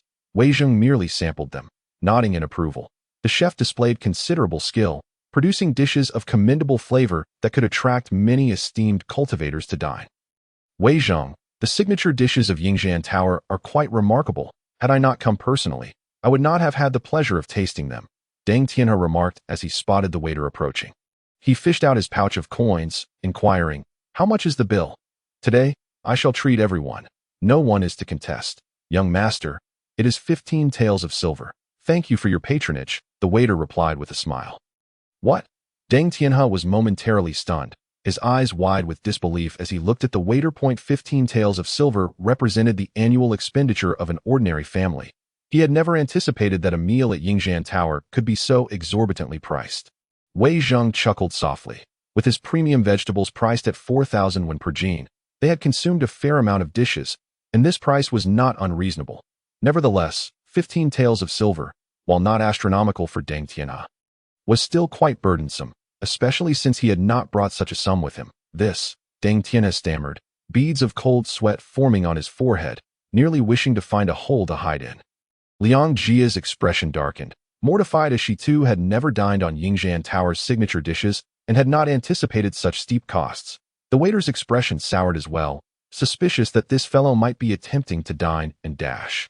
Unaware that this was not a place for such antics, Wei Jing's expression turned enigmatic. Had he not just boasted so grandly, only to find himself unable to cover a mere 15 taels?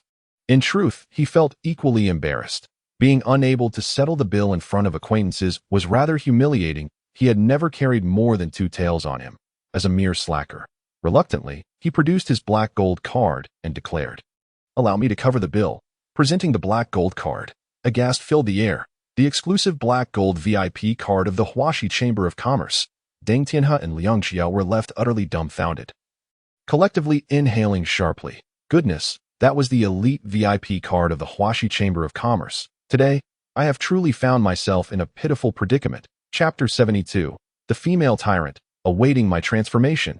Deng Tianhe stared at Wei Jing's black gold VIP card, struck speechless for a prolonged moment. Holding this card signified one of the most esteemed guests of the Huaxia Chamber of Commerce. Moreover, the most enticing aspect was that any purchases made at any establishment under the Huaxia Chamber of Commerce were complimentary.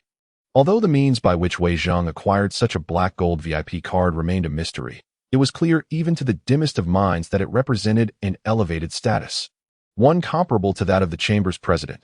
Dining at Yingzhan Tower, one could order freely without a care for the bill.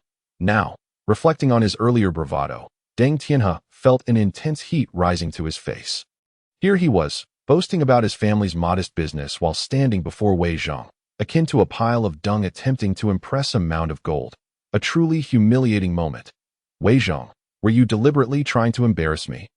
The proprietor of Yingzhan Tower hurried over, eager to ingratiate himself, stating, "Master Wei, you jest. Today's meal is on the house." Wei Jing calmly nodded, having anticipated this outcome, for he wielded the exclusive black gold VIP card of the Huaxia Chamber of Commerce.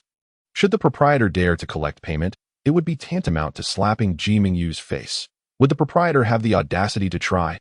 As they exited Yingzhan Tower, Deng Tianhe quickly regained his composure. Acting as if nothing had transpired, he calmly clasped his fists towards Wei Jing and smiled. "Young Master Wei, had I known you possessed the black gold VIP card of the Huaxia Chamber of Commerce, I would not have contested treating you. Today, consider it your treat. Next time, I shall host." This fellow had spent years in the capital and had indeed learned a great deal about the ways of the world. Possessing a thick skin, after parting ways with the two, Wei Jing proceeded to the inn to retrieve his carriage, heading straight for the estate. Upon his return, he discovered several carriages parked outside the main gate. Recognizing them as Ji Mingyu's, aside from her, he could not fathom who else would come seeking him. However, he did not expect that she would arrive at the estate ahead of him after just a single meal. Upon entering, he was greeted by the sight of Ji Mingting standing in front of the pavilion, clad in a violet qipao. Her enchanting figure was breathtaking, resembling a siren that he could not help but wonder how many admirers would fall to their knees before her if she were to stroll through the streets of Yun City in such attire. Yet, this woman was truly bewitching, almost excessively so, as if the qipao were tailored specifically for her. "The outfit suits you well," Wei Zheng murmured, gazing at her before striding forward. Regrettably, he had missed the opportunity to witness her transformation. He imagined the scene was likely no less alluring than the romantic films etched in his memory. However, now that he beheld her attire, he felt a sense of nostalgic comfort. "Female tyrant, should you dare to interrupt my tranquility, I shall not rest until I have reshaped your essence," he declared as his gaze finally fell upon the alluring slit of her qipao, revealing her long, slender legs, adorned with black thigh-high stockings. The black knee-high socks, woven from silk, are snug, elastic, and semi-transparent, perfectly showcasing her long, alluring legs. Everything appears quite splendid. However, for the perfectionist, young Master Wei, his gaze is furiously fixed on Ji Mingyu's feet. Are those wooden clogs? Such atrocious footwear, when paired with those exquisite black knee-high socks, is utterly intolerable. Clad in clogs, what on earth is this? The aesthetic is simply chaotic. High heels must be crafted post-haste. Nothing complements black knee-high socks better than a pair of elegant heels. "You re-back, young Master Wei? I've been waiting for you for 2 hours," Ji Mingyu exclaimed excitedly, smiling at Wei Zheng. "That weren't you supposed to entertain some guests? How did you end up at my estate?"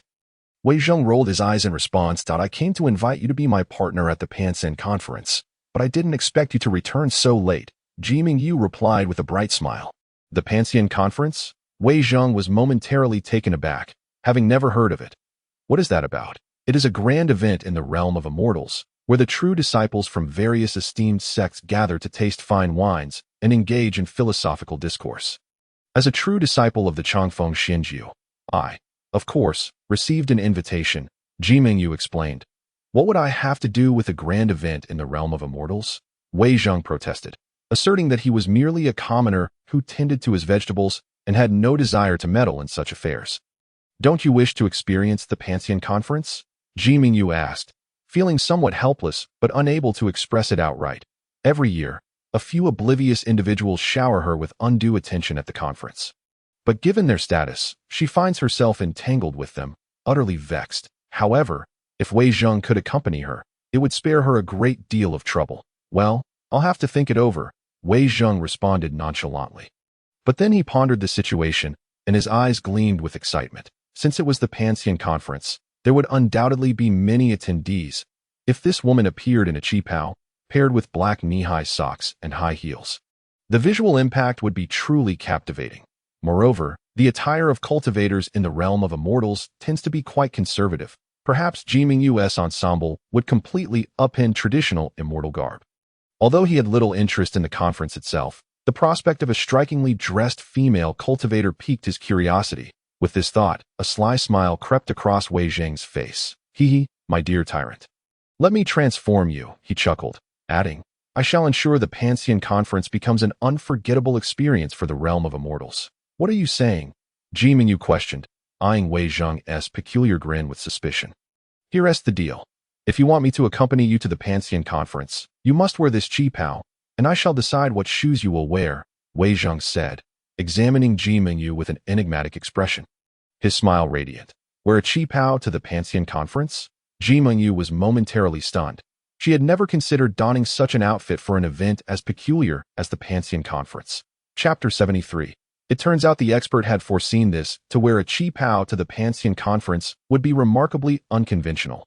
Such a thing was beyond Ji Mingyu's capacity to execute. Yet, suddenly, a thought struck her, and her eyes sparkled with brilliance. Why hadn't she thought of it before? The embroidery workshop of the Huaxia Chamber of Commerce specializes in mortal attire, largely because mortal embroidery lacks the spiritual essence that cultivators dismiss. However, a qipao is different. Its design beautifully accentuates a woman's curves, especially when paired with the right footwear. This fleeting notion sent a shiver of excitement through Ji Mingyu. This ensemble could indeed revolutionize the traditional attire of the immortal realm. If showcased at the Pantheon conference, it would undoubtedly dazzle everyone, potentially reviving the business of the embroidery workshop, which had been struggling. With this qipao, the workshop might even find itself on the brink of revival. Realizing this, she turned to Wei Zheng, who appeared remarkably composed, and suddenly it dawned on her. Young Master Wei had already discerned the underlying potential and had deliberately suggested she wear the chi pao to the Pansen conference. Truly, the man was exceptional in every regard. She had not considered these possibilities, but young Master Wei had already foreseen them. Not only was he profound and inscrutable, but his cunning was equally impressive. Ji Mingyu gazed at Wei Zheng, a newfound respect blossoming within her. How could this man be so remarkable? Little did she know, Wei Zheng's motivations were entirely unrelated to her business aspirations. What he desired were the chi pao, black stockings, high heels, and the complete ensemble. Later, upon discovering that any sect or group could organize independent activities at the Pantheon conference, Wei Zheng's interest surged. Miss Ji, how about you entrust the planning of the Huaxia Chamber of Commerce's activity at the Pantheon conference to me? He proposed earnestly. Young Master Wei, have you already thought of what activity to plan? Ji Mingyu asked, her surprise evident. Rest assured, this time I guarantee that the Huaxia Chamber of Commerce will dazzle the entire event. Wei Zheng chuckled mischievously. Delight the entire event. What does that mean? Ji Mingyu inquired, puzzled that it means the Pantheon conference will be an enjoyable affair. Wei Zheng replied, settling down in the pavilion with a cup of tea. With ample time before the Pantheon conference, Wei Zheng felt no urgency. Once he found a craftsman to create the high heels, everything would fall into place, potentially even creating numerous job opportunities for the citizens of Zhongzhou. As for what activities Wei Zheng planned, Ji Mingyu chose not to pry. After all, the activities organized by the embroidery workshop each year were monotonously similar, lacking any innovation, and had garnered only a tepid response at the Pantheon conference. She felt a peculiar sense of anticipation. If Wei Zheng were to design the activities, it could breathe new life into the embroidery workshop. Moments later, Ji Mingyu departed, and tranquility once again enveloped the estate. The competition for the leadership of the 8 great sects had commenced, and figures like the Hunyuan Xinzuan would not be visiting the estate for the time being, leaving Wei Zheng with some leisure. He resumed his languid existence, allowing time to slip by with ease. Before long, another day had passed. After lunch, Wei Zheng lounged in a recliner, half-closed eyes relishing the serenity of the estate while contemplating activities for the Pantheon conference. A true gentleman must orchestrate a grand event, perhaps a fashion show. Each time this notion crossed his mind, a sly smile would curve his lips. First, he needed to locate a craftsman capable of crafting high heels. He would provide the design, and the execution would be flawless. There were plenty of renowned shoemakers in Yunqing, and Wei Zheng decided to pay them a visit himself. He affectionately patted the head of the 9-tailed fox demon, saying, Xiao Chong, keep an eye on the farm. If any thieves come, bite them to death. Am I to be treated as a mere guard dog? The 9-tailed fox demon protested, howling in indignation before scampering off to the grape arbor, the most spiritually enriched area of the estate. Wei Zheng shook his head, chuckling to himself. Xiao Chong is truly unreliable. I should fetch a fierce dog to guard the place. With that, he turned and made his way toward the pavilion. Is young Master Wei at home? A voice called out as he approached the pavilion. Upon opening the door, he found Cheng Fei accompanied by 2 others, all wearing cheerful expressions. President Cheng? Wei Zheng frowned. Not particularly fond of the man, yet he greeted him politely. What brings you here? Ahem. Cheng Fei cleared his throat awkwardly, his face breaking into a beaming smile. Young Master Wei, to be frank, after much contemplation, I believe we are friends and should support one another. Therefore, I have decided to wholly back your farming venture by purchasing the vegetables you produced. As he spoke, he gestured, and the 2 behind him stepped forward, unveiling a box that revealed a glimmering pile of gold. This is 10,000 taels of gold. I hope you will graciously accept it, young Master Wei. Cheng Fei declared boisterously, his gaze laden with significance. 10,000 taels of gold, an amount Wei Zheng, a once wealthy man, had likely never encountered. Cheng Fei was confident that such a fortune would surely sway Wei Zheng. 10,000 taels of gold? Wei Zheng chuckled, returning the scrutinizing gaze. What are you up to? Let us skip the pleasantries then. If you sign a contract to ensure that the farm's vegetables are exclusively supplied to the Zhongzhou Chamber of Commerce, this 10,000 taels of gold will be your welcoming gift from us, and we will purchase your vegetables at full price. How does that sound? Cheng Fei proposed with a smile. So, you wish to monopolize the purchasing rights of my farm's vegetables? What price do you intend to offer? Wei Zheng's eyes flickered with understanding. It became clear to him that Cheng Fei sought to monopolize the vegetables he had cultivated. aiming to sever the lifeblood of Xian Lu, which had experienced a surge in revenue due to his produce's newfound fame. This scoundrel was indeed shameless and malicious. Chapter 74. You are truly noble and righteous. Premium vegetables for 100 winajin, and special grade vegetables for 500 winajin. How does that sound? Cheng Fei proclaimed grandly. The vegetables sold outside hardly exceeded 10 winajin. He had already offered more than 10 times that price. And for special grade vegetables, a staggering 50 times the amount. He could hardly believe that such a generous offer would not sway Wei Zhang, who was merely a destitute man. Once so impoverished, he had to beg for food. Upon hearing this price, Wei Zhang was momentarily stunned, gazing at Cheng Fei with disbelief. Compared to this fellow, Ji Mingting's offer was significantly higher. 400 winajin for premium vegetables and 4,000 winajin for special grade ones. Your offer is quite generous, young Master Wei. How do you find it? Seeing Wei Zhang seemingly paralyzed by shock, Cheng Fei grew more confident, puffing out his chest as he continued. Though my offer is indeed much higher. What can I say? We are brothers, and as long as I have a morsel of food, I will never let you go hungry. Hee, President Cheng, you truly are noble and righteous. Wei Zhang chuckled dryly, shaking his head as he replied. However, I will not sell my vegetables to you. Please leave. What do you mean? Cheng Fei's expression darkened. Their conversation had been going well until this pauper suddenly turned hostile. Can't you discern my meaning? Back when I saved your life, I was in dire straits, begging for food, yet you never offered me a single coin. Now, you act so noble. Do you think I would still believe you? Wei Zhang replied coldly with a mocking smile. Please leave. I will not cooperate with you. Wei Zhang, don't be foolish. Do you really think I am powerless against you? Cheng Fei's face turned ashen as he scolded angrily. I relish a good challenge. What do you intend to do about it?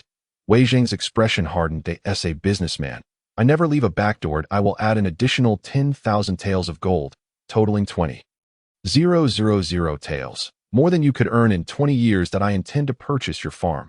Cheng Fei declared coldly. Young Master Wei, don't let money be your adversary. 20,000 taels? Is that a lot?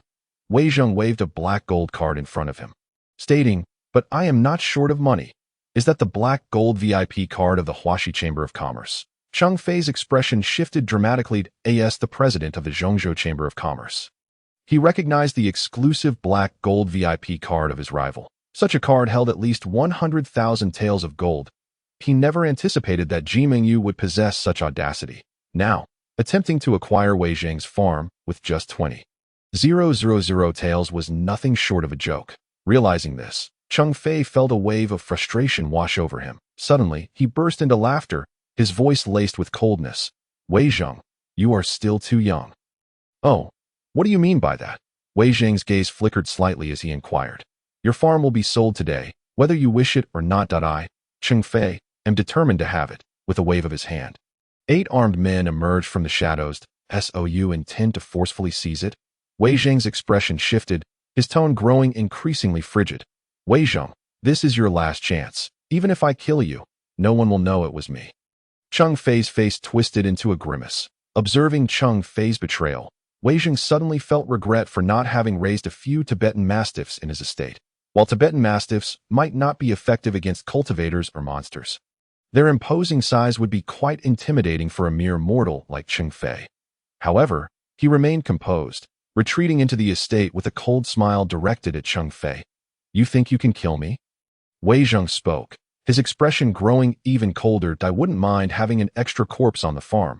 Cheng Fei waved his hand, signaling the 8 armed men to advance. They were merely hired killers, not cultivators, yet more than sufficient to deal with a mere mortal like Wei Zhang.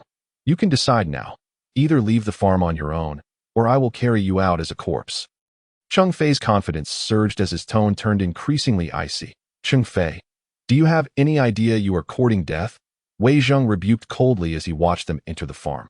Since you were so obstinate, do not blame me for being ruthless. Cheng Fei's face contorted into a snarl, and with a wave of his hand, the 8 killers surged forward with murderous intent towards Wei Zhang, remaining calm. Wei Zhang merely waved his hand dismissively. Thunder and lightning. Ha! Cheng Fei laughed mockingly at Wei Zhang, retorting coldly. Thunder, lightning. Do you think you are a deity? Even cultivators require a moment to channel their energy before casting spells.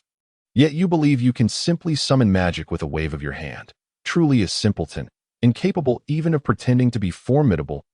Oh, you really think such tricks can intimidate us? Regardless of what Wei Jing does, today he will undoubtedly meet his end.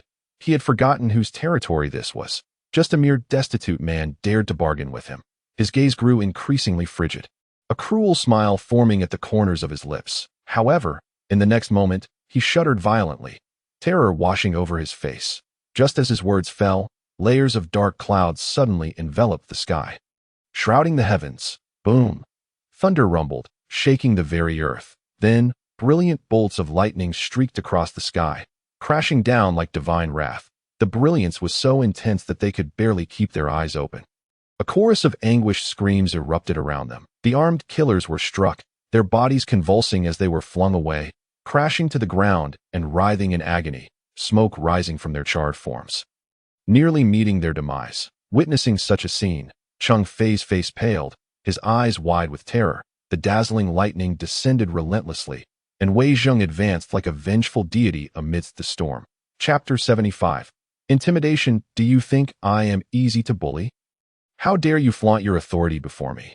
Wei Jing, no longer a passive victim, was thoroughly enraged. He struck Cheng Fei with a resounding slap. Slap. The sound of cracking bones echoed as Cheng Fei screamed in agony.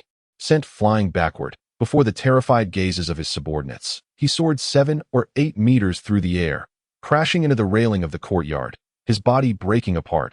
My face, how dare you hit me? Cheng Fei shrieked in a frenzy, his face contorted, tears and snot streaming down in a wretched display. Though Wei Jing was not a cultivator, the sheer power of his enhanced physique was terrifying. With just a single slap, he could shatter stones. Had he not held back, a mere slap could have obliterated Cheng Fei's facial bones entirely. Oh, what if I hit you? Do you really think I am an easy target for your bullying? Wei Jing charged forward, seizing Cheng Fei's leg and slamming him down onto the ground. Boom! Cheng Fei struck the earth like a sack of potatoes, his body creaking ominously, nearly breaking apart. My body! Cheng Fei let out a chilling scream.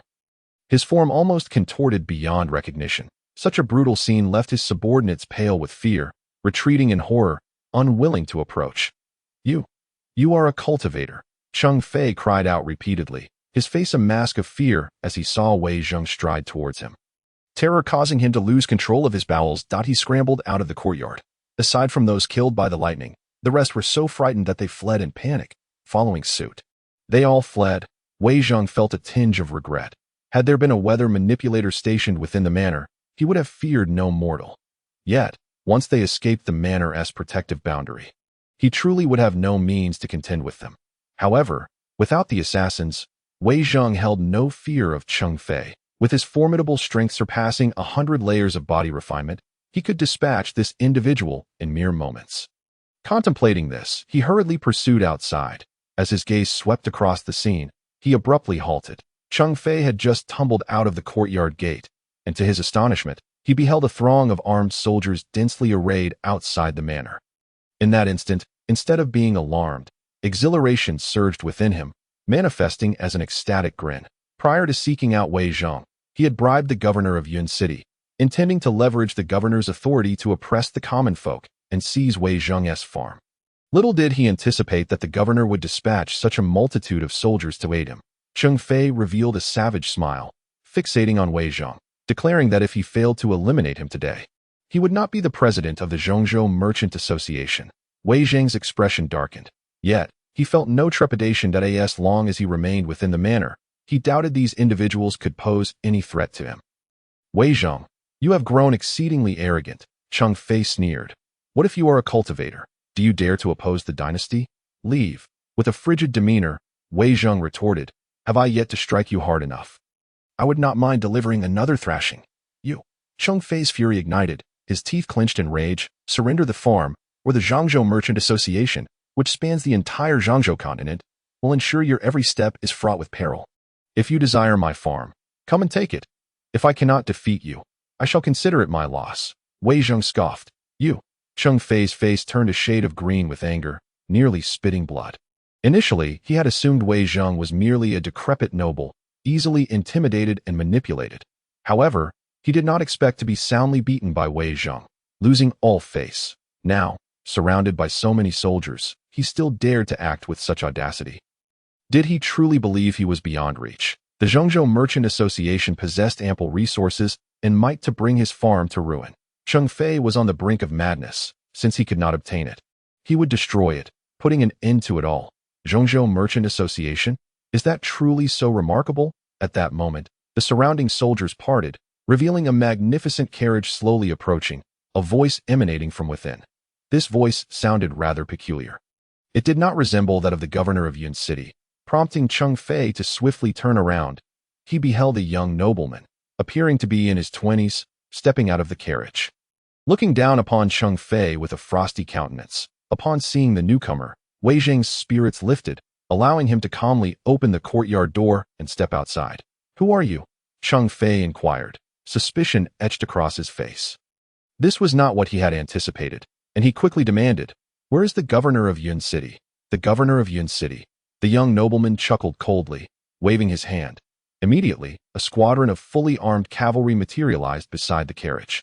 Each soldier exuding a terrifying aura akin to a deity of death, their icy glares sending chills down Cheng Fei's spine. What is happening? The presence of these cavalrymen instilled in him an ominous sense of foreboding. The Imperial Guard of the Zhongzhou dynasty. Upon recognizing the identity of these cavalry, Cheng Fei was rendered utterly astounded, his bones feeling as though they had turned to jelly. Have the Imperial Guard escorting someone implied that the young man's status was extraordinarily high, potentially a noble of the dynasty. The true nature of his identity was beyond Cheng Fei's imagination. Yet, he could not fathom why such a noble from the dynasty would appear in such a remote location. However, being a seasoned merchant, he quickly adapted. He rushed forward, bowing respectfully to Xia Xingqiao, saying, "I am Cheng Fei, president of the Zhongzhou Merchant Association, paying my respects to you, my lord." Heh. Observing Cheng Fei's obsequious demeanor, the young nobleman merely smiled faintly. Maintaining a composed exterior, "My lord, please intervene on behalf of this humble citizen." Cheng Fei turned and pointed at Wei Zhang, accusingly stating, "This individual, relying on his status as a cultivator, has seized my farm and seeks to extort my gold. He is lawless. I implore you to punish him severely and restore peace to Yun City." He gestured toward the gold laid upon the ground, proclaiming, "I am willing to offer this 10,000 taels of gold to your lordship for disaster relief." In front of the courtyard, upon hearing this, Wei Zhang's expression grew increasingly enigmatic. Chapter 76. Is the Zhongzhou Merchant Association truly so impressive? The young nobleman's expression remained icy, and he offered no further remarks as he descended from the carriage, accompanied by several guards, striding purposefully toward Wei Zhang. Witnessing this scene, Cheng Fei could not help but reveal a look of excitement and anticipation at a mere destitute noble. What could he possibly understand of the treacheries of the world? After all, I am the president of the Zhongzhou Merchant Association. It would be a simple task to eliminate you. From this day forth, your farm shall become my private property." That he stood there, fixated on Wei Zhang.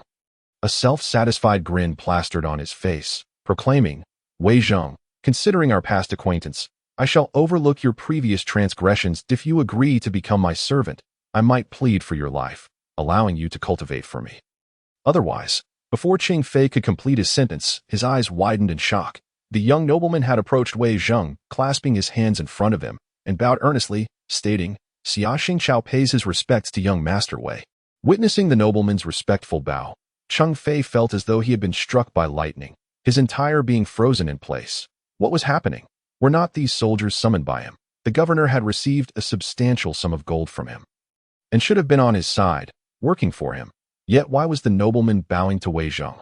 Was he not sent by the governor? This scene was utterly illogical. Realizing this, Cheng Fei gritted his teeth, pointing at Xia Xingqiao, and bellowed, "What are you doing? I summoned you to capture that heartless villain, not to assist him. You are finished. Upon our return, I will surely report you to the governor. Prepare for dismissal." "The governor? You speak of the governor of Yun City?" Xia Xingqiao turned, a chilling smile gracing his face. "The governor of Yun City is my close friend. You dare to turn your weapon against that destitute noble? You are doomed. The governor of Yun City, corrupt and oppressing the common folk, has already been executed by me as an example to others." He cast a cold glance at Cheng Fei, his voice icy.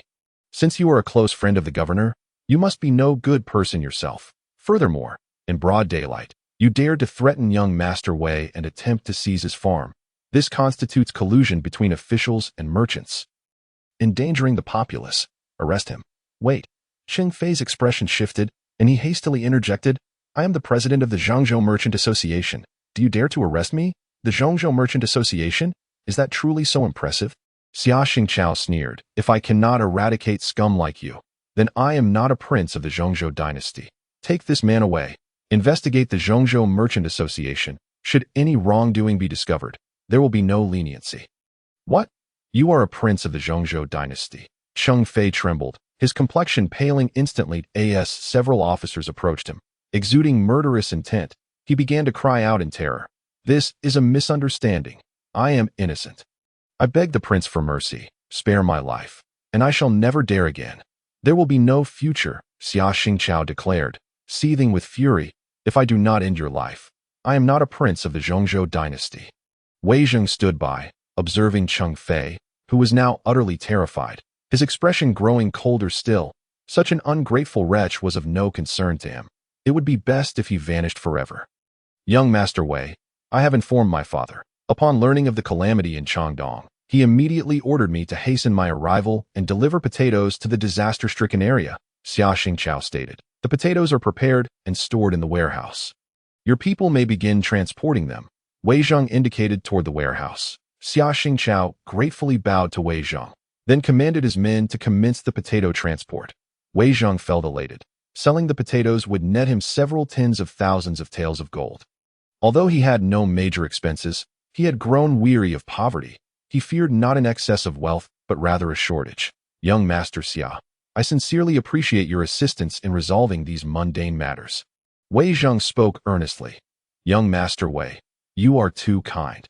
Even if I had not fortuitously encountered this situation, you would have easily resolved it yourself. Xia Xingqiao promptly responded with humility. Previously, he had witnessed outside how Wei Zheng, with a mere wave of his hand, transformed the heavens and the earth, unleashing a torrent of lightning that it was evident that not even a handful of mere mortals could withstand such power.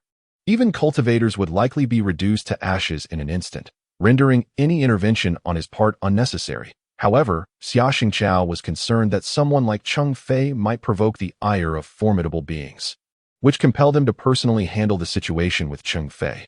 Since we are here, let us enjoy some tea, Wei Zheng said. Preparing to bring out the tea set, I am burdened with official duties. Once these potatoes are delivered to the disaster zone, I must return to the capital immediately to report back. It would be quite inconvenient for me to linger for tea. Xia Xingqiao waved his hand, and attendants presented an array of items. Wei Zheng glanced over and was astonished to find that they were all top-tier spiritual herbs. Young Master Xia, what is the meaning of this? Wei Zheng inquired. A look of confusion etched on his face. Young Master Wei is a prodigious talent, addressing the plight of the Changdong disaster victims. This is but a small token of my appreciation. Please accept it. Xia Xingqiao replied. Yet, to bestow such a multitude of spiritual herbs is far too generous. Wei Zheng felt a twinge of embarrassment that moment. A soldier reported that all the potatoes in the warehouse had been moved, prompting Xia Xingqiao to rise and bid farewell to Wei Zheng. Allow me to see you off, Wei Zheng offered as he escorted Xia Xingqiao to the gate before returning to the pavilion. Once Xia Xingqiao departed, the estate quickly returned to its serene state. In the following days, Wei Zheng remained within the estate, idling away time. He had initially intended to seek out a cobbler, but after the commotion caused by Cheng Fei, he lost interest and opted to languish in the estate instead. Chapter 77. System Upgrade. Enlightenment of Flora in the capital.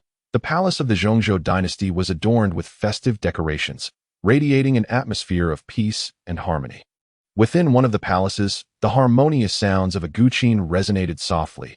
As the hall was filled with an array of tables, palace maids flitted about, while numerous officials engaged in conversations with acquaintances. As a chorus of respectful greetings arose, the Holy Emperor of the Zhongzhou dynasty made his grand entrance. Long live the Holy Emperor! The crowd bowed deeply as the emperor approached.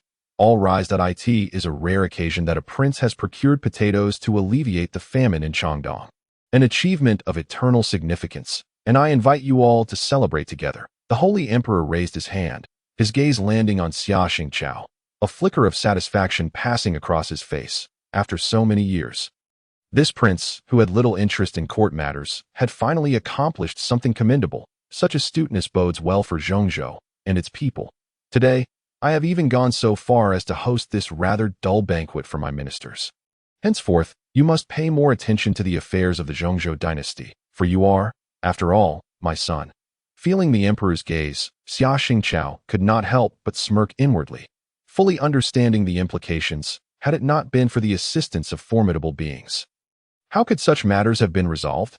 Unbeknownst to anyone, as the famine in Changdong was resolved, a unique spiritual light descended from the heavens, heading towards the estate where Wei Zheng resided.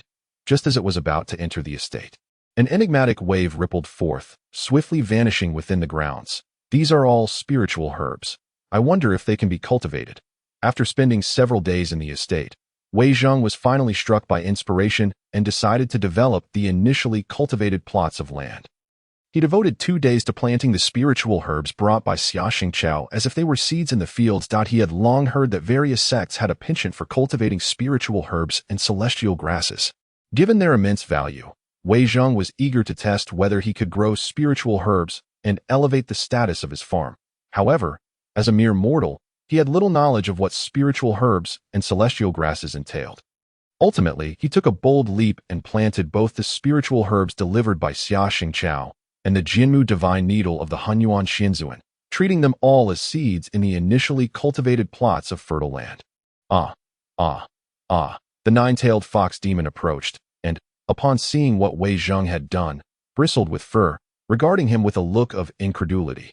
This fool had the audacity to plant the Jianmu divine needle, the treasured artifact of the Langya men, in the ground. It was said to be crafted from the legendary Tongtian divine wood in ancient times, possessing extraordinary power.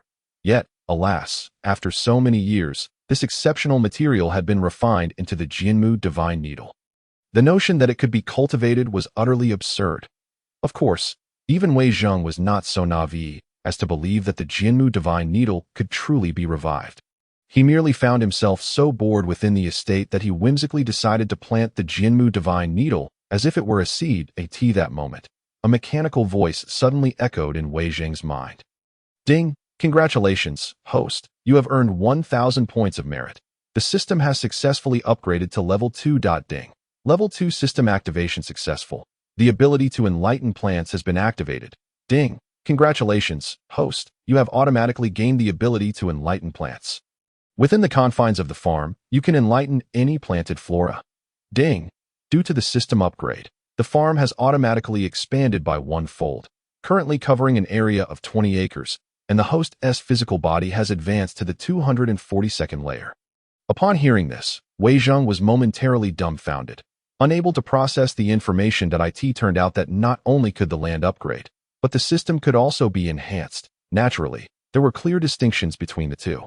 Upgrading the land granted mechanical rewards, such as weather manipulators, harvesters, and estate enhancements. In contrast, system upgrades directly unlocked his innate abilities, such as the capability to enlighten plants. With the initiation of the level 2 system, Wei Zheng instinctively grasped the function of this newfound ability. He casually pointed at the Jianmu divine needle, and in an instant, a rich aura of life surged forth from it, manifesting as a luminous essence that pierced the heavens.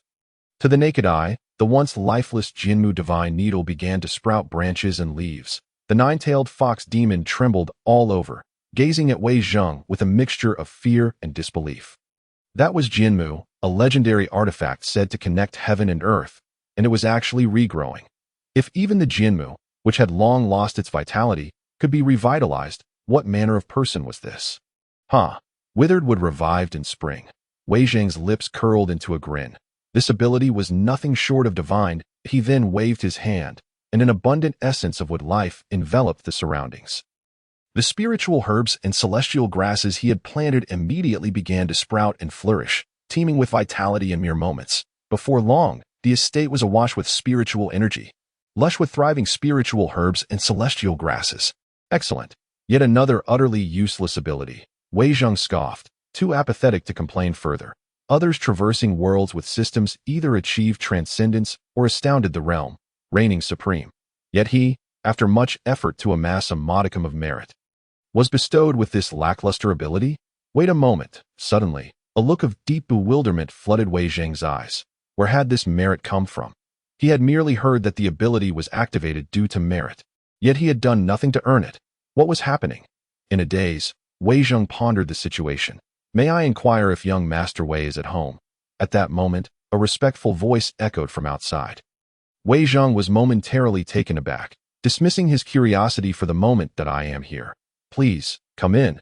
With a creak, the courtyard door swung open. The holy maiden of the palace Dao stared in astonishment at the door, striving to maintain her composure and appear more natural. There is spirit here. It was indeed true that a spirit resided within. It seemed that the entire estate was imbued with a presence capable of opening the door autonomously. While the emergence of a spirit from a weapon might be astonishing, it would not evoke shock. However, for an entire estate to possess sentience was profoundly unsettling. Although she had heard Yun Shui mention this matter long ago at the Langusian Min, witnessing it firsthand left her struggling to suppress her astonishment. Chapter 78. From mortal realm to immortal. Yun Shui had previously encountered Wei Zhang. She approached the holy maiden of the palace Dao and introduced. This is my friend, Yao Ming'er. Yao Ming'er pays her respects to young Master Wei. It is an honor to visit for the first time. The holy maiden bowed respectfully to Wei Zhang. After experiencing so much, Yun Shui's reverence for Wei Zhang had reached its zenith, standing outside the pavilion like a maid awaiting his commands. This girl is becoming increasingly polite, unlike Ji Mingyu, who harbors a tyrannical spirit within her. Wei Zhang mused, noting that Yun Shui, being from the foremost sect of Zhengzhou, exhibited exemplary upbringing. Do not linger there. Come in and sit for a cup of tea. Wei Zhang smiled as he poured her a cup. The 8 great sects are convening, and my master is unable to attend.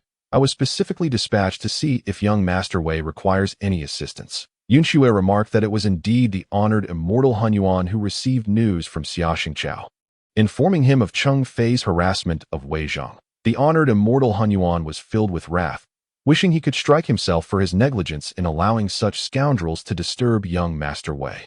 This was precisely why the honored immortal Hunyuan dispatched Yun Shui to prevent any further disturbances to young Master Wei. For should he be provoked, it would be feared that no one in Zhengzhou could withstand his fury. As for the holy maiden of the palace Dao, she had specifically accompanied Yun Shui upon learning of various matters concerning Wei Zhang, seeking his counsel. That I have no particular needs. In fact, I have been looking forward to your arrival, Wei Zhang said with a smile.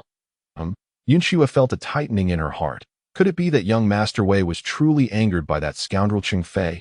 That would not bode well. Young Master Wei, may I inquire what you desire of me?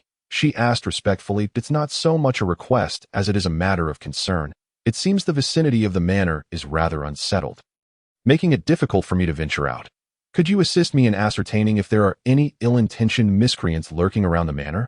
Wei Zhang explained that he worried that Cheng Fei might have left behind some assassins, fearing that stepping outside could lead to danger. After all, he was but a humble farmer, and who could say whether any of these assassins were cultivators? In such circumstances, to rashly venture into Yunqing in search of a shoemaker would be akin to walking into the jaws of a tiger. How could there be miscreants near the abode of a revered figure? Yun Shui and the holy maiden exchanged glances, a glimmer of fierce determination flashing between them. They did not doubt Wei Zhang's ability to deal with these ruffians. Rather, they believed he was merely reluctant to sully his hands, thus entrusting the task to them.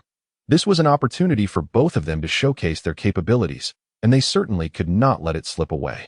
Moreover, considering they were already within the realm of Langyue Mountain, it was utterly unacceptable to allow such rascals to disturb young Master Wei. Young Master Wei, we have not considered this matter thoroughly. Please allow us to handle it, Yun Shui said solemnly.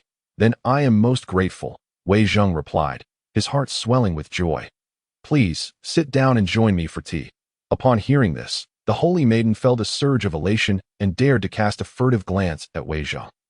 Was this truly the revered figure the honored immortal Hunyuan spoke of? He appeared so youthful and somewhat handsome, seemingly indistinguishable from an ordinary mortal. Yet, upon closer inspection, the holy maiden was suddenly overtaken by a tremor. How is this possible? She thought, for without careful observation, one would not discern that he was enveloped in a faint aura of purple energy. This ethereal mist was invisible to ordinary individuals, only detectable by those with the eye of heaven. The holy maiden, endowed with such sight, was able to perceive this auspicious energy. This purple mist was a manifestation of virtue, a sign that only those who had performed great deeds for the benefit of all beings could possess such fortune. A testament to the cosmic order. To her astonishment, she was witnessing this today. The holy maiden felt parched, consumed by envy. What immense fortune must one possess to accumulate such virtue? As she gazed at Wei Zhang, her pupils gradually constricted, and she felt a chill run down her spine. According to ancient texts, while mortals and cultivators could accumulate virtue, they remained bound to their mortal forms, unable to bear such a weight. Only celestial beings could sustain this kind of fortune. Yet, what was she seeing? Young Master Wei was shrouded in such a profound aura of virtue. Could he be an immortal? An immortal? A mortal transcending to immortality?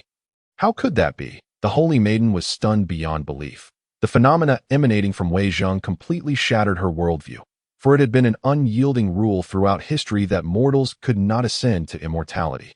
Yet now, she found herself face to face with an immortal.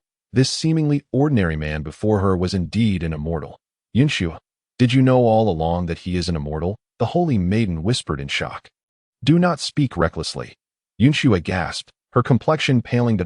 It seems Yunxue is still unaware that young Master Wei is adorned with virtue, a phenomenon exclusive to immortals. With this realization, the holy maiden's gaze deepened.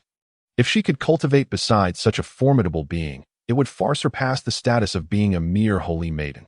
Young Master Wei's identity must not be divulged. To regard him as an immortal would be the utmost insult. What? Could it be that young Master Wei is? The holy maiden was instantly overwhelmed with shock. Trembling at the implication to consider him an immortal was already a grave offense. What then could be said of his true identity? She felt a shiver run through her entire being, as if her very hair stood on end. No wonder the honored immortal Hunyuan held young Master Wei in such high esteem. It was likely that no one could fathom the astonishing nature of his identity. Witnessing Yunxue's recent rapid advancement in cultivation, she could not help but feel a twinge of envy. Young Master Wei's status is beyond mere words. Being in his presence guarantees endless opportunities for cultivation. Just then, her peripheral vision caught sight of a newly sprouted plant in the courtyard, and her mind exploded with astonishment. Chapter 79. Creating a Mortal Paradise? The Jianmu Divine Needle. It has actually sprouted anew. This was a branch of the Jianmu, refined into a supreme spirit artifact, and it had miraculously revived. Most astonishingly, the spiritual herbs surrounding the Jianmu were all brimming with vitality, and they were all of the highest quality. One must understand that each of these superior spiritual herbs could stir up chaos and bloodshed in the outside world. Even the holy maiden of the palace Dao was left utterly astounded by such grandiosity. This was overwhelmingly shocking, truly astounding. Such an abundance of spiritual herbs, coupled with the Jianmu Divine Needle, transformed this place into a paradise of celestial fortune. Yunxue had warned her that whatever she saw within Wei Zhang's manor, she must remain composed and not be overly surprised. If not for this caution, she would have likely screamed in astonishment. These were spiritual herbs that countless sects had scoured the earth for, even daring to venture into forbidden realms just to obtain a fraction of such treasures. Yet here, in Wei Zhang's domain, they were cultivated by the acre. The sight of such abundant spiritual energy was utterly surreal.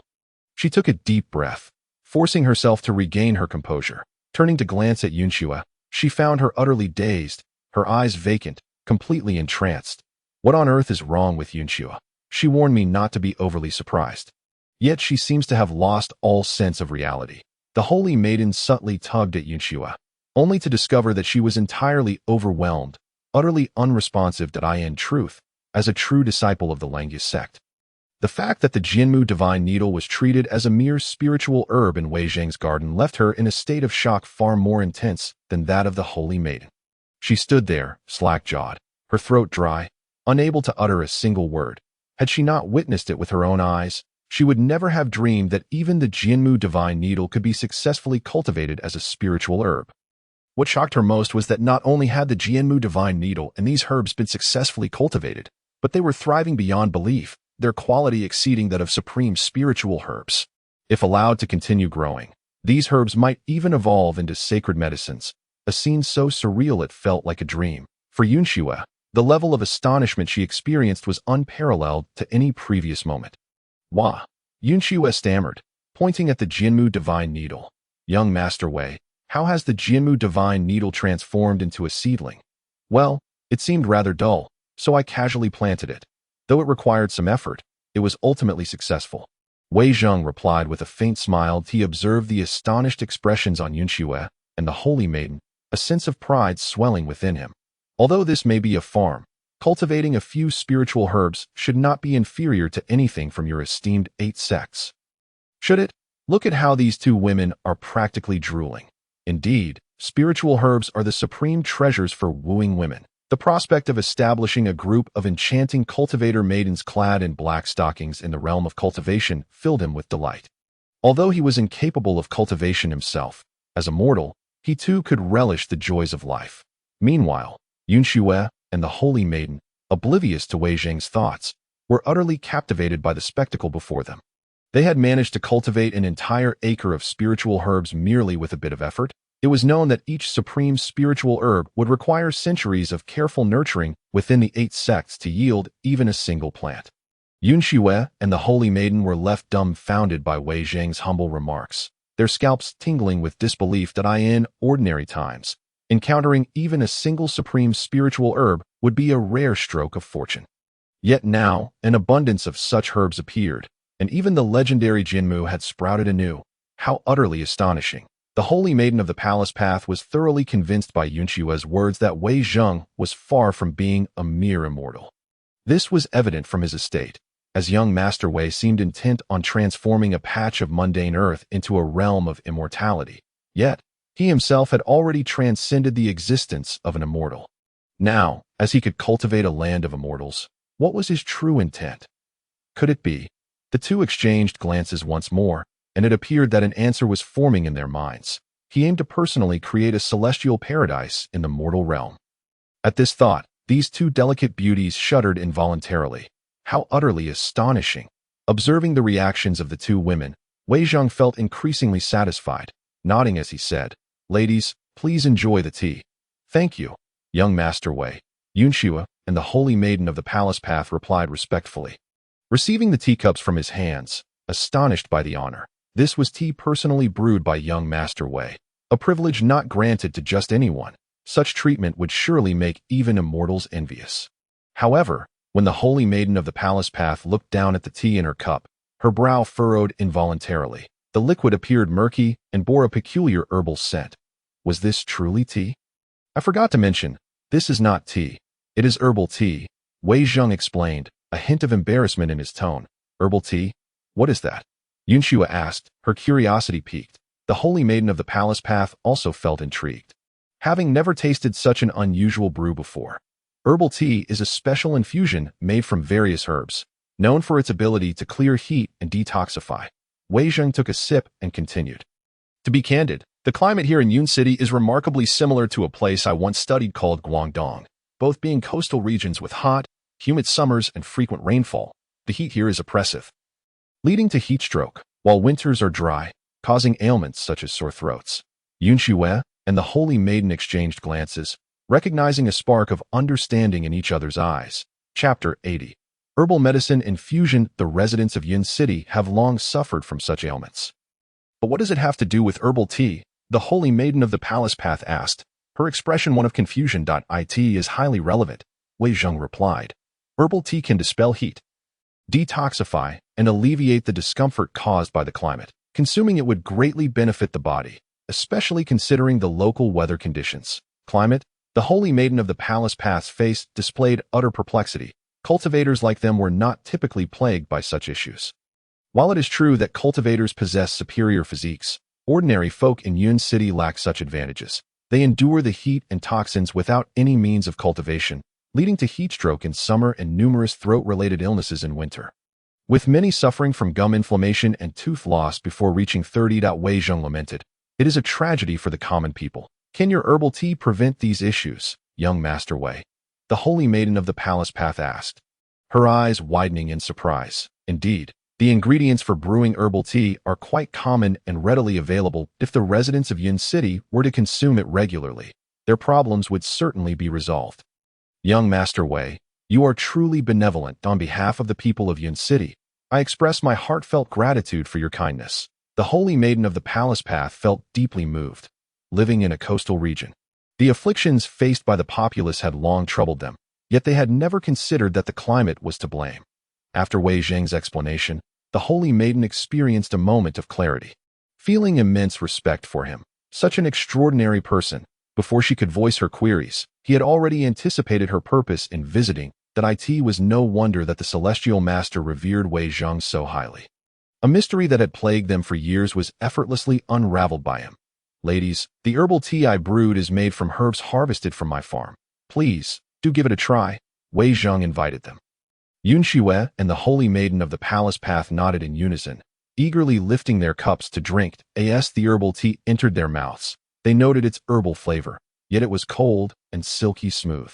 A curious sensation coursing down their throats. Instantly, a refreshing coolness enveloped their bodies, awakening their minds. This unique sensation revitalized them, and the previously parched feeling in their bodies transformed into one of nourishment.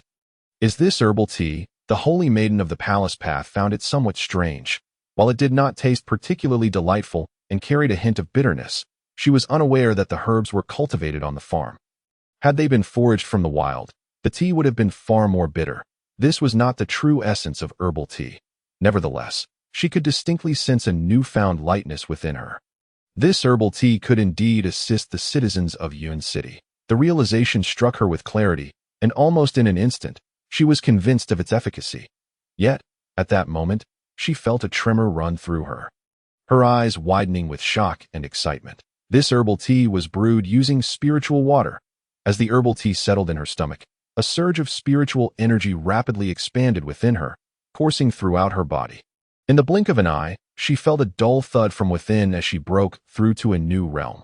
Previously at the early stage of the Golden Core realm, she now found herself at the mid-stage. Feeling the energetic fluctuations within her, the holy maiden of the palace path covered her mouth tightly, nearly unable to contain her exhilaration. Fortunately, Yun Xue had anticipated this reaction and gently tugged at her sleeve, urging her to remain composed and not to provoke any displeasure from their host. Using spiritual water to brew herbal medicine, such a master is truly extraordinary. Even the water one drinks is beyond the comprehension of ordinary people. You can never understand the world of the extraordinary, just as you cannot fathom the joy of such individuals. The holy maiden of the palace path finished the herbal tea in her cup. Feeling an unprecedented sense of satisfaction, Wei Zheng chuckled and refilled their cups with more herbal tea. The two women showed no hesitation, quickly downing the tea once more with smiles radiant enough to rival the sun. Wei Zheng sighed inwardly, noting that women from the celestial realms are indeed stunning, their smiles radiating warmth and approachability. However, this was herbal tea, not mere tea. Even if it could clear heat and detoxify, it should not be treated as just another beverage. By the way, is there something that prompted your sudden visit? Wei Zheng inquired with a smile. Actually, I have heard of many of your remarkable deeds, and I implored Yun Xue to bring me here to meet you. The holy maiden of the palace path admitted, a hint of shyness in her demeanor. So I have many accomplishments. Wei Zheng felt a flush of embarrassment. What exactly have I done? Why am I unaware of it? Yes, I have heard numerous accounts of your exploits, the holy maiden replied excitedly. Setting aside other matters, your courageous battle against the celestial demons and your ingenious strategies in the Changdong incident are enough to leave many in awe. If it were anyone else, they would have been powerless in such situations. I initially had a dilemma I could not resolve, hoping to seek your counsel, but it seems you have already provided the solution. Huh? Wei Zheng was left utterly bewildered. What on earth have I done? It appeared he had indeed accomplished nothing. Chapter 81. Enlightenment, Spiritual Medicine Transformation. Watching the exquisitely beautiful woman express her profound gratitude, Wei Zheng was at a loss. He longed to ask, what exactly have I resolved for you? But before he could voice his question, the holy maiden of the palace path presented him with a glass treasure box, stating, Young Master Wei, on behalf of the people, I thank you for your generosity. This is a unique celestial herb from the palace path, a small token of my appreciation. I hope you will accept it. Having come to seek Wei Zheng's wisdom on alleviating the ailments of the citizens of Yun City, she certainly could not arrive empty-handed. However, after much contemplation, she struggled to find a suitable offering. Ultimately, she decided upon the unique celestial herb, the most precious possession she carried. Miss Yao Meng'er, you are too kind. Your visit alone is more than enough. There is no need for gifts, Wei Zheng replied with a chuckle.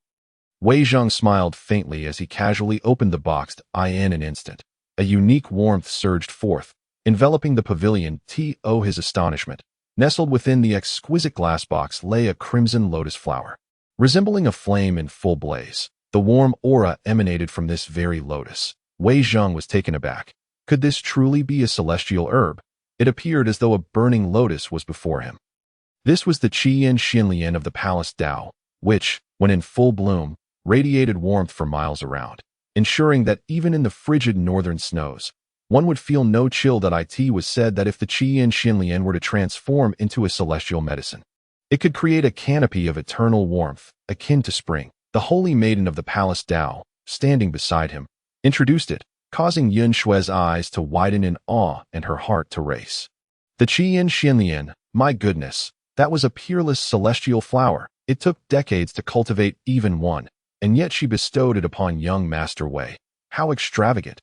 Even as the holy maiden of the Palace Dao, acquiring such a treasure would require immense time and effort. Wei Zheng, upon grasping the Qiyan Xinlian and learning of its celestial nature, promptly planted it at the edge of the pavilion, with autumn already deepening and snow imminent. This herb would ensure that his spiritual plants would not perish from the frost. Young Master Wei, the Qiyan Xinlian can only thrive in special magma. The holy maiden exclaimed in disbelief. You truly plant everything in the ground. Yet, having been harvested, the Qiyan Xinlian could not possibly survive. Yun Shui wore a pained expression, hesitant to inform Wei Zheng that the Qiyan Xinlian had long since lost its vitality, even if one were transcendent. Reviving a completely lifeless spiritual herb was inconceivable. Without uttering a word, Wei Zheng gently pointed at it. In an instant, a rich life force surged forth from the Qiyan Xinlian, an intense light of vitality piercing the clouds, forming a radiant pillar that enveloped the surroundings. Before long, the Qiyan Xinlian began to rejuvenate, blooming magnificently and radiating endless crimson brilliance. The Qiyan Xinlian has come back to life. The holy maiden of the Palace Dao and Yun Shui stood frozen, their faces awash with shock as they beheld the scene before them. It was unfathomable. What had once been a withered Qiyan Xinlian was now revitalized under Wei Zheng's celestial arts. This was no mere practitioner's skill. It was the power of a celestial being. In that moment, their gazes towards Wei Zheng brimmed with awe and reverence. Bring a withered plant back to life. Young Master Wei's prowess was truly astonishing. Moreover, reviving a spiritual herb of such caliber required energy beyond imagination. Yet, for Wei Zheng, it seemed effortless to rekindle the vitality of this extraordinary herb. However, it appeared that it was not yet fully realized. Wei Zheng fixed his gaze upon the Qiyan Xinlian, sensing that its potential had yet to be fully unleashed. This intuition had emerged after he attained the ability to inspire such transformation.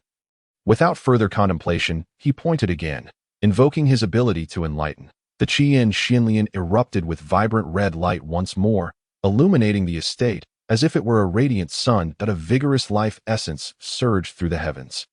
Clouds of auspiciousness swirling, enveloping the skies, where boundless vitality coalesced. A breathtaking spectacle. What is happening? The holy maiden of the Palace Dao and Yun Shui gasped in astonishment, their eyes wide as if their minds had been blown apart.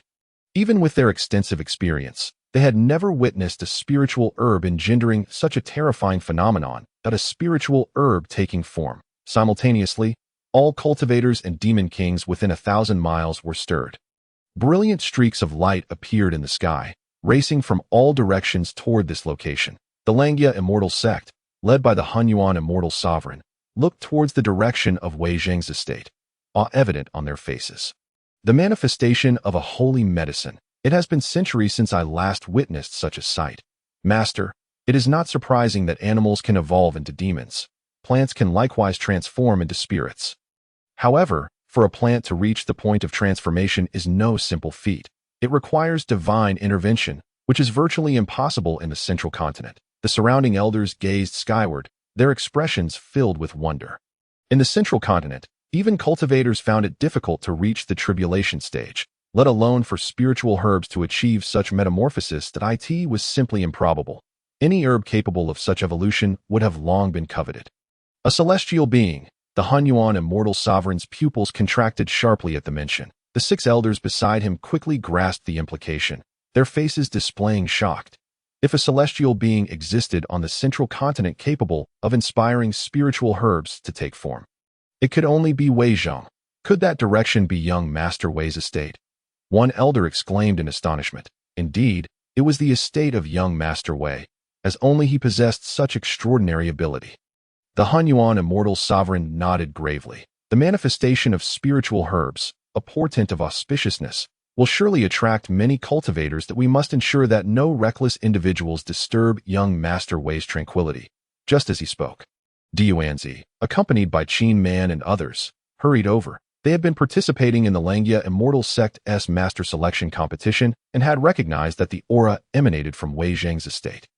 I will accompany you. Young Master Wei's estate must not be disturbed by anyone, Diuanzi asserted with unwavering determination.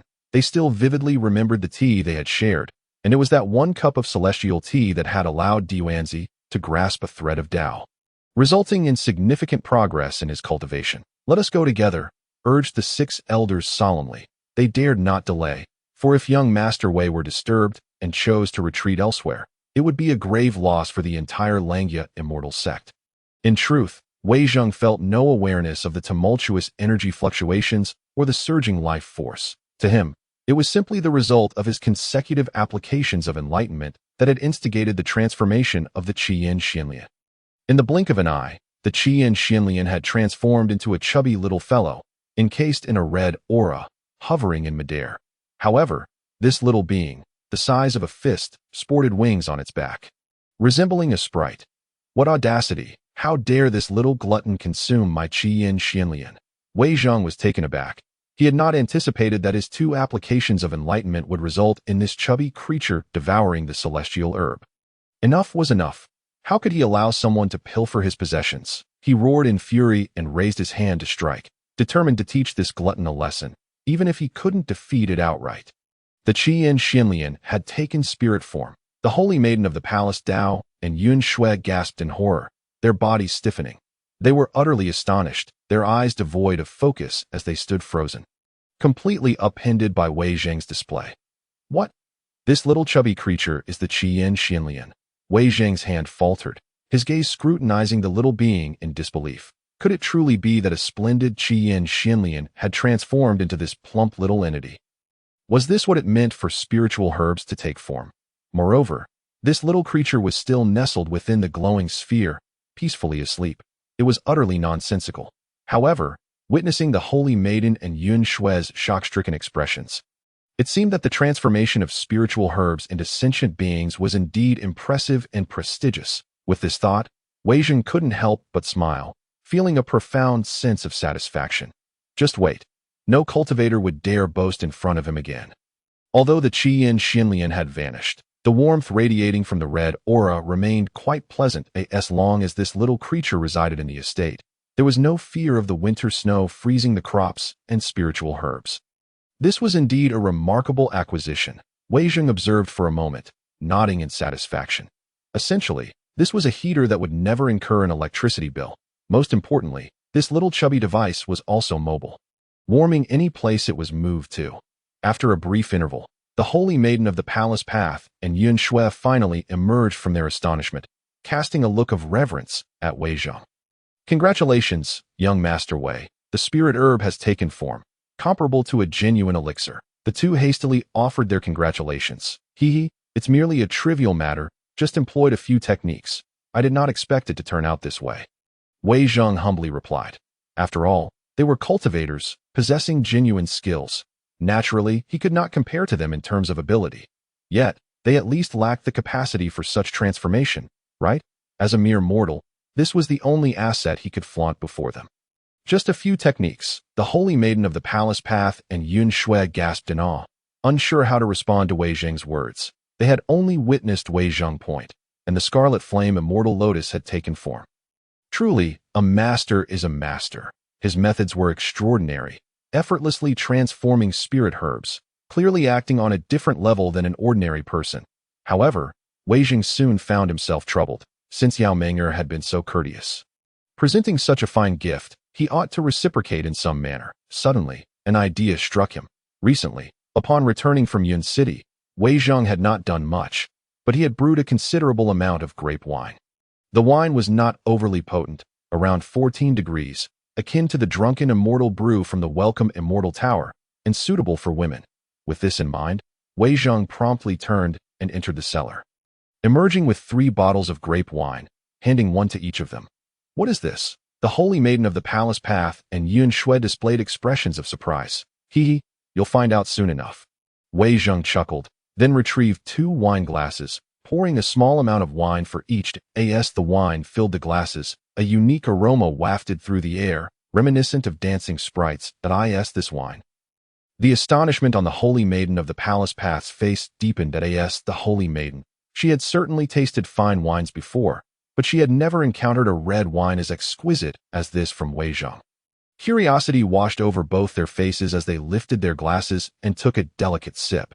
Instantly, the wine's refreshing acidity, rounded sweetness, elegant bitterness, precise spiciness, and refined saltiness, along with the fragrance of grapes and the essence of oak, seemed to meld perfectly within the exquisite beverage, bursting with an unparalleled flavor in their mouths. "This wine is exquisite." The holy maiden of the palace path's face radiated with shock. It was simply breathtaking. Even as the holy maiden, she had never tasted such astonishing wine. Compared to the drunken immortal brew from the welcome immortal tower, young Master Wei's wine was in an entirely different league.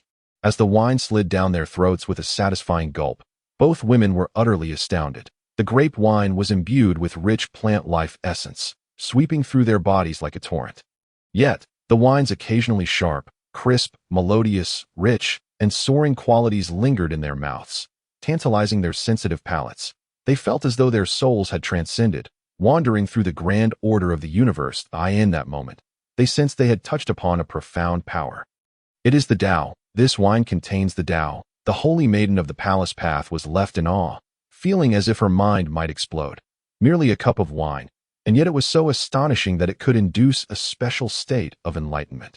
In truth, they were unaware that the grapes cultivated in the earth inherently contained a trace of the world's Tao, along with a wealth of life essence. The remarkable wine brewed from these grapes combined with spirit water was indeed extraordinary. Just 1 cup could allow a cultivator to enter a state of enlightenment. The holy maiden of the palace path felt a surge of heat within her, her spiritual power bubbling up, ready to break through to the next realm at any moment. She chose not to break through immediately, but instead suppressed this energy, intending to concentrate on her breakthrough upon returning to the Palace Path sect. "Thank you, young Master Wei, for the exquisite wine." She stood and bowed, saying, "Yao Meng'er has matters to attend to and must return." Yun Shui echoed her sentiments, feeling she could hardly withstand the effects of the wine and needed to hurry back to the Langia Immortal sect for her own breakthrough. The 2 rose simultaneously, bidding farewell to Wei Zhang. He nodded. Since they had matters to attend to, he would see them off. Very well. These 2 women possess quite remarkable figures.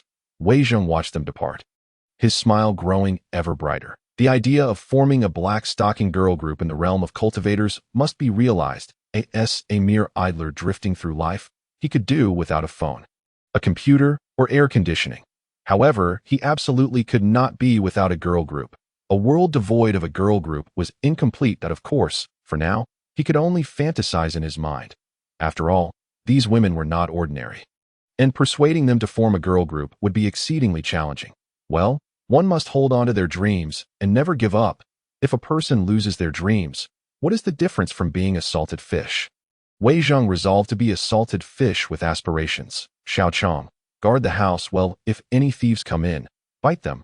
Wei Zhang affectionately patted the little fox's head, then drove the carriage away from the manor, heading straight for Yun City. Upon reaching Yun City, Wei Zhang made his way to the agricultural market, purchasing 2 local dogs to keep at the manor for security. He then directed his carriage towards the street where the embroidery shop was located. The area surrounding the embroidery shop was bustling with shoe stores. He could find a shoemaker there, and he had previously asked Ji Mingyu to help him purchase several pairs of shoes. After all, he had been wearing the same pair for years, crafted from animal hide, and the quality was honestly not commendable. In the past, he had no means to be particular about his footwear.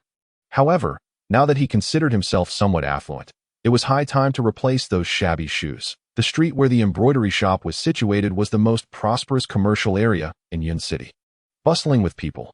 While there was no inn, there was a parking lot. The so-called parking lot was essentially a space designated for carriages.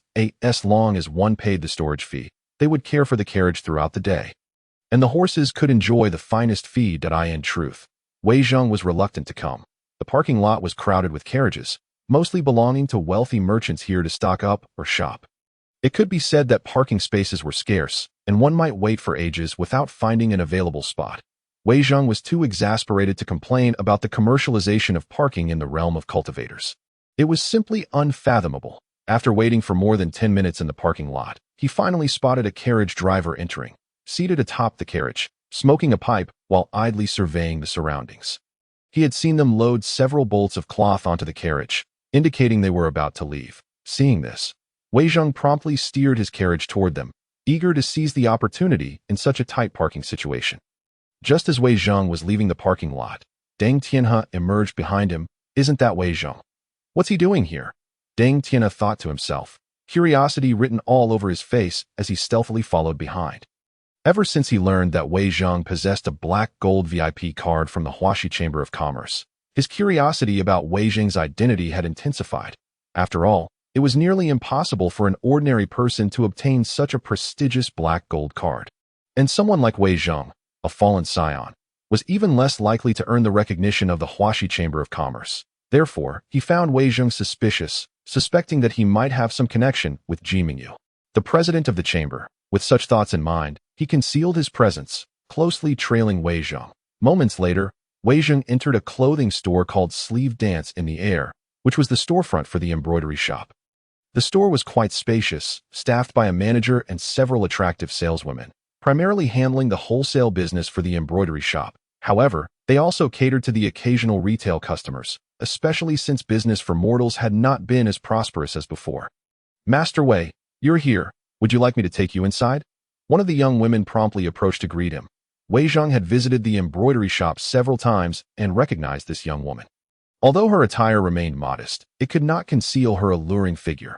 Most importantly, she was very enthusiastic, often leaning close to Wei Zheng during their conversations. Wei Zheng had earned the admiration of all the women at the embroidery shop after crafting a qipao for them some time ago. Noticing the young woman's impressive curves, approaching a 36D bust, Wei Zheng nodded affirmatively. This service was worthy of high praise. Chapter 84. The privilege of the masters. However, this time, Wei Zheng did not come here with the intention of purchasing a qipao, but rather for a different purpose. The silk shoes that Ji Mingyu had procured for him were placed within the elegantly flowing VIP room, and today he had come to retrieve them. The young ladies within the shop were genuinely warm-hearted, and as Wei Zheng wandered through the store admiring the garments, he engaged in delightful conversation with them, occasionally discussing the art of embroidery. Although he appeared calm on the surface, it was evident that his gaze lingered more upon the young women than the merchandise. Deng Tianhe, who trailed behind Wei Zheng, wore a look of utter disbelief. Feeling a pang of frustration, could it be that this fellow had ventured such a distance merely to gaze at the young ladies in a clothing store? These girls were dressed far too conservatively. What was there to admire? Deng Tianhe struggled to comprehend Wei Zheng's sentiments, having not ventured outside for several days, and he found it peculiar that the girls were so welcoming towards him. Upon reaching the central display platform, Wei Zheng glanced over the array of garments and couldn't help but shake his head discreetly. Most of the attire was rather cliché, save for one intriguing design reminiscent of traditional Hanfu, which piqued his interest. With winter fast approaching, Wei Zheng needed to acquire a few garments, though he found little to his liking here. Aside from that Hanfu, there was also a splendid mink cloak that would provide warmth during the cold months. One of the young ladies had been following Wei Zheng closely, her figure strikingly alluring, a true enchantress with a 36D figure, and she watched his every move with a radiant smile. Yet, Wei Zheng remained oblivious to her subtly aggressive gaze. As he was enchanted by the mink cloak, "Young master, shall we retreat to the VIP room for a while?" the young lady suggested, wrapping her arms around Wei Zheng's arm with a hint of playful charm. Deng Tianhe, observing from behind, felt a wave of frustration wash over him. What kind of treatment was this? It was utterly bewildering. His family was in business, frequently visiting clothing stores for inspections, Yet he had never encountered such forward attentiveness from the staff. Wei Zheng felt a tinge of awkwardness. This young lady was indeed very warm-hearted, but was it really appropriate for her to cling to his arm in such a manner? He suddenly recalled the young ladies from Huaxia. When he had last visited, he had promised Yunxiu to teach her the intricate art of embroidery. It was no wonder Yunxiu was so enthusiastic towards him. The ability to learn such techniques far surpassed the current remuneration of embroiderers. Yes, I do wish to visit the VIP room, but I would like to browse a bit longer, Wei Zheng responded, noting that his shoes were still in the VIP room and he needed to try them on. However, he couldn't neglect to procure warm clothing, lest he endure another harsh winter as he had in years past. Since young Master Wei wishes to purchase clothing, I shall accompany you, Yunxiu chimed with a playful laugh. Is that acceptable? Wei Zheng replied, feeling somewhat vexed. Why was she clinging so tightly? If Ji Mingyu, that fierce woman, were to see this, she would surely erupt in anger. Doe, you make it sound as though it's a burden. Deng Tianhe grumbled, feeling increasingly exasperated. They were practically embracing. Was this not excessive? Even as a bystander, he could sense the palpable tension in the air. What a decline in social standards. Why had he never encountered such enthusiastic service? It was utterly unscientific. Young Master Wei, I also wish to learn embroidery from you. Another young lady approached. What? Wei Zheng was momentarily taken aback. What was the meaning of this? They were already embroiderers at Huaxia. Did they truly need to learn from him? He had underestimated his own embroidery prowess, for the display he had showcased in the studio had been nothing short of divine. It was no surprise. Then, that the embroiderers' incomes were assessed based on their skill level. Higher proficiency led to greater rewards. If one were to evaluate Wei Zheng's embroidery skill from that day, it would certainly be at a master level, yielding an astonishing income. Thus, upon seeing Wei Zheng, the young ladies could hardly contain their excitement. The young lady approached him, mimicking Yunxiu by wrapping her arms around Wei Zheng's shoulders, nearly on the verge of playfully pouting at him. This is impossible. How could such a situation arise? Deng Tianhe felt his heart ache. Why was he not afforded such treatment? Is that mink cloak available for purchase? Wei Zheng inquired, his eyes fixed on the exquisite garment. Knowing it would provide ample warmth, the two young ladies exchanged glances, yet neither spoke up. However, Deng Tianhe remained oblivious, only aware that Wei Zheng was being besieged by the young women. The scene was so intense that it was nearly impossible to remain composed. Damn it, I want to buy a cloak too. He stood behind, nearly bleeding from his eyes at the sight. The clothing on display cannot be purchased outright. We only accept orders. However, if you wish, we do have some items in stock. Yunxiu replied with a bright smile, delighted to encounter Wei Zheng today. After all, he had promised to teach her the intricate embroidery techniques, and she was determined not to let him leave too easily. Very well, please inform Ji Mingyu that I would like several cloaks in different colors, preferably ones that are in stock. Rest assured, young Master Wei, if you purchase several at once, there may even be a discount. Yunxiu assured him. That sounds splendid. Any savings can go to you as a token of my gratitude. Thank you, young Master Wei. Yunxiu beamed with joy. The cloaks were not inexpensive, and she anticipated a generous reward. She cheerfully dashed off, only to return moments later. Young Master Wei, I've already instructed them to deliver the items. Excellent. I appreciate efficiency. Wei Zheng nodded in approval. Let us wait in the VIP room, the young lady said with a smile. Once again wrapping her arm around Wei Zheng's, the elasticity of her physique was quite overwhelming, a visual impact so striking that even Wei Zheng found it difficult to withstand. Deng Tianhe was left questioning the very fabric of reality itself. Deng Tianhe stood there, dumbfounded. This was in plain sight of everyone. Were these two not being excessively reckless? In truth, Wei Zheng felt a flush of heat rising to his face. Although the realm of cultivation was not as conservative as feudal societies, it was hardly open enough for such liberties as casually clinging to someone's arm. Yunxiu may have been bold and free-spirited, but the onlookers would certainly not share the same sentiment. How could this be acceptable? Chapter 85. I adore the chaotic setting. Wei Zheng turned his gaze around, instantly feeling a headache coming on. Surrounding customers were casting sharp, penetrating glances in their direction, their stares intense and scrutinizing. Very well, let us proceed to the VIP room, Wei Zheng concluded, feeling increasingly self-conscious under their watchful eyes, and reluctantly followed Yunxiu to the VIP room. Must one truly visit the VIP room to purchase a garment? Who do you think you're fooling? Deng Tianhe was incredulous. following closely behind, standing at the entrance to eavesdrop. He could not fathom why he, with his striking looks, had never experienced such exceptional treatment. It left him feeling quite disgruntled. Moreover, he had accompanied Wei Zheng with the intention of uncovering his true identity. He could not relent. Take it off. I'll assist you. Deng Tianhe overheard a woman's voice. It was none other than Yunxiu. How embarrassing, but I rather enjoy it. Wei Zheng's voice followed, causing Deng Tianhe's face to register shock, as if struck by lightning. Take off what? What could possibly be embarrassing about this? Are they engaging in something within the VIP room? How rigid. The veins are bulging. How frightening yet exhilarating. The young lady's voice trembled with excitement. Wei Zheng felt utterly bemused. Was it merely the thick calluses that had formed on his feet from working in the fields? Such things were common among laborers that, of course, calluses were firm, but the bulging veins were merely blood vessels. Mind you, he had simply stated that he would remove his shoes himself, yet the young lady was far too enthusiastic, insisting on helping him remove his worn-out footwear. How embarrassing. However, to Deng Tianhe's ears, the exchange sounded utterly scandalous. What do you mean rigid, and the veins bulging? Good heavens, this service is far too stimulating. I too wish to purchase a cloak. I want to join them in the VIP room. Come on in, it's quite large and thick, hee, the woman's voice chimed on. Just a little tight. Push it in a bit more. It feels wonderful and thrilling. Wei Zheng could not help but exclaim. Indeed, the silk shoes were extraordinarily comfortable. His feet were somewhat large and robust, yet they fit snugly with a little effort, and no wonder those with a bit of wealth in the central continent favored such footwear. It was certainly not something the impoverished could afford. Apply a bit more pressure. It will fit in nicely. I can handle it. The young lady's voice grew increasingly urgent and flustered. All right, I managed to squeeze it in. Wei Zheng nodded, finally managing to slip his feet into the shoes. Indeed, they were exceedingly comfortable. Silk shoes were truly remarkable. Yet, he felt a twinge of embarrassment due to Yunxiu, who was helping him steady the shoes. As he gasped for breath, realizing his physical condition was rather lacking. Meanwhile, outside the door, Deng Tianhe was utterly bewildered. He was equally exhilarated.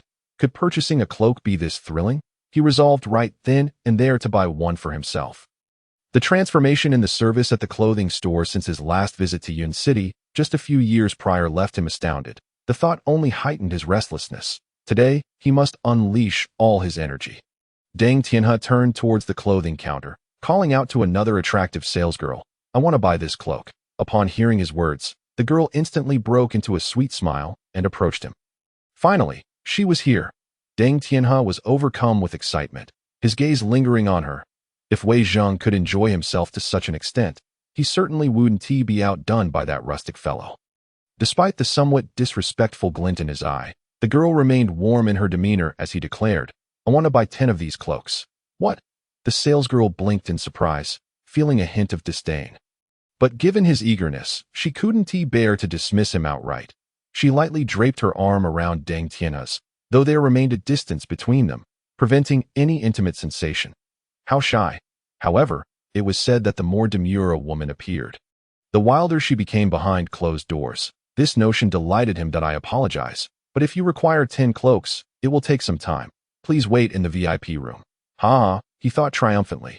Deng Tianhe was exhilarated. Indeed, being exceptionally handsome rendered one invincible. The girl cast an odd glance at him, sensing something peculiar about his demeanor. Yet, as he was a significant client, she maintained her professionalism and led him towards the VIP area. As he followed her, Deng Tianhe walked with an air of aloofness. Last, he comprehended the sensation Wei Zheng had experienced moments ago, for he noticed the sharp gazes of several onlookers, as if they wished to tear him apart. Yet he reveled in that attention. Only those who were extraordinary could relish such scrutiny. This vexing yet exhilarating life. Sir, please hold on a moment. I will instruct them to fetch the stock, the girl said before turning to leave. She's leaving just like that. He felt an urgency rise within him, unable to contain his excitement. Deng Tianhe, though helpless, patiently awaited her return. After all, one couldn't rush a business transaction, having spent considerable time navigating the capital. He understood this principle well. The VIP room fell into silence, and he overheard Wei Zheng conversing nearby. Young Master Wei, the clothing has arrived. Are you leaving now? Yunxiu's voice carried a hint of reluctance. Yes, I must depart, Wei Zheng replied, feeling somewhat at a loss, having acted a bit recklessly today. Without a design for the high heels, even if he found a cobbler, nothing could be done. He instructed the girl to locate a skilled shoemaker and arrange to return another day. The prospect of a future meeting thrilled Deng Tianhe, his eyes reddening with excitement. Overtime was splendid. He adored this chaotic life setting. As Wei Zhang emerged from the fitting room, clad in his luxurious mink cloak. Deng Tianhe's gaze sharpened. The salesgirl was still linked to Wei Zhang's arm, her expression natural, even tinged with a hint of blush. Chapter 86. You're quite the enigma. It seemed they had enjoyed themselves quite thoroughly. For her cheeks were flushed, he swallowed hard. The staff at this clothing store were impressive, much to his liking. Wei Zhang's keen eyes soon spotted Deng Tianhe. What is going on? How did this fellow end up here? And what is that expression on his face, as if he understands everything? He even remarked, Brother, did you have a good time earlier, though the duration was a bit short? What nonsense was this? How long does it take to try on shoes? Wei Zhang stared at him, utterly speechless. Was he truly here merely to buy a few cloaks in preparation for winter? Yet Deng Tianhe's demeanor suggested he was on some sort of escapade. He opened his mouth, intending to speak, as they had known each other since childhood, and he could not pretend not to see him. Before he could utter a word, the salesgirl returned, her face adorned with a sweet smile. This transaction would earn her a substantial commission. Deng Tianhe, brimming with excitement, waved at Wei Zhang, declaring, You had your fun, now it's my turn. With that, he placed his hand on the girl's shoulder and stepped into the VIP room. This conversation felt increasingly amiss to Wei Zhang. Was purchasing a piece of clothing truly that exhilarating? Young Master Wei, who is he? Yun Xiu inquired, her expression perplexed, sensing the oddity in their dialogue. That I too feel as if I scarcely know him now. Wei Zhang replied with a wry smile. Little did he know, Deng Tianhe was also grappling with his confusion. Why was Wei Zhang permitted to revel while he was not? Was there any fairness in that? What am I doing? Deng Tianhe glared at Wei Zhang, frustration boiling within him. That I simply asked them to help me purchase a pair of shoes, silk ones. Wei Zhang wiggled his feet, showcasing the new shoes. These are silk shoes. You must be joking. I distinctly heard you exclaiming how large and comfortable they were. Deng Tianhe retorted indignantly, Will you not believe me? Since the Wei family's fall from grace, I've had nowhere to go but the farm, toiling as a farmer. Naturally, my feet bear calluses. The girl mentioned they were quite hard and large, so it's only expected that new shoes would require a bit of squeezing to fit. Correct? New shoes?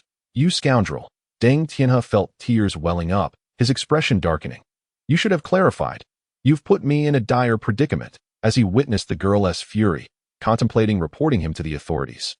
Deng Tianhe felt a shiver run through him. I've only seen you twice since my return, and now I'm at risk of imprisonment. Please don't report him. If I claimed it was merely a misunderstanding, would you believe me? He shouted desperately. It was a misunderstanding. Though whether it was beautiful or not is debatable. Wei Zhang muttered aside. In an instant, Deng Tianhe felt a wave of blood rush to his throat. Get away from me. You're nothing but a pit of filth.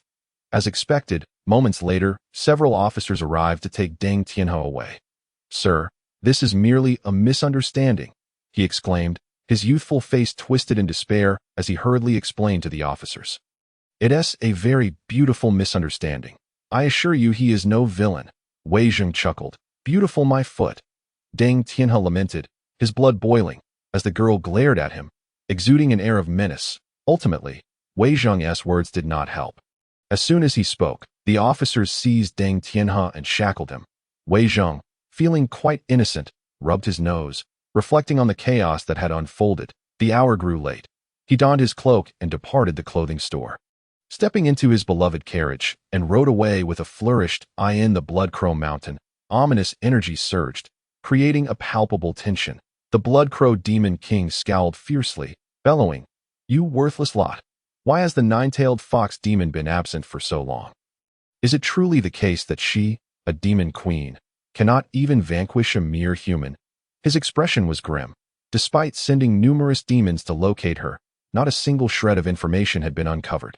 This band of ineptitude. At that moment, a dog demon stepped forward resolutely and said, Demon Emperor, I have heard that when the nine-tailed fox demon first arrived in Cloud City, she was ambushed by human cultivators, sustaining severe injuries and ultimately taken away by a human named Wei Zhang. that I suspect that the nine-tailed demon king might be trapped within his estate. What? The Blood Crow Demon Emperor's expression darkened, and he was instantly filled with rage, trembling with an overwhelming aura of murderous intent that swept across the mountains at that moment. The various demons and creatures near Blood Crow Mountain were so frightened that they cowered on the ground, their calves weak and trembling in fear. Demon Emperor.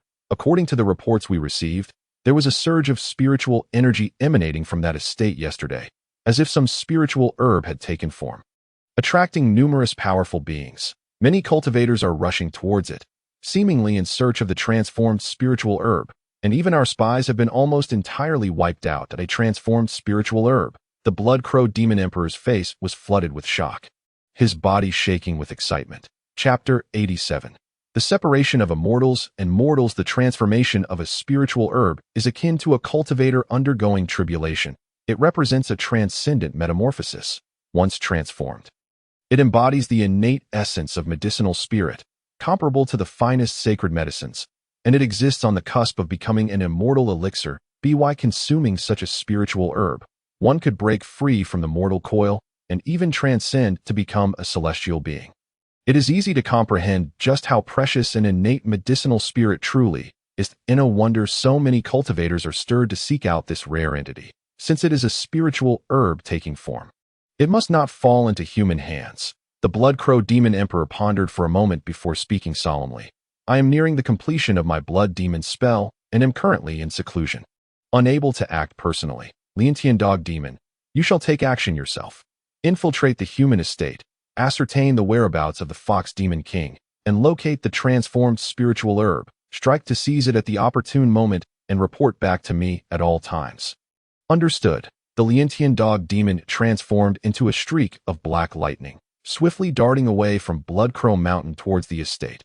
Yunxiwe, has young Master Wei given any instructions upon returning to the Langya Immortal Sect?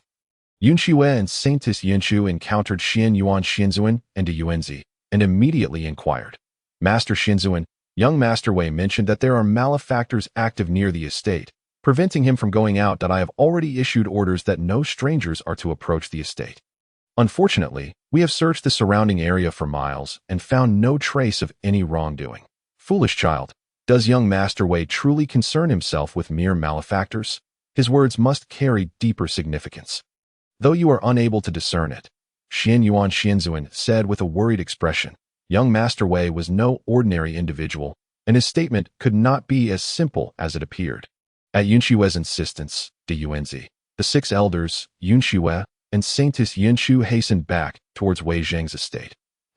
As expected, the demon aura is incredibly dense. Upon nearing the estate, they immediately sensed the overwhelming presence of demonic energy and looked towards the distant mountains. Such a potent concentration of demon energy could only mean that a powerful demon, at least a demon king, was on the move. What could the Blood Crow Demon Emperor possibly be planning with such a large-scale incursion? Could it be that he has come in person? What could he possibly want? De Yuanzi and the six elders' pupils suddenly contracted, realization dawning upon their faces that I understand now. The malefactors spoken of by the master must refer to the demons from Blood Crow Mountain. As this thought crossed their minds, their eyes gleamed with fervor. I have also figured it out. Young Master Wei wants us to clear the demons surrounding the estate. Yanzi, enlightened, laughed heartily, finally able to do something for young Master Wei in return for his hospitality. Now it makes sense. I was too slow-witted to grasp it. The actions of such a high individual are indeed profound and inscrutable. The six elders nodded in agreement. Had they not sensed the overwhelming demonic energy here, they would have been unaware of the demon's presence from Blood Crow Mountain. Young Master Wei had already anticipated the situation and instructed them to act, sparing him the need to intervene personally. I'm still perplexed. Young Master Wei could easily eliminate the surrounding demons with just a flick of his finger. Yunxiwe expressed her confusion.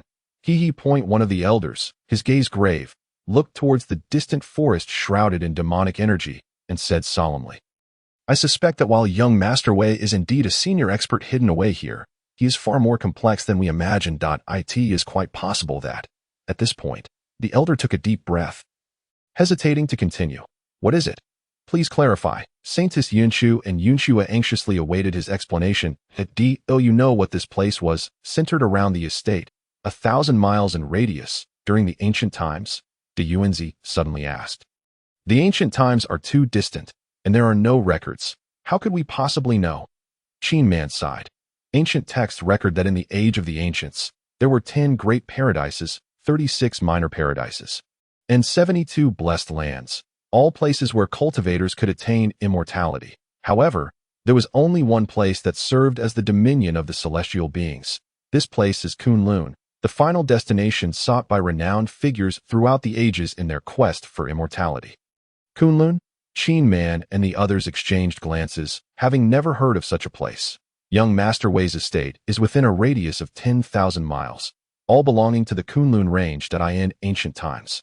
This was the epicenter where celestial beings gathered. Originally, Kunlun was the most mysterious mountain range, stretching for thousands of miles. However, for reasons unknown, the heavenly tree was felled, vanishing entirely from the world that it was then that the entire central continent began to undergo unimaginable changes. Countless lands transformed into seas, mountains became plains, and deep chasms morphed into towering peaks. Everything changed, and even Kunlun was not spared, turning into flat land where celestial beings disappeared. The 6 elders spoke in hushed tones.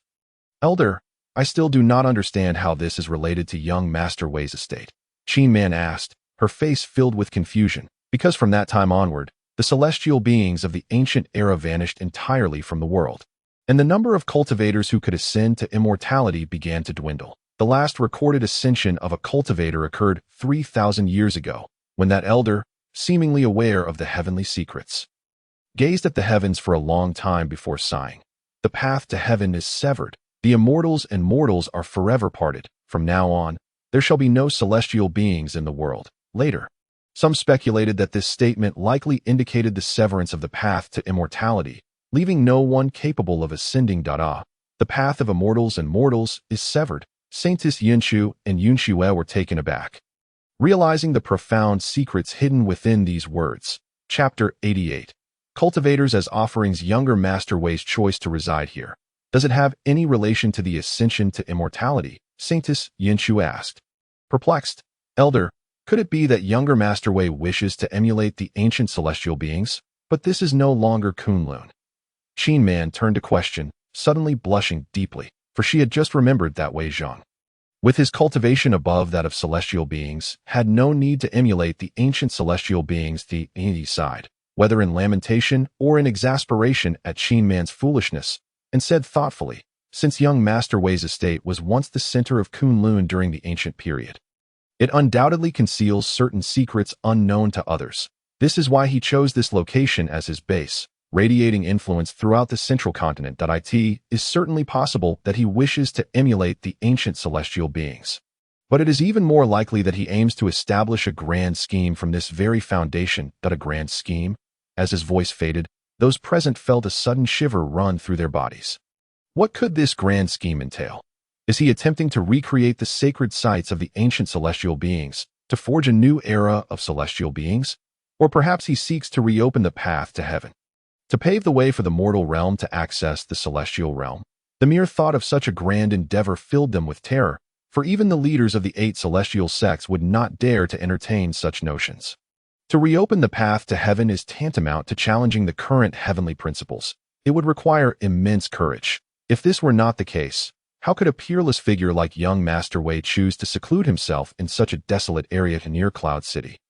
If such a day were to come, De Yuanzi gazed up at the sky, his expression grave, and spoke in a voice that sent chills down their spines. We may very well find ourselves as mere pawns in this grand scheme, potentially becoming challengers against the existing heavenly principles and order, viewed as traitors by the heavens, and could even face divine retribution. Elder, are we truly to become mere pawns in this game? Luo Yun asked anxiously. Pawns?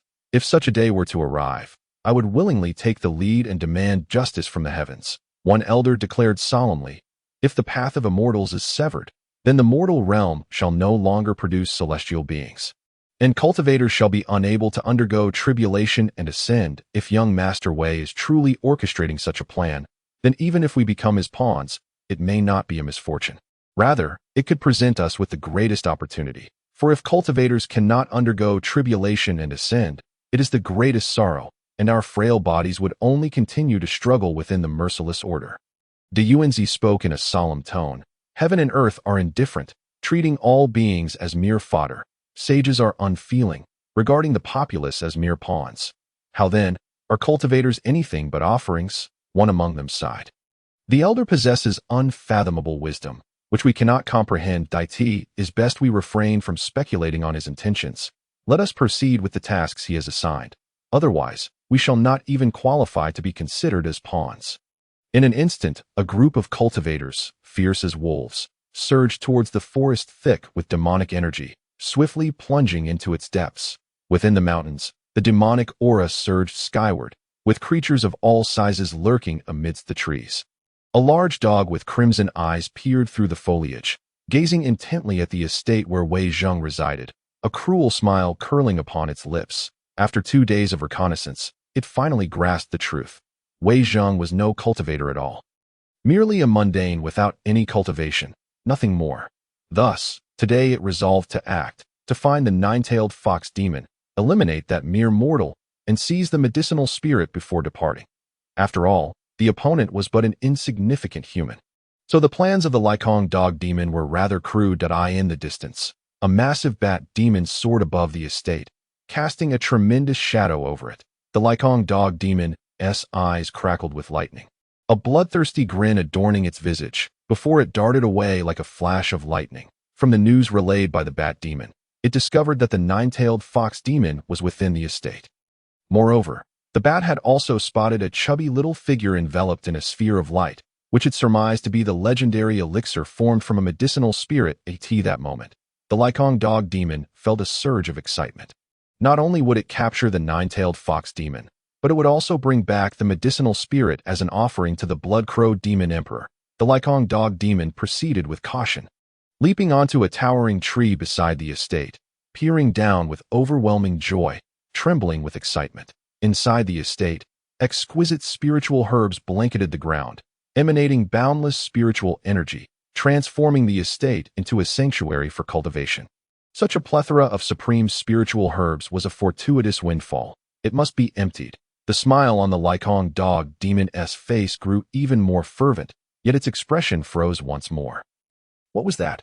A medicinal spirit formed from herbs. There, beside a pavilion, floated a glowing orb, within which a chubby little figure no larger than a fist was fast asleep. A transformation into a little chubby being. How could this be? This was no simple herbal transformation. This was the very essence of a medicinal herb achieving celestial metamorphosis. A stroke of fortune, a heavenly opportunity not to be missed. The Lycong dog demon's face betrayed a near-manic expression.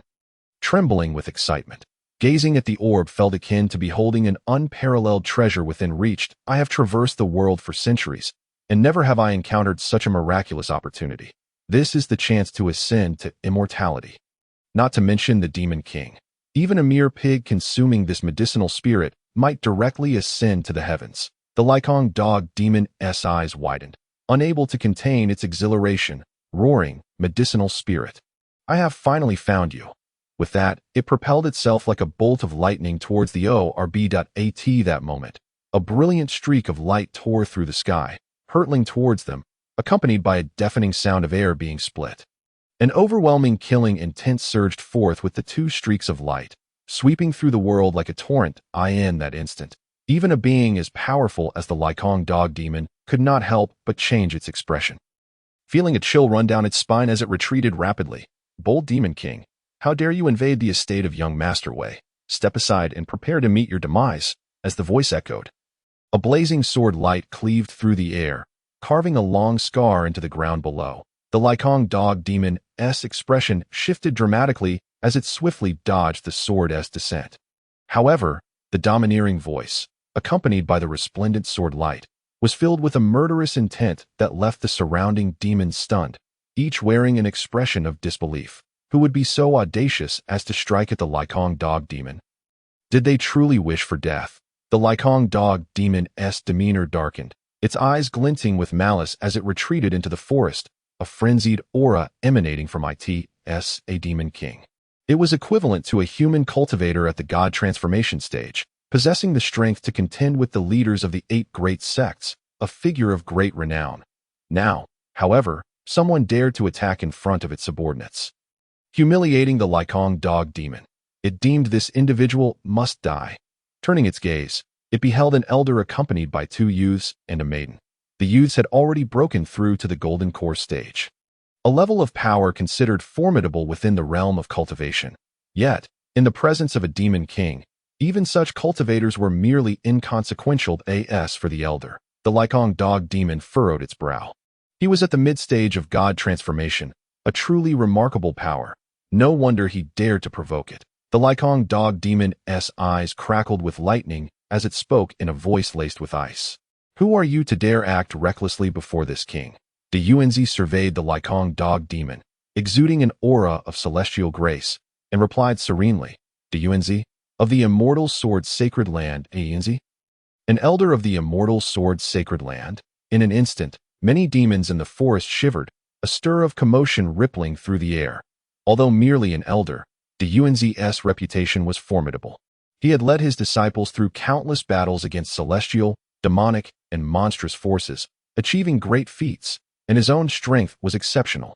Both cultivators and demons alike regarded him with a degree of apprehension. However, none among them ever imagined they would encounter Yuanzi in such a place. It seemed today would undoubtedly witness a bloody confrontation. The Lycong dog demon's expression darkened even further. An embodiment of fury. What is this? Has this old fool lost his mind? Many demons have perished in Yun City. I am already filled with rage, but to avoid a large-scale conflict with the 8 great sects, I refrained from attacking. Yet these human cultivators boldly come seeking trouble. Even the Yuanzi has intervened. Do they truly wish to wage war against the demon race? It glared at Yuanzi, its killing intent surging as it roared.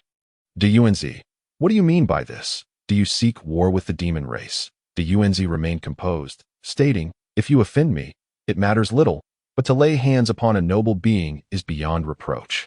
Even if it means tearing apart the agreement between the celestial and demon realms, I shall take your head as an apology to the noble being. Noble being? How noble could they be? The Lycong dog demon sneered, dismissing the term entirely. In the presence of a demon king, there was no such thing as a noble being. Now, even the Yuanzi was stepping forward to confront it.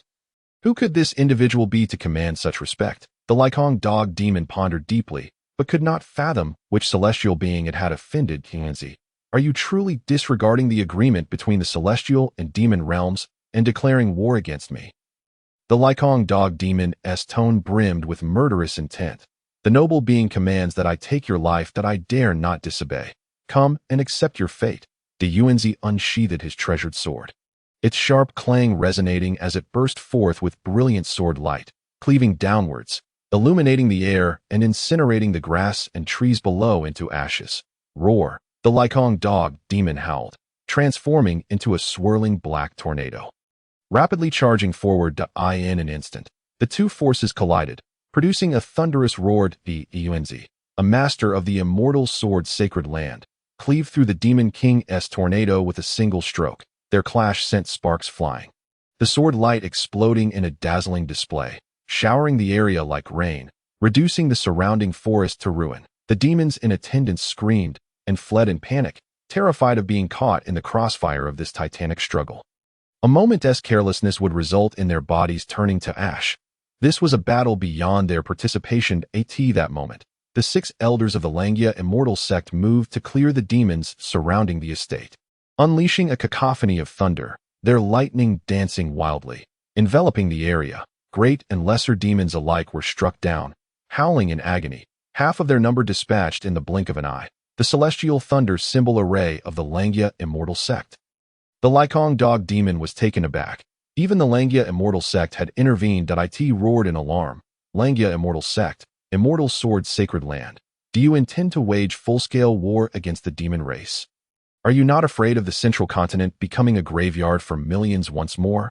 We had maintained a peaceful coexistence, but you should never have targeted the estate of young Master Wei. Thus, your demise is inevitable. Wei Zhong, that utterly useless mortal. The Lycong dog demon was bewildered, its eyes narrowing with intensified killing intent. For the sake of a mere mortal, the 8 great sects were willing to risk war against them. The celestial dog demon found itself teetering on the brink of madness, utterly confounded by the sheer absurdity of the situation. Words proved futile. Young Master Wei had commanded us to take your life. De Yuanzi's countenance was icy as he unleashed a flurry of lethal strikes, each one more deadly than the last. He soared through the air on his sword, the searing light of his blade seemingly capable of shattering all in its path. An aura of murderous intent rising to the heavens. In a fit of rage, the celestial dog demon realized that these humans were devoid of reason and could only respond with all its might. Its claws morphed into spears, piercing towards De Yuanzi with an overwhelming ferocity, as if to shatter the very void itself. The spear erupted in a dazzling glow, sending shivers through onlookers. Being a demon king, its power was indeed astonishing, prompting even De Yuanzi to exercise utmost caution against its assault. Clang! The clash of the sword against the claws rang out, producing a cacophony of piercing metallic sounds, while brilliant sparks ignited in the air, creating a breathtaking spectacle. Yet De Yuanzi's sword moved like a resplendent rainbow, slicing and dicing with unstoppable force. The two forces collided fiercely in midair, akin to two bolts of lightning wreaking havoc upon the void. Boom! Thunder erupted in the skies, accompanied by a shower of blinding blood that spanned hundreds of meters. De Yuanzi's sword cleaved through the celestial dog demon, sending it crashing to the ground, its claws shattered and bloodied. Despite its formidable strength, it was no match for De Yuanzi, an adept in the mid-stages of divine transformation. The celestial dog demon's expression darkened, its eyes flashing with a growing malice, although its power was comparable to De Yuanzi's. The latter's recent surge in cultivation left the demon feeling overwhelmed, retreating step by step. With a begrudging gaze fixed on De Yuanzi, the demon inquired, "Who exactly is that young Master Wei?" De Yuanzi smirked coldly, replying, "You are not worthy to know." Woof! The celestial dog demon seethed with rage, its lungs feeling as if they might burst. It. Wei was merely a mortal, yet here was De Yuanzi, treating him as if he were unworthy of such knowledge. Could it be that this mortal was the illegitimate son of the Sword Saint? It seemed improbable that the illegitimate offspring of the Sword Saint would take refuge at the foot of the Huaxia immortal sect. Suddenly, a glimmer of understanding sparked in its eyes, and it bellowed, "I see it now. That mortal is the illegitimate son of the primordial celestial sovereign." A gasp escaped the 6 elders who were pursuing various demons, their spines tingling with horror. Who was young Master Wei? He was above mere mortals, possessing celestial prowess. If he were indeed the illegitimate son of the primordial celestial sovereign, and if he were to hear such words, who could predict the wrath he would unleash? It was entirely possible that even the Huaxia immortal sect could face annihilation. The 6 elders felt an icy chill run through them, and upon witnessing the celestial dog demon's expression of sudden realization, they erupted in fury. Boom, boom, boom. In their furious state, the 6 elders turned their weapons upon the celestial dog demon. The thunderbolt talisman array unleashed its full power, bolts of lightning raining down from the heavens, converging upon the celestial dog demon. In an instant, the demon was struck, its flesh torn and bloodied, sent reeling through the air. What madness was this? The elders of the Huaxia immortal sect had arrived as well. And what tempest of fury were they unleashing? The celestial dog demon was on the verge of insanity. The thunderbolt talisman array was an astonishing force. Even ordinary demons would be reduced to ashes under their combined might. Yet, even as a demon king, it was being ravaged. You fools! The celestial dog demon was momentarily stunned by the relentless strikes of over a dozen bolts of lightning, its body numb with shock. Foolishness! How dare a mere demon king insult young Master Wei? Such insolence deserved death. Kill! Turn this dog into mere remnants. The 6 elders of the Huaxia immortal sect unleashed their full fury, a sight that would be etched into the memories of all demons, great and small, who bore witness. With the thunderbolt talisman array fully activated, thick bolts of lightning descended relentlessly. Boom! The heavens trembled and the earth quaked, a massive mushroom cloud rising as the entire forest was laid to waste. The celestial dog demon let out a piercing wail as it was flung through the air, its body drenched in blood, bones shattered beyond count. Old dog, today you shall meet your end. The 6 elders were relentless. Charging forward once more, the celestial dog demon felt an icy dread wash over it, utterly bewildered by the frenzy of these 6 ancient beings. Yet it was not a dog resigned to its fate.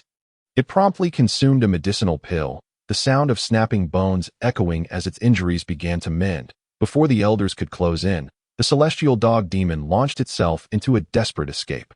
Old dog, since you've come, do you think you can return alive? The Yuanzi too made his move, his sword aura surging like a dragon, illuminating the sky with brilliance as it struck fiercely at the great dog. The celestial dog demon let out a cry of agony, plummeting from the air to crash before the pavilion. Its entire arm was fractured, having used its full strength to block the Yuanzi's lethal strike, leaving it nearly incapacitated. Realizing this location was no longer safe, the celestial dog demon scrambled to its feet, only to be astounded to find the Yuanzi and the 6 elders hovering in the air, not advancing. What is happening? With their ruthless methods, it was inconceivable they would let such an opportunity slip away. As it turned to flee, its gaze fell upon a sight that froze its expression. Behind it stood a fox, its gaze lofty and disdainful, looking down upon it with contempt. Is that not the 9-tailed demon king? How had this foolish fox reverted to its true form? Upon recognizing the state of the 9-tailed fox demon, the celestial dog demon erupted into maniacal laughter. This little fox was indeed the genuine 9-tailed demon king. Though reduced to its original form, its demon core remained largely intact. If it could devour the 9-tailed fox demon, its own power would surge tremendously. With the innate medicinal spirit nearby, should it consume that as well, one could only imagine the terrifying strength it would attain once it broke through to the void refinement stage. The Yuanzi and those old codgers would be nothing more than weeds in its path. You wish to consume me? The 9-tailed fox demon spoke, surprisingly articulating human words. What? The celestial dog demon was taken aback. How could the 9-tailed fox, even in its original form, still articulate human speech? You should end your own life. As fellow demon kings, do not compel me to take action, the 9-tailed fox demon warned again. Ha! The celestial dog demon could not contain its laughter. This fox was already crippled, yet still so arrogant. Such an opportunity was rare, and since the 9-tailed fox demon was so merciless, it felt no need to hold back. The celestial dog demon lunged at the 9-tailed fox demon, intending to swallow it whole. However, at that moment, a radiant burst of light erupted from the fox's back, and 9 luminous tails emerged, looming like great mountains, casting shadows over the sky, descending upon the celestial dog demon with overwhelming pressure. In that instant, shock flooded the celestial dog demon's face, its body trembling violently, paralyzed with terror. As a demon king, it could easily sense the terrifying power emanating from the 9 tails. This was an attack of the demon emperor level. The celestial dog demon howled in fear, its fur standing on end, eyes filled with despair. Under the onslaught of such overwhelming power, it found itself unable to even move, helplessly watching as the 9 tails descended upon it, crying out in sheer panic, "9-tailed demon emperor, spare my life!" Boom! The response was the 9 tails, imbued with unfathomable might, crashing down upon the celestial dog demon. In an instant, the earth trembled and shattered. The ground was struck as if by a missile. Collapsing several meters deep, the celestial dog demon's body was obliterated, its demon core ejected, and subsequently captured by the fox that I have spoken. If you do not take your own life, you shall be annihilated. The 9-tailed fox spirit uttered these words in a nonchalant manner before turning to stroll towards the vineyard. Ainzi and the others, witnessing this scene firsthand, were so petrified that their facial muscles contorted, leaving their minds blank. Had they not already known that the 9-tailed fox spirit was a pet captured by Wei Zhong, they likely would have fled in terror. Meanwhile, the younger generation, including Saintess Yunqiu and Yunxua, were left wide-eyed, their mouths agape in disbelief. The effortless annihilation of the Lytion dog demon was a clear indication of the fox spirit's status as a demon emperor-level powerhouse. Not only would the Lytion dog demon stand no chance, but even if they all joined forces, they would be no match for the 9-tailed fox spirit. The mere presence of such a formidable entity was utterly chilling. At that moment, the fox spirit turned her gaze towards them, her eyes calm yet imbued with an inexplicable pressure. Gulp! The chill ran down the spines of the Yuanzi and the others. "Oh, esteemed fox lady, though you are a demon, please do not unleash your wrath upon us. We mean you no harm." The 6 elders hastily forced a smile that resembled a grimace, clasping their fists in salute. "We pay our respects to the esteemed fox spirit." The fox spirit merely replied with indifference. "I am aware that you are guests of young Master Wei.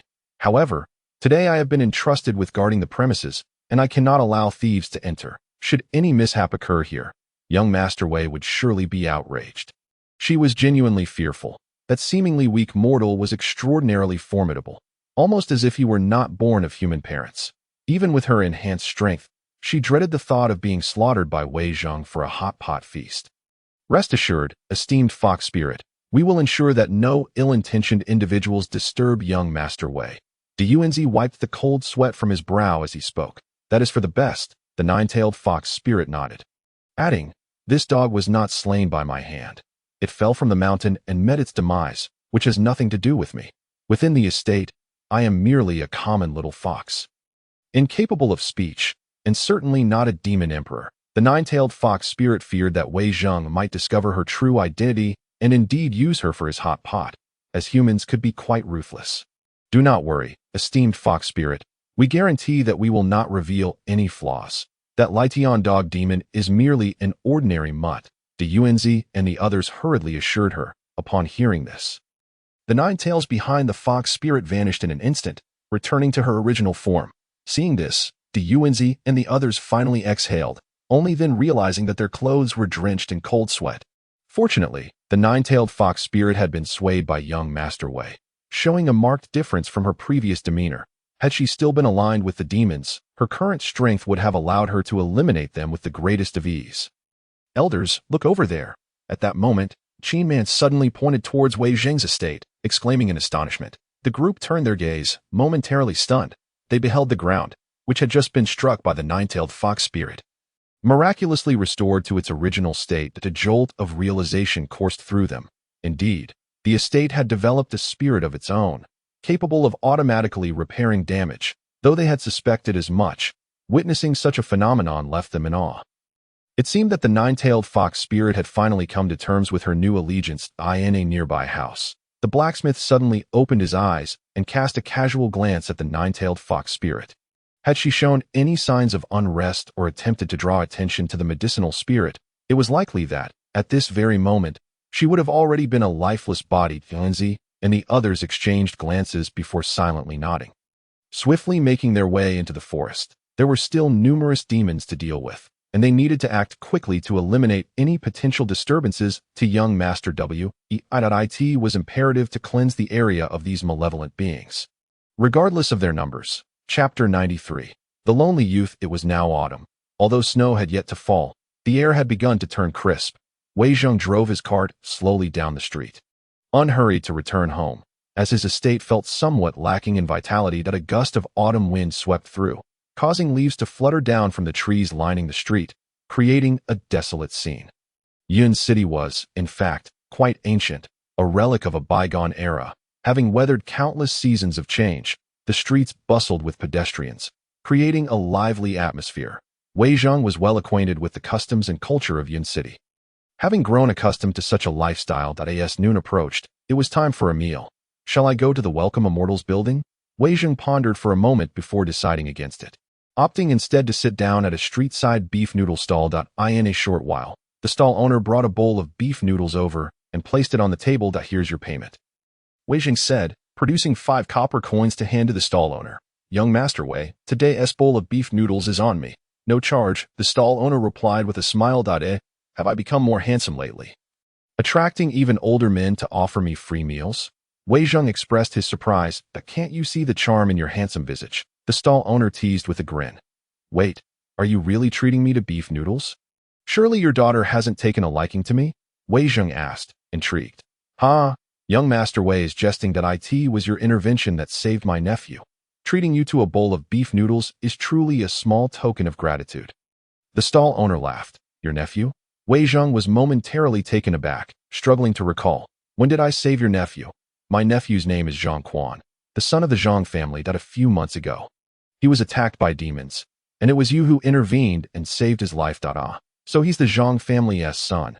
Wei Zheng suddenly understood, saying, well then, I suppose this bowl of beef noodles is on the house. Wei Zheng felt no need for formalities. Since the stall owner wished to express gratitude in this manner, he would not decline, lest the owner dwell on the matter. Do you still aspire to cultivate immortality? Do you even have the qualifications? Just then, a string of curses erupted from not far ahead. Catching their attention in Yun City, numerous immortal sects had established halls primarily to scout for suitable mortals for cultivation. The sounds emanated from the hall of the Xinwu sect across the street, where a ragged-clad youth was unceremoniously thrown out. "Please, I want to cultivate. I wish to join the Xinwu sect," the youth pleaded. His expression resolute, ignoring his injuries as he knelt before the hall. "You lack the innate spiritual root. You are unsuitable for cultivation. Get away from here and do not dirty our hall's floor." A cold-faced young man emerged from the hall, kicking the youth away. Wei Zheng's expression turned peculiar as he remarked, "Why does that youth look somewhat familiar?" "Young Master Wei, that is my nephew Zhang Quan. The very one you saved at the city gate," the stall owner clarified. In no wonder he seemed familiar. It was indeed him. "What is he doing?" Wei Zheng furrowed his brow. "This child has undergone surgery. Though he has healed, the Zhang family's circumstances are too dire for proper care. Even if his body has recovered, it cannot withstand excessive strain. Given his physical condition, it is likely that no immortal sect would want him. Alas, my nephew is unfortunate. His father was slain by demons, and recently his mother has also vanished. Now he is all alone, stubbornly refusing my assistance, determined to pursue immortality. These past months, he has scoured the halls of Yun City. But his poor aptitude has led to rejection from every one of them. As the conversation reached this point, the noodle stall owner let out a deep sigh. Was his talent truly so lacking? No wonder no sect was willing to take him in. Those with poor aptitude for cultivation were essentially wasting resources. At least he was content with his own situation, although devoid of spiritual roots. He could still live a life of leisure as a salted fish, and with a manner to boot, he need not fear starvation. Yet, Wei Zheng could not fathom why he was so determined to pursue cultivation. When he inquired of the noodle stall owner, the latter appeared equally perplexed, speculating that Zhang Quan might have been traumatized by the death of his father at the hands of a monster. It was evident that Zhang Quan was wounded, gasping violently before he turned away, his silhouette radiating profound desolation. Observing this young lad, Wei Zheng felt an inexplicable pang of sorrow in his heart. The harsh reality was relentless. Without spiritual roots or a background, one was not in such a world. Chapter 94. The farmer takes a disciple. As Wei Zheng savored his beef noodles, he engaged in casual conversation with the noodle stall owner. It turned out that although Zhang Quan's injuries had healed 2 months prior, his mother had suddenly departed from Yun City and remained missing, leaving the child in a dire situation. At such a tender age, bereft of both parents, how was he to survive? Wei Zheng sighed inwardly. In this world of cultivation, such tragedies were all too common, a fate shared by ordinary folks. Moments later, he finished his bowl of beef noodles and departed. After leaving Yun City, Wei Zheng headed towards the direction of his manor. However, he had not ventured far when he chanced upon Zhang Quan once again. This forlorn youth silently standing beneath a tree. Wei Zheng's hand tightened on the reins as he noticed a small grave before Zhang Quan. It seemed that Zhang Quan had heard the sound and turned. His gaze landing on Wei Zheng. Wei Zheng pondered the boy's intentions. Zhang Quan suddenly halted beside the carriage, respectfully kneeling and bowing thrice. What could this mean? Wei Zheng furrowed his brow.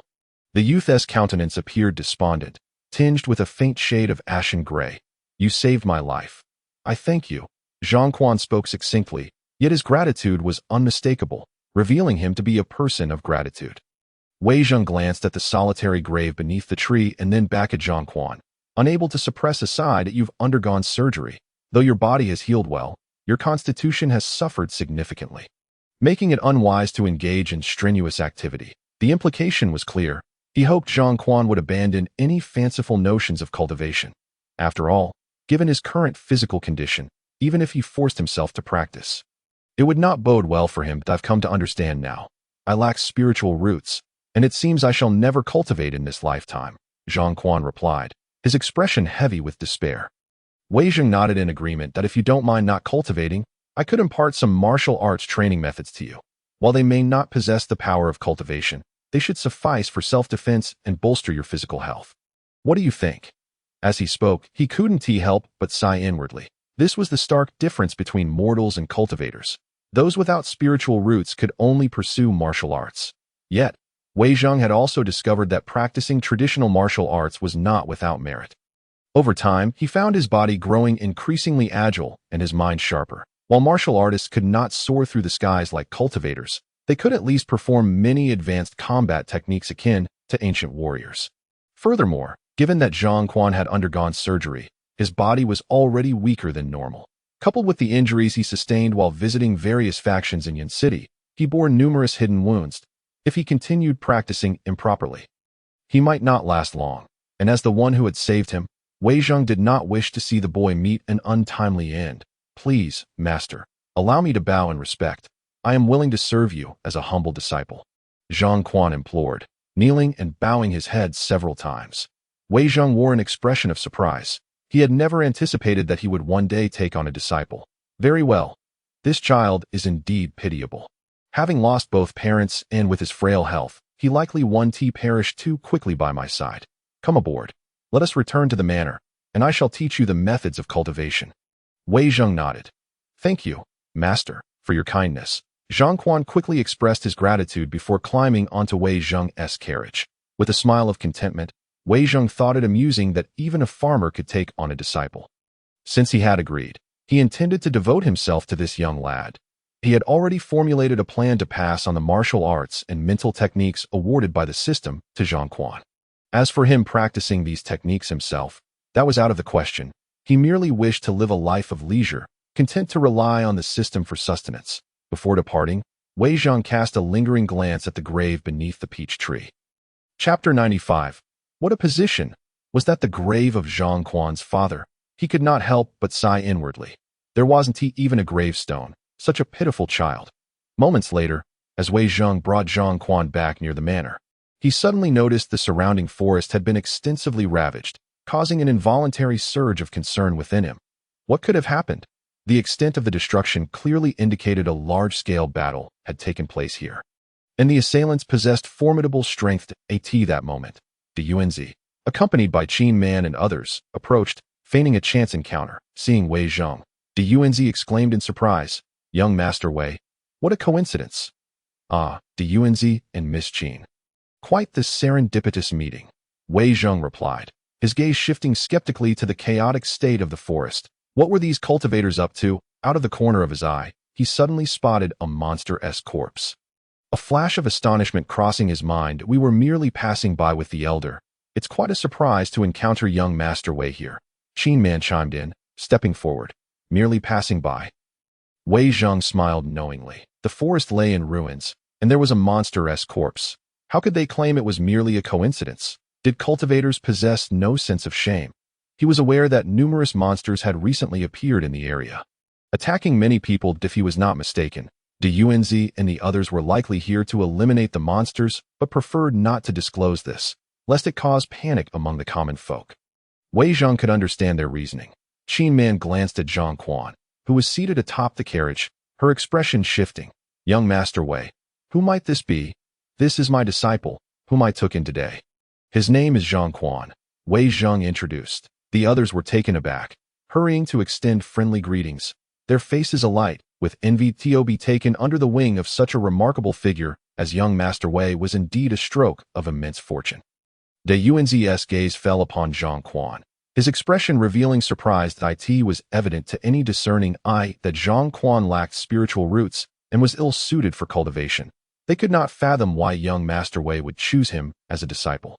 Yet, the actions of high achievers often eluded understanding. Perhaps Zhang Quan possessed some hidden talent that was simply beyond their comprehension. Meanwhile, Zhang Quan was utterly astounded, his body rigid as he beheld the figures before him. The sacred sword Holy Land, that was one of the 8 great sects of Zhongzhou, renowned far and wide, even among mortals. Any of the 8 great sects of Zhongzhou represented the ultimate sanctum of cultivation that all aspired to, a gathering place for immortals. Yet now, what did he witness? These once lofty cultivators were bowing to his master. Moreover, Wei Zheng did not even return the gesture, casually seated atop the carriage. What an astonishing display! They were immortals from the sacred sword Holy Land. Their status was nothing short of extraordinary. Zhang Quan was so taken aback that his hair nearly stood on end. Cultivators bowing to mortals? This was a complete upheaval of his worldview. Unbeknownst to Zhang Quan, the Yuanzi and Qin Man had intended to approach further to pay their respects, but before they could do so, they were met with an overwhelming pressure that descended upon them like the weight of the heavens. causing them to stagger backward. When they finally beheld the carriage before them, they gasped in astonishment at a sacred artifact. This carriage was, indeed, a sacred artifact. The most terrifying aspect was that even the wooden planks of the carriage were crafted from spiritual wood. What immense wealth must be possessed to afford such a luxury? Young Master Wei was undoubtedly the most extravagant figure in the cultivation world. Even a seemingly dilapidated carriage could be so opulent and grotesque. Was it not possible to construct a proper carriage instead of this shabby affair? Since we've crossed paths, let us gather at the manor. Wei Zheng smiled, suggesting, I've recently brewed some fine wine. Shall we partake together? Fine wine. De Yuanzi had no intention of disturbing Wei Zheng, but upon hearing about fine wine, his eyes sparkled with excitement. As Wei Zheng led a few individuals into the estate. They noticed a small fox perched beside the pavilion that he approached and gently patted the little fox's head, smiling as he said, I have brought back 2 local dogs for you. You shall have companions from now on. Observing the obedient demeanor of the 9-tailed fox demon, De Yuanzi and his companions found their mouths dry and their legs trembling in astonishment. Chapter 96. The innate medicinal spirit. What an extraordinary being. A demon emperor, displaying such docility before Wei Zheng. Good heavens, what is happening in this world? It is utterly insane. De Yuanzi and his companions were astounded to the core, hastily turning their gazes away, no longer daring to look. Who knows what would happen if this esteemed demon emperor caught sight of their astonished expressions?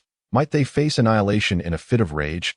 Wei Zheng released the 2 local dogs, which excitedly circled the 9-tailed fox demon, barking joyfully. The fox, furious, glared at the 2 dogs, exuding an aura of terror befitting a demon emperor. The dogs, terrified, bristled with every hair, howling in distress, their limbs quaking as they knelt on the ground, trembling. Even De Yuanzi and his companions felt a chill run down their spines, their bodies stiffened in fear. This was a genuine demon emperor. When enraged, how terrifying it could be, capable of obliterating them in an instant. Wei Zheng shot a stern glance at the little fox and said, No mischief, or I shall stew you. Reluctantly, she turned and walked towards the vineyard. Finding the 2 little creatures too bothersome, De Yuanzi and his companions dared not gaze upon the 9-tailed fox demon.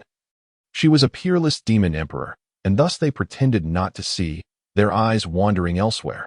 Just then, out of the corner of his eye, De Yuanzi caught sight of a patch of spiritual herbs in the courtyard. And he couldn't help but gasp in astonishment, utterly dumbfounded at a vast array of spiritual herbs, all of the highest quality. Undoubtedly, if one were to casually pluck even a single stalk from this place, it would incite a bloodbath. Even De Yuanzi, a seasoned member of the immortal sword sacred land, was left wide-eyed by the sight before him. This was simply outrageous, incredibly extravagant, and profoundly shocking. Hundreds of such exquisite spiritual herbs flourished on the other side of the courtyard, vibrant and full of life, transforming the entire estate into a paradise. The sheer scale of these spiritual herbs left him bewildered as to how Wei Zheng cultivated them. However, what astonished De Yuanzi the most was not merely the extraordinary herbs, but the red orb floating beside them. Upon seeing the orb, De Yuanzi felt as if struck by lightning. His body electrified, an innate medicinal spirit. This time, he was absolutely certain he had not misjudged. Even before he approached, he sensed a unique warmth enveloping the entire estate. This was undoubtedly the innate medicinal spirit formed by the transformation of spiritual herbs. If the exquisite spiritual herbs would cause top-tier masters to fight over them, then the innate medicinal spirit, if revealed, would surely incite a cataclysmic war among all the immortal sects, demon clans, and devil tribes of Zhongzhou. They would go to any lengths, even risking annihilation, to obtain the innate medicinal spirit. For those who cultivate to the great ascension stage, devouring the innate medicinal spirit would enable them to transcend into immortality. This is beyond doubt, as numerous ancient texts document that in ancient times, many cultivators at the great ascension stage would choose to consume the innate medicinal spirit to directly break through their limits, weather tribulations, and ascend to become immortals. Most importantly, with the passage of the ancient era, the innate medicinal spirit had not appeared for thousands of years. Seeing this legendary medicinal spirit all at once, De Yuanzi could hardly maintain his composure, nearly overwhelmed to the point of screaming. After taking a deep breath, he forced himself to calm down. Yet, when he turned to look, he found Qin Man, Qin Shan, and Luo Yun frozen in shock. their eyes vacant, standing there as if in a daze. Exquisite spiritual herbs were one thing, but now the innate medicinal spirit had manifested as well. What an astonishing sight this was! None of them had ever witnessed such a breathtaking spectacle, and they were rendered utterly speechless. Their minds blank with shock that it was no wonder the sky-rending dog demon wanted to strike against Wei Zheng's estate. Faced with such immense allure, even they could not resist the urge to plunder from Wei Zheng. Gazing at the floating orb in the air, Qin Man and the others felt their throats dry, utterly speechless from the overwhelming shock. You all sit in the pavilion for a while. Soon, I shall let you taste what truly constitutes fine wine. Wei Zheng smiled, leaving them behind as he turned towards the wine cellar. Is this the innate medicinal spirit? Qin Man gazed transfixed at the glowing orb, her voice trembling with excitement. The innate medicinal spirit. It has not appeared for thousands of years, though they had long suspected the location of the spiritual herb's transformation was within Wei Zheng's estate. Seeing the innate medicinal spirit before their very eyes still could not suppress the shock and thrill within them. Chapter 97.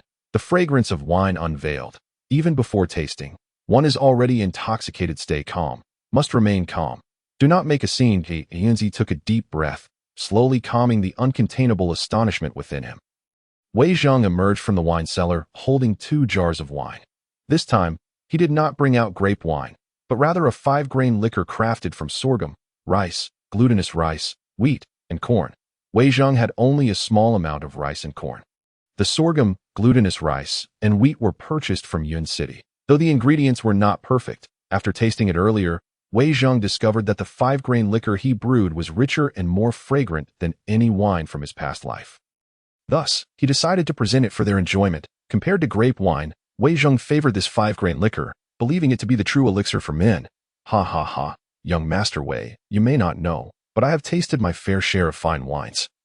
De Yuanzi's face immediately lit up with delight. Just a few days ago, we went to the celestial welcoming pavilion and got thoroughly drunk, Qin Shan added with a grin. You don't mean to say you got drunk on the drunken immortal brew, do you? Wei Zheng rolled his eyes, recognizing from their expressions that they were undoubtedly wine enthusiasts. Young Master Wei knows of the drunken immortal brew? De Yuanzi chuckled, saying, the drunken immortal brew is indeed unforgettable.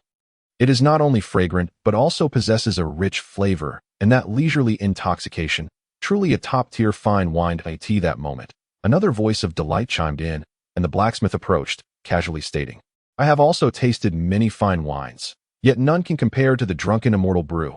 I dare say it is among the finest wines in the world. Yuanzi, Qin Man, Qin Shan, and Luo Yun had met Senior Duan before. Upon seeing the blacksmith approach, they quickly rose to pay their respects. Hearing that the young master personally brewed fine wine, I too wish to partake and see if it can rival the drunken immortal brew. The blacksmith responded with a smile. Old Iron, you finally left your den, Wei Zheng chuckled, shaking his head. The blacksmith had been fond of drinking for as long as he could remember, a few years ago.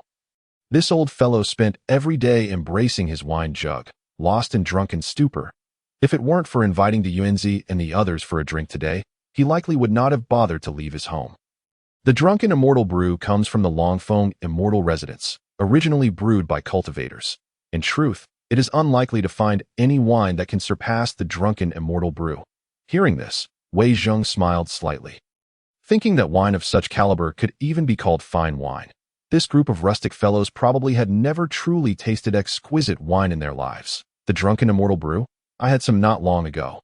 It was murky and unclear, obviously laden with impurities. This is a great taboo in winemaking. He placed the 2 jars of 5-grain liquor on the stone table, and the gazes of De Yuanzi and the blacksmith immediately focused on the jars. Their faces lighting up with intense delight, their fingers twitching in anticipation. The blacksmith's face was filled with greed as he remarked, just the size of the jars alone, even if it does not rival the drunken immortal brew. We can still drink to our heart's content. For this alone, I must commend the young master. Commending already? You must have crossed over as well. Wei Zheng stared, nearly asking outright. However, the blacksmith had lived at Wei's farm for over 40 years. So it was impossible he had crossed over. He managed to suppress his curiosity. Young Master Wei, what is this wine brewed from? De Yuanzi licked his lips. This wine is called 5-grain liquor, Wei Zheng said. Gazing affectionately at the jars, his voice serious, as the saying goes. The fragrance of the wine wafts 10 miles. Even before tasting, one is already intoxicated. This liquor is crafted from sorghum, rice, glutinous rice, wheat, and corn, meticulously filtered through multiple layers.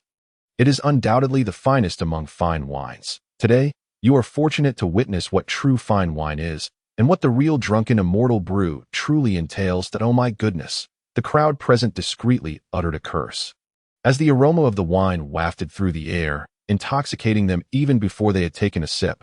Are you not being a tad overzealous in your claims? Even the famed drunken immortal brew from Yingjian Tower could only modestly boast of a fragrance that traveled 5 miles. Yet you have boldly doubled that assertion. However, the expressions on several faces soon turned to stone, revealing a profound sense of shock. At this moment, Wei Zheng decisively swung his hand, producing a sharp sound as he sent the lid of the wine jar flying into the air.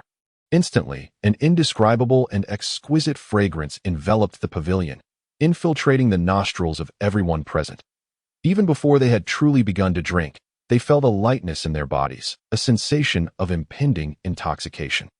This was the pinnacle of fine wines, the sovereign of all liquors, descending with an aura of imperial grandeur. The ethereal, dreamlike essence of the wine transcended all that the intoxicating aroma spread, the surroundings transformed into a paradise on earth.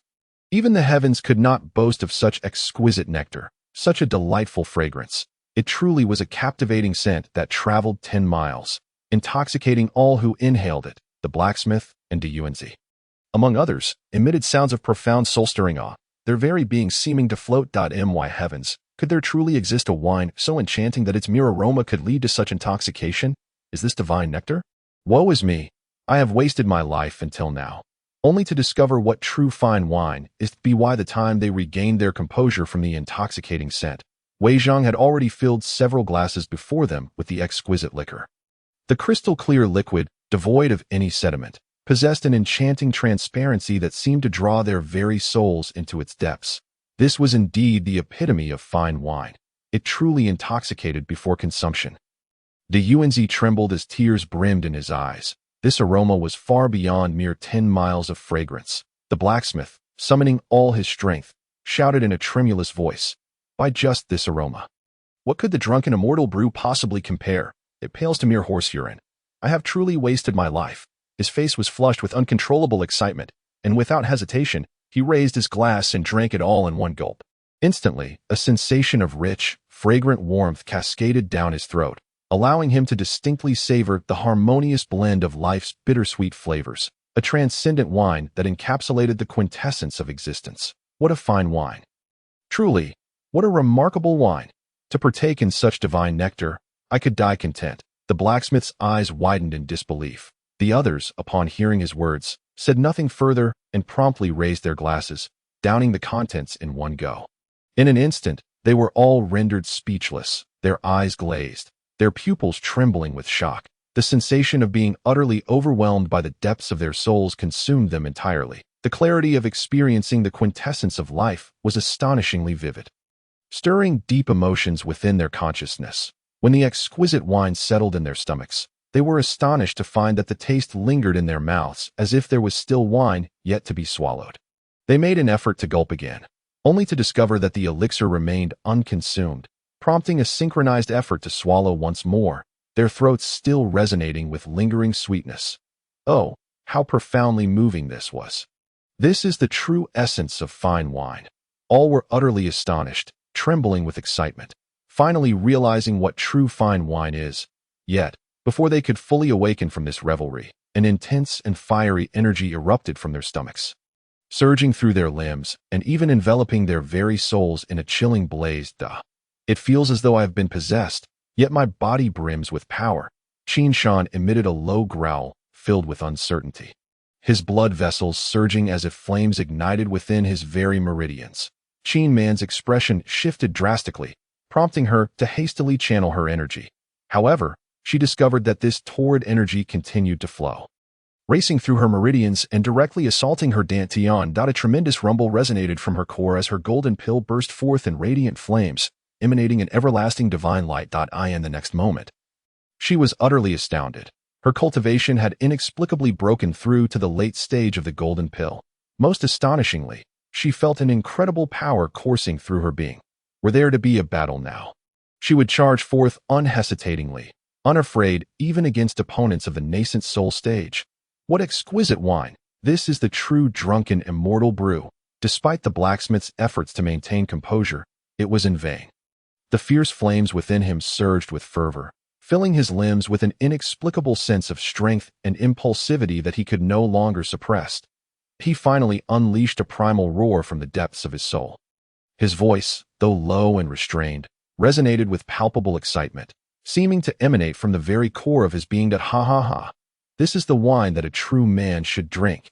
De Yuanzi sat beside him, lost in a daze, laughing and crying in a carefree manner, tears streaming down his face as he laughed heartily. He felt as if his very soul were dancing, singing praises, with every muscle and meridian trembling in blissful delight. As for Qin Man and Luo Yun, their faces were flushed, sitting in a stupor as they laughed uncontrollably. I want to find someone to spar with. My body is ablaze with energy, each muscle filled with strength. Oh, what is this? I feel as though I have gained immortality, invincible and unassailable. Qin Shan was the most exaggerated, standing with one foot on the table, pounding his chest like a gorilla, howling in despair. I have tasted every fine wine across the central continent, only to discover now that all I had before were mere horse urine, mere refuse. Are you all truly drunk? Wei Jing gazed in astonishment, feeling as though goosebumps had taken over his entire body. It was merely a single cup of wine. Did it warrant such extravagance? When I first began drinking, I had only a second-rate liquor, and after one cup, I spent the entire night vomiting. Yet, even the most dramatic actors would hesitate to portray such exaggerated behavior. What on earth is this? Nevertheless, witnessing these individuals lose all restraint, laughing and crying in a frenzy over a single cup of fine wine, left Wei Zheng utterly shocked, particularly De Yuanzi, who was rumored to be several hundred years old. A veritable ancient spirit. Was he truly intoxicated? Looking at Qin Man and Luo Yun, those two appeared equally deranged. This truly warranted over just one cup of wine. Wei Zheng remained dumbfounded, feeling as though he might burst from the sheer absurdity of it all. In truth, he had underestimated the true potency of the 5-grain liquor he had personally brewed. The brewing formula bestowed by the system was the culmination of 5 millennia of Chinese tradition, refined through countless experiments and the fervent passion of many who had devoted their lives to the craft of winemaking. Throughout history, countless individuals had sung praises to wine, composing poetry in its honor. And the art of brewing had evolved over innumerable generations. Thus, Wei Jing's brewing technique stood on the foundation of 5,000 years of Chinese heritage, a crystallization of wisdom forged through the trials of countless sages. The moment De Yuanzi and others tasted such exquisite wine, the impact on them was beyond comprehension. In a realm where winemaking techniques were only just beginning, offering such a vintage was akin to unleashing an atomic bomb. The spiritual shock they experienced was utterly beyond the capacity of words to convey. Moreover, the ingredients Wei Zheng used included 3 types sourced directly from his farm. These raw materials contained a trace of the Tao. And through fermentation, repeated cycles, and meticulous crafting, the essence of the Tao was fully integrated into the wine. Though they had only consumed 2 cups, the energy of the Tao permeated their very souls, bringing them infinitely closer to grasping the essence of the Dao. It is easy to imagine the sensations coursing through these individuals. Their very souls trembled, instinctively seeking to comprehend the grand order of heaven and earth. These individuals had devoted their lives to cultivation, seeking enlightenment through the Tao, which was the ultimate pursuit of every cultivator. Yet, now they were thrust into the very essence of the Tao, leaving them on the brink of madness. Thus, in the hearts of De Yuanzi and the blacksmith, their shock was far more profound than mere astonishment. In their eyes, the exquisite wine crafted by Wei Zheng transcended mere description. It was nothing short of celestial elixir, a single cup capable of imparting profound insights into the essence of the Tao. Such a feat could not be achieved by mere immortals. Only those who surpass them can infuse the primordial truths of the Tao into divine wine. Chapter 100. A song to convey emotion. A single exclamation of astonishment reverberated through the air. Is there truly such exquisite wine in the world, capable of elevating the very concept of wine to such heights? It has surpassed the essence of wine itself. After a while, tranquility enveloped the pavilion, and the group rose to solemnly bow to Wei Zheng. How shameful it is! I prided myself on having tasted every fine wine in Zhongzhou, only to understand the true meaning of wine today. The aroma is timeless, the flavor rich and sweet upon the palate, refreshing as it glides down the throat, with a harmonious blend of tastes. The fragrance perfectly balanced. Words fail to encapsulate its essence. The exquisite brew, crafted from sorghum, rice, glutinous rice, wheat, and corn, awakened within me the sensations of life's myriad flavors. The group sat together, engaged in thoughtful discourse, their expressions radiating a pilgrim's reverence. Their tones imbued with a sense of infinite nostalgia, as if what they consumed was not merely wine, but the very essence of life itself. Wei Zheng, taken aback, finally realized that these individuals were indeed actors. Was this a post-class summary? Do you think I am a novice? What you can do, I can do too. Wei Zheng raised his cup and downed its contents in one go, only to be met with a sharp, overwhelming sensation that pierced through to his very lungs, leaving him utterly uncomfortable. He nearly forgot his aversion to alcohol. Only those who genuinely appreciate fine wine can truly discern its exceptional qualities. Hence, Wei Zheng could not grasp the wine's true meaning. Yet, in the spirit of pretense, he felt compelled to adopt an air of admiration for the beverage. By heavens, what a fine wine! Wei Zheng exclaimed loudly. He intended to impress, but alas, his cultural literacy was too lacking, and he could only utter a simple exclamation. Was that it? The blacksmith and Yuanzi exchanged glances, nearly bursting into laughter. They had hoped to hear the wisdom of a master. But regrettably, it seemed that the master had no such intention, leaving them to smile wryly in resignation. What is that expression on your faces? Wei Zheng grumbled, cursing himself for not reading more books. If only he had studied the likes of Li Bai, crafting poetry in drunken revelry, a pretense that could echo through the ages, while he was left with nothing but a simple exclamation. Feeling utterly humiliated, given the effort his companions had put into their performances, how could he dampen the spirit? Yet, Wei Zheng was a product of 9 years of compulsory education. He had some knowledge to draw upon.